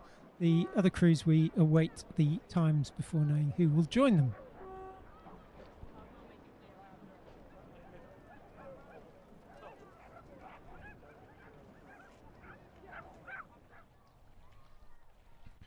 So just a quick opportunity to once again say thank you to our main sponsors for the regatta this year.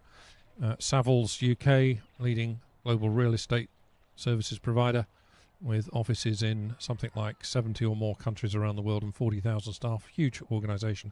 And from us, a huge thank you to Savills for their sponsorship of the regatta this year. Equally to Miramar Group, leading independent marketing agency, and to Slade Legal, local legal firm with offices in Wallingford, Abingdon and Didcot. Really appreciate the support from all three of those, our main sponsors this year. Moving on, race 80 is on the course. This is the first of 2 heats in the Club 8s for the Borough Challenge Vars. In Lane 1, Upper Thames, 2 are Vesta, that's their B crew, 3 are London, 4 the City of Cambridge, 5 City of Bristol, and in 6 Nottingham. As they pass the 500 metre point, it's the City of Cambridge with about a half a length advantage over London, with Vesta third. City of Bristol were leading by a length and a half from London. Vesta third, Cambridge were fourth, Upper Thames fifth, and Nottingham sixth.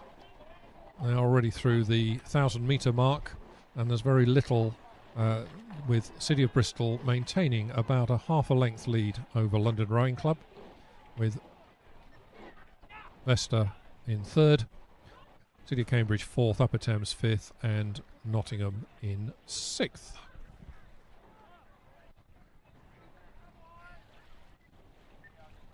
City of Bristol certainly have got away to a very, very quick start, and still at 38 strokes per minute, so they are really pushing along quite hard. London Rowing Club half a length down on them at 37. Those two crews having a real ding-dong of a battle out front. And those two crews just about Clearwater over Vesta, who are in third, and City of Cambridge, well, there's very little between Vesta and Cambridge for third and fourth place, and about a half a second between them. Vesta at 34, City of Cambridge at 36, but out front, City of Bristol and London continue to push very, very hard to take the win in this heat of the Club 8s. Once again, winner to the final, and then the next four fastest crews. As we start to pick up our drone footage, looking at the last 500 metres of the race, I don't think there's anything very much at all between the City of Bristol in 5 and London in 3. If anything, maybe London have just got their nose in front in the third 500 metres. But if London are leading, it's by about a bow ball, that's all. Really, really close with City of Bristol in 5, London in 3. London maybe just inching away in front. But not out of this are the crew between them. Crew between them being the City of Cambridge. They have come up into contention here in this race. I think there's now only less than half a length covering the first three crews. City of Bristol at 36, City of Cambridge at 37, and it's that extra rating. They've pushed it up as they've come through the race. City of Cambridge has brought them up into contention in this, and I think we're down to about a third of a length covering these first three boats. We're inside the red buoy zone, this last 250 metres. This is where all three crews will be sprinting to try and take the win. London at 36, City of Cambridge at 37, City of Bristol still at 36. And looking down from above, we see that London just perhaps rowing that slightly better efficient stroke, just beginning to squeeze out to third of a length, maybe approaching a half length advantage. And City of Cambridge have certainly come up at least level with City of Bristol, maybe just moving up into second place. If the City of Bristol want to go through, they're going to have to put in as good a time as they can, but coming to the line, really, really close finish here. London in lane 3, just maybe a third of a length over the City of Cambridge in second place, with City of Bristol third. About 2/3 of a length covering those first three crews. Fourth home with Vesta, with Upper Thames coming to the line now in 5th, and with Nottingham bringing up the rear.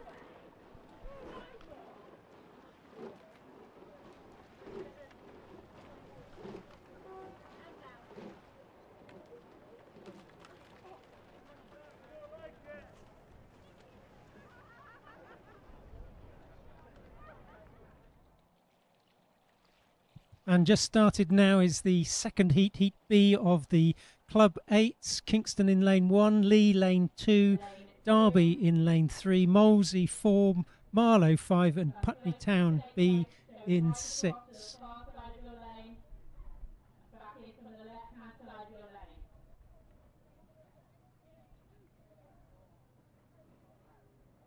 250 metres gone, and Molesey's just got their nose out in front. They're gradually extending it stroke by stroke. They're probably about quarter of a length up now and continuing to move as they establish their rhythm on the boat. But it looks like there's been a shipwreck from Marlow, and Marlow had stopped rowing. They've picked it up again, but that has cost them probably a length. They're back up again, trying to get back into the race, but that's going to be very expensive for Marlow.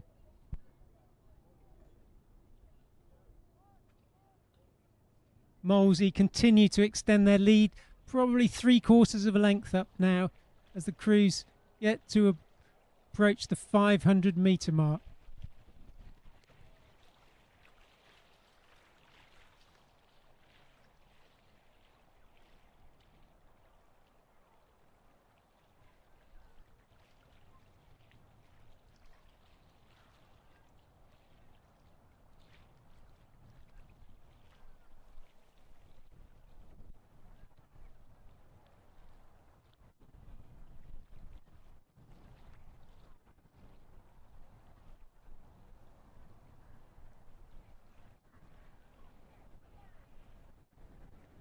Yeah, going through 500 metres.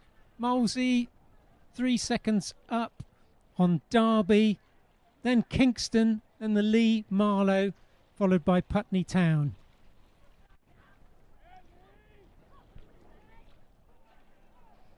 Molesey just being a bit cleaner, cleverer in this choppy water means that they're able to maintain their rate just a pip higher, rating 36 over Derby 35, which means they're able to move that boat a bit more efficiently. And you can see that they're moving out, continuing to move away, now about a length ahead.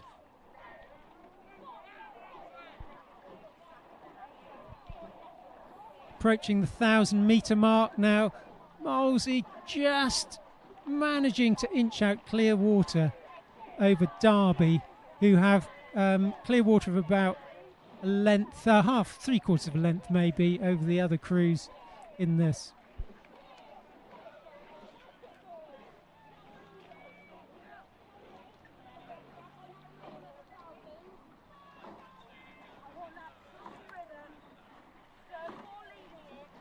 Just a reminder, it's the fastest to the final, and because there's 3 heats, then it's the next fastest 3 from the heats to the final. Obviously looking fairly comfortable in this. Marlow working very hard to try and close that gap from the problems that they had earlier.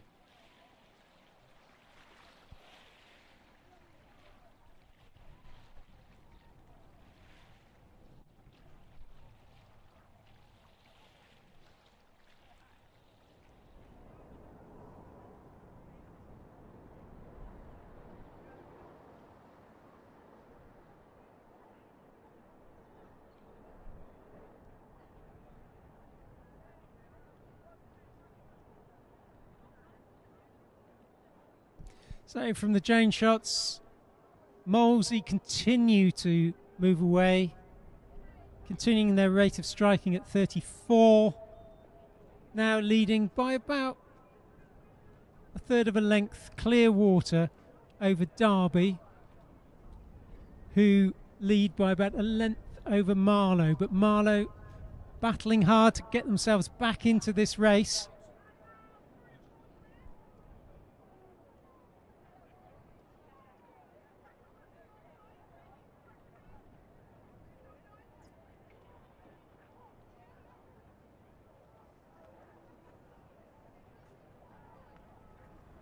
Coming through the 1,500 metre mark, Molesey appear to have squeezed on again and have stretched that lead out.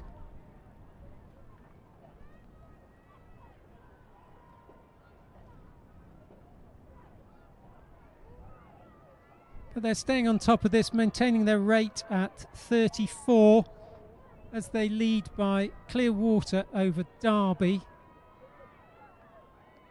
and Marlow.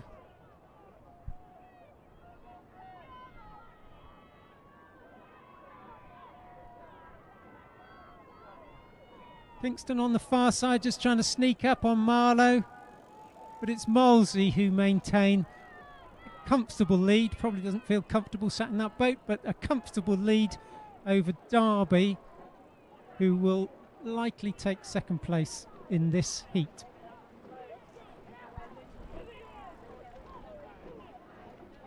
Derby being pushed hard by Marlow, trying to close that gap, but they left themselves with too much to do.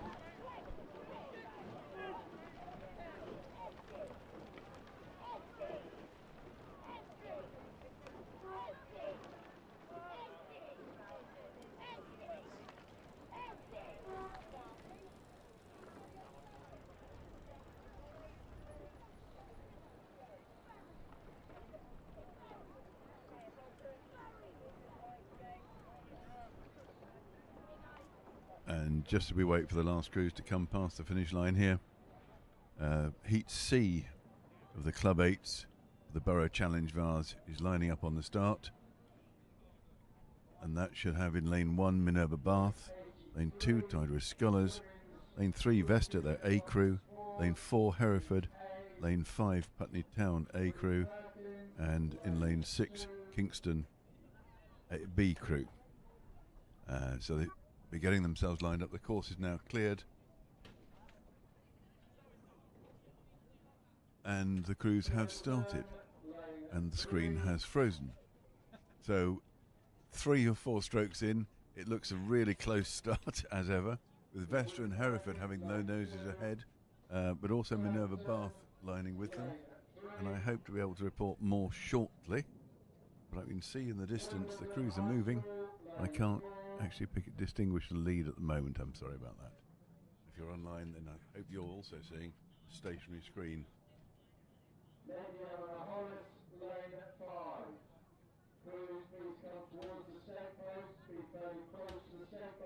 Looking up the course, the 2 crews in the centre lanes appear to have consolidated their initial few strokes. So Vesta and Hereford both look to be ahead slightly, but Minerva Bath in lane 1 hanging with them. So Minerva Bath in yellow, then Vesta and Hereford with the white vests, apparently white, they should be blue and white hoops, and then Vesta with the dark colours in the centre. Vesta striking 36, Hereford 37, and over on lane 1 Minerva Bath at 36 as well.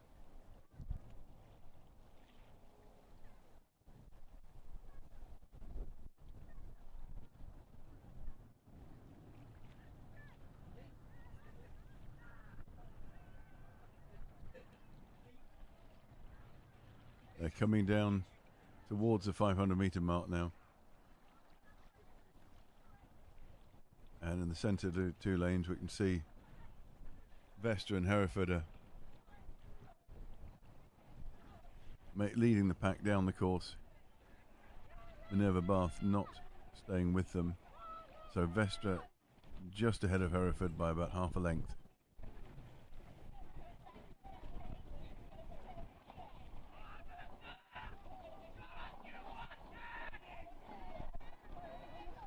Now Vesta extended their lead, so they led as they went past the 500 metre mark. Put the times up for you now. So Vesta were ahead at the 500 metre mark by just about a second over Hereford.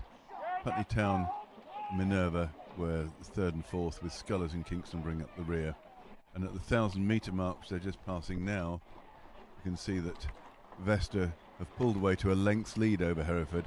Putney Town hanging on in 3rd, still leading Minerva and Sculls and Kingston Rowing Club in the same order. But that's a very good row there from Vesta as they now establish themselves with a length lead, and they're rowing along at only 34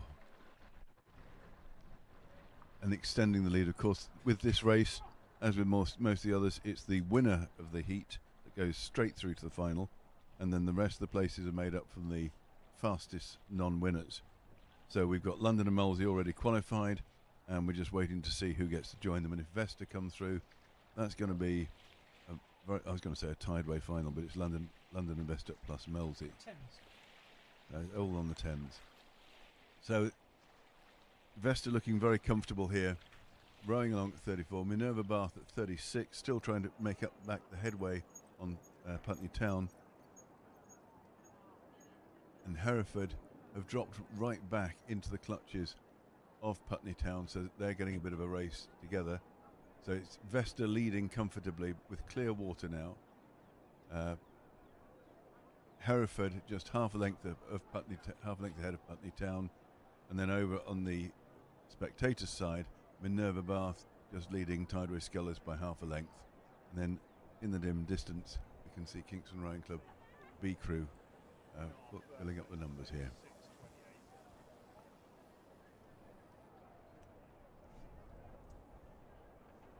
Vesta looking very strong here, still rowing just at 34. Obviously a very established cruising pace. The water's flat as a mill pond now despite the breeze. That's really lovely conditions, not too hot, not too rough, not too wet, not too dry. They're coming down towards the last 300 metres. They'll be into the Red Boys next, and they're just drawing away, having qualified for the final directly by leading this. And they've just taken the rating up for a token 36 to show what they can do. An unnecessary surge to show how fast they can go as they draw away. And behind them, Hereford is still holding on to second place and fighting off the challenge from Putney Town. But that's Vesta now coming down towards the finish. Just about 15 strokes to go. Fantastic view of the rest of the race for them as they watch everyone else struggling in their wake. Hereford coming down in second. They'll have to be hoping for one of the fastest non-winning qualifying times. And behind them, Potluck will have it for, wait, I lie, it's Putney Town. Yes, Hereford coming down. Putney Town will have to rely on the third fastest. So it's a clear water there for Vesta, then Hereford with their hoops on, then Putney Town, each with a length over the others, and then there's a length of clear water before we get back to Scullers and Minerva Bath, who will cross the line together, with Scullers just shading out Minerva Bath, and then we'll have a little wait for Kingston as they come down towards the finish. So the final of the Club 8s for the Borough Challenge Vase will include Vesta, A crew who just won, the London crew and the Molesey crews who won the previous race, and the fastest 3 qualifiers from those.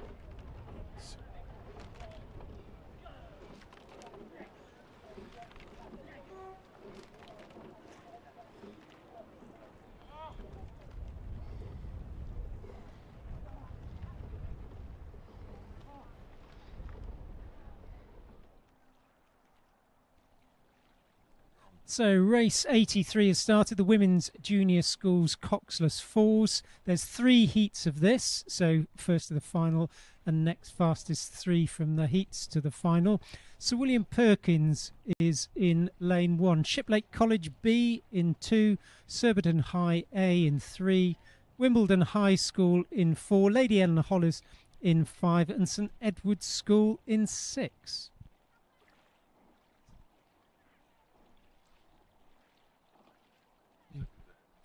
So coming through the 500 metre mark, Surbiton High have established a comfortable lead, a very comfortable lead. They're 5 seconds, more than 5 seconds up over Wimbledon High School, who themselves are a couple of seconds up on Lady Eleanor Hollis.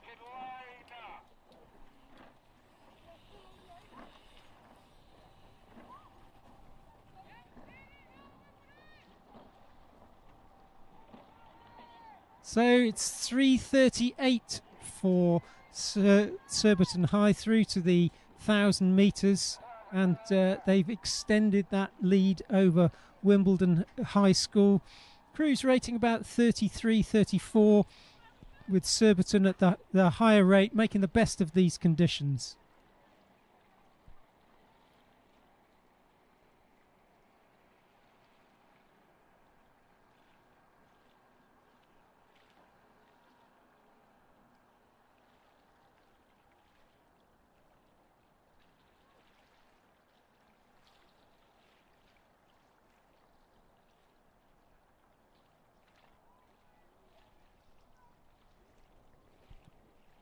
So Surbiton High School still keeping the rate up in the low 30s, making sure that they don't make life too difficult for themselves, but they are gradually pulling away in this race, extending their lead as they approach the 1,500 metre mark.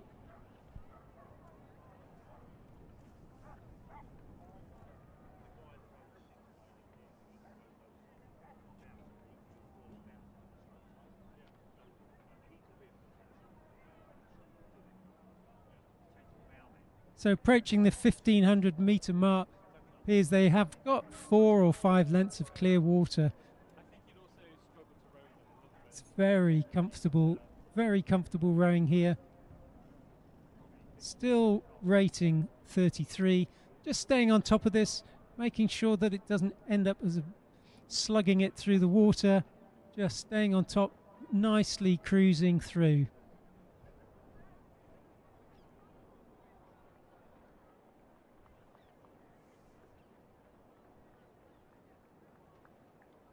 Second in this race is Wimbledon High School, but it is a considerable distance to second and third, Lady Eleanor Hollis.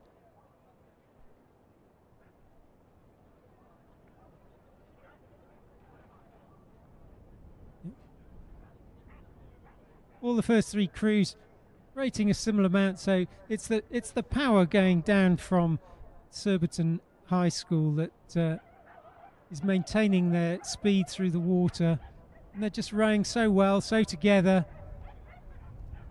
not overly stressed by this, but staying on top of it. Now entering the red buoy, so the last 250 metres to go to the finish.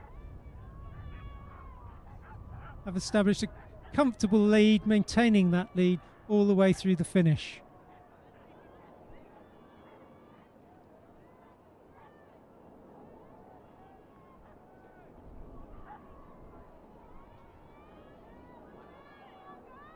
Following very much in that wake is Wimbledon High School, Lady Eleanor Hollis. These crews much more closely matched. They're both racing for a time.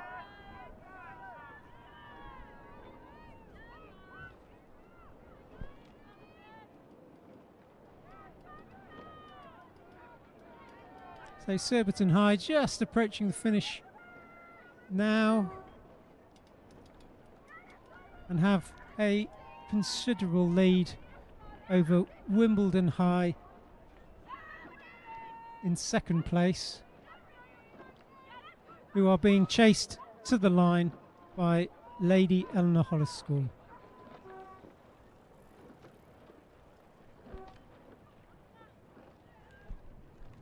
And race 84 has already started for the Skiff Regatta Cup. It's the Women's Junior School Coxless Falls Heat B. And we have in this one Canford School in lane 1, Hinksey Sculling School in lane 2, Shiplake College A Crew in lane 3, Kingston Grammar School in lane 4, Surbiton High School B in lane 5, and Pangbourne College in lane 6. And it's been a good start there for Hinksey Sculling School over in lane 2. They passed through the 500 metre mark, leading KGS by just about a second, and then Pangbourne following them with Canford, Shiplake and Surbiton bringing up the rear. So this is the Surbiton second crew, not doing quite as well as their first crew. But by the time we get to 1,000 metres, Hinksey are still holding the lead, but Pangbourne have overtaken Kingston Grammar to lie second, and they're just a second ahead of Kingston Grammar School, with Shiplake, Canford and Surbiton again bringing up the rear. I'll show you those times if I can. There we go. But it's a very comfortable row now, I think, for Hinksey. They look in control, even though the gap isn't as clear. They look to be very comfortable holding that slight lead, and they're underrating.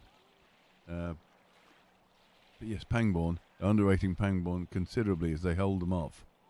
But it looks much closer on the course than it appears from here. At the moment, we've got Hinksey leading the way, with Pangbourne having chased them down, come through from third to second at the 1,000 metre mark, but still Hinksey holding the lead.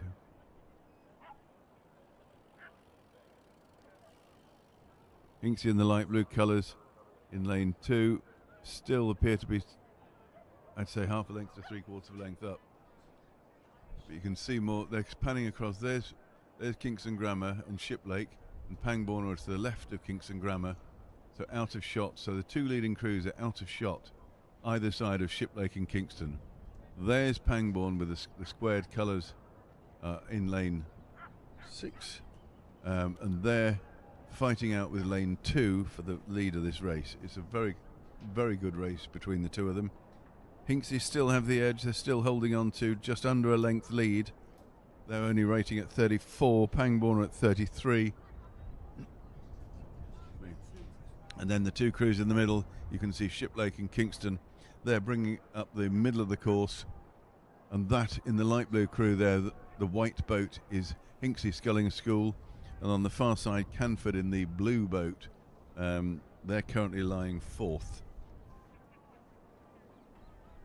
This is just a race now to see who can qualify for the final. This is the second of the heats, of the 3 heats in this event. We've already seen Surbiton High School A qualify for the final. Excuse me. So we're looking to see if Hinksey can hold on here or whether Pangbourne in lane 6 can actually row them down, take the place off them, and make Hinksey rely on being a fastest non-winner to qualify for the final.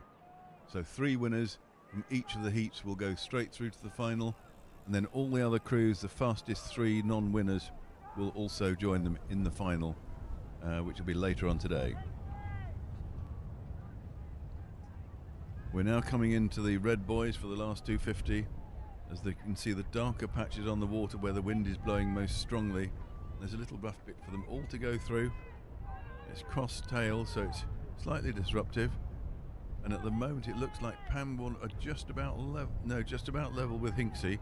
They're really close here, but the crews are so far apart, they'll have to keep their wits about them to be aware of what's going on.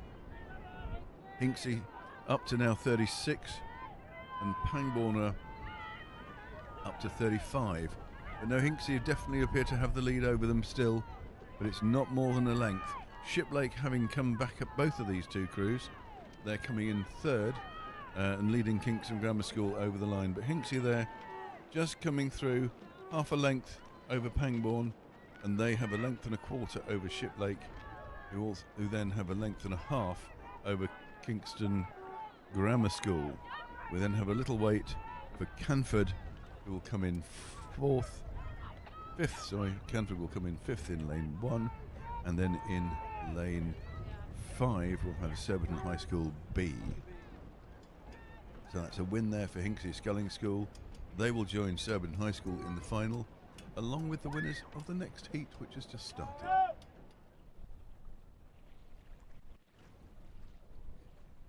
So Heat C is underway of the Women's Junior Coxless Fours for the Skiff Regatta Cup, with St George's College in lane 1, Bedford Girls' School in 2, Tideway Scullers School in 3, 4 is Sir William Perkins School, 5 is Wallingford, and 6 Hugh House School, which is a late entry into this event.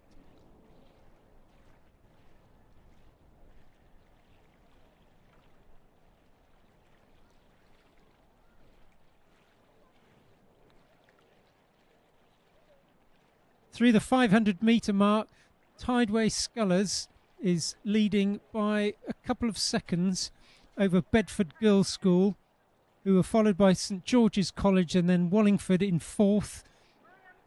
Sir William Perkins School is 5th and Kew House School is 6th.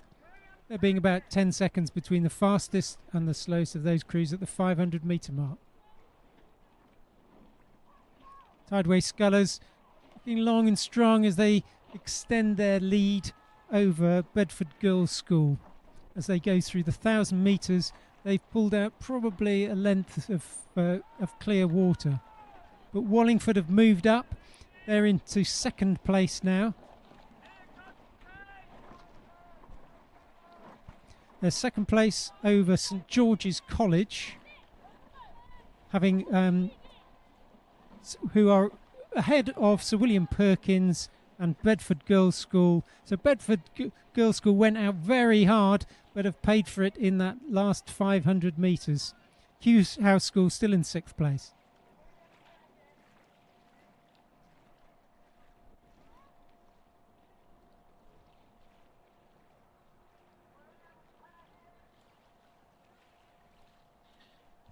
Wallingford Girls at 32 now, taking it onto Scullers at 31.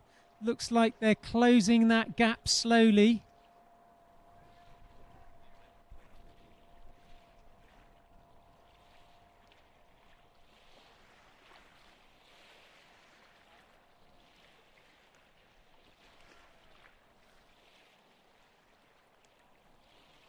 It's pretty tricky to tell from this angle, but we think that Wallingford are inching closer to Tideway Scullers School.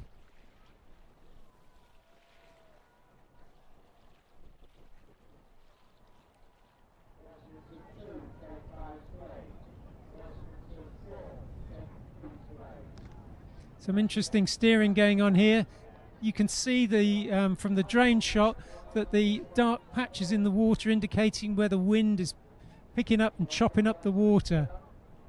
The crews have to respond to that, but every time they apply the steering, that's like applying the brake So you need to be very careful about how they're steering here to maintain within the centre of the centre of their lane as they go through the race.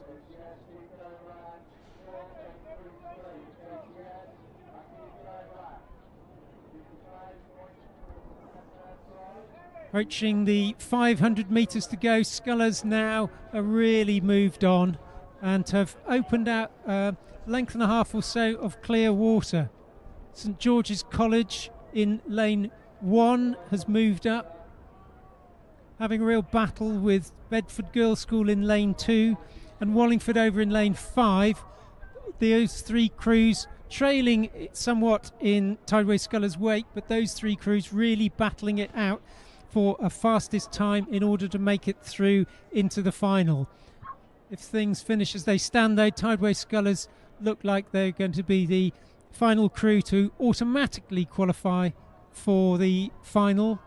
Tideway Scullers just coming slightly out of their lane and correcting hard now to maintain their position within the lane.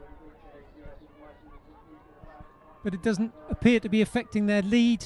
They continue to lead by a considerable margin of 2 or 3 lengths clear water.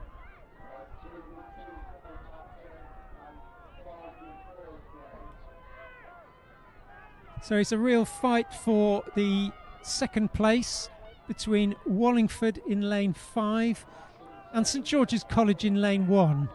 Bedford Girls' School in lane 2 appear to be gradually falling away, but it's Wallingford against against St George's College, chasing after that fastest place slot.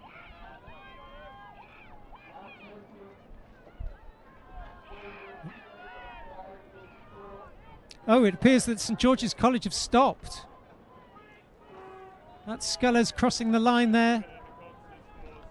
Wallingford then are going to take the second place in this, as they're just about to cross the line now.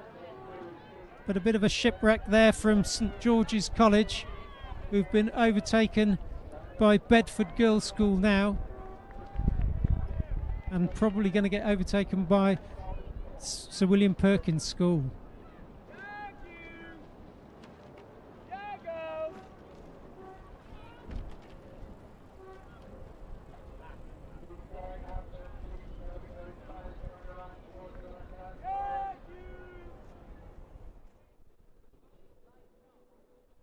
So Tideway Scullers School will join Surbiton A and Hinksey in the final. We'll have to wait for the judges' results on the times for the next fastest three, who will make it through into that final of the Women's Junior Schools Coxless 4.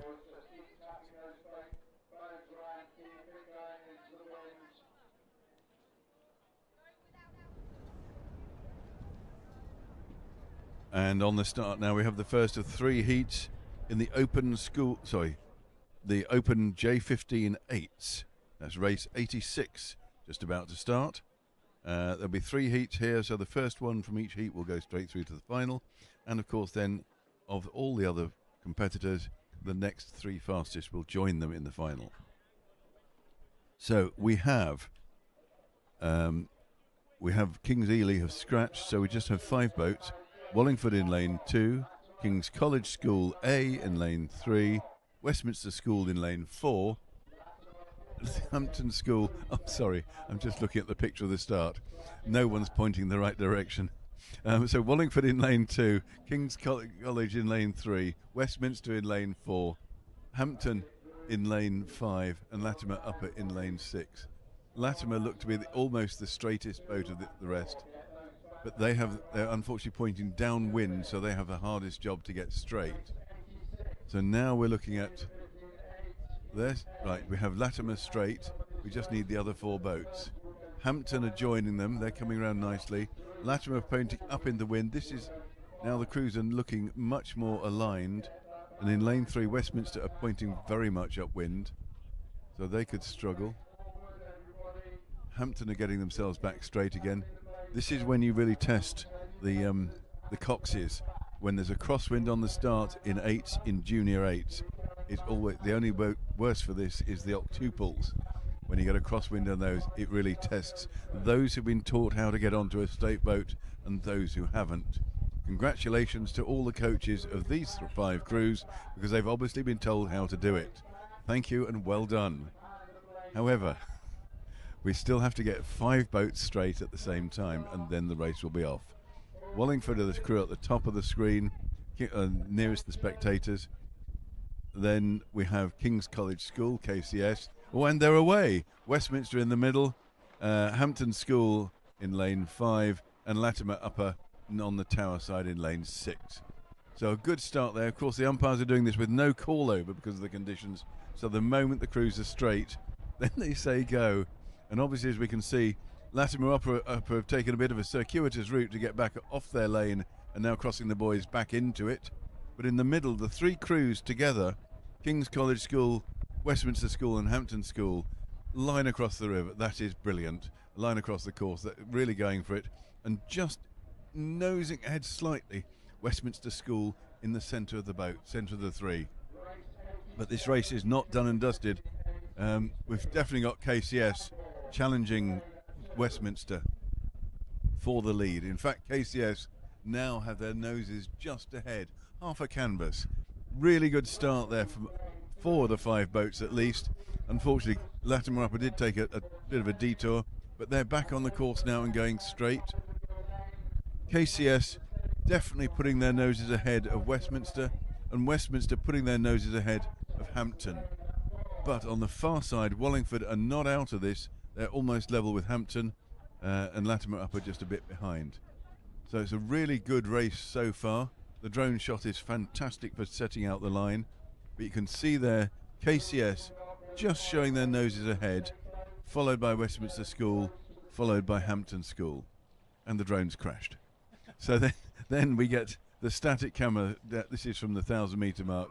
You can see there the pink blades of Westminster as they flash into the water, and they do that just at 38 times every minute. But the ones that are leading is KCS with the dark blades. Those, they're only going at 37 strokes a minute, but their 37 is more effective than the Westminster 39, so they're pulling ahead steadily each stroke. You can see the water's beautifully flat despite the wind, really going well, and there's a police car coming down the central road towards the finish. It'll be interesting to see what they want. Sorry, back onto the race. KCS have crossed through 500 metres in a time of 1:40, almost 1:41, and they're just under a second ahead of Westminster School. Hampton B just behind them, and then Wallingford and Latimer Upper. Still a close race, just a second in it. This is not decided yet. So you can see the dark strip there for King's College, and Westminster in the white. Sorry, they're actually pink, aren't they? The lighter colours with the pink blades. So KCS drawing away steadily. Nothing too drastic. They're still underrating Westminster by a couple of pips. But on the far side, Wallingford look to be rallying a bit and coming back. As they come through the 1,000-metre marks, which is coming up now, it'll be interesting to see how the times are doing between Wallingford and Hampton on this side. But I think Wallingford are coming back. So as you can see, there's almost a length now for KCS. They're going through 1,000 metre now. Then Westminster School just under a length behind. And it's Wallingford, then Hampton B. So Wallingford have rallied. No, I lie. Hampton B just ahead of Wallingford. So it's less than a second between those two. And then Latimer Upper bringing up the rear. So the 1,000 metres, KCS have pulled out to almost a length over Westminster. Hampton B a length behind them, and Wallingford just coming back on Hampton B. And Latimer Upper through the 500 metres now as they all come down, sorry, the 1,000 metres, they all come down the second half of the course. This is a really good race here. I think Westminster are not out of this. They could really come back if they made their effort now. But KCS plugging away and holding on to the lead. They're doing well. They're at 35. Westminster in the pink, giving it some stick. They're just trying to close it down. It's still in contact, still under a length. But they've only got half the course to go as they come down and out down this end. The sky is brightening. the wind is easing off and the water is flattening. So it's good rowing conditions as Westminster have a chance to come back at KCS.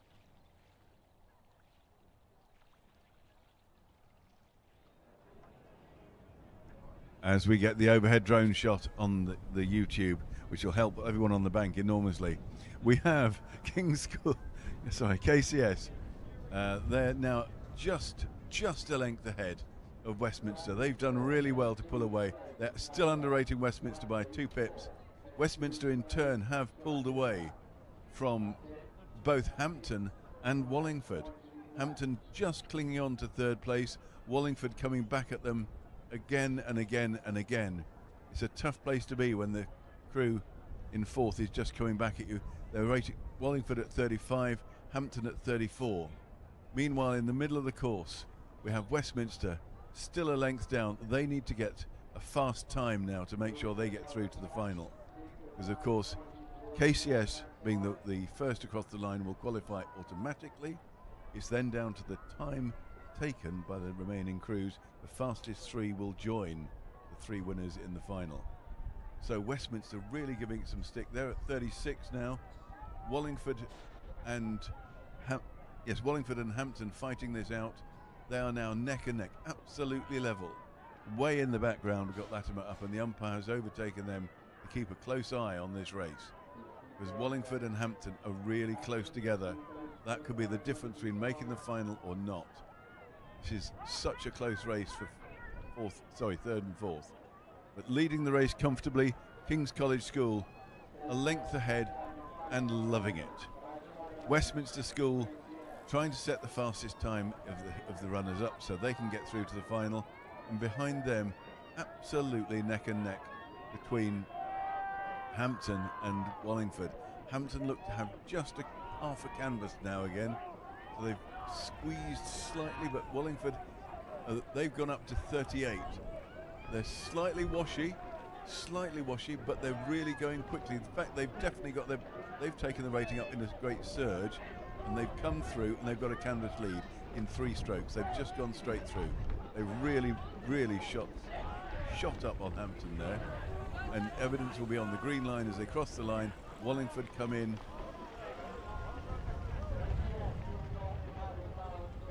4th. Wallingford in 4th. There we are.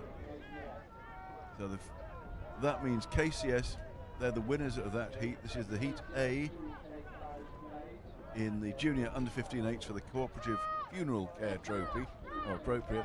And we'll see now what's happening up at the start with some more 8s trying to get aligned. Yes, indeed. There are more 8s trying to get aligned in Heat B of the Junior Under 15 the Cooperative Funeral Care Trophy. Pangbourne College are in lane 1, Radley College A in lane 2, Hampton School A, lane 3, Dulwich College 4, King's College School B is in lane 5, and St Edward's School is in lane 6. And at the moment, the crews are pointing in somewhat random directions.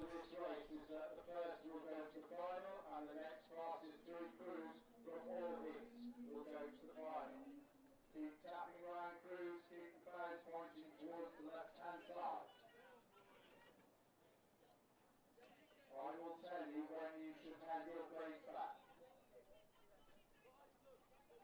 Keep tapping the bows line towards the left-hand side.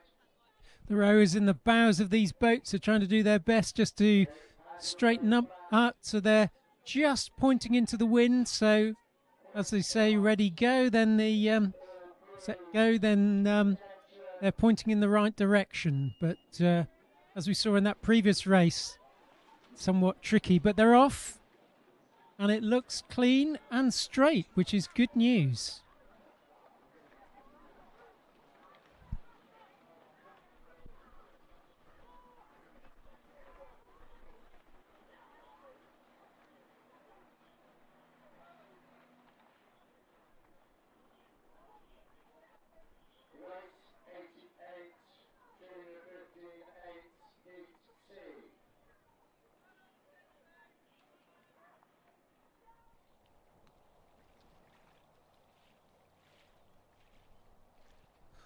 All the crews in this event appear to have had a clean start, and little between them as they go through the first 250 metres and settle into their race rhythm.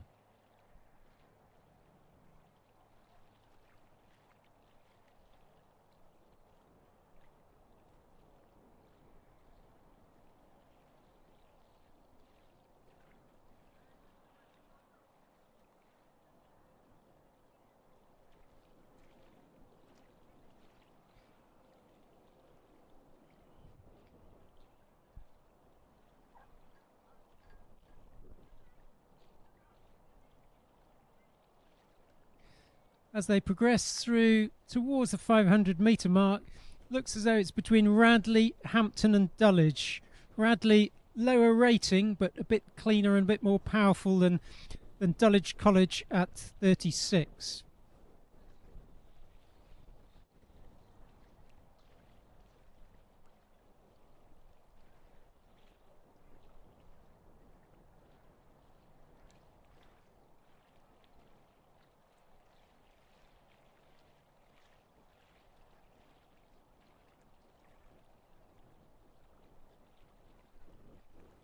Going through the 500 metre mark, then Hampton School have taken an early lead.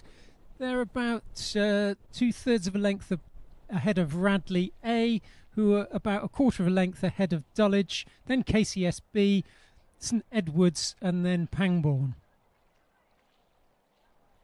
Hampton seem to be making the better of these conditions, staying on top of it.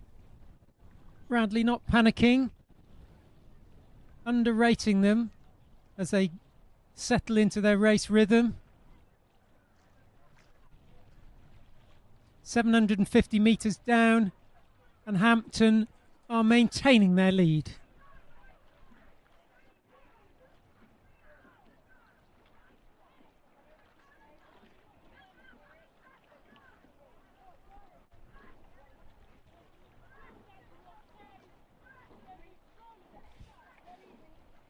Crews are now coming up to halfway, coming up to that 1,000 metre point.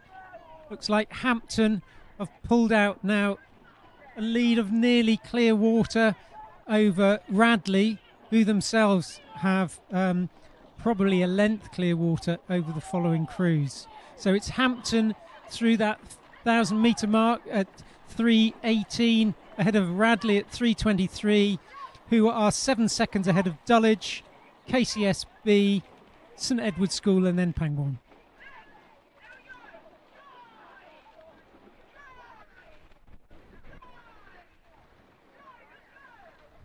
Both Hampton and Radley are slugging it out between them, both having dropped their rate to 33.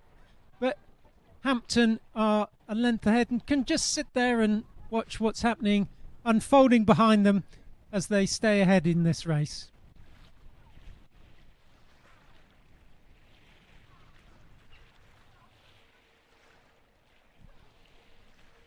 Both Radley and Hampton demonstrating the benefits of being neat in these conditions. Just enables them to get the work on better, the power on better, and move the boat. Umpire's doing a bit of semaphore, so there must be some trouble with steering, probably from Dulwich College it looks, who taking the long route round the course, but they're back on track now. But Hampton are stretching their lead now, have probably got about quarter to half a length of clear water over Radley, who are a significant distance above the other four crews, who are all pretty close in terms of their speed. But it's Hampton rating 32, powering it along, putting a lot of power into this boat, but it's moving it very effectively. Radley just raising their rates slightly, certainly not letting Hampton have it all their own way. And then the other four crews are level. Yes, yeah, unlikely to be getting the fastest time, but you don't know don't know that. Depends what's happening in the other crews.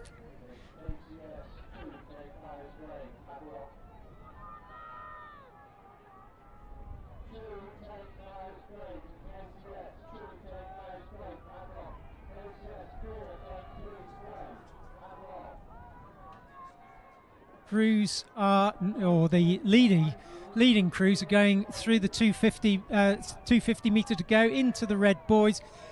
Hampton maintain their comfortable lead, probably just drop the rate very slightly over the top of Radley, who are maintaining their rate, trying to close that gap down.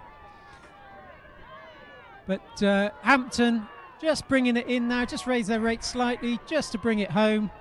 Rating 34.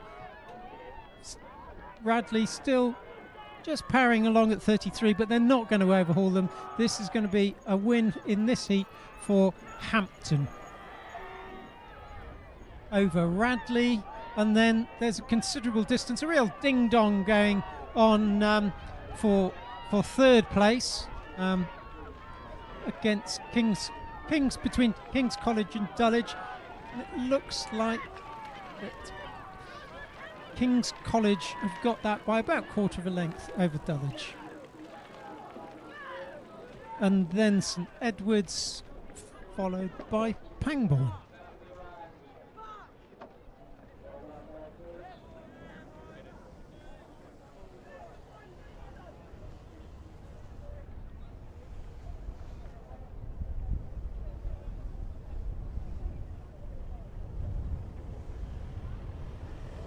And on the start now should be the third of the three heats for the junior under 15/8. Racing for the Cooperative Funeral Care Trophy in race 88. And just to check on that, time is 4:23, which only 10 minutes adrift.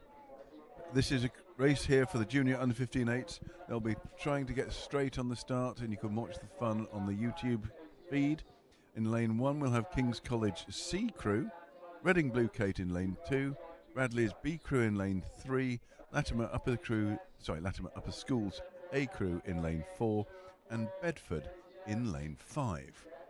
And at the moment we have King's College attached and straight, Reading Blue Coat attached and straight, Radley somewhere in the middle of the C, and Latimer Upper attached but against Bedford, who are attached and straight. So Radley are coming in incredibly at 45 degrees to the course, and their stern is somewhere near the stake boat. Meanwhile, Latimer are making friends with Bedford School. Lane 1 and 2, King's College School and Reading Bluecoat just sitting there pointing upwind, waiting for the things to finish, and Bedford School also staying straight. This is more fun than the races, isn't it? So, as we play Constipated Caterpillars, we'll be getting straight very soon. Right, lane 5, Latimer's now attached and straightening up beautifully. Radley's attached. Reading Bluecoat is attached and facing upwind, and Radley are now straightening up. Good. There will be no call over in this race. As soon as the umpire considers the crews are straight, he will mutter the immortal word go. It's known in the trade as load fire aim. So we now have lanes 2 and 4 need to straighten up, and the race will be off. So it's Latimer Upper, having made friends with Bedford, trying to make friends with Radley. So this is the third of the three heats in the junior under 15/8. And we're holding our breath. This looks promising. Just need Reading Bluecoats to straighten up a tad. They've been sitting there for ages pointing that way because the wind's going to blow them round. And they're straight. They're ready. They're straight, they're ready. Lots of wriggling blades. And they're off. They're off. Yay! Well done, the umpire, whoever that was. Love it. A clean start for this, the third heat in the junior under 15/8s. We've just got the 5 crews. King's College in lane 1, Reading Bluecoat lane 2, Radley lane 3, Latimer Upper lane 4, and Bedford School in lane 5. And all crews are going straight and true as they go down towards 250 metres. In the middle of the course, it looks like Radley B have a slight edge, as do Latimer Upper A. As we get the long view, we can see Latimer's light blue blades. They are looking very, very good indeed. They're going off at 38. They intend to get the lead and to take control of this race. There's no question about that. And on their stroke side, they've got Radley College only going off at 34, but every Radley crew has been a low rating crew and they've still gone quickly. So there's Latimer and Radley both in the middle, and then Reading Bluecoat. This is their only entry in the Junior 15/8s. That'll be their top crew, and they've been a resurgent force recently. So Reading Bluecoat off at 35. This is looking quite a good race in the middle. King's College C crew are dropping back a little, as are Bedford School at the moment. But I would say in the middle, Radley have now come level and are challenging Latimer Upper for the lead of this race. We should see the 500 metre times soon, and that will be the proof of the pudding. But it's a good race in the middle between 3/8s. The Reading Bluecoat, Radley College and Latimer Upper coming down towards 500 metres.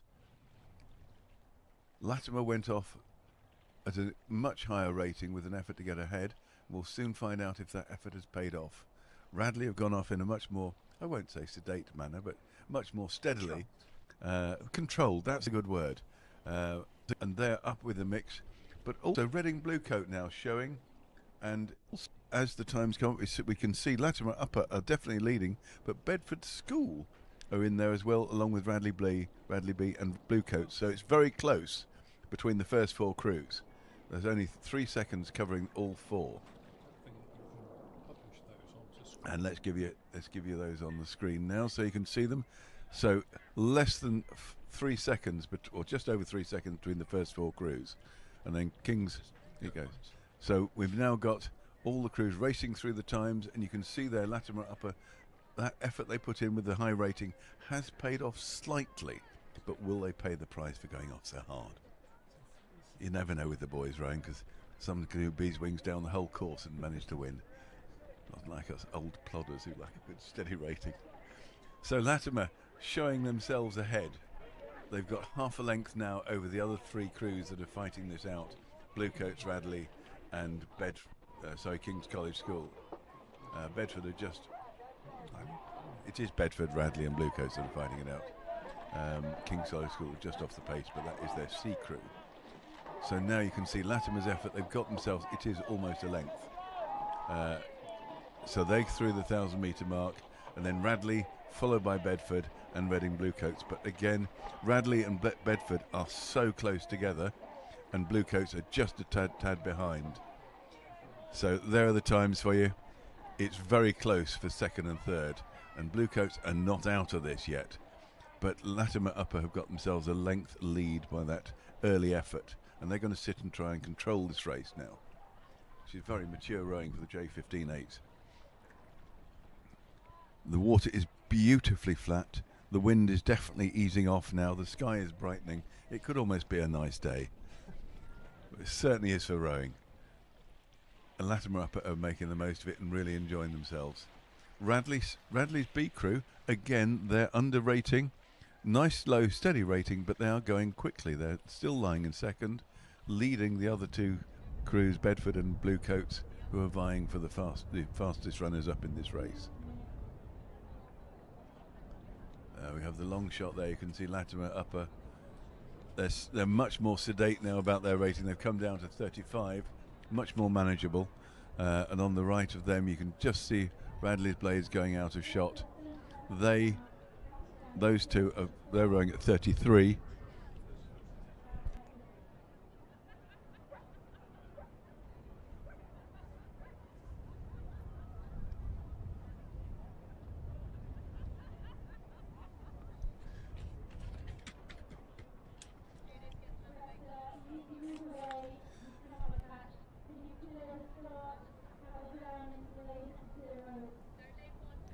So now we can see the leading three crews in main shot on the screen as they're coming down past 1,500 metres. Latimer Upper still have the lead. Radley have come through Blue Coats. So Latimer Upper definitely holding a lead there. They're much, again, 35 they're rowing at. Radley at 34, so they've taken it up ever so slightly. And they're holding off the challenge that's coming to them now from Reading Blue Coats. In the distance there you can see the KCS crew, but on Latimer's left, Bedford School are not out of this race. They were still lying, in fact, they're lying third. We've got the 1,500 metre times have just come in, and you can see that Latimer Upper are holding on to just over a length lead from Radley B, who are just ahead of Bedford School, and again, they're just ahead of Blue Coats. So it's still not decided for who's going to be the fastest runners-up, but my shilling is on Radley because their rating is so steady, so controlled, they have the ability to take it up towards the end. Having said that, Blue Coats are going for them, and they're just drawing an up level. So, what do I know? But you've got Blue Coats now challenging Radley, and Radley have taken their rating up a shade. This looks very close. Both Radley and Latimer are on their buoy line, so they're very close together, and Radley have come back to under a length lead, under a length behind Latimer, as Latimer come to the finish line now, and then Radley following on just with the overlap. Blue Coat follow now, and then Bedford School on this side, and then there's a little wait as we get King's College C crew to come down. So a good win there from Latimer Upper.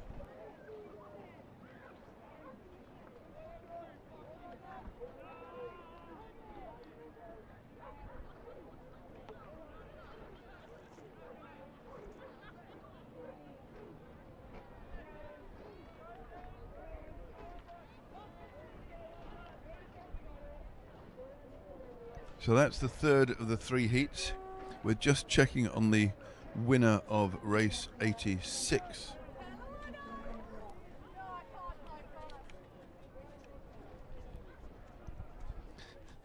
But we know now that Latimer are in the final, as in Hampton from the race before, and the winner of race 86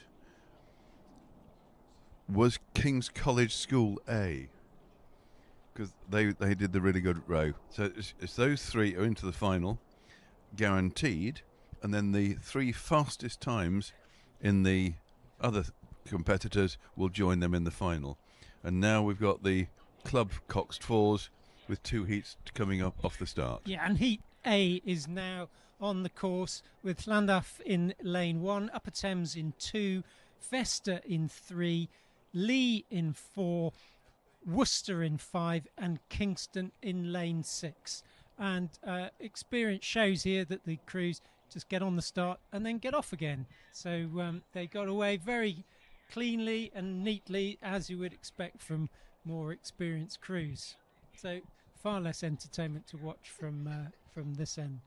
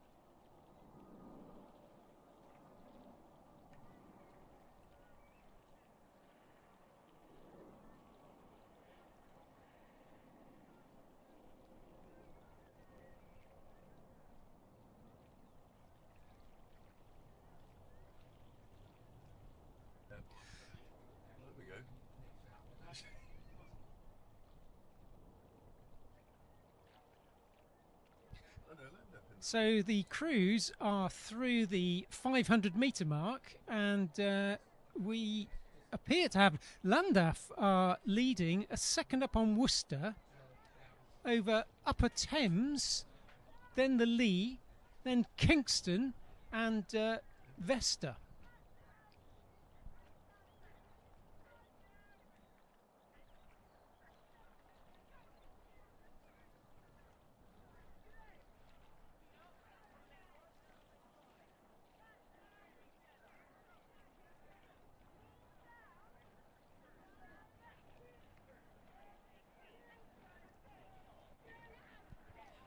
Llandaff just rowing really nicely at 33.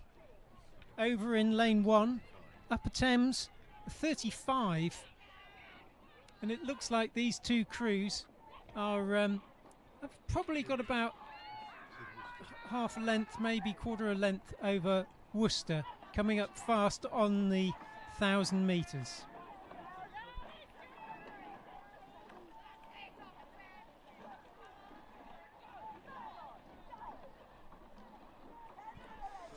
So just looking at as they come through the 1,000 metre mark here, that Worcester have overhauled Llandaff, and indeed Upper Thames have overhauled Llandaff, who are now in the third position. But there's only a couple of seconds between first and third, followed by the Lee at fourth, Kingston, and then Vesta.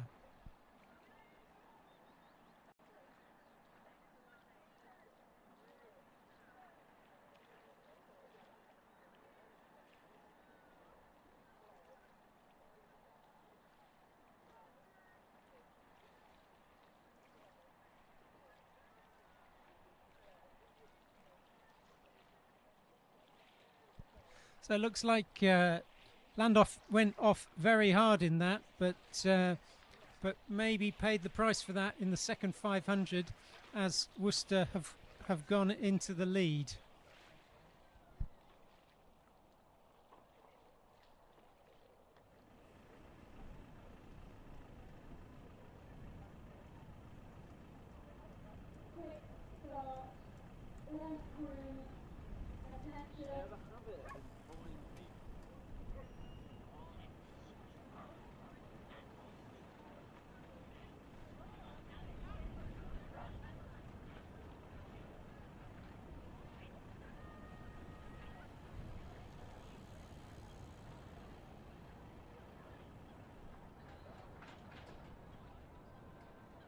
Best.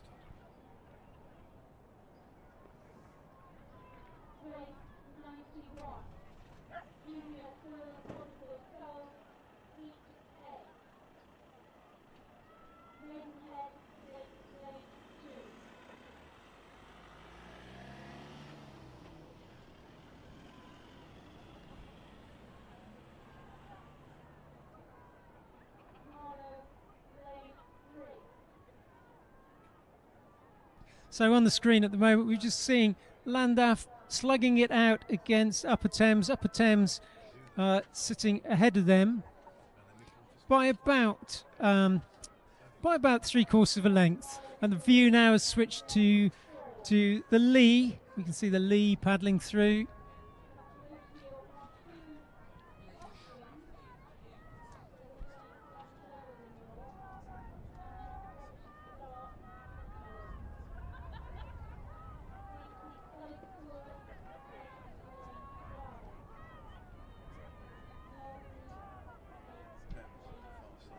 Worcester rating 34, Upper Thames on the far side rating 35. The crews are now through the 1750 mark, so 250 metres to go into the red buoys. Worcester hanging on to this. But Upper Thames appear to be making their lead. Worcester making a late charge for this. Llandaff maybe holding on to that third position as the Lee come up on it, but it's Upper Thames.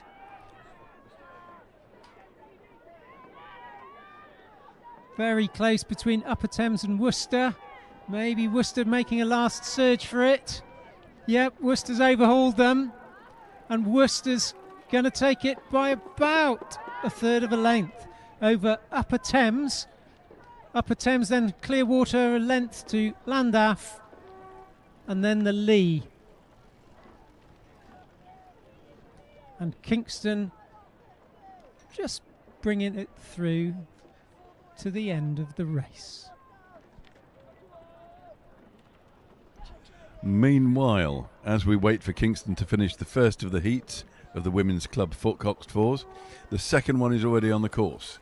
That's with Warwick in lane 1, City of Bristol in lane 2, Derby in lane 3, Canterbridgean in lane 4, Cambridge 99 in lane 5, and Shannon from Ireland in lane 6.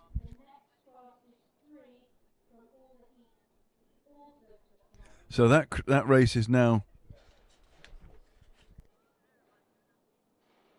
already off the stake boats. You're seeing the stake boats at the moment online, but the race is actually at 500 metres. So they've got through with Warwick, City of Bristol, Derby, Canterbridgean, Cambridge 99, and Shannon from Ireland. Here we are. We've got pictures now, and I was struggling to see who was ahead. Now I know why. It's a close race, but on this side, Shannon have a length over the next two crews, which are Canterbridgean and Derby, and then beyond that is City of Bristol and then Warwick. So that's Shannon leading, Canterbridgean, Derby, City of Bristol, Warwick, and presumably we'll see Cambridge 99 at some point. But that's a good row from Shannon in the blue colours. They're well ahead by a length at 500 metres, so they can sit and control this race now. And then Canterbridgean there in the blue. Canterbridgean there, we're lying second. They're at 31, and then behind them, not far behind, was Derby and then City of Bristol. So there's a picture of Shannon. They are rowing very strongly. They're at 33. And maintaining a solid lead there over Canterbridgean at 31. And then there you can just see the nines. They're trailing in the distance, but Derby are the crew in white well ahead. And in fact, Derby looked to have overhauled Canterbridgean. And on the far side, we have Warwick and City of Bristol. So Shannon rowing very strongly now in this race. They're coming down lane 6, well ahead. They've reached the 1,000 metre mark, and but they are well ahead. We can see Shannon, they've done a time of 3:52 to the 1,000 metre mark, and they are nearly 3 seconds ahead of Canterbridgean and Derby, and Derby and Canterbridgean are neck and neck within a quarter of a second of each other. City of Bristol behind them, 3/4 of a length back. Warwick just a canvas behind that, and then Cambridge 99, the nines, 4 lengths behind, so a little way behind for the nines. Shannon doing a really good job in this race. This is the second heat of the women's club coxed fours. Shannon rowing strongly at 33 and drawing away from Canterbridgean and Derby are having their own private battle. Derby in the white strip look just... Yes, they've actually, I lied. Derby have pulled away from Canterbridgean and they are coming up on Shannon. So Derby really playing a strong hand here. They have done a fantastic third 500, come through Canterbridgean and come level with the leaders, Shannon. Very good piece of rowing. The momentum is with them, and Shannon, you can see a couple of them looking across, but they're looking across to see how they're doing. Derby at 33, Shannon were at 34, and Derby are now just showing their noses ahead. And in between those, Canterbridgean have been dropped through. So we've got Derby and leading Shannon and Canterbridgean just behind them. And then in the background you can see City of Bristol there, but they're well off the pace, I'm afraid. So Derby now have their noses in front. Canterbridgean are trying to come back. They're coming onto the red boys now. This is 250 metres to go. We have Derby. They are holding on a canvas to half a length lead. Shannon have gone up to 35, Derby are at 35, and Canterbridgean are at 36. They're really going down here. You can see smooth water, and Derby are pulling away strongly here. A very good finish from Derby as they come down towards the finish. Really good. They're ahead, and then Canterbridgean are now making a run up on the Shannon. Shannon seem to have actually not stopped, but they've suddenly hit the treacle on the course, and they're slowing down. And in fact, there we go, Derby across. Oh, I'll leave that one for the judges to work out who was quicker as the runner up there, because that was very, very adjacent. So we know that Derby managed to win that race, and well done to them, because they get through no matter how quick the race was. But it's then between Canterbridge and Shannon as to who qualifies on the fastest. And of course we have to take into account the other race that just happened. So that's the qualifiers for this, the final of the Club Fours. That's Derby and Worcester guaranteed. And that is being raced, of course, for the Doug Norris Memorial Salver. And that race will be later on today. And then we have to wait for the fastest qualifiers from the heats. And there's another race on the course already. There is indeed. It's the Junior Schools Quadruple Sculls. And they have got to beyond the 1,000 metre mark. So Maidenhead is in lane 1, Marlow B in lane 2, Great Marlow School in lane 3, Hinksey Sculling School in 4, Molesey in 5. Royal Grammar School have scratched from this, so it's just the 5 crews in it. And this looks to be another tight race as well.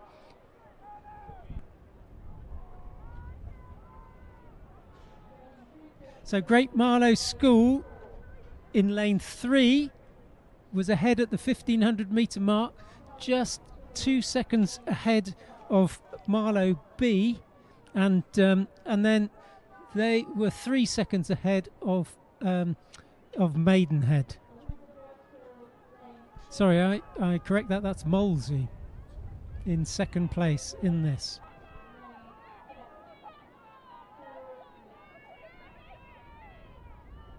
Marlow.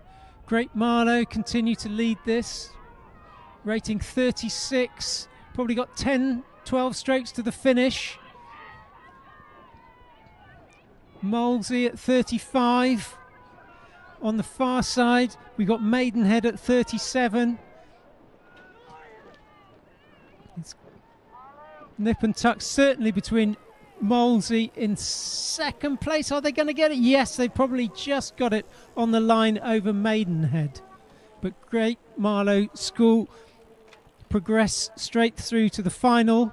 We'll have to wait to see who were the fastest other crews in that.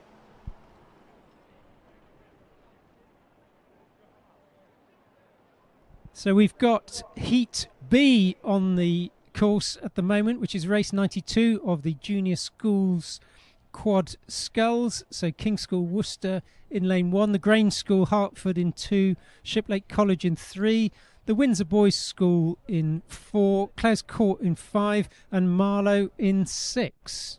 And going through the 500 metre mark, it was Clares Court who were a couple of seconds ahead of the Grange School, who were neck and neck with Marlow A, followed by King's School Worcester, Windsor Boys and Shiplake. Crews approaching now the 1,000 metre mark, and looks like Clares Court School are continuing to maintain their lead, just about less than a second ahead of the Grange School.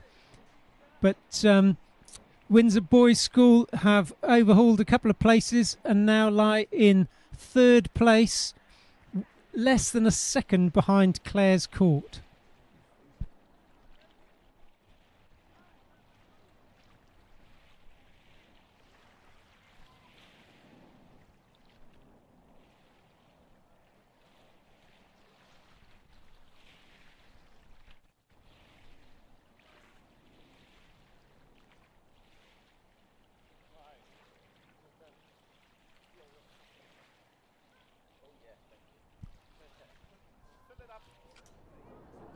Yeah, it's a very close race here now between Windsor Boys School, Clares Court and Marlow A, who have squeezed on in this race. And overlap between all those crews, and probably the fourth crew as well, sat in lane 2, which is Grange School Hertford. Grange at 36.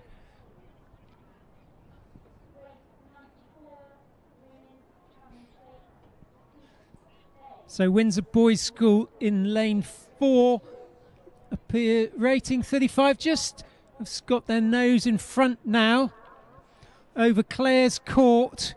Clares Court possibly getting overhauled by Marlow A. as the crews go through the 1500 metre mark.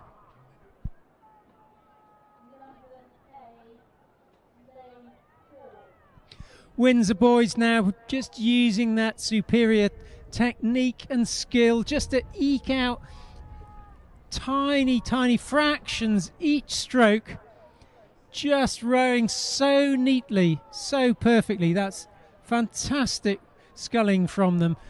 Just getting that extra run on the boat has enabled them to pull out 3/4 of a length just in the last 200-300 metres.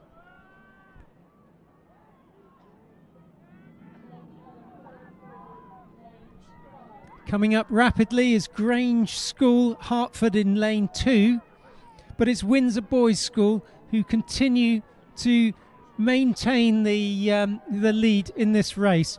Grange School have jacked up the rating now, rating 38, trying to row down Windsor Boys School in the last 200 metres of this event, 150 metres, 15 strokes to go for Windsor Boys School, maintaining that advantage of probably half a length now over Grange School as they continue to rate 2 or 3 pips higher.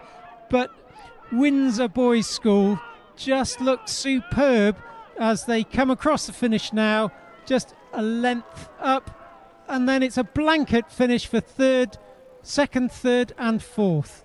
Fantastic racing there in the junior schools quads.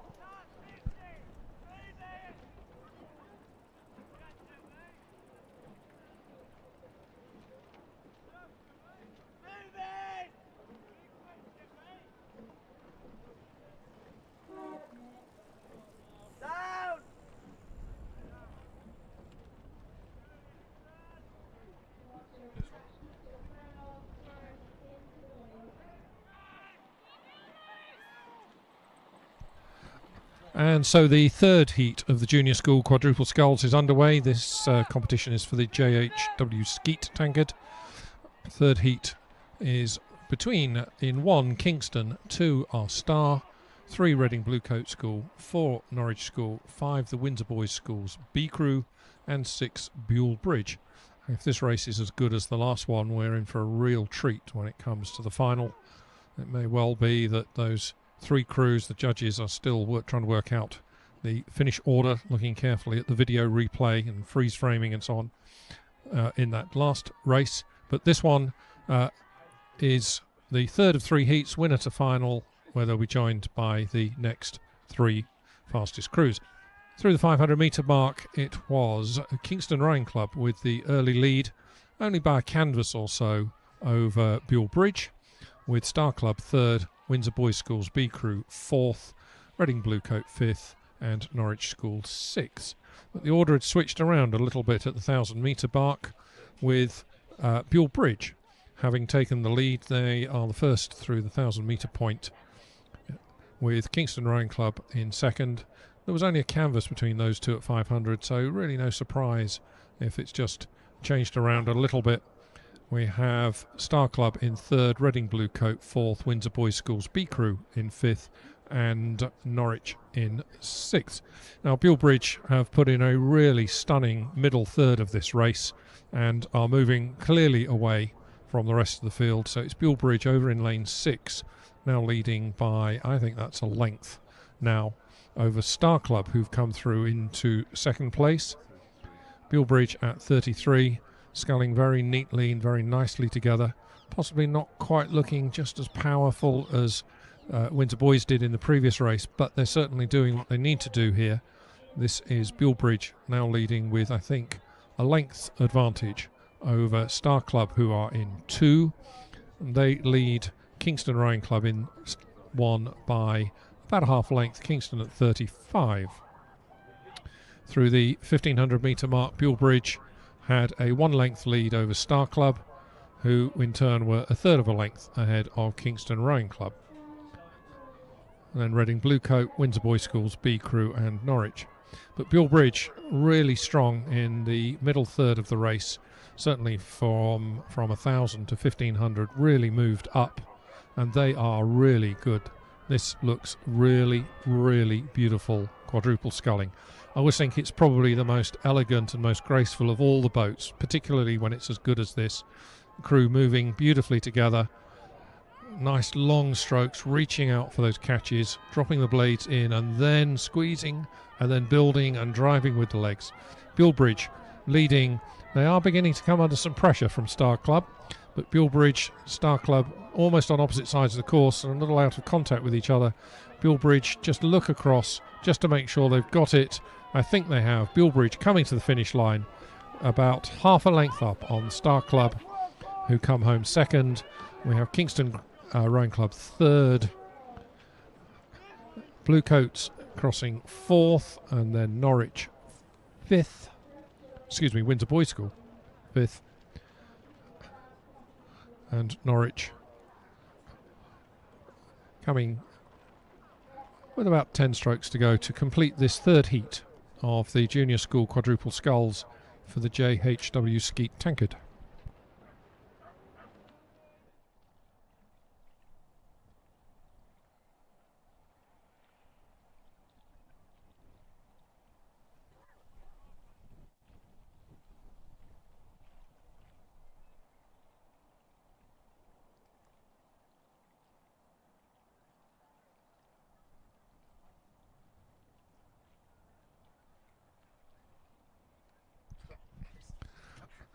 Underway is race 94, the Women's Challenge 8s. This is the first of two heats for the President's Memorial Cup. In one, Molesey. In two, Thames C. 3 are London's A crew. 4, the King's School Chester. 5 are Thames Rowing Club B crew. And in 6, Nottingham. As they pass through the 500 metre point, it's Molesey with about a 1 length advantage over Thames Rowing Club.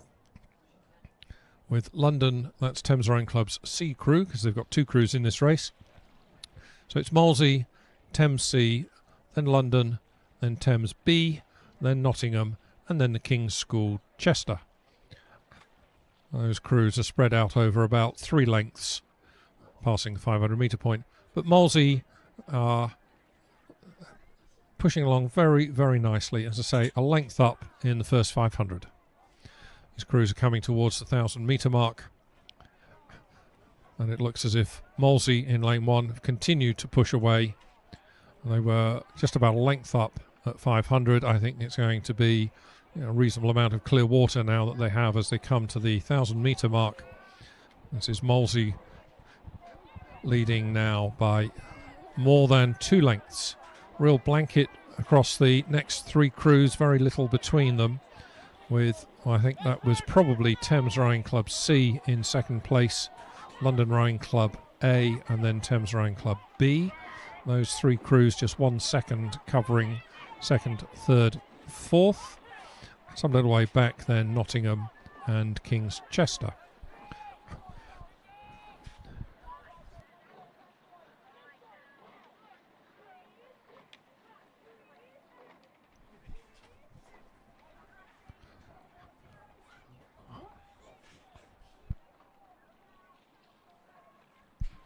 So they push away from the 1,000 metre mark. Molesey continue to squeeze out, now leading comfortably by 2.5 lengths, perhaps even 3 lengths. Molesey rowing very, very comfortably in these Women's Challenge 8s. The upper band in terms of competence and ability and track record over the last couple of years. So we would expect them to be pretty good crews. We have Molesey at 34. Thames C crew, who are in a real ding-dong of a battle for second, third and fourth place. Thames C are also at 34, as are LEH. Although, to be fair, LEH are towards the back of the field. Thames B and 5 are also at 34, so Molesey pushing out 3 lengths, maybe even beginning to stretch that further as they come to the 1,500 metre point. So we have Thames Rowing Club still at 34, we have London A at 35, we have Thames Rowing Club B at 34. I think it's the crew from London who are just beginning to squeeze ahead into second place, just by a few feet pulling clear. Molesey some 8 seconds ahead of Thames in second place, but then just exactly 1 second covering Thames, London and the other crew from Thames Rowing Club in second, third and fourth.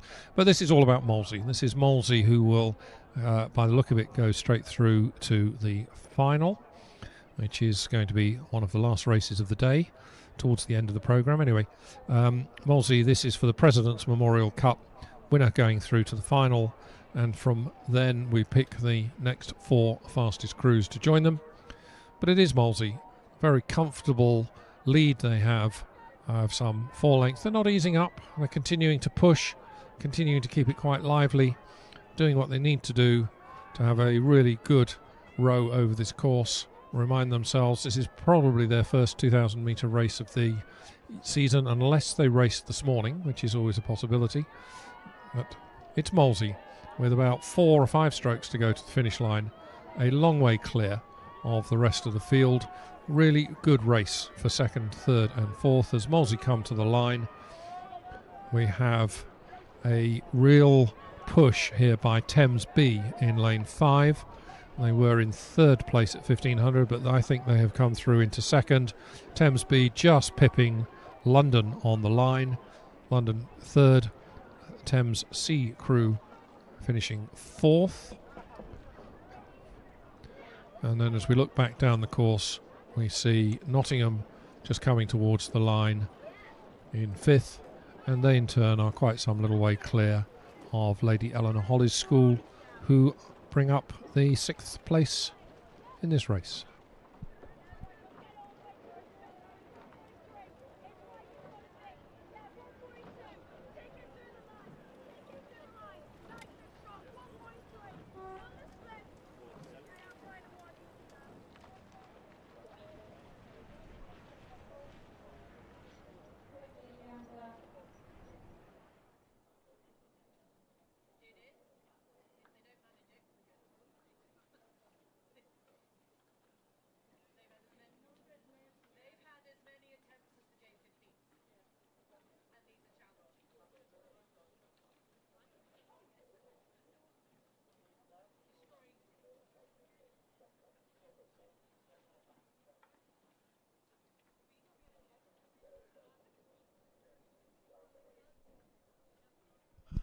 And lining up now on the start, all the boats are attached for this, but just straightening up. We have the second heat of the Women's Challenge 8s for the President's Memorial Cup.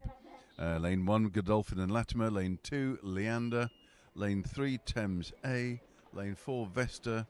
Lane 5, London B. And Lane 6, Reading. And the race has started with very little faffing about. It's a brilliant start. All 6 boats gone off straight, which is an improvement over the last large boat I was watching. And it's very obvious from here, 3 crews in the middle are going to be the ones that vie for this event. Thames A have gone off well ahead of Leander, but Leander and Vesta are following them excuse me, in the first few strokes to make a strong race of this. And then we cut now to the low view, and we can see that Thames A, the crew, have definitely made their showing.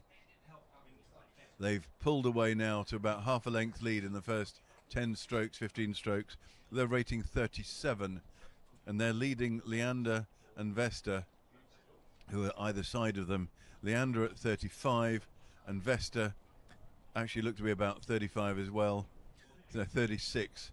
So you've got Thames who've gone off slightly higher rating to try and get themselves ahead, and they've established just a little bit of an advantage over Leander and Vesta. Leander and Vesta are neck and neck as they come down through 250 metres. So it's lanes 2, 3 and 4 we need to watch here, as they are the ones drawing away from the rest of the race. So London B and Reading dropping off, and Godolphin and Latimer, they're in a race I don't think they're going to be able to handle here with Leander, Thames and Vesta. Thames still chugging away at 37, and they are pulling away to about 3/4 of a length lead now over Leander, and Vesta have dropped back. So Vesta shot their bolt early and have now started to drop back a bit, and it's now a 2-horse race between Thames A and Leander.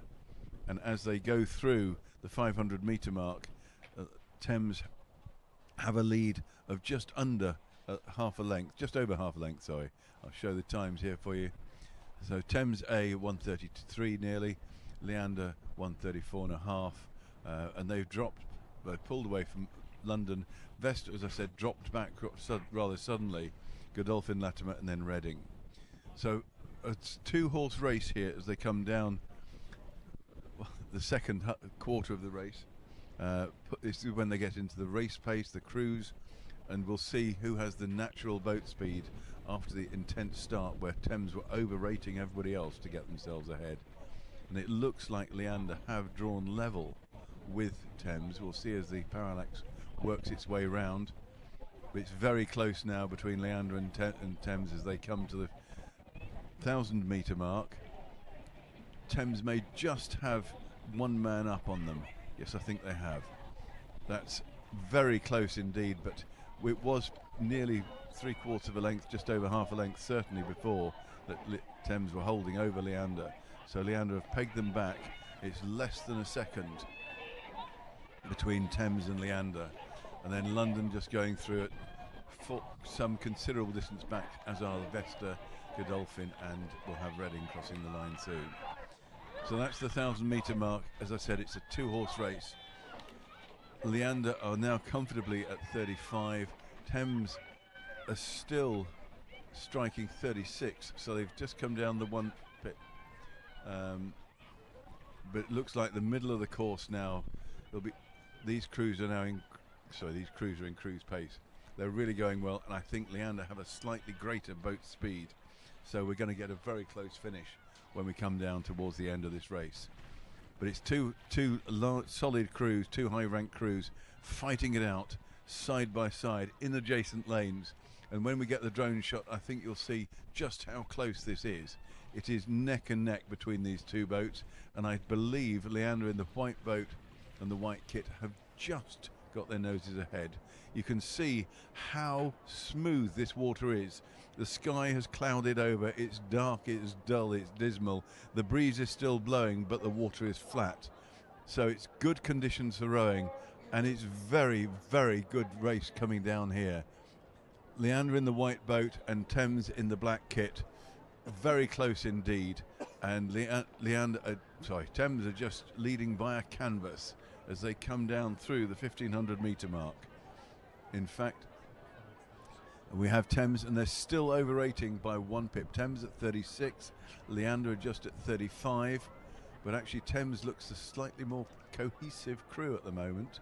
They're absolutely together, and they're hanging on to two-man lead, so 1/4 of a length. They've opened out a bit more of a lead since the 1,500-metre mark. So Thames are making another effort and squeezing away just a foot a stroke. I don't think we're allowed to say a foot a stroke anymore. Just 300 millimetres a stroke. They're just squeezing on and just getting an extra little bit for each stroke, and that's the difference between winning and losing. So Thames have gone up to 37. That's an effective 37 as well. They're really giving it some beans here. They've got half a length now. That was a very big challenge they had, but they've held it off and they're drawing away. Leander have not given up. They're at 36, but they're not holding the pace of Thames, who are now up to 3/4 of a length. They're into the red buoys. You can just see them starting. Thames now coming down in the last 20 strokes. They know they've got this race won. They're just going to keep it going, and Leander now are in the position of waiting for one of the fastest qualifying positions from the non-winners. I suspect this was a quick race. I suspect they're through to the final. However, Thames coming down to the finish line. They've just crossed it. Leander half a length down, and then we can wait for the rest of the race to follow on down. Definitely a very good row there from those 2 eights. And then we have coming in behind them on this side, actually,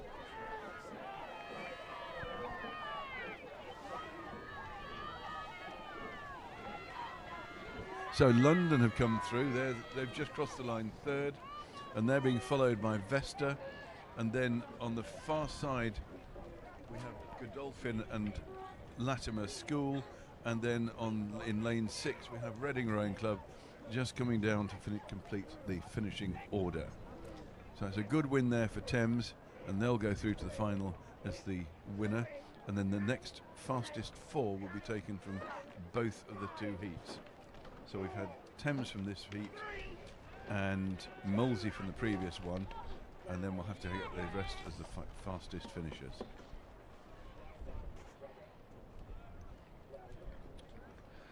So that completes the heats of those events in this second half of the day. Next 3 races are the 3 repechage rounds. Repeat chance for these crews to make it through to the final. These 3 races, the heats, these were big events with 4 or 5 heats. We think it's unfair that only 1 or 2 go through, so we give them a second chance. However, there are still only 1 or 2 places available in the final. This first one is the Women's Schools Coxed Fours. This is for the Chamber of Trade Cup. These qualified as the next 6 fastest crews, but not having won their heats earlier. As long as they follow that, I think I understand it. In 1 we have Shiplake College B, in 2 we have Henley, in 3 Tideway Scullers School, in 4 Wimbledon High School, 5 were Surbiton High School A, and in 6 Shrewsbury School. Tideway Scullers and Wimbledon both at 34. They're coming through the 1,000 metre mark, and it is Wimbledon High School. Wimbledon led at 500, and they now lead comfortably at 1,000. Indeed, at 1,000 metres they lead by some 8 seconds or so. Well, that must translate into at least 3 lengths, I would have thought, in these women's Cox Fours. Just the first 2 in this repechage will go through to the final to join the heat winners from earlier today at 1,000 metres. So it was Wimbledon High School first, followed by Tideway Scullers, and then Shrewsbury, and after them Surbiton, Henley and Shiplake. Very, very close for second through to 6th place. Indeed, just a length or so, just under 3 seconds, covering those crews in 2nd, 3rd, 4th and 5th. But it is Wimbledon High School with a clear advantage here. The question therefore is who will finish second in this race and take their place in the final a little later on early this evening. I think we can see that the Wimbledon High School crew now leading by some 3 lengths, perhaps even a little more. Given that the final is only in 2 hours' time, I don't see that Wimbledon High School need to push themselves and overexert themselves here. They just need to make sure they win it. And from where they currently are at approaching 1,500 metres, something has to go seriously wrong for them not to win it, being 3 lengths up. But I don't think they need to overexert themselves from here. Behind them, the all-important 2nd place, it's Henley who are beginning to emerge, Tideway Scullers, who are beginning to emerge, maybe a canvas up on 3rd place Henley. Remember, only the first 2 will go through to the final, and therefore it's a real race that's developing here for that all-important 2nd place. Henley and Tideway Scullers, I think, not very far off being level with each other.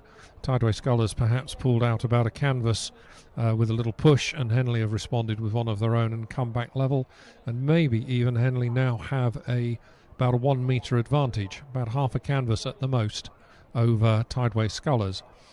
A little further back we're looking at Shiplake and Surbiton, and then Shrewsbury in 6th place. Henley in 2, definitely beginning to just move ahead of Tideway Scullers in 3. Out front though, Wimbledon High School continuing to hold about a 3-length advantage to claim their place in the final as the winner of the repechage round. Henley continuing just to squeeze away, but just very gently with every stroke from Tideway Scullers School. Henley holding on to the 2nd qualifying place for the final. The question now is, do Tideway Scullers have a bit of a push in them in the final 250 metres as we enter this zone with the red boys, all the crews able to just see exactly where they are on the course. They know that they're less than a minute from the finish line. This is where, if they have got a sprint left, it needs to be presented and put down.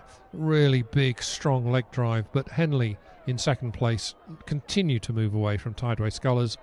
It does look like Henley will be the second crew to go through. Henley at 35, Tideway Scullers just at 32. The Wimbledon High School crew, though, continuing to lead with 6 or 7 strokes to go to the finish line. This is Wimbledon High School at 35. Henley have definitely pulled through into a clear second place in the running order as they approach the finish line.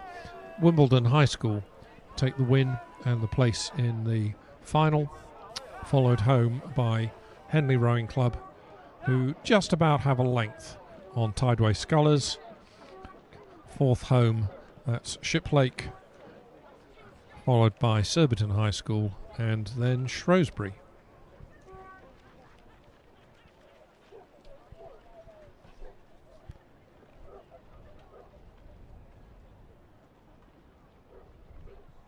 And the next race on the course is the repechage for the Challenge Coxless Fours for the President's Challenge Cup. And we have Marlow in lane 1, London B in lane 2, Molesey in lane 3, Thames B in lane 4, London C in lane 5, and Thames C in lane 6. So this is the Coxless Fours. We had some really close races earlier on today, and we now have excuse me, a Thames Tideway festival with Molesey and Marlow added in.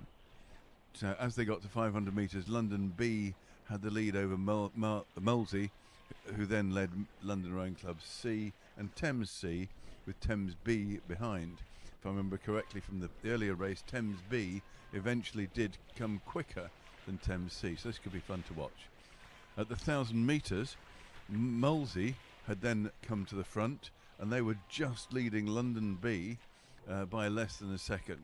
But close behind that, there's Thames B and Marlow now creeping up. They were 6 at 500, they're up to 4th at the halfway mark. So now as they come down the course, this is a very close race. You can see in lane 2, London now have the lead. Again, they've got the lead back from from Molesey, who are in lane 4. I'm talking rubbish. In London are leading in lane 2, Molesey in lane 3, and in lane 4, Thames have now come through ahead of Molesey as well. So we have London just leading, Thames and then Molesey. So very close race here, with the lead having changed hands at every signal so far. But London really have the edge, but in lane 4, Thames B are coming back, as I suggested they might. Thames B are coming back, and they now have a slight lead over London. So the order has now changed. We have London, Thames B and Marlow. All the crews racing at the same rate, they're all at 36, 37. Very close now, and we have Thames B just shading it over London B, with Molesey just behind. But challenging Molesey on the lane 5, we have London C. So London C are making a surge, as are Marlow in lane 1. So the two leading crews are at 38 now as they come down in the last 300 metres, and it's neck and neck between London and Molesey. That's London B, I hasten to add, and Molesey. But then in 3rd and 4th, we have, and it's the first two, of course, that go through to the final. But 3rd and 4th, and hoping to come back at those two, we have Molesey, who, I lie. So we have Molesey and London C, who are 3rd and 4th, but Marlow are coming up to try and take them. And as they come down towards the finish, this is so close between London and Thames. Thames just shading it, I would say, over London, but it's the first two that qualify, and then there's a blanket finish for the next three as they cross the line. And then Thames, the last crew, that was Thames C, came 6th. A really close race there. That was to get 2 places in the final of the Challenge Coxless Fours for the President's Challenge Cup Trophy. That will be a little bit later on today. And Roger, what's happening up at the start? Have you got another race on the course? Yep, thanks Matthew. We go straight on to the repechage for the Junior School 8s for the Mike Dizerens Memorial Trophy. Those of you who were here earlier may remember this is the biggest event in the regatta this year. 30 entries in this event, 5 heats earlier. 5 crews have already gone through to the final. This is the repechage between the 6 next quickest crews, and only one of these will go through to the final. A couple of the crews have dropped out, have scratched from this, so we actually only have 4 crews who've started. We should be seeing Shiplake in 1, King's Chester in 2, Reading Bluecoat in 3, Eton in 4, St Edwards in 5, and Westminster in 6.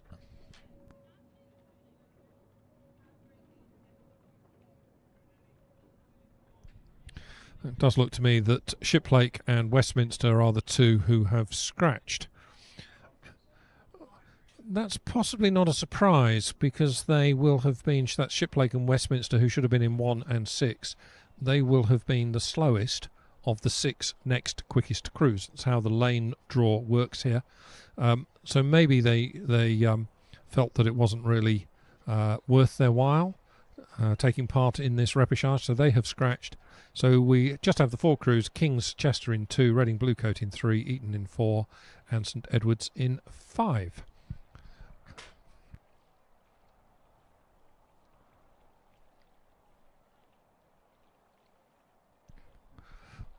Eton went off at 36, as did St Edwards. King's Chester were very high on the rating watch at 38 early on in the race. They've now settled back a bit. Bluecoats at 34, Eton now settled at 34. As they came through the 500 metre mark, it's Eton on their home water who had an advantage of a canvas over Reading Bluecoat School, with St Edwards a further third of a length behind, and then King's School Chester 1 length further back on that. So the leading 3 crews here covered by just about a half a length at 500 metres.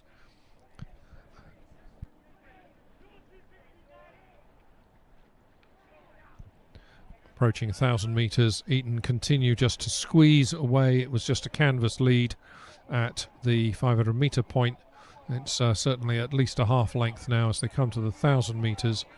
Eton at 34, they've settled into a very nice rhythm, and they lead by about 3/4 of a length coming through the 1,000 metre mark, with Reading Bluecoat School sitting in 2nd place, St Edwards 3rd, and King's Chester in 4th.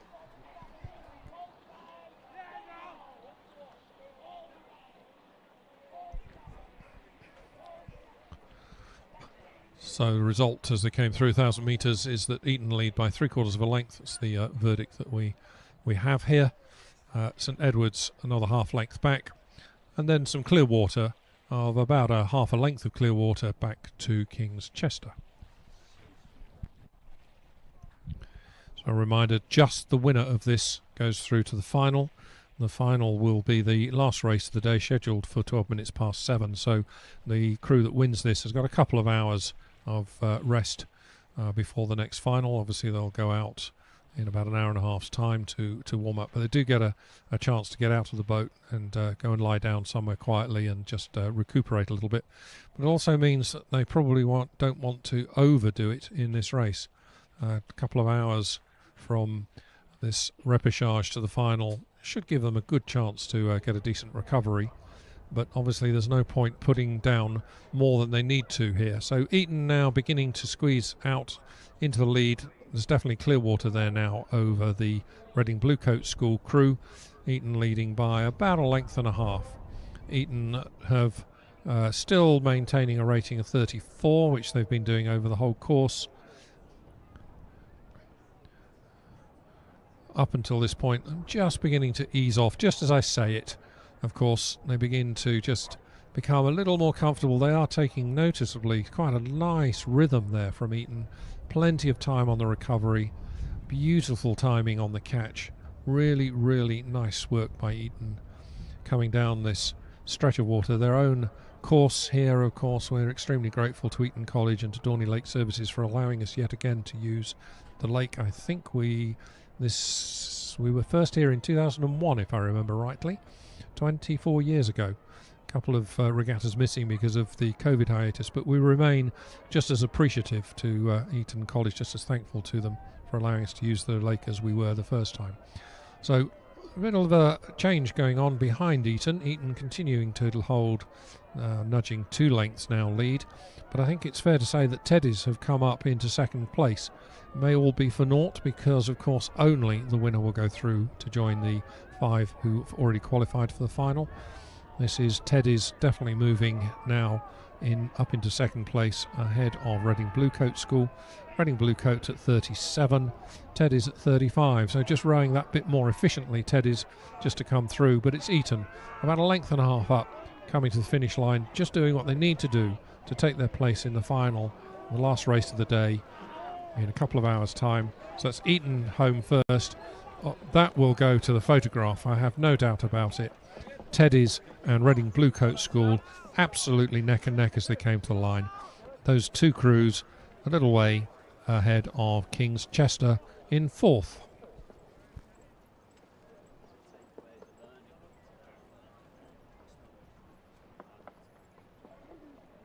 And as that race finishes with Eton taking the last of the repechage places, we start on the first of 20 finals. Every race from now on is a final. This is the Women's Challenge Single Sculls final, and the trophy is the Regatta Sailing Cup. And we have in lane 1 from Vesta, it's Maxwell, Jackson of Worcester, Titterington of Nottingham in lane 3, Robinson Ranger of UL in lane 4, Hallett of Dart Totnes in lane 5, Chen of Canterbridgian in lane 6, and Price Hughes of Leander in lane 7. So we have 7 boats in this final of the single sculls, and they have already got themselves down half of the course, and we'll just check on the progress.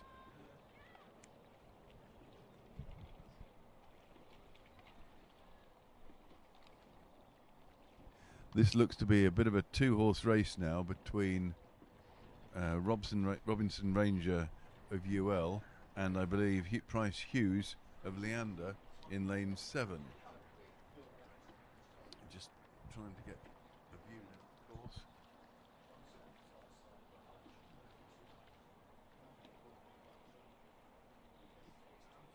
It's hard to distinguish. We've got lanes 4 and 7, I believe, are the ones to be looking at in the lead. And they've drawn away from the rest. So that is Robinson Ranger of UL, and there we have in the white top Price Hughes of Leander in lane 7. And from this angle it's tough to distinguish. I would suggest that Price Hughes is slightly ahead of Robinson Ranger. So this is the first of our finals, the Women's Challenge Single Sculls for the Regatta Sailing Club, and it looks like in lane 7 Price Hughes of Leander and Robinson Ranger in lane 4 are fighting it out, with Price Hughes having the edge over Robinson Ranger. No, I lie. I'm getting the drone shot now, which will come to you shortly. It's Robinson Ranger in the middle of the course that's leading. So from UL we have Robinson Ranger, lane 4 in purple.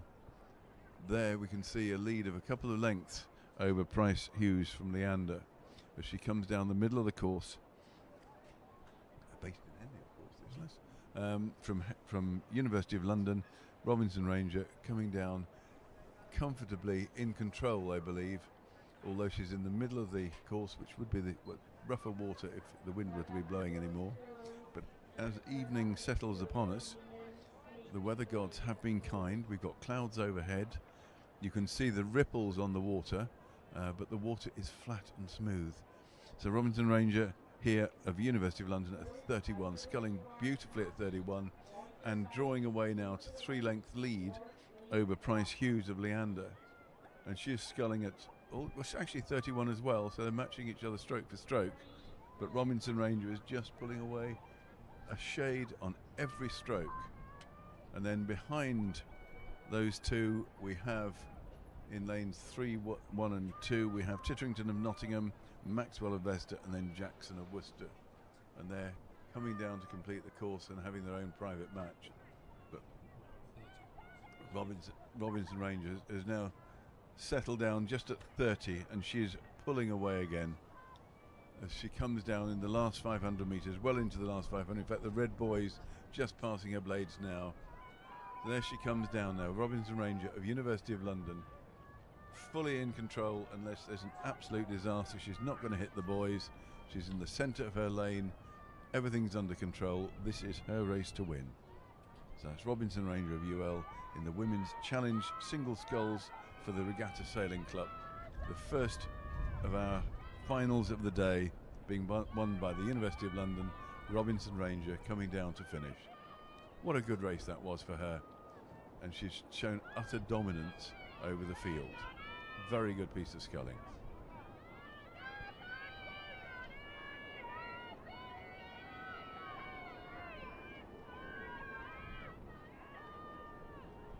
So in the last few strokes here, Robinson Ranger coming down to the finish, will cross the finish line.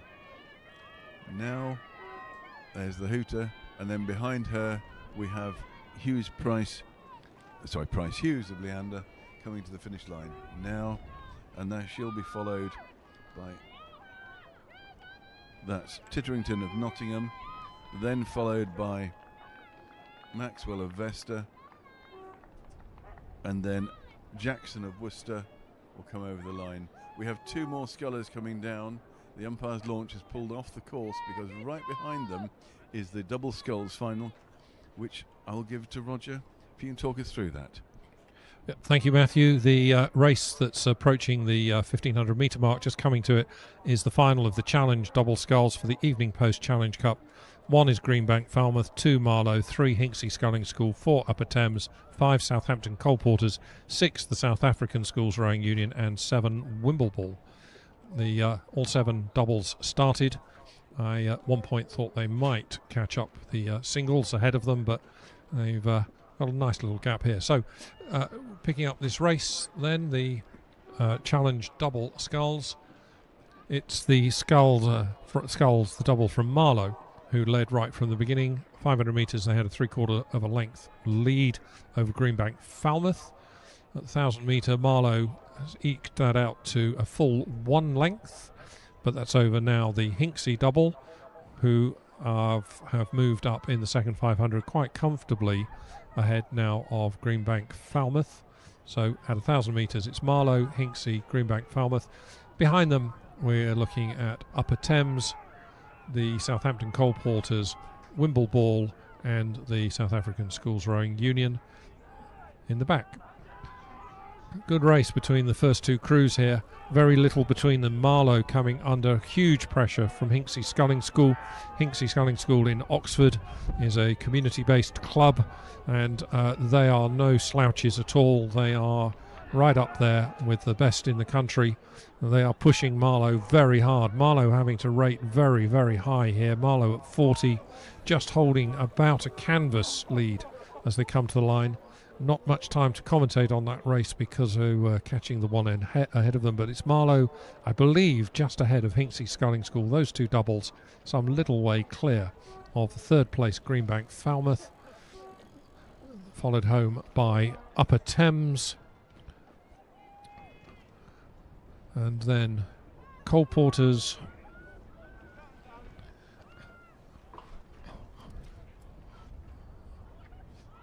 and then quite some little way back, coming up with about 10 strokes to go, is Wimbleball. If I remember rightly, Matthew, isn't that a reservoir on the edge of Exmoor, at sort of Taunton way somewhere? And I think they've got a 2,000 metre stretch they can row on. It's a really, really nice, picturesque location. So that's Wimbleball just coming to the finish line now, and being followed home by our friends from the South African Schools Rowing Union. This, of course, is Challenge double sculls, and you may recall all of the South African Schools Rowing Union athletes are J16s. It's their national J16 development squad. They've come through various trials and results from the National Schools Regatta and selected to come on this tour to give them a taste of international competition, and hopefully to see a good number of them make the South African under-19 team for the Worlds in a year or two's time. Extremely grateful for their support year after year after year. And while we're on the international flavour, welcome to Wallingford International Regatta, as we have the Junior Under-16 Women's Quad Sculls coming down the course for the FE Hedges Cup. In this we have lane 1 Shannon from Ireland, in lane 2 the South African Schools Rowing Union, in lane 3 Great Marlow School, lane 4 Marlow, lane 5 Shannon of another one, this is the A crew, and lane 6 Headington School. And as we came to 500 metres in this, Marlow had put a distinct lead over Headington, so Marlow in lane 4 were leading Headington in lane 6 by a couple of seconds, and then Great Marlow School and Lady Ellen Hollis were just a few seconds behind. Behind that we had South Africa, Shannon A, Shannon B, and then South African Rowing Union. We've now got to the 1,000 metre mark, where we can see Marlow have got to the line already, leading Headington now by 4 seconds, and just 2 seconds behind Great Marlow School are coming along too. So they've closed up the gap, and then behind that we will get the other crews. Just checking, there are 5 boats on the water. So we had the 2 Shannon crews cross the 500 metre mark. So it is 5 boats. We don't have the South African Union, I think. 1, 2, 3, 4, 5. So the South Africans haven't started. So we have Marlow leading by 4 seconds from Headington, by 8 seconds from Great Marlow School and LEH. And then we have Shannon A behind there leading Shannon B by some considerable margin. This is the Quad Sculls, the graceful boats that we have, which are Quad Sculls. And the camera is looking around to see what the umpires are up to, but we can't quite see the rowing at the moment. So looking out up the course, the quads are coming down with lane 6, which is Headington, leading the way, I believe, over Marlow. I think Headington have come through and are now leading Marlow. Fortunately, the timing is set up for the next race. And so coming down towards the finish here, Great Marlow School and Headington are fighting this one out in the centre of the course and in lane 6. And I'd say that Great Marlow now have a lead over Headington.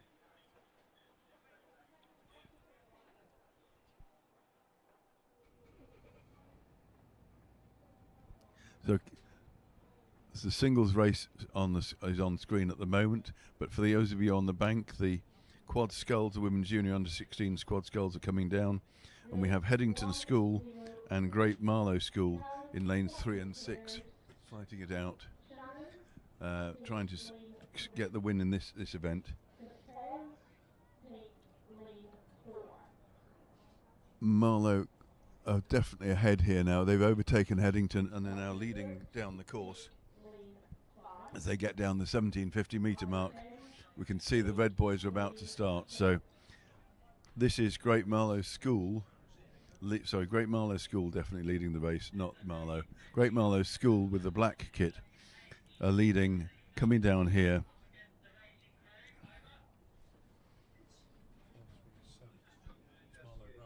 I apologise, it's Marlow Rowing Club that are leading, crew 437.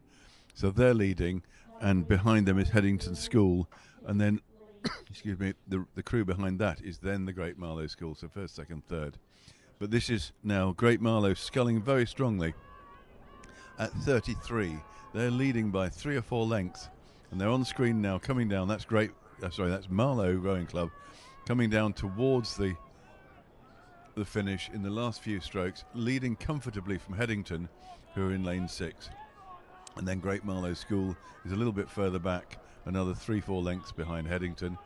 And then behind them 5 or 6 lengths is the first of the Shannon crews, another 5 or 6 lengths to the second Shannon crew, and they'll be coming down towards the finish in the fullness of time.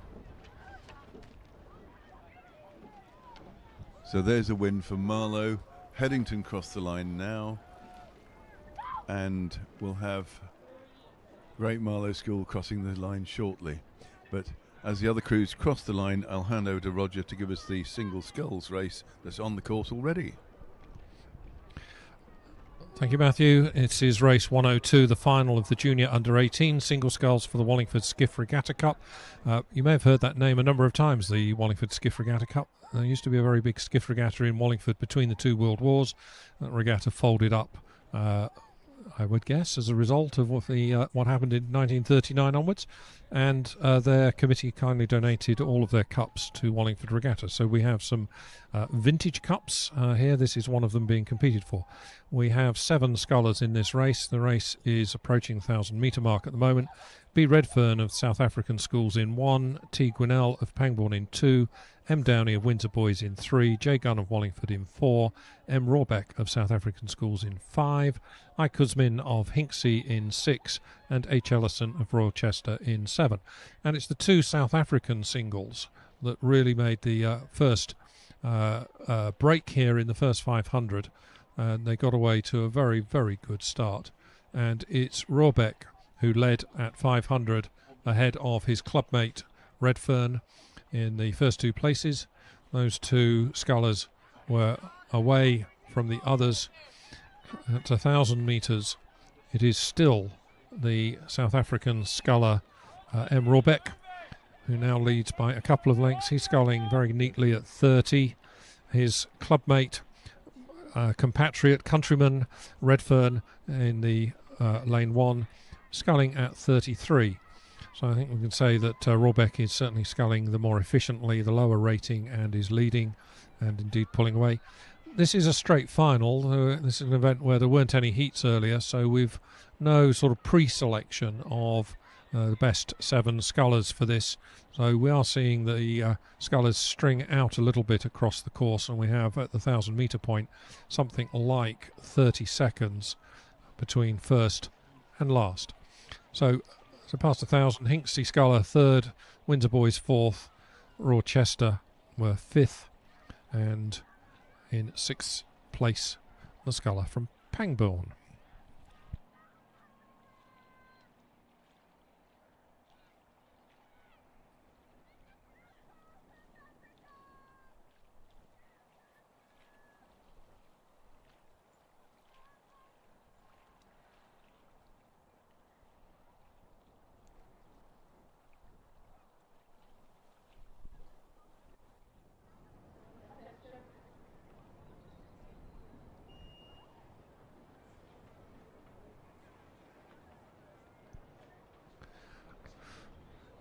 Well into the 3rd quarter of this race, and the 2 South African scullers continue to dominate this.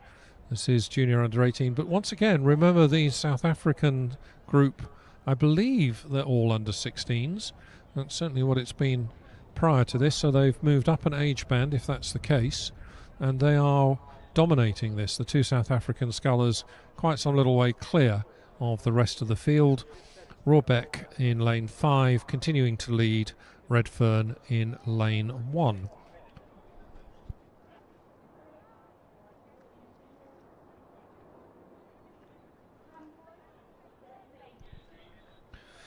Rawbeck of South Africa having a little coming together with a boy. It's just stopped him, his rhythm at least anyway, for a few moments. He's picked it up again. He's put the rating back up because of it. He was cruising at a rating of 30. He's now at 34. Obviously having to work hard just to re-establish. He looks across at his clubmate over in lane 1. It's a bit of a shame that they're so far apart, lane 5, lane 1. If the crew is alongside you, you can hear them, you get a better sense of where you are relative to them. With that much distance between them, what's that going to be, 50 yards, 60 yards? A little bit, each of them sculling in a bit of a vacuum. But the sculler in lane 5, M. Rawbeck, really put the rating up very high as he comes into the final 250 metres. Both South African scullers at 34, and both of them pulling away quite some way ahead of the other competitors in this race. Looks like it's the Wallingford sculler Gunn in the middle of the course in the red kit, probably in 3rd place. He's at 32. Kuzmin of Hinksey Sculling School in lane 6, I think is running in 4th place. A little way back in fifth will be Dorney of Windsor Boys. And the two South African scullers now with about a dozen strokes to go to the finish line. It's Rohrbeck of South African Schools Rowing Union in lane 5. He's led all the way. He had a little coming together with a boy at the start of the 1,000 metre point, but it hasn't changed the outcome of this race as he comes to the finish line. So that's Rohrbeck of South Africa taking the victory, about 2 lengths ahead of Redfern, also from the South African squad. And those two scullers a very long way clear of Kuzmin of Hinksey, who is coming home third, being followed home by Gunn of Wallingford in fourth. We then have coming home in fifth will be Dorney of Windsor Boys School.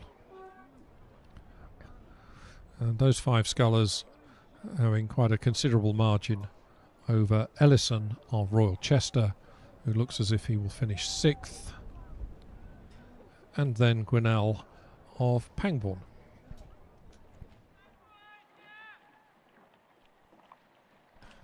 And as we wait for the last scullers to cross the line, the coxless pairs. It's always fun to watch. The final of the Challenge coxless pairs is on the course. It's for the Winterbrook Challenge Cup. And we have crews in lane 1 from Wallingford, lane 2 Shannon of Ireland, lane 3 St Paul's School, lane 4 Oxford Brookes University, lane 5 Upper Thames, lane 6 St Peter's School, and lane 7 Tideway Scullers. But it appears that Wallingford and Scullers have both scratched from this race, and we have 5. Sorry, I lie. We have 6 boats. So, as we got to 500 metres, the Oxford Brookes pair had established a lead, and they were about a length over St Paul's School, who in turn had another length or so over Upper Thames. Behind them, we had St Peter's School from York, and the Irish crew from Shannon were 4th and 5th.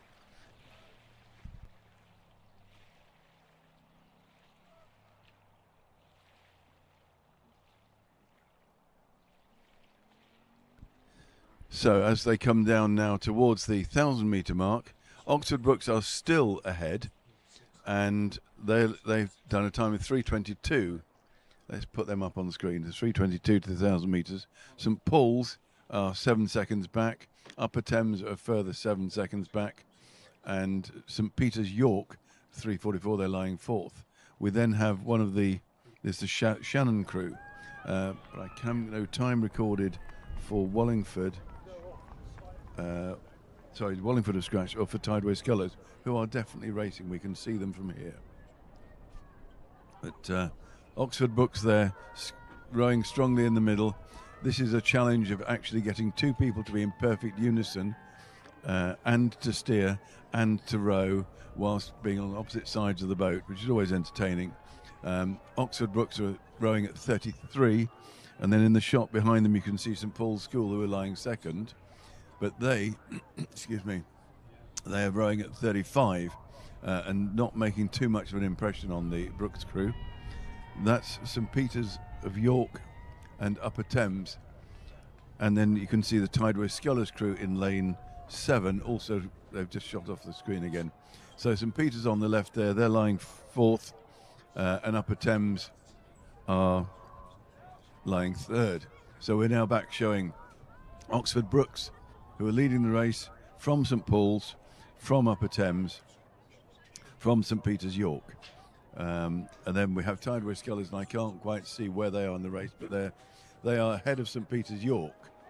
So they must be either 3rd or 4th. So coming down.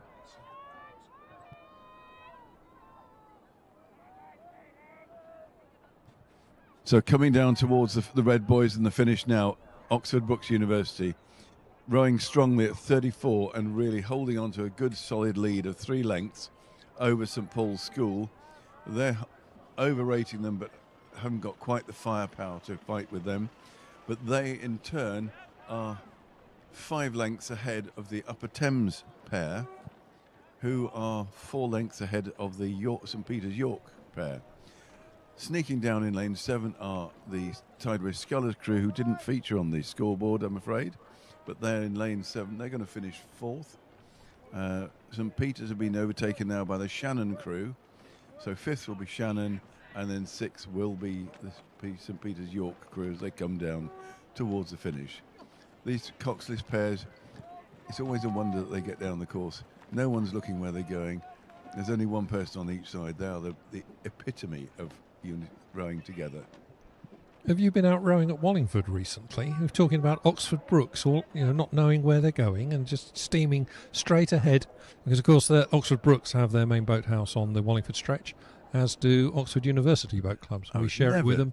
We get a really good look at Oxford Brooks constantly out on our stretch of water. I would never suggest that they go up and down without looking where they're going. It's just that everyone's facing backwards, and the coxed pairs are the most responsive boats, the most wibbly-wobbly boats. They are fantastic to row in, and it's good to see on the water. I think you're absolutely right, Matthew. The sort of biggest challenge is to balance a pair and make it go straight. A real challenge, that. So we now move on then to race 104. This is the women's schools doubles final. This is for the Vanderpump and Wellbeloved Challenge Cup. Vanderpump and Wellbeloved was a firm of estate agents in Wallingford about 40 years ago, who no longer exist, but the trophy still is with us. Very handsome trophy. So this is in Lane 1, Pangbourne College, Lane 2, Kew House School, Lane 3, Clares Court School, Lane 4, St George's College, Lane 5, Shannon from Ireland, of course, Lane 6, Haberdashers, Monmouth School. And we understand that Emmanuel, who should have been in 7, have scratched.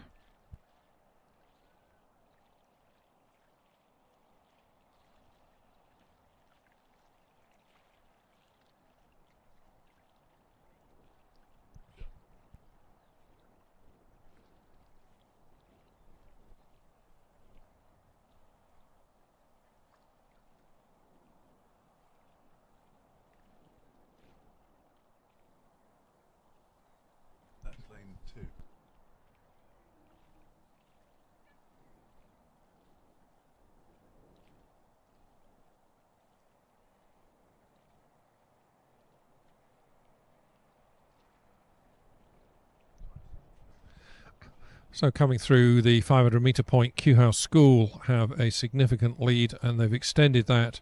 And they're sculling away from this field. Kew House School at 34, coming towards the 1,000 metre mark with a lead of several lengths over the rest of the field. That's a very strong first 1,000 metres by Kew House School. That lead is very significant. Some 5 or 6 lengths. Barely seems believable. We are beginning to question whether we're looking at the right race, whether we're looking at a double that's warming down from a previous race because it just looks so comfortable. No, it is definitely Kew House School, and they are definitely a significant lead ahead. Country mile, I think we could call it that, can't we? Kew House School coming to the 1,000 metre point with a very significant lead. Those of you watching at home will notice there are no other crews in the camera shot that we're picking up. We are just watching Kew House School come to the 1,000 metre point. We'll get a feel here for just how far they are ahead. And sculling at 30, there is still nobody in the picture. The gap here is 5 lengths, or is it now? It's 6 lengths. Oh, here comes another crew. We now have, this is Shannon from Ireland in second place, but they are something like 5 lengths down on Kew House School at the halfway point. Shannon having a significant lead themselves over the third place crew, which looks to me like, is that Clares Court? Followed then by St George's with their maroon and white chevrons on the blades, very characteristic for St George's. St George's pushing along, but a long way back. Pangbourne then, I think, were 5th at 1,000 metres, and that means Haberdashers Monmouth were 6th. But I have to say, Kew House School, I mean, that is a very big lead by the halfway point. Probably the most significant lead we've seen all day. Definitely Kew House School with their green blades. Sculling quite nicely, actually, and there's a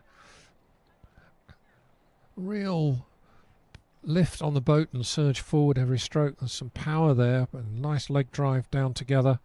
Really sculling beautifully. In this, the final of the women's junior school double sculls.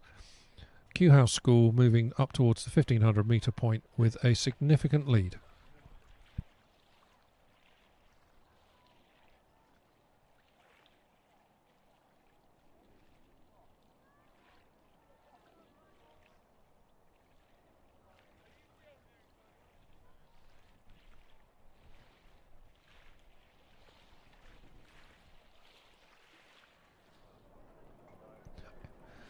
So this women's junior double sculls does continue to come towards us, of course, passing 1,500 metres.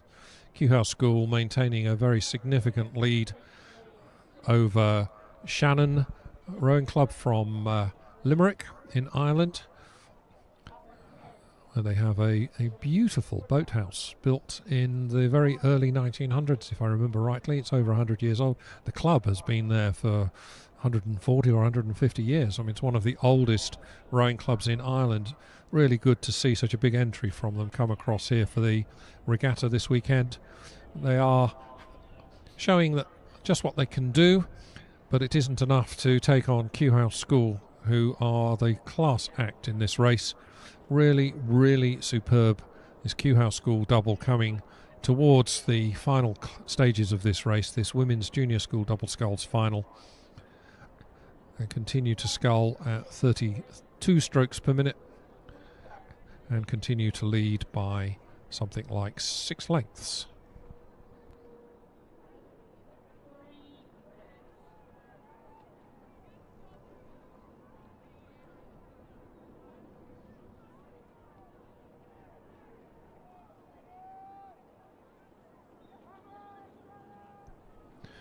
So 250 metres to go, at least that's the distance that Kew House School have got in order to complete this race. And the the crew from Shannon just coming into that last 250 metre zone now. Kew House School continuing, they've steered a really beautiful course. The doubles are certainly easier to balance and easier to steer than the pairs that we saw in the previous race. These, of course, everything is symmetrical. Each athlete has an oar in each hand. It's perfectly balanced to the left and to the right, and they're sculling very, very neatly together, moving nicely up and down the boat. Good quick connection and leg drive. You can see the boat lifting and surging forward every time the blades are in the water and they're driving.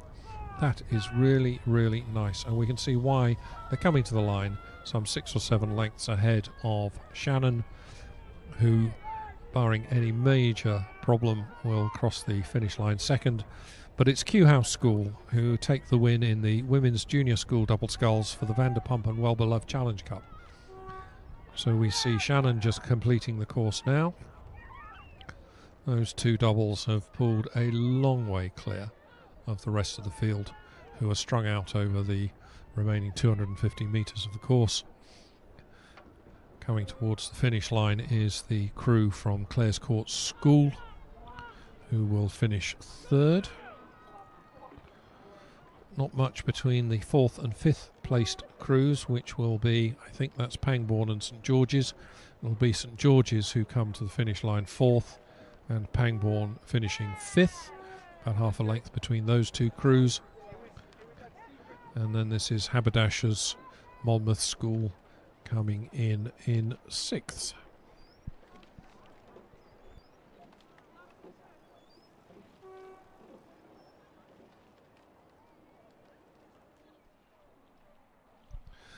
White flag there from the umpire, signalling that he's happy with the conduct of the race. No issues from him, and hand it over to the judges to determine the finishing order, but I don't think the judges will be particularly taxed with that one. Matthew. Thank you. The next race on the course is the Junior Under-16 Coxed Fours final for the Stakhanovite Cup. That's got Shiplake in lane 1, the South African Schools in lane 2, Emmanuel lane 3, Great Marlow in lane 4, Hampton in lane 5, and Kingston Grammar in lane 6. The race has reached the 1250 metre mark, but no times are showing, which is a bit of a pity. But I believe the early leaders were Shiplake, South Africa, and Great Marlow School. And the race is still sorting itself out. There's no clear leader from here, but Shiplake are now no longer in the front batch, and it's the crew in it's Great Marlow School at 35 are actually looking to be one of the leading crews. They've pulled away, and then Hampton in the lane next to them in the yellow tops, they're 32. They've also pulled away, and the South Africans, who are in the light blue kit, they could well be in the lead. They were at 33. So it's between Great Marlow and South Africans, with Hampton also in the mix. Just trying to see the three alongside, and there we see the drone shot. That's absolutely what, as we were calling it, is Great Marlow and Hampton, with South Africa coming third. So Great Marlow lead Hampton by just about a canvas in this, the junior under-16 coxed fours final. A very close race. Really good rowing here between the two school crews, Hampton and Great Marlow. The South Africans are just in third. Great Marlow is rowing strongly at 34. Hampton are overrating there at 35, but are making inroads into the lead that Marlow had. Hampton have gone up to 36, and they're up to within a canvas of Great Marlow schools. They come down towards the last 250 metres. South Africans are dropping back, and Marlow and Hampton are now battling out together in a private match, side by side in lanes 3 and 4. Great Marlow School have their noses ahead, but Hampton School are really coming to take the lead off them. They're pushing hard. They're at 36. Great Marlow at 37. Marlow are still just holding on to a canvas lead, half a canvas lead, as they come down. They're well into the red boys. The last 10 strokes, Hampton are still coming ever closer. Great Marlow hanging on as they come towards the finish. This is very, very close now as they come down the last few strokes. It's not quite a photo finish, but it's very close indeed. Great Marlow just hanging on, I believe. We'll wait for that to be confirmed. And the South Africans finishing third. So Great Marlow School just beating Hampton. Then the South Africans, followed by Emmanuel College, then Shiplake College, and then Kingston Grammar School nearest the tower in the red. So that was a really great race in the junior under-16 coxed fours. A win there for Great Marlow School by the smallest of margins. The next race on the course will be and it's already started, the Women's Club Coxless Fours. And this is the final, and it's for the Chalmore Challenge Cup. We have in lane 1, Canterbridgian, lane 2, City of Bristol A, Upper Thames in lane 3, Marlow in lane 4, London A in lane 5, and Worcester in lane 6. And Roger, do you want to talk us through it? It's just come on screen here. Thank you, Matthew. So the Women's Club Coxless Fours approaching the 1,000-metre mark. As Matthew said, Canterbridgian, City of Bristol, Upper Thames, Marlow, London and Worcester. We have a problem with the live timing from the huts, and our IT person has hot-footed it down there, so we don't have 500-metre information. But as we come towards the 1,000-metre mark, it is Upper Thames in lane 3 who are at 33 strokes per minute. Upper Thames lead by, well, they've got clear water there, so a length and a half, let's call it, over, that's, I think,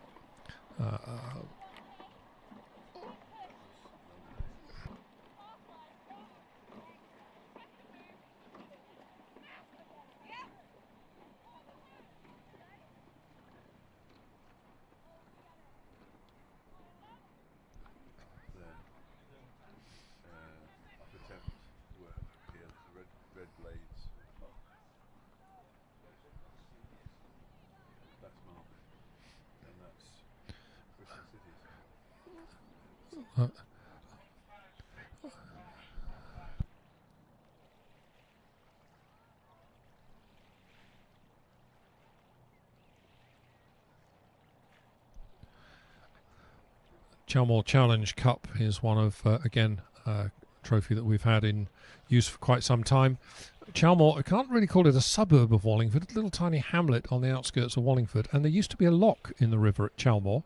It's just by where Oxford University Boat Club have built their boathouse, and it was badly damaged in a major flood in the mid-1800s, and decided to take the lock out, and thank goodness they did, because without it, the Wallingford stretch would be about half a mile long, I think, instead of the 7 miles that we have lock to lock and enjoy.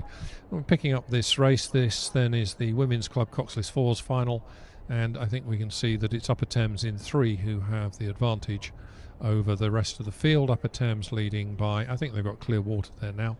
It looks to me that perhaps City of Bristol in 2 might be reasonably close up there.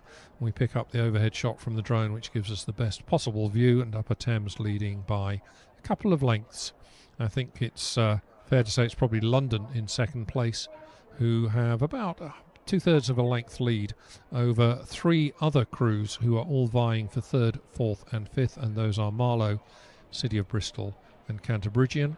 And there's absolutely nothing between those 3 crews for 3rd, 4th and 5th. Worcester maybe a couple of lengths further back on there.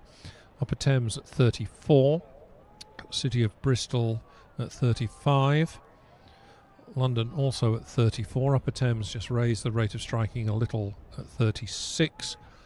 London Rowing Club beginning to move away into a clear second place in this race, and I think they're beginning to think about chasing down Upper Thames. Upper Thames maybe had moved out to a length and a half in the third 500. They haven't moved any further away from there. London with rating 36, Upper Thames also reacting and having to rate at 36 to stay there.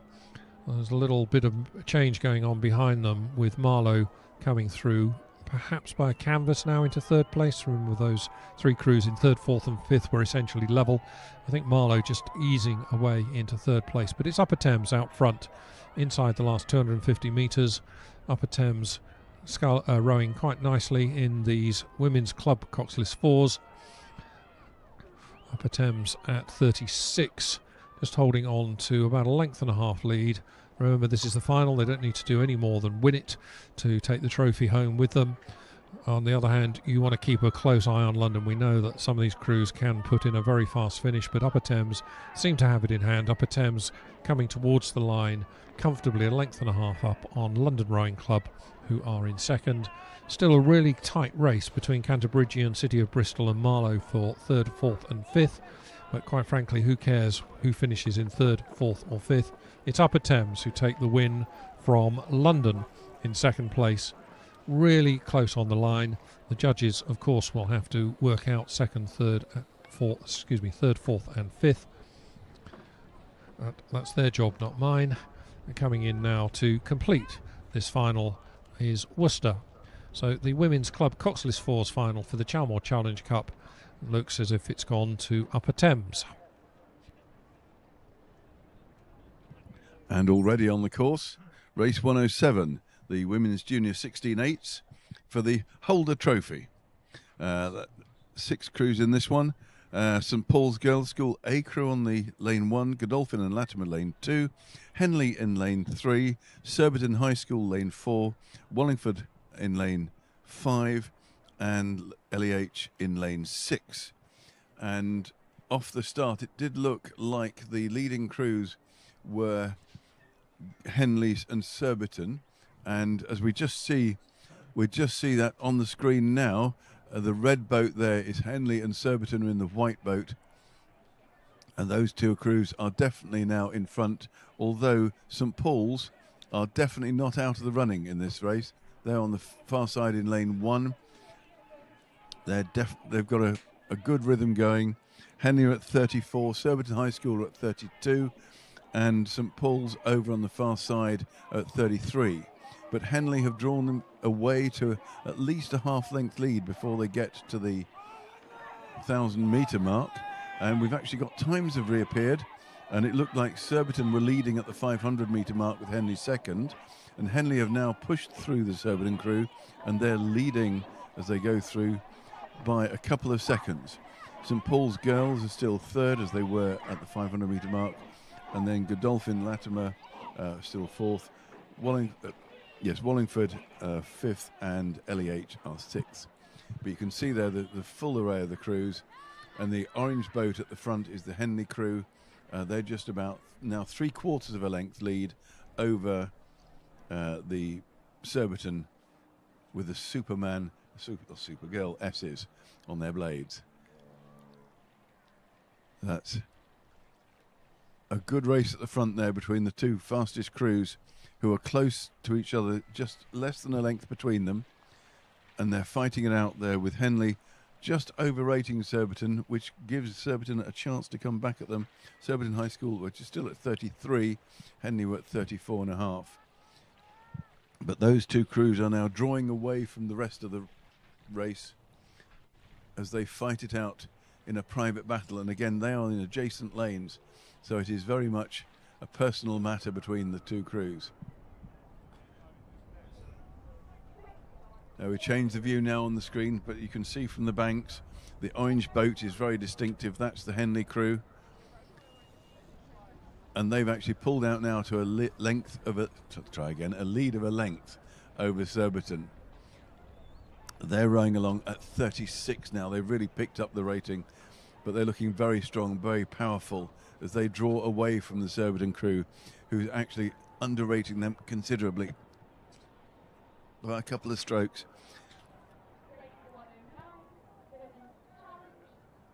It's a good time to get cramp as you're just looking over the top of the screen there. But Henley are pulling away from the Surbiton crew, and they have a length and a half now lead, half a length of clear water. They can relax into this and pull away steadily. Their strong rhythm is going to win them this race unless something goes wrong like the boys. Surbiton are still keeping going, but they just haven't got the power and the cohesion that Henley have. And then behind them over in lane 1, we've got St Paul's Girls' School, who are coming in third with a length lead over Godolphin Latimer in lane 2. And then in lane 5, we've got Wallingford, and they are just about a length down on Godolphin. And then LEH, a length and a half behind Wallingford. So the crews are spread out over the course here as Henley come down towards the finish. They're now onto the red boys, and so they know they've 250 metres to go. They can count 25 strokes in their head. They know they've done the job. So a good race here from Henley. Having been beaten off the start by Surbiton, they then kept going to come through them by 1,000 metres and then to come down towards the finish handsomely ahead by a length and a half, 2 lengths, in fact a length and a half of clear water as they come down towards the finish in this, the final of the Women's Junior Under 16-8 for the Holder Cup. And it's Henley taking their last few strokes as they come down towards the finish. And they've got a clear lead here, very comfortable result here for them. So Henley crossed the line to win the Junior Under 16-8. And you can hear the gap as now Surbiton High School cross the line. And then there's another gap before we get to St Paul's Girls' School and lane 1. And they're just under a length ahead of the Godolphin and Latimer School. And they've got a half a length clear water over Wallingford, and they in turn have a length and a half of clear water over LEH as they come down towards the finish.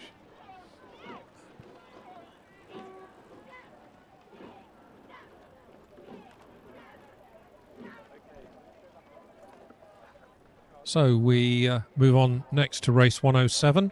So we have just 11 races left this evening. We started at 7:30 this morning. And here we are at 6:15 with race 107. This is the Women's Junior Under 16. No, it's not. It is the Challenge Coxed Fours for the Coronation Challenge Cup. 5 crews have started this.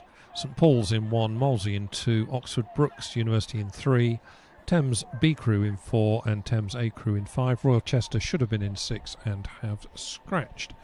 As they came past the 500 metre mark, it was Thames Rowing Club's B crew who led by about a canvas over Brookes, then St Paul's, then Molesey, then Thames A, but it was all very close at 500.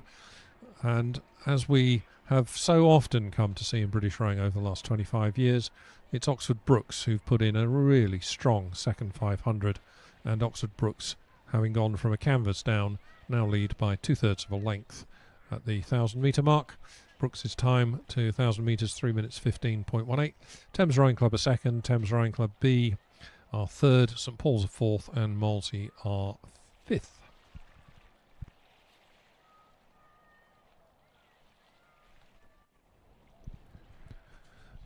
Oxford Brookes at 34, Molesey at 33, Thames B are also at 34. The Challenge Coxed Fours is the upper level event for Coxed Fours. These are predominantly, I guess, men's crews, and almost certainly all men's crews, although technically the event is open to anybody.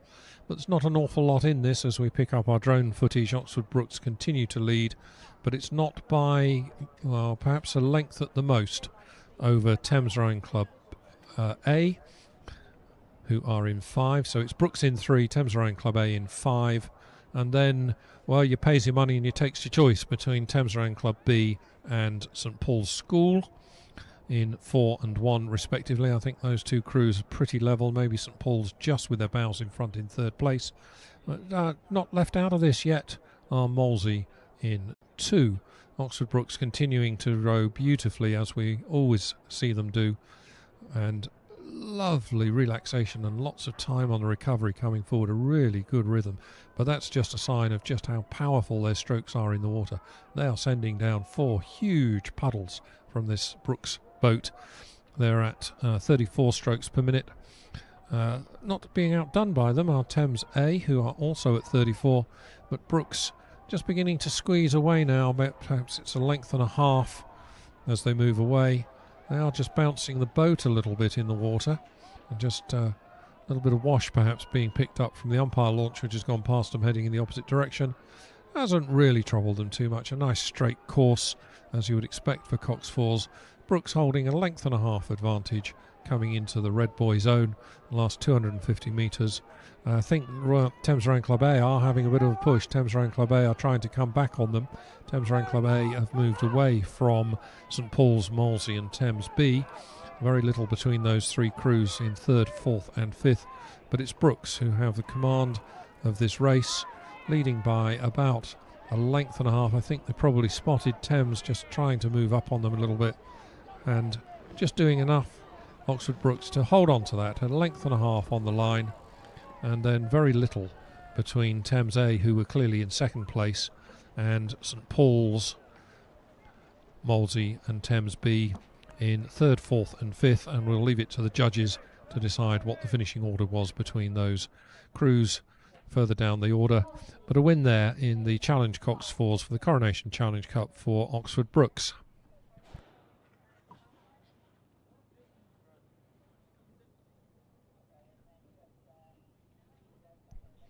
So with 10 races to go to complete our programme, and just one last chance to say a thank you to our main sponsors, Savills UK, to Miramar Group and to Slade Legal, to our general sponsors, Hendred Vineyard, Lumin Wealth and Stowhill Estates. Appropriate to say a huge thank you to all of those who've helped make the regatta happen today. A very large number of Wallingford Rowing Club members, and indeed huge numbers of the parents of our very big junior squad. People were here at 6 a.m. this morning manning car parks and gates and all sorts of things. Big thank you to the umpires who give up their time to officiate at so many events around the country. They don't get paid for it. We appreciate their time and their contribution to the regatta. It wouldn't be able to happen without them. Thank you, of course, to Eton College for allowing us the use of the lake. Thank you to the emergency services who are here, the ambulance and the rescue launches on the water. Once again, everybody has a part in the teamwork that brings you this regatta, and will now bring you the final 10 races of the day. And the next race on the course, it's race 109. It's the Women's Challenge Quadruple Sculls. It's for the Yateman Challenge Trophy. And we have Thames B in lane 1, Thames A in lane 2, Leander in lane 3, Maidenhead in 4, Headington School in lane 5, and the Lee in lane 6. And as they went off the start, it was very obvious that there was a chevron of crews coming down the course, with Leander leading the way, and by 500 metres they had pulled out to a good length lead over over Maidenhead and then Thames A. Leander were at 36, Maidenhead were at 35, Thames were at 36, Thames A were at 36, and then behind them Headington, Thames B, and then the Lee. And now as we come down towards 1,000 metres, Leander have a commanding lead. They've crossed the 1,000-metre line with no one else in sight. The next crew coming along is Maidenhead, followed by Thames A, Headington, and then Thames B, and the Lee. So the order has changed. The Lee have now come past Thames Rowing Club B. So the order did change slightly in the minor places. But Leander have a commanding lead here, and it's imperious sculling. When you look at, it's like when we had the junior boys sculling. The Windsor boys crew looked absolutely immaculate. This Leander crew has that same look about it, and they're well ahead, in comfortable control, and then following them down we've got Maidenhead, who are trying very hard. They're at 36 now. Then Thames Rowing Club A have pushed on, but they're still third. Leander have reduced their rate of sculling now to 33, and they're looking very good. And I have to say the Thames A crew looks very good, smart as well. Although they're third, they're sculling very well together, so keep an eye out for what they do in the second half of the course. But at the moment it's Leander leading, with Maidenhead second, Thames A third. And you can see that if you're watching on YouTube, you can see the chevron here with Leander leading the way.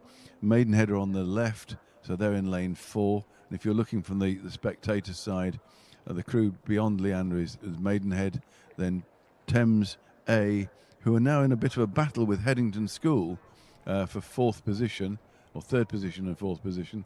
And then behind them, the Lee are definitely ahead of Thames Rowing Club B. So Leander now sculling beautifully at 32. Every length they take, they can drop another pip down.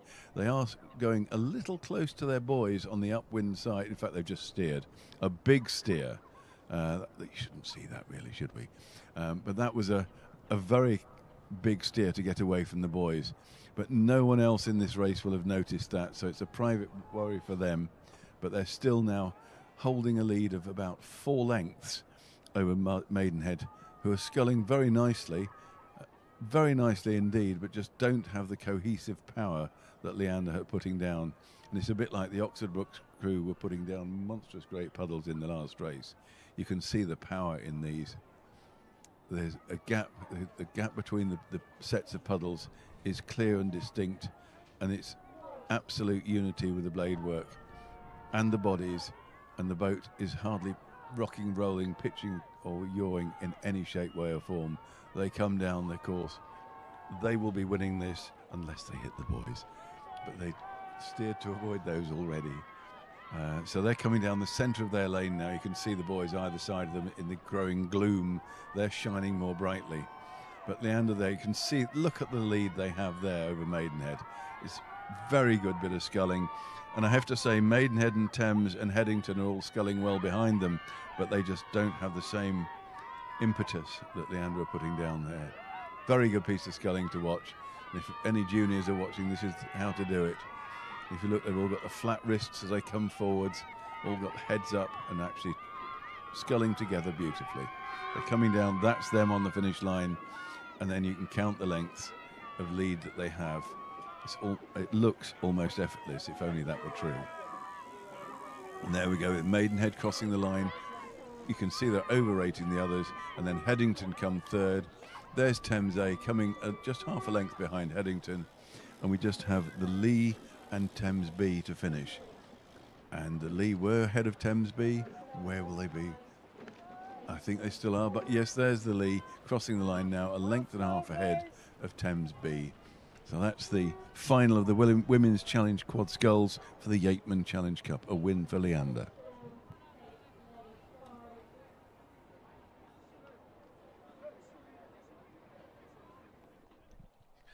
Onwards then to race 110, the final of the Club 8s for the Borough Challenge Vase.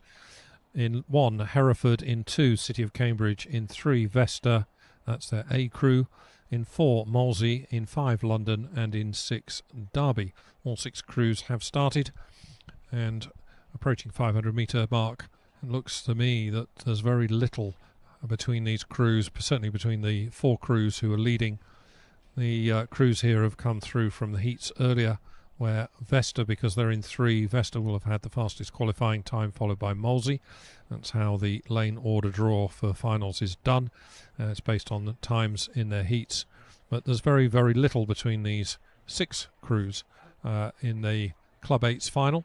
At the 500 metre part, it was Molesey who led.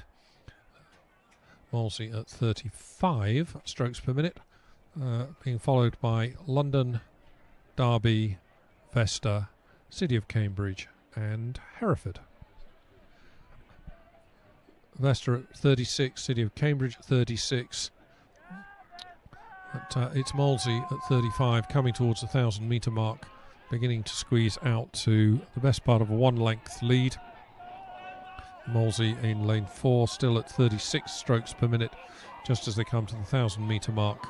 They are just under a length ahead of Vesta, who are in second place, and then almost nothing to choose between London and Molesey, who and Derby indeed, in the lanes 4, 5 and 6 over on the finish tower side, closest to the cameras. For those of you watching our online coverage, there's not a lot between these crews other than it is Molesey who have moved out.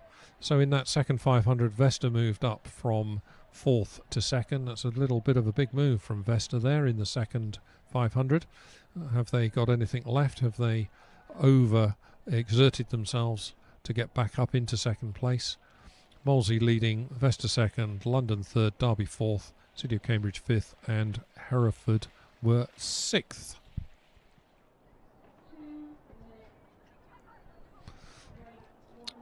Derby in the middle of this race, pushing along very hard at 38 strokes per minute, quite a high rating, even though we're looking at Club 8s, and they are overrating everybody else. But it is still Molesey in lane 4 who lead by about a length. Molesey at 36, just coming straight down the middle of their lane, leading Vesta, who are at 37. Vesta, they haven't shaken them off yet. Vesta are still just on the stern of Molesey, and if anything, since the 1,000-metre mark, Vesta have put in a little bit of a push and have closed back up a bit. It's now down to about 2/3 of a length. That's Vesta pushing very hard. Remember, they were 4th in the first 500 and have moved up quite some way on the other crews in this race. And it's about 2/3 of a length. Molesey leading Vesta in this final of the Club 8s for the Borough Challenge bars. Behind them, it looks to me as if it's London, then Derby, then City of Cambridge, then Hereford. Molesey, I think, are reacting. Molesey are at 37, just holding 2/3 of a length. They're just now holding off Vesta. Vesta obviously put in quite a big push, came back at them, and now Molesey react and begin to go away again. It's now back out to 3/4 of a length. Molesey beginning to push away. Behind them, we have London in 3rd. Derby, who've been rating a very high 40 through the 3rd quarter of the race, just perhaps beginning to fade a little bit. But it is Molesey out front, beginning to pull away 3/4 of a length, certainly, as they come in the final 15 strokes or so of this race, this Club 8's final.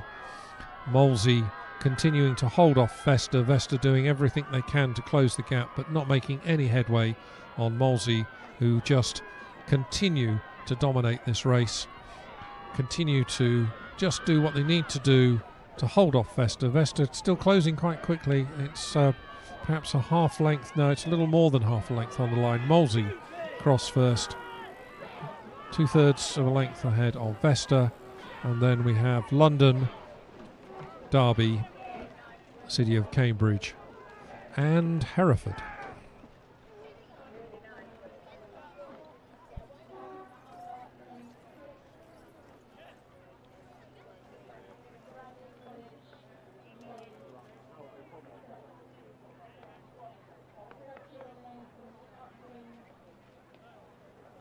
And race 111, the Nelson's race, is on the course now. It's the Women's Junior School Coxless Fours. It's the final of that for the Skiff Regatta Cup. This is between Shiplake College A in lane 1, Pangbourne in lane 2, Surbiton High A in lane 3, Hinksey Sculling School in lane 4, Tideway Scullers School in lane 5, and Wimbledon High School in lane 6.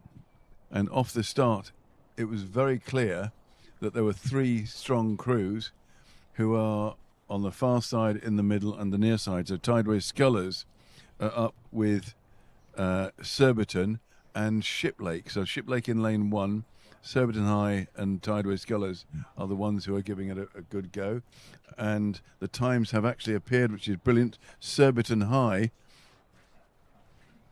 actually just leading at the 500-metre mark, Scullers second and Shiplake third, but there's not much in that, just a length between the 3. Then there's Pangbourne, Wimbledon High School and Hinksey Scullers School. So now as they go away from the 500 to the 1,000 metre mark, you can see there the green with the S's on the ship, the Surbiton blades are drawing away. They've got a comfortable lead now of over a length from Shiplake. It's a matter of how close Tideway Scullers is to them on this side of the course. But Scullers are having the private battle there with Shiplake. So Surbiton lead through the 1,000 metre mark with half a length of clear water. Then Tideway Scullers, they also have half a length of clear water over Shiplake, who are just on a length ahead of Pangbourne. That'll cross the line. Then Hinksey Scullers School and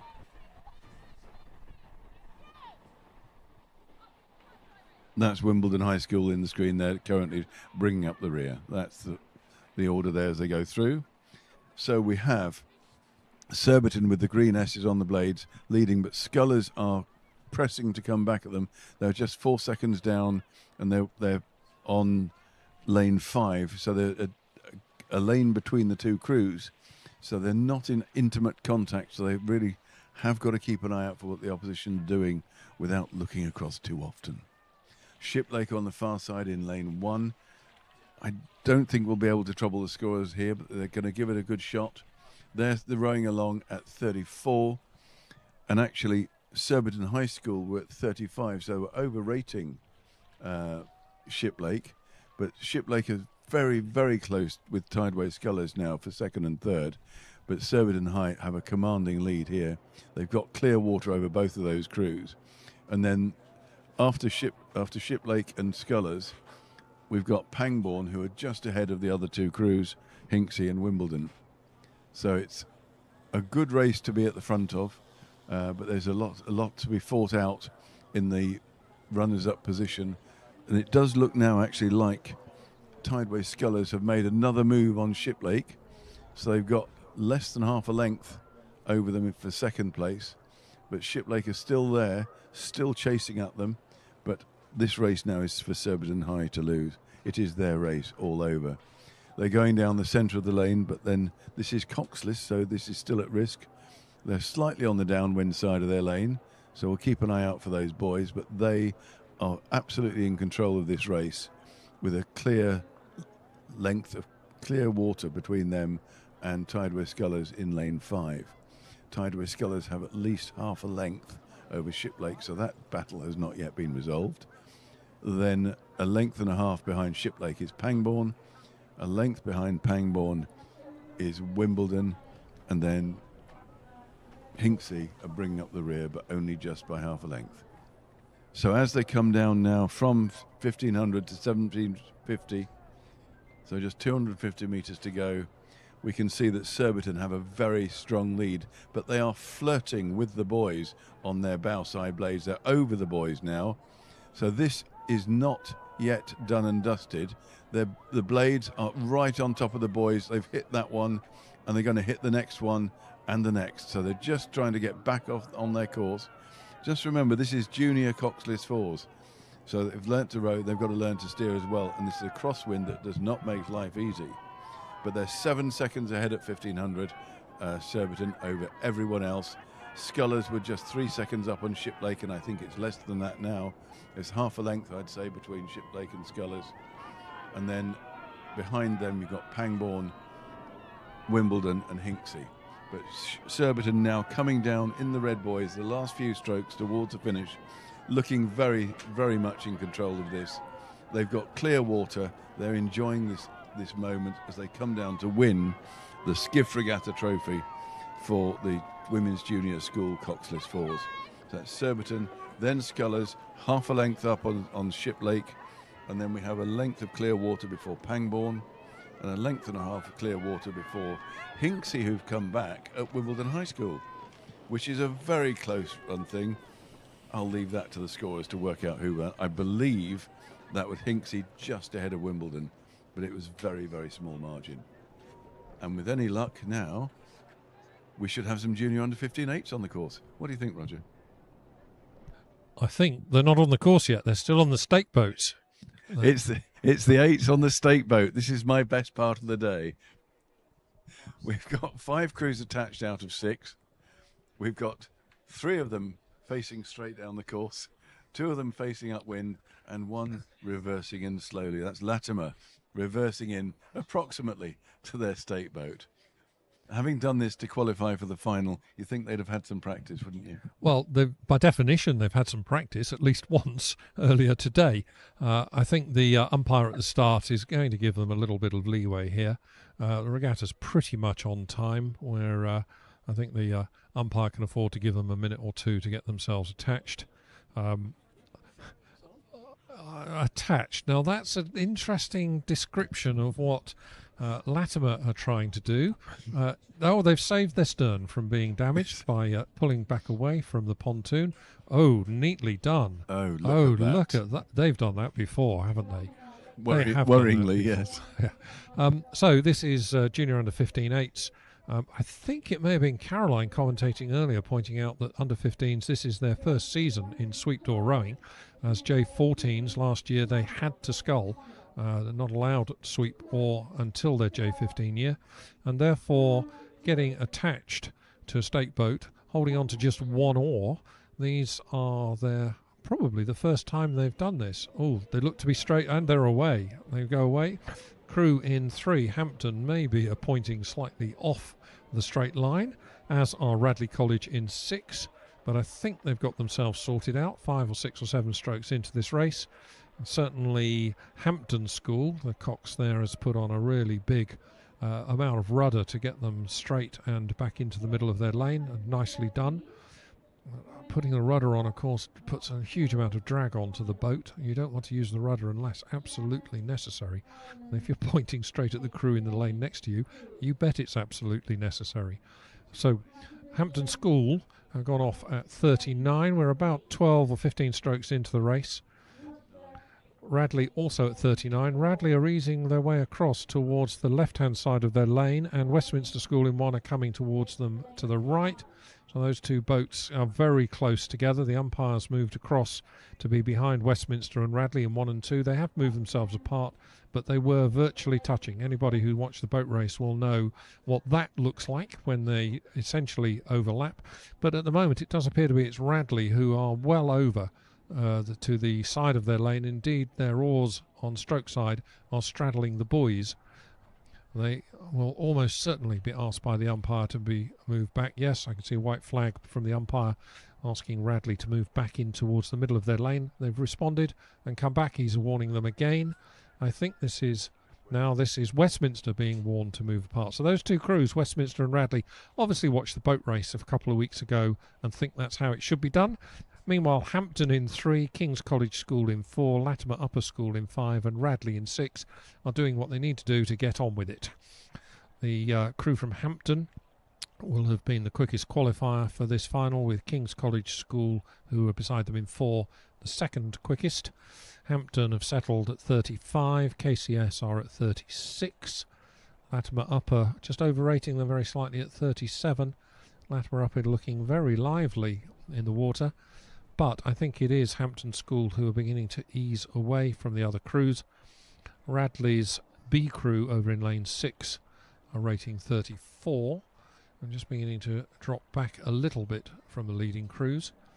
Westminster and Radley A in 1 and 2 appear to have sorted out their issues, and the umpires now left them to go and have a look at the rest of the race, leaving them to carry on sorting themselves out. But it's because Radley A crew in 2 have begun to move away from Westminster, so even if they do begin to come a little closer together, their blades are sufficiently far apart, one ahead of the other, Radley ahead of Westminster, for it not to be an issue. But it's Hampton in 3 who are the early leaders here. They're led by a third of a length at 500 metres from Radley College A, who are having that ding-dong of a little issue with Westminster. Coming towards the 1,000-metre mark now, though. Hampton beginning to just ease out to about 3/4 of a length lead over Radley A. Third across the line are King's College School, then 4th Latimer Upper, and then nothing really between Westminster, who I think will be 5th across the line, and Radley College B, who will be 6th. These are all junior under 15/8. qualification is that for that event is that they had to be under 15 on the 1st of September last year, so the age categories in British rowing go completely aligned with school year. Obviously makes it easier in the school environment, people of the same age group to compete together. And it's Hampton School who are at 35. They've settled quite nicely. King's College School beside them at 34, but it is Hampton who lead as they pass the 1,000 metre mark, only by a half length from Radley A, with King's College School in third place. Those first three boats, about 3/4 of a length separating the three of them as they passed the 1,000 metre mark.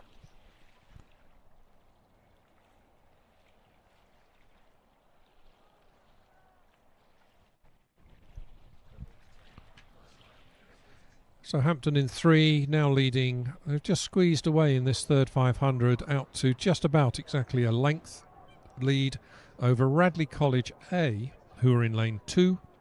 They are in second place, just ahead of King's College School A, who are in 3.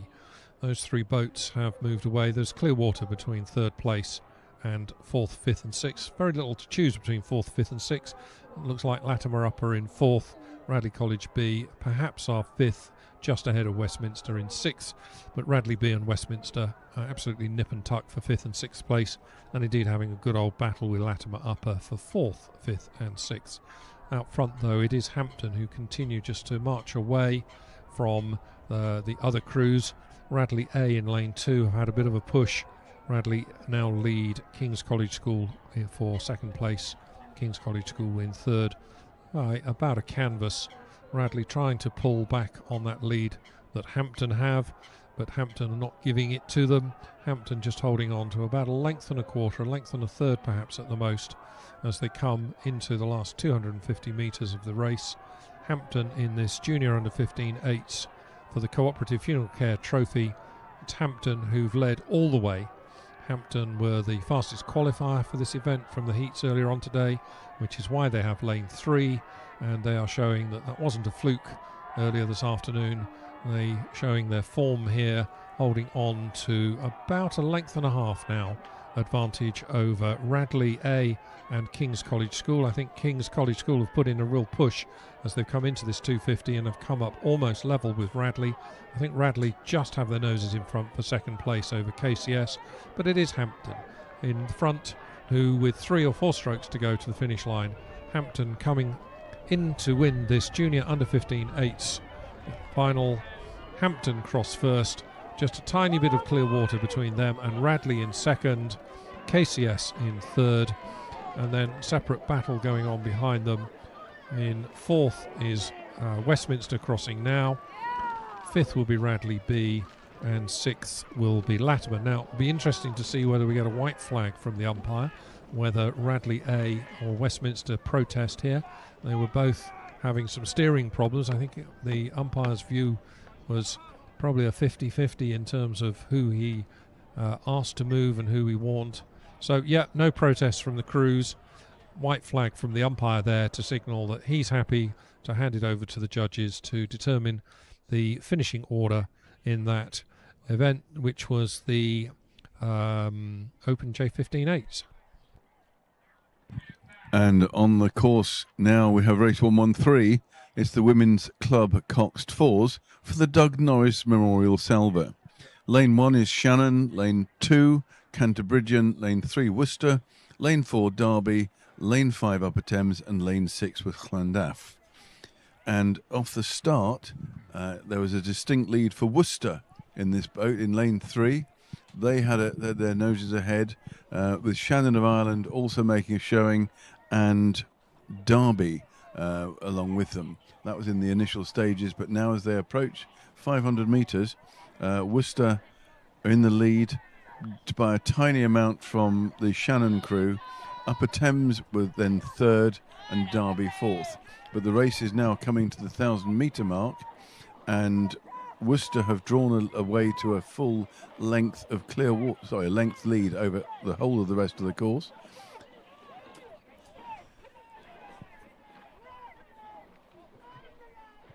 And they're leading the Shannon crew by 1 1/4 lengths.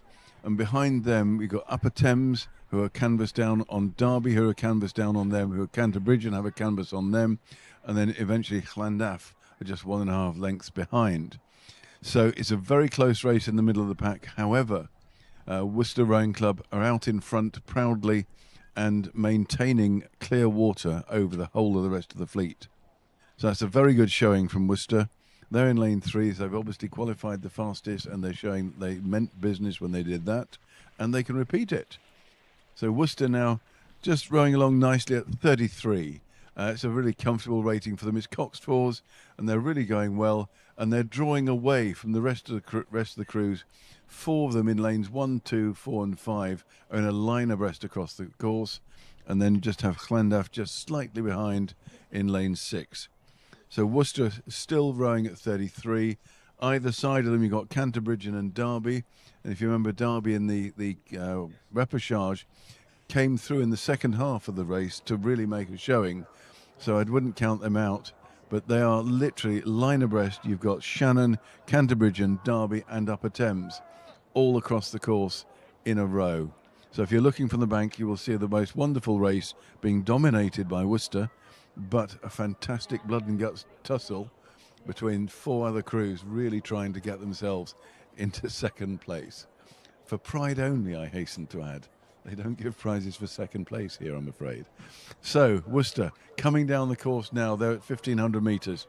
Very smart bit of rowing there. They've got a length and a half of clear water over 4 crews. No quarter being given here. They're almost going stroke for stroke. We've got Derby at 34. We've got Upper Thames at 34. We've got Canterbridge at 33. Shannon at 34. And in the lead, we've got Worcester at 33. Just powering down the course. This is coxed, so there should be no trouble with the boys, although Worcester are within 3 feet of their leeward boys, so we don't want to see any disasters there. But they should just steer ever so gently because they've got a cox. And in fact, they've just come back to the centre of the course as I mentioned it. They must have been listening. It's always good to know how far the voice can spread, isn't it? However, we still have a line across the course of the 4 crews. There's no hint of who's going to lead out of Shannon, Canterbridge and Derby or Upper Thames. Just that they are 2 lengths down on Worcester. Derby have put in a big... I had a pitch for Derby early on. They've put in a push now. They've just started to show their lead ahead of the other 2 crews. The other 4 crews, rather. They are now just pushing gently away from... On their left, they've got Upper Thames, but on the other side of the course, on the right-hand side of theirs, as they see it, they've got Worcester and Canterbridge and Shannon. Canterbridge are pulling away slightly from Shannon, but now as we look, it's Derby have definitely made the move to come second, as we have a dominant Worcester crew coming down the course. They've got 10 strokes to do. They're going to take this trophy, no doubt about it. Derby have their noses ahead for the 2nd, 3rd and 4th and 5th places, but only just a nose. And then behind them, I really wouldn't enjoy being an umpire on this one, trying to work out the finishing order. They're going to have such fun as Derby cross the course, then Canterbridge, then Llandaff, then Upper Thames, then Shannon, and then Llandaff are coming down in lane 6. Just to round off the finishing order. So that's the Doug Norris Memorial Salver for Women's Club Falls. A win there, a handsome win for Worcester Rowing Club. Roger. We move on very rapidly to race 114, so we've just got 5 more races to go. This is the Junior School Quadruple Sculls for the JHW Skeet Tankard. The crews are well down this course, 6 quads here. Clare's Court School in 1, the Grange School Hertford in 2, Windsor Boys School A crew in 3, Great Marlow School in 4, Bulbridge in 5 and Marlow A in 6. As they came through the 500 metre point, it was Clare Court School, and I think we've seen them earlier today, really quick first 500, but then dropped back a little. So Clare's Court School were leading at 500 metres from Windsor Boys, and then the Grange School, Great Marlow School, Bulbridge and Marlow. That was at 500, but by 1,000, Windsor Boys School, showing their class and form, come through to lead, and they lead by 3/4 of a length from Greenbank Falmouth, at 500 metres. Clare Court School were first, they dropped to third. 1500 metre times are now in, and it's still Windsor Boys School now with a length and 3/4 over Greenbank Falmouth. Windsor Boys School really pulling away.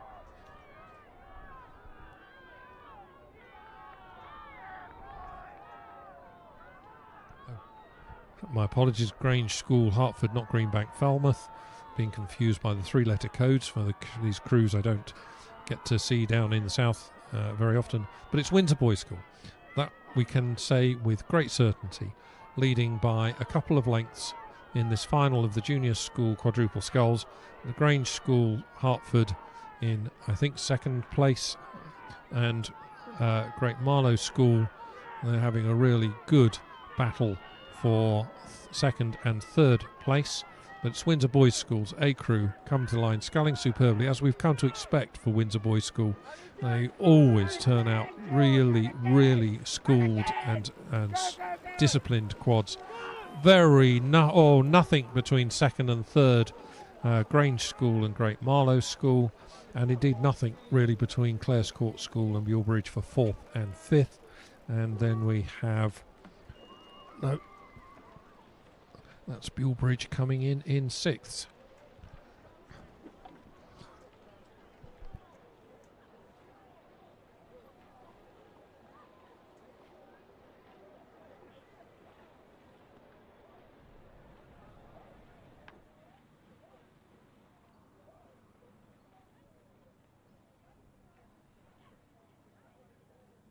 We have race 115 on the course. It's the Women's Challenge 8s final for the President's Memorial Cup.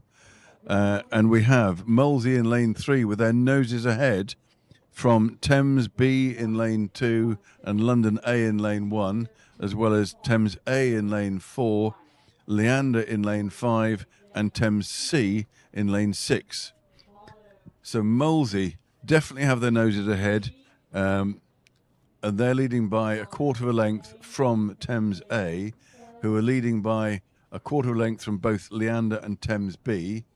London are just behind for a man down on there, and then Thames C about half a length down on them. Molesey at 38. This is well into the race now. We haven't quite got to 500 metres, but they're at 38. Thames A at 37, Leander at 36. So it'd be interesting to see if Molesey can hold on, because that's their lead has been done on rating. They've done 38, Thames 37 and Leander 36, and that's the first three boats on the course. And as we switch to the low view and the long distance view with binoculars, we can see that Molesey still have the lead. And it's a very solid Molesey crew there. You can see the power going into the blades even from this distance. And they're still at 37. And then we've got Thames just dropping back a shade there. I think Leander have now come through them. We'll look at that when we get another view. But Molesey are definitely holding on to the lead here. That looks like a very powerful crew. And they've got through 500 metres at 1:33. I'll get those times up if I can. But it's very close between Thames A and Leander for second place. And then fourth and fifth, not that far behind. Thames obviously have a very strong squad this year. Let's just put it that way.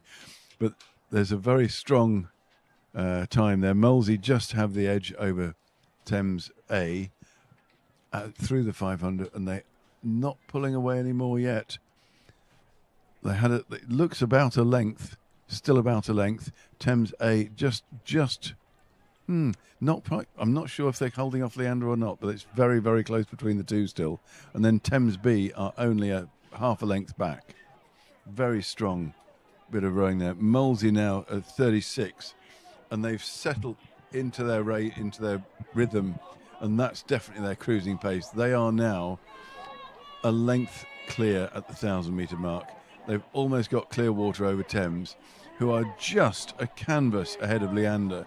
Thames is still at 37, Leander at 36, but Thames B is only 3/4 of a length down on Leander, and then Thames C is less than a length down on Thames B, and London B are behind them. So we've got London B are not quite. The London B were ahead of Thames C. So they're the times on the 1,000-metre mark. Molesey 4 seconds up, so just over a length. And it's close between Thames A and Leander. But Thames B are right behind Leander. That's really impressive. So have 2.8s right at the top of the game. So Molesey still hold the lead comfortably, I have to say. Very imperious bit of rowing from them. But the Thames squad is quite strength and depth. That's not something you normally see here. But they've got the seeding order right. They've got A leading, B leading, C. Just the other crews are getting in the way in between. So we've got Molesey leading down as they come to 1750. The H races go much more quickly than all the other smaller boats. So it's 1500 they're coming to. It's not quite that quick. Molesey now stretching away. They're still at 36. They've got a length and a half clear, half a clear water over Thames A. And Thames A are still fighting tooth and nail with Thames B and Leander. You can see now the overhead shot if you're looking online. But it's very clear that Molesey have got clear water. Leander and Thames A are next to each other and side by side and matching each other for rating and matching each other for speed. And Thames B is just half a length back on Thames A. I'd say there's a canvas lead there by Thames A over Leander. And they've pushed on. They're still at 37. Molesey have gone back up to 37. To have a little response to this. This is obviously their race plan. Last 750, build it into the finish, pull away from the rest of the pack. And Thames A, alongside Leander, they are literally stroke for stroke all the way down the course. Thames B, doing very well. They're less than a length down on Thames A and Leander. And actually Thames A have made a move. Thames A now made a move. They got a quarter of a length over Leander. And Thames B are on the same race plan because they've made a move and they're coming up. They've just got 2/3 of a length down on Leander. So the two Thames crews really pushing on. And I would say actually Thames C is doing the same race plan because they've closed the gap and they've now overtaken London A. Very, very commanding row here from Molesey as they come down. They're into the red buoys, 25 strokes. They can look back and see what's doing.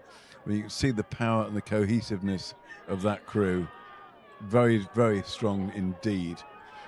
Thames A have made their move. They've got half a length on Leander, and Thames B are just half a length down on Leander. So first Molesey, second Thames A, third Leander, fourth Thames B, fifth Thames C. As they come down towards the finish. Really strong. That's Molesey over the line. Half a length of clear water from Thames A. They're 2/3 of a length up on Leander. They're 3/4 of a length up on Thames B. And then Thames C just 1 length down on Thames B and just quarter of a length down, up on London. Cracking race there. The Women's Challenge 8 for the President's Memorial Cup, race 115.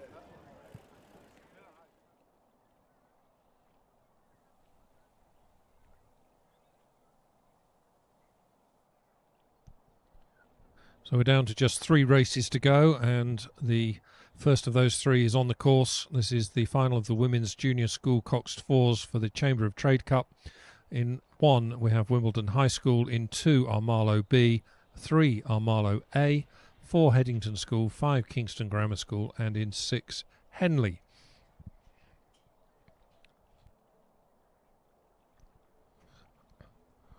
As they came through the 500-metre point, Marlow A are at 34 and lead by 1/3 of a length from Headington, who is second, Wimbledon High School third, Kingston Grammar fourth, Marlow's B crew were fifth and Henley was sixth. So that were the positions at 500 metres with about 2.5 lengths covering the boat. So they've spread out quite a margin already. Marlow A leading. Marlow A were the fastest crew to qualify for this final, so no great surprise there. Kingston Grammar School at 33. Looking straight down the course from a drone and getting quite a nice view. But we can see that it's Marlow A who have just about established a lead, rating 33.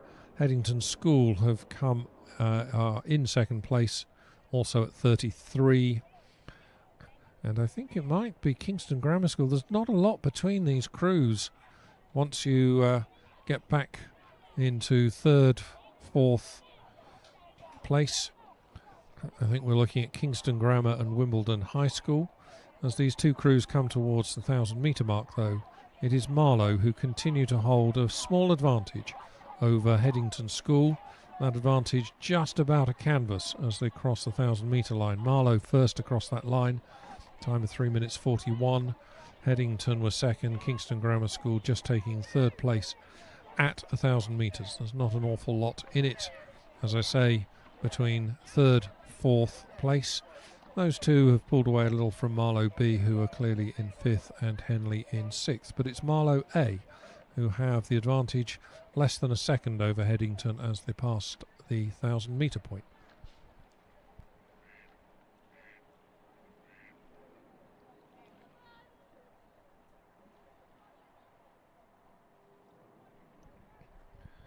Headington at 32 strokes per minute. Marlow A at 34 as they move away from the 1,000-metre point.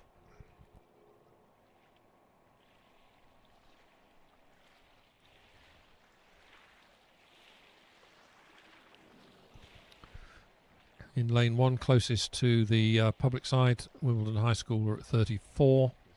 Marlow's B crew at 33, but those two are some little way back down the field, and as we pick up our drone footage covering this last 750 metres, we can see that Marlow A and Headington School are absolutely neck and neck out in front. Almost nothing between these two crews as they come down the course. These are coxed fours. They're all steering quite a nice course, as we would hope, but I think Marlow and Headington School are pretty much level. If Marlow have their noses in front, it's only by a matter of inches. Marlow now at 35, Headington School just underrating them a little bit at 34, and Headington are coming. Headington are moving up on Marlow. Marlow were about a third of a length up. It's not that now. I think Marlow still just have their bows in front, but only by a very small margin. As they come past 1,500 metres, it's still Marlow at 35. Headington School also at 35. Headington School trying to close the gap, and I think they're succeeding. Headington School are now level with Marlow. Headington School, as they come into the final quarter of this race, moving the quicker, just very slightly quicker. Headington School just picking up the pace a little bit more. Headington School have the momentum. They are moving up. Headington School perhaps just need to move a little across to their stroke side. They're just flirting a little bit with the buoys and their bowside blades. I think they'll be happier if the cocks move them across a little bit, but they have now just moved in front of Marlow. They just use the rudder to steer. We'll see if that slows them down at all. The rudder always adds a little bit of drag to the boat, but it is Headington School now leading by a canvas over Marlow, the early leaders. Headington School at 33, and they've rowed through them, underrating Marlow. Really powerful row, letting the boat run between strokes. Headington School now easing out to a half-length advantage over Marlow. Marlow is still at 35. Marlow maybe just shortening up a little bit. Headington holding on to some really nice, long, powerful strokes. Headington at just 34, underrating Marlow and moving the boat a little bit quicker than Marlow. Headington School just moving away to a half-length advantage. This is only going to open up a little more as they come towards the line. Headington School in lane 5 to take the win by, well, I think nearly 2/3 of a length over Marlow, the early leaders. Coming home in third place, I think that must be Kingston Grammar School in their familiar red and white. They were several lengths down. This is Wimbledon High School coming home fourth. Marlow B will come in fifth, and Henley Rowing Club will be sixth.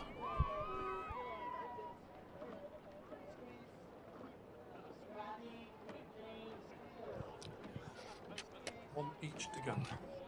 And on the course, race 117, the penultimate race of the day, the Challenge Coxless Fours, the final for the President's Challenge Cup.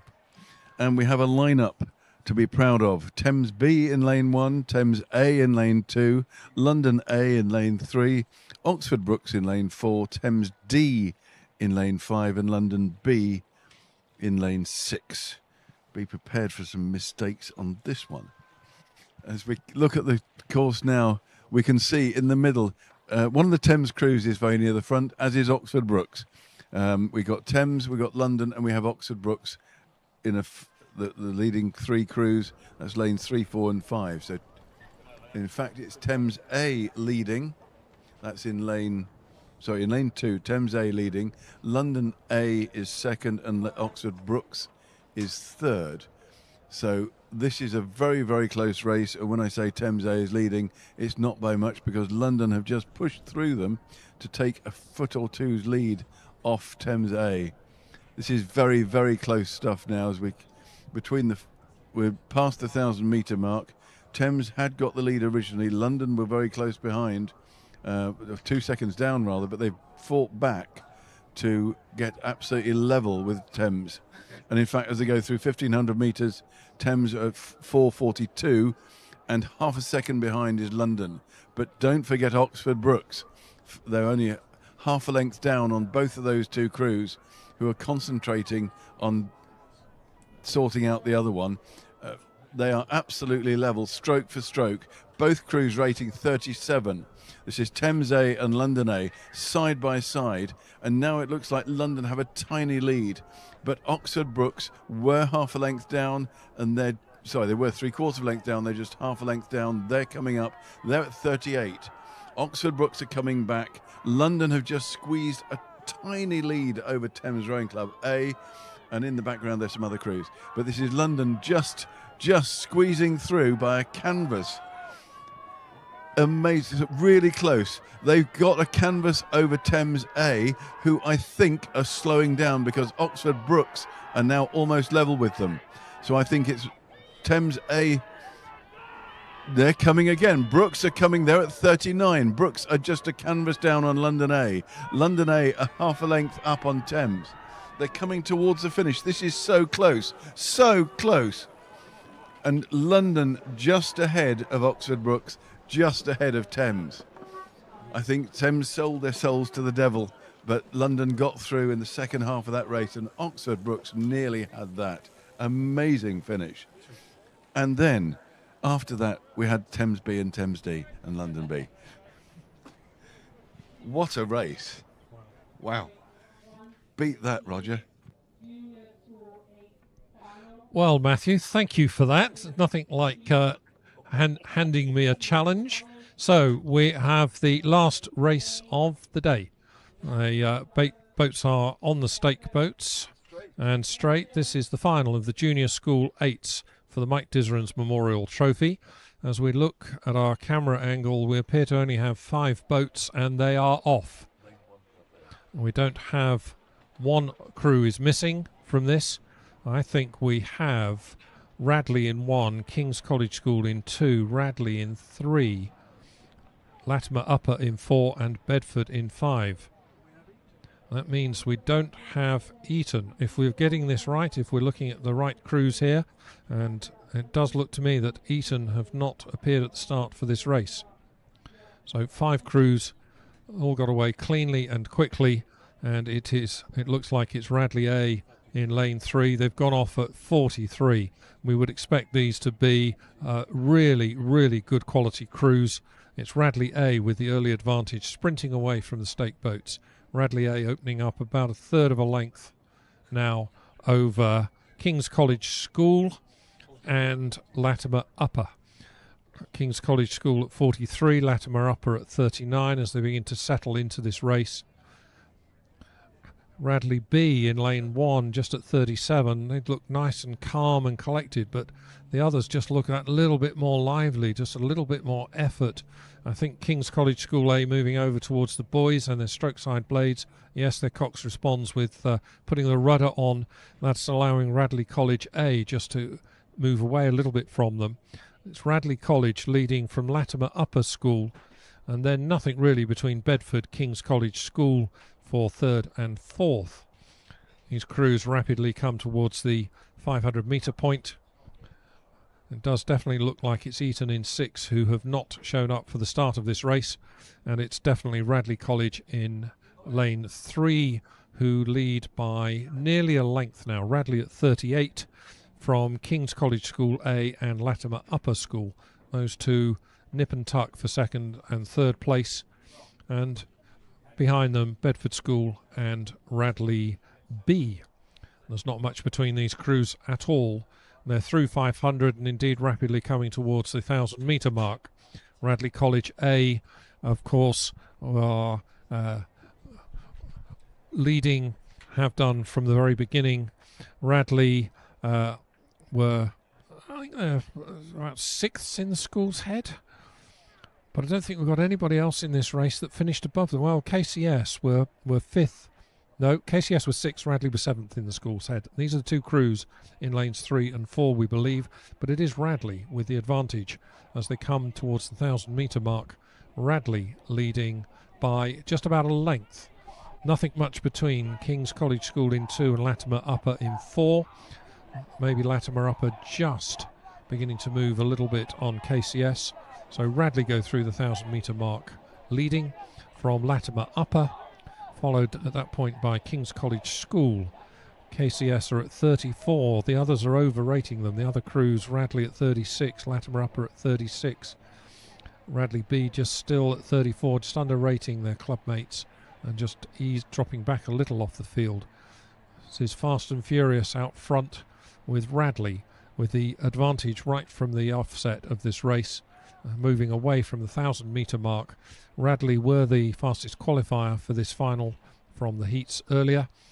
The Radley crew looking very strong, very comfortable, almost looks relaxed on the recovery. They seem to be taking lots of time coming forward between strokes, letting that boat run, let the boat do some of the work, and just take a 1/10 of a second of advantage in the recovery, just to let the boat run. And then, boy, is there some power coming down from these crews as they blades go into the water and they drive. The absolutely immaculate, says Matthew, for this Radley crew, who now lead by a length. Radley at 34. The rating has come down. That's Radley. We don't normally see Radley with huge high ratings. We normally see them a little more comfortable than that. But I don't think Latimer Upper can be counted out of this at the moment. I think Latimer Upper are coming back. Latimer at 35 to Radley's 34. Latimer Upper are now, it's less than a length. Latimer Upper, it's about 3/4 of a length. Radley had got out just about to clear water, but Latimer Upper have closed it back up a little bit again as they come towards the 1,500 metre mark, come past indeed the 1,500 metre mark. Radley continuing to hold on. Indeed, I think Radley have now responded and just begin to move away. Beautiful, beautiful rhythm from Radley, who are best part of a length up, rating 35, taking just what they need to do to hold off Latimer Upper. Latimer Upper having another push, I think. Latimer Upper going. Radley have had to steer there. They were moving over towards the side of their lane, but I think Latimer Upper did the same. Latimer Upper, actually quite a big rudder input from Latimer Upper, and I think that slowed them down a little bit. Radley now at nearly a length advantage.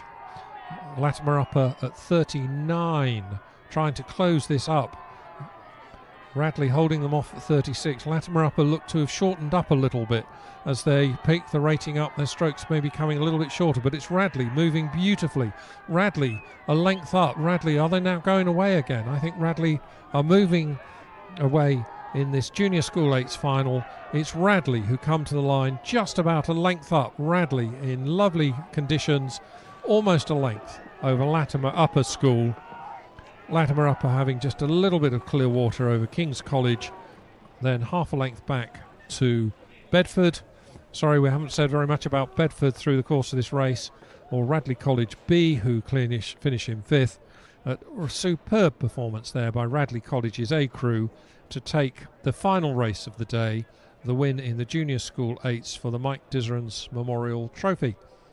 Congratulations to them. A few moments ago I was told that we've had 15,000 views on our online coverage, and at that point, a couple of races ago, there were still 420 of you watching. A big thank you to all of you for your support. We hope that we've been able to bring you some information and some interest in the racing. I hope that your crews that you've been watching have done well. Once again, a big thank you to everybody from Wallingford Rowing Club and the wider rowing community who have helped us here today. Every single member of that team, it wouldn't have happened without you. And I must finish with just saying a huge thank you to my fellow commentators, to Steve Pearson, Anne Buckingham, Caroline Litton, Julie Watson, and the inimitable Matthew Gordon sat beside me. Thank you all for everything. To all of you, the spectators, your supporters, have a good evening, have a safe journey home, and we look forward to seeing you again here next time. And from all of us, thank you and good night.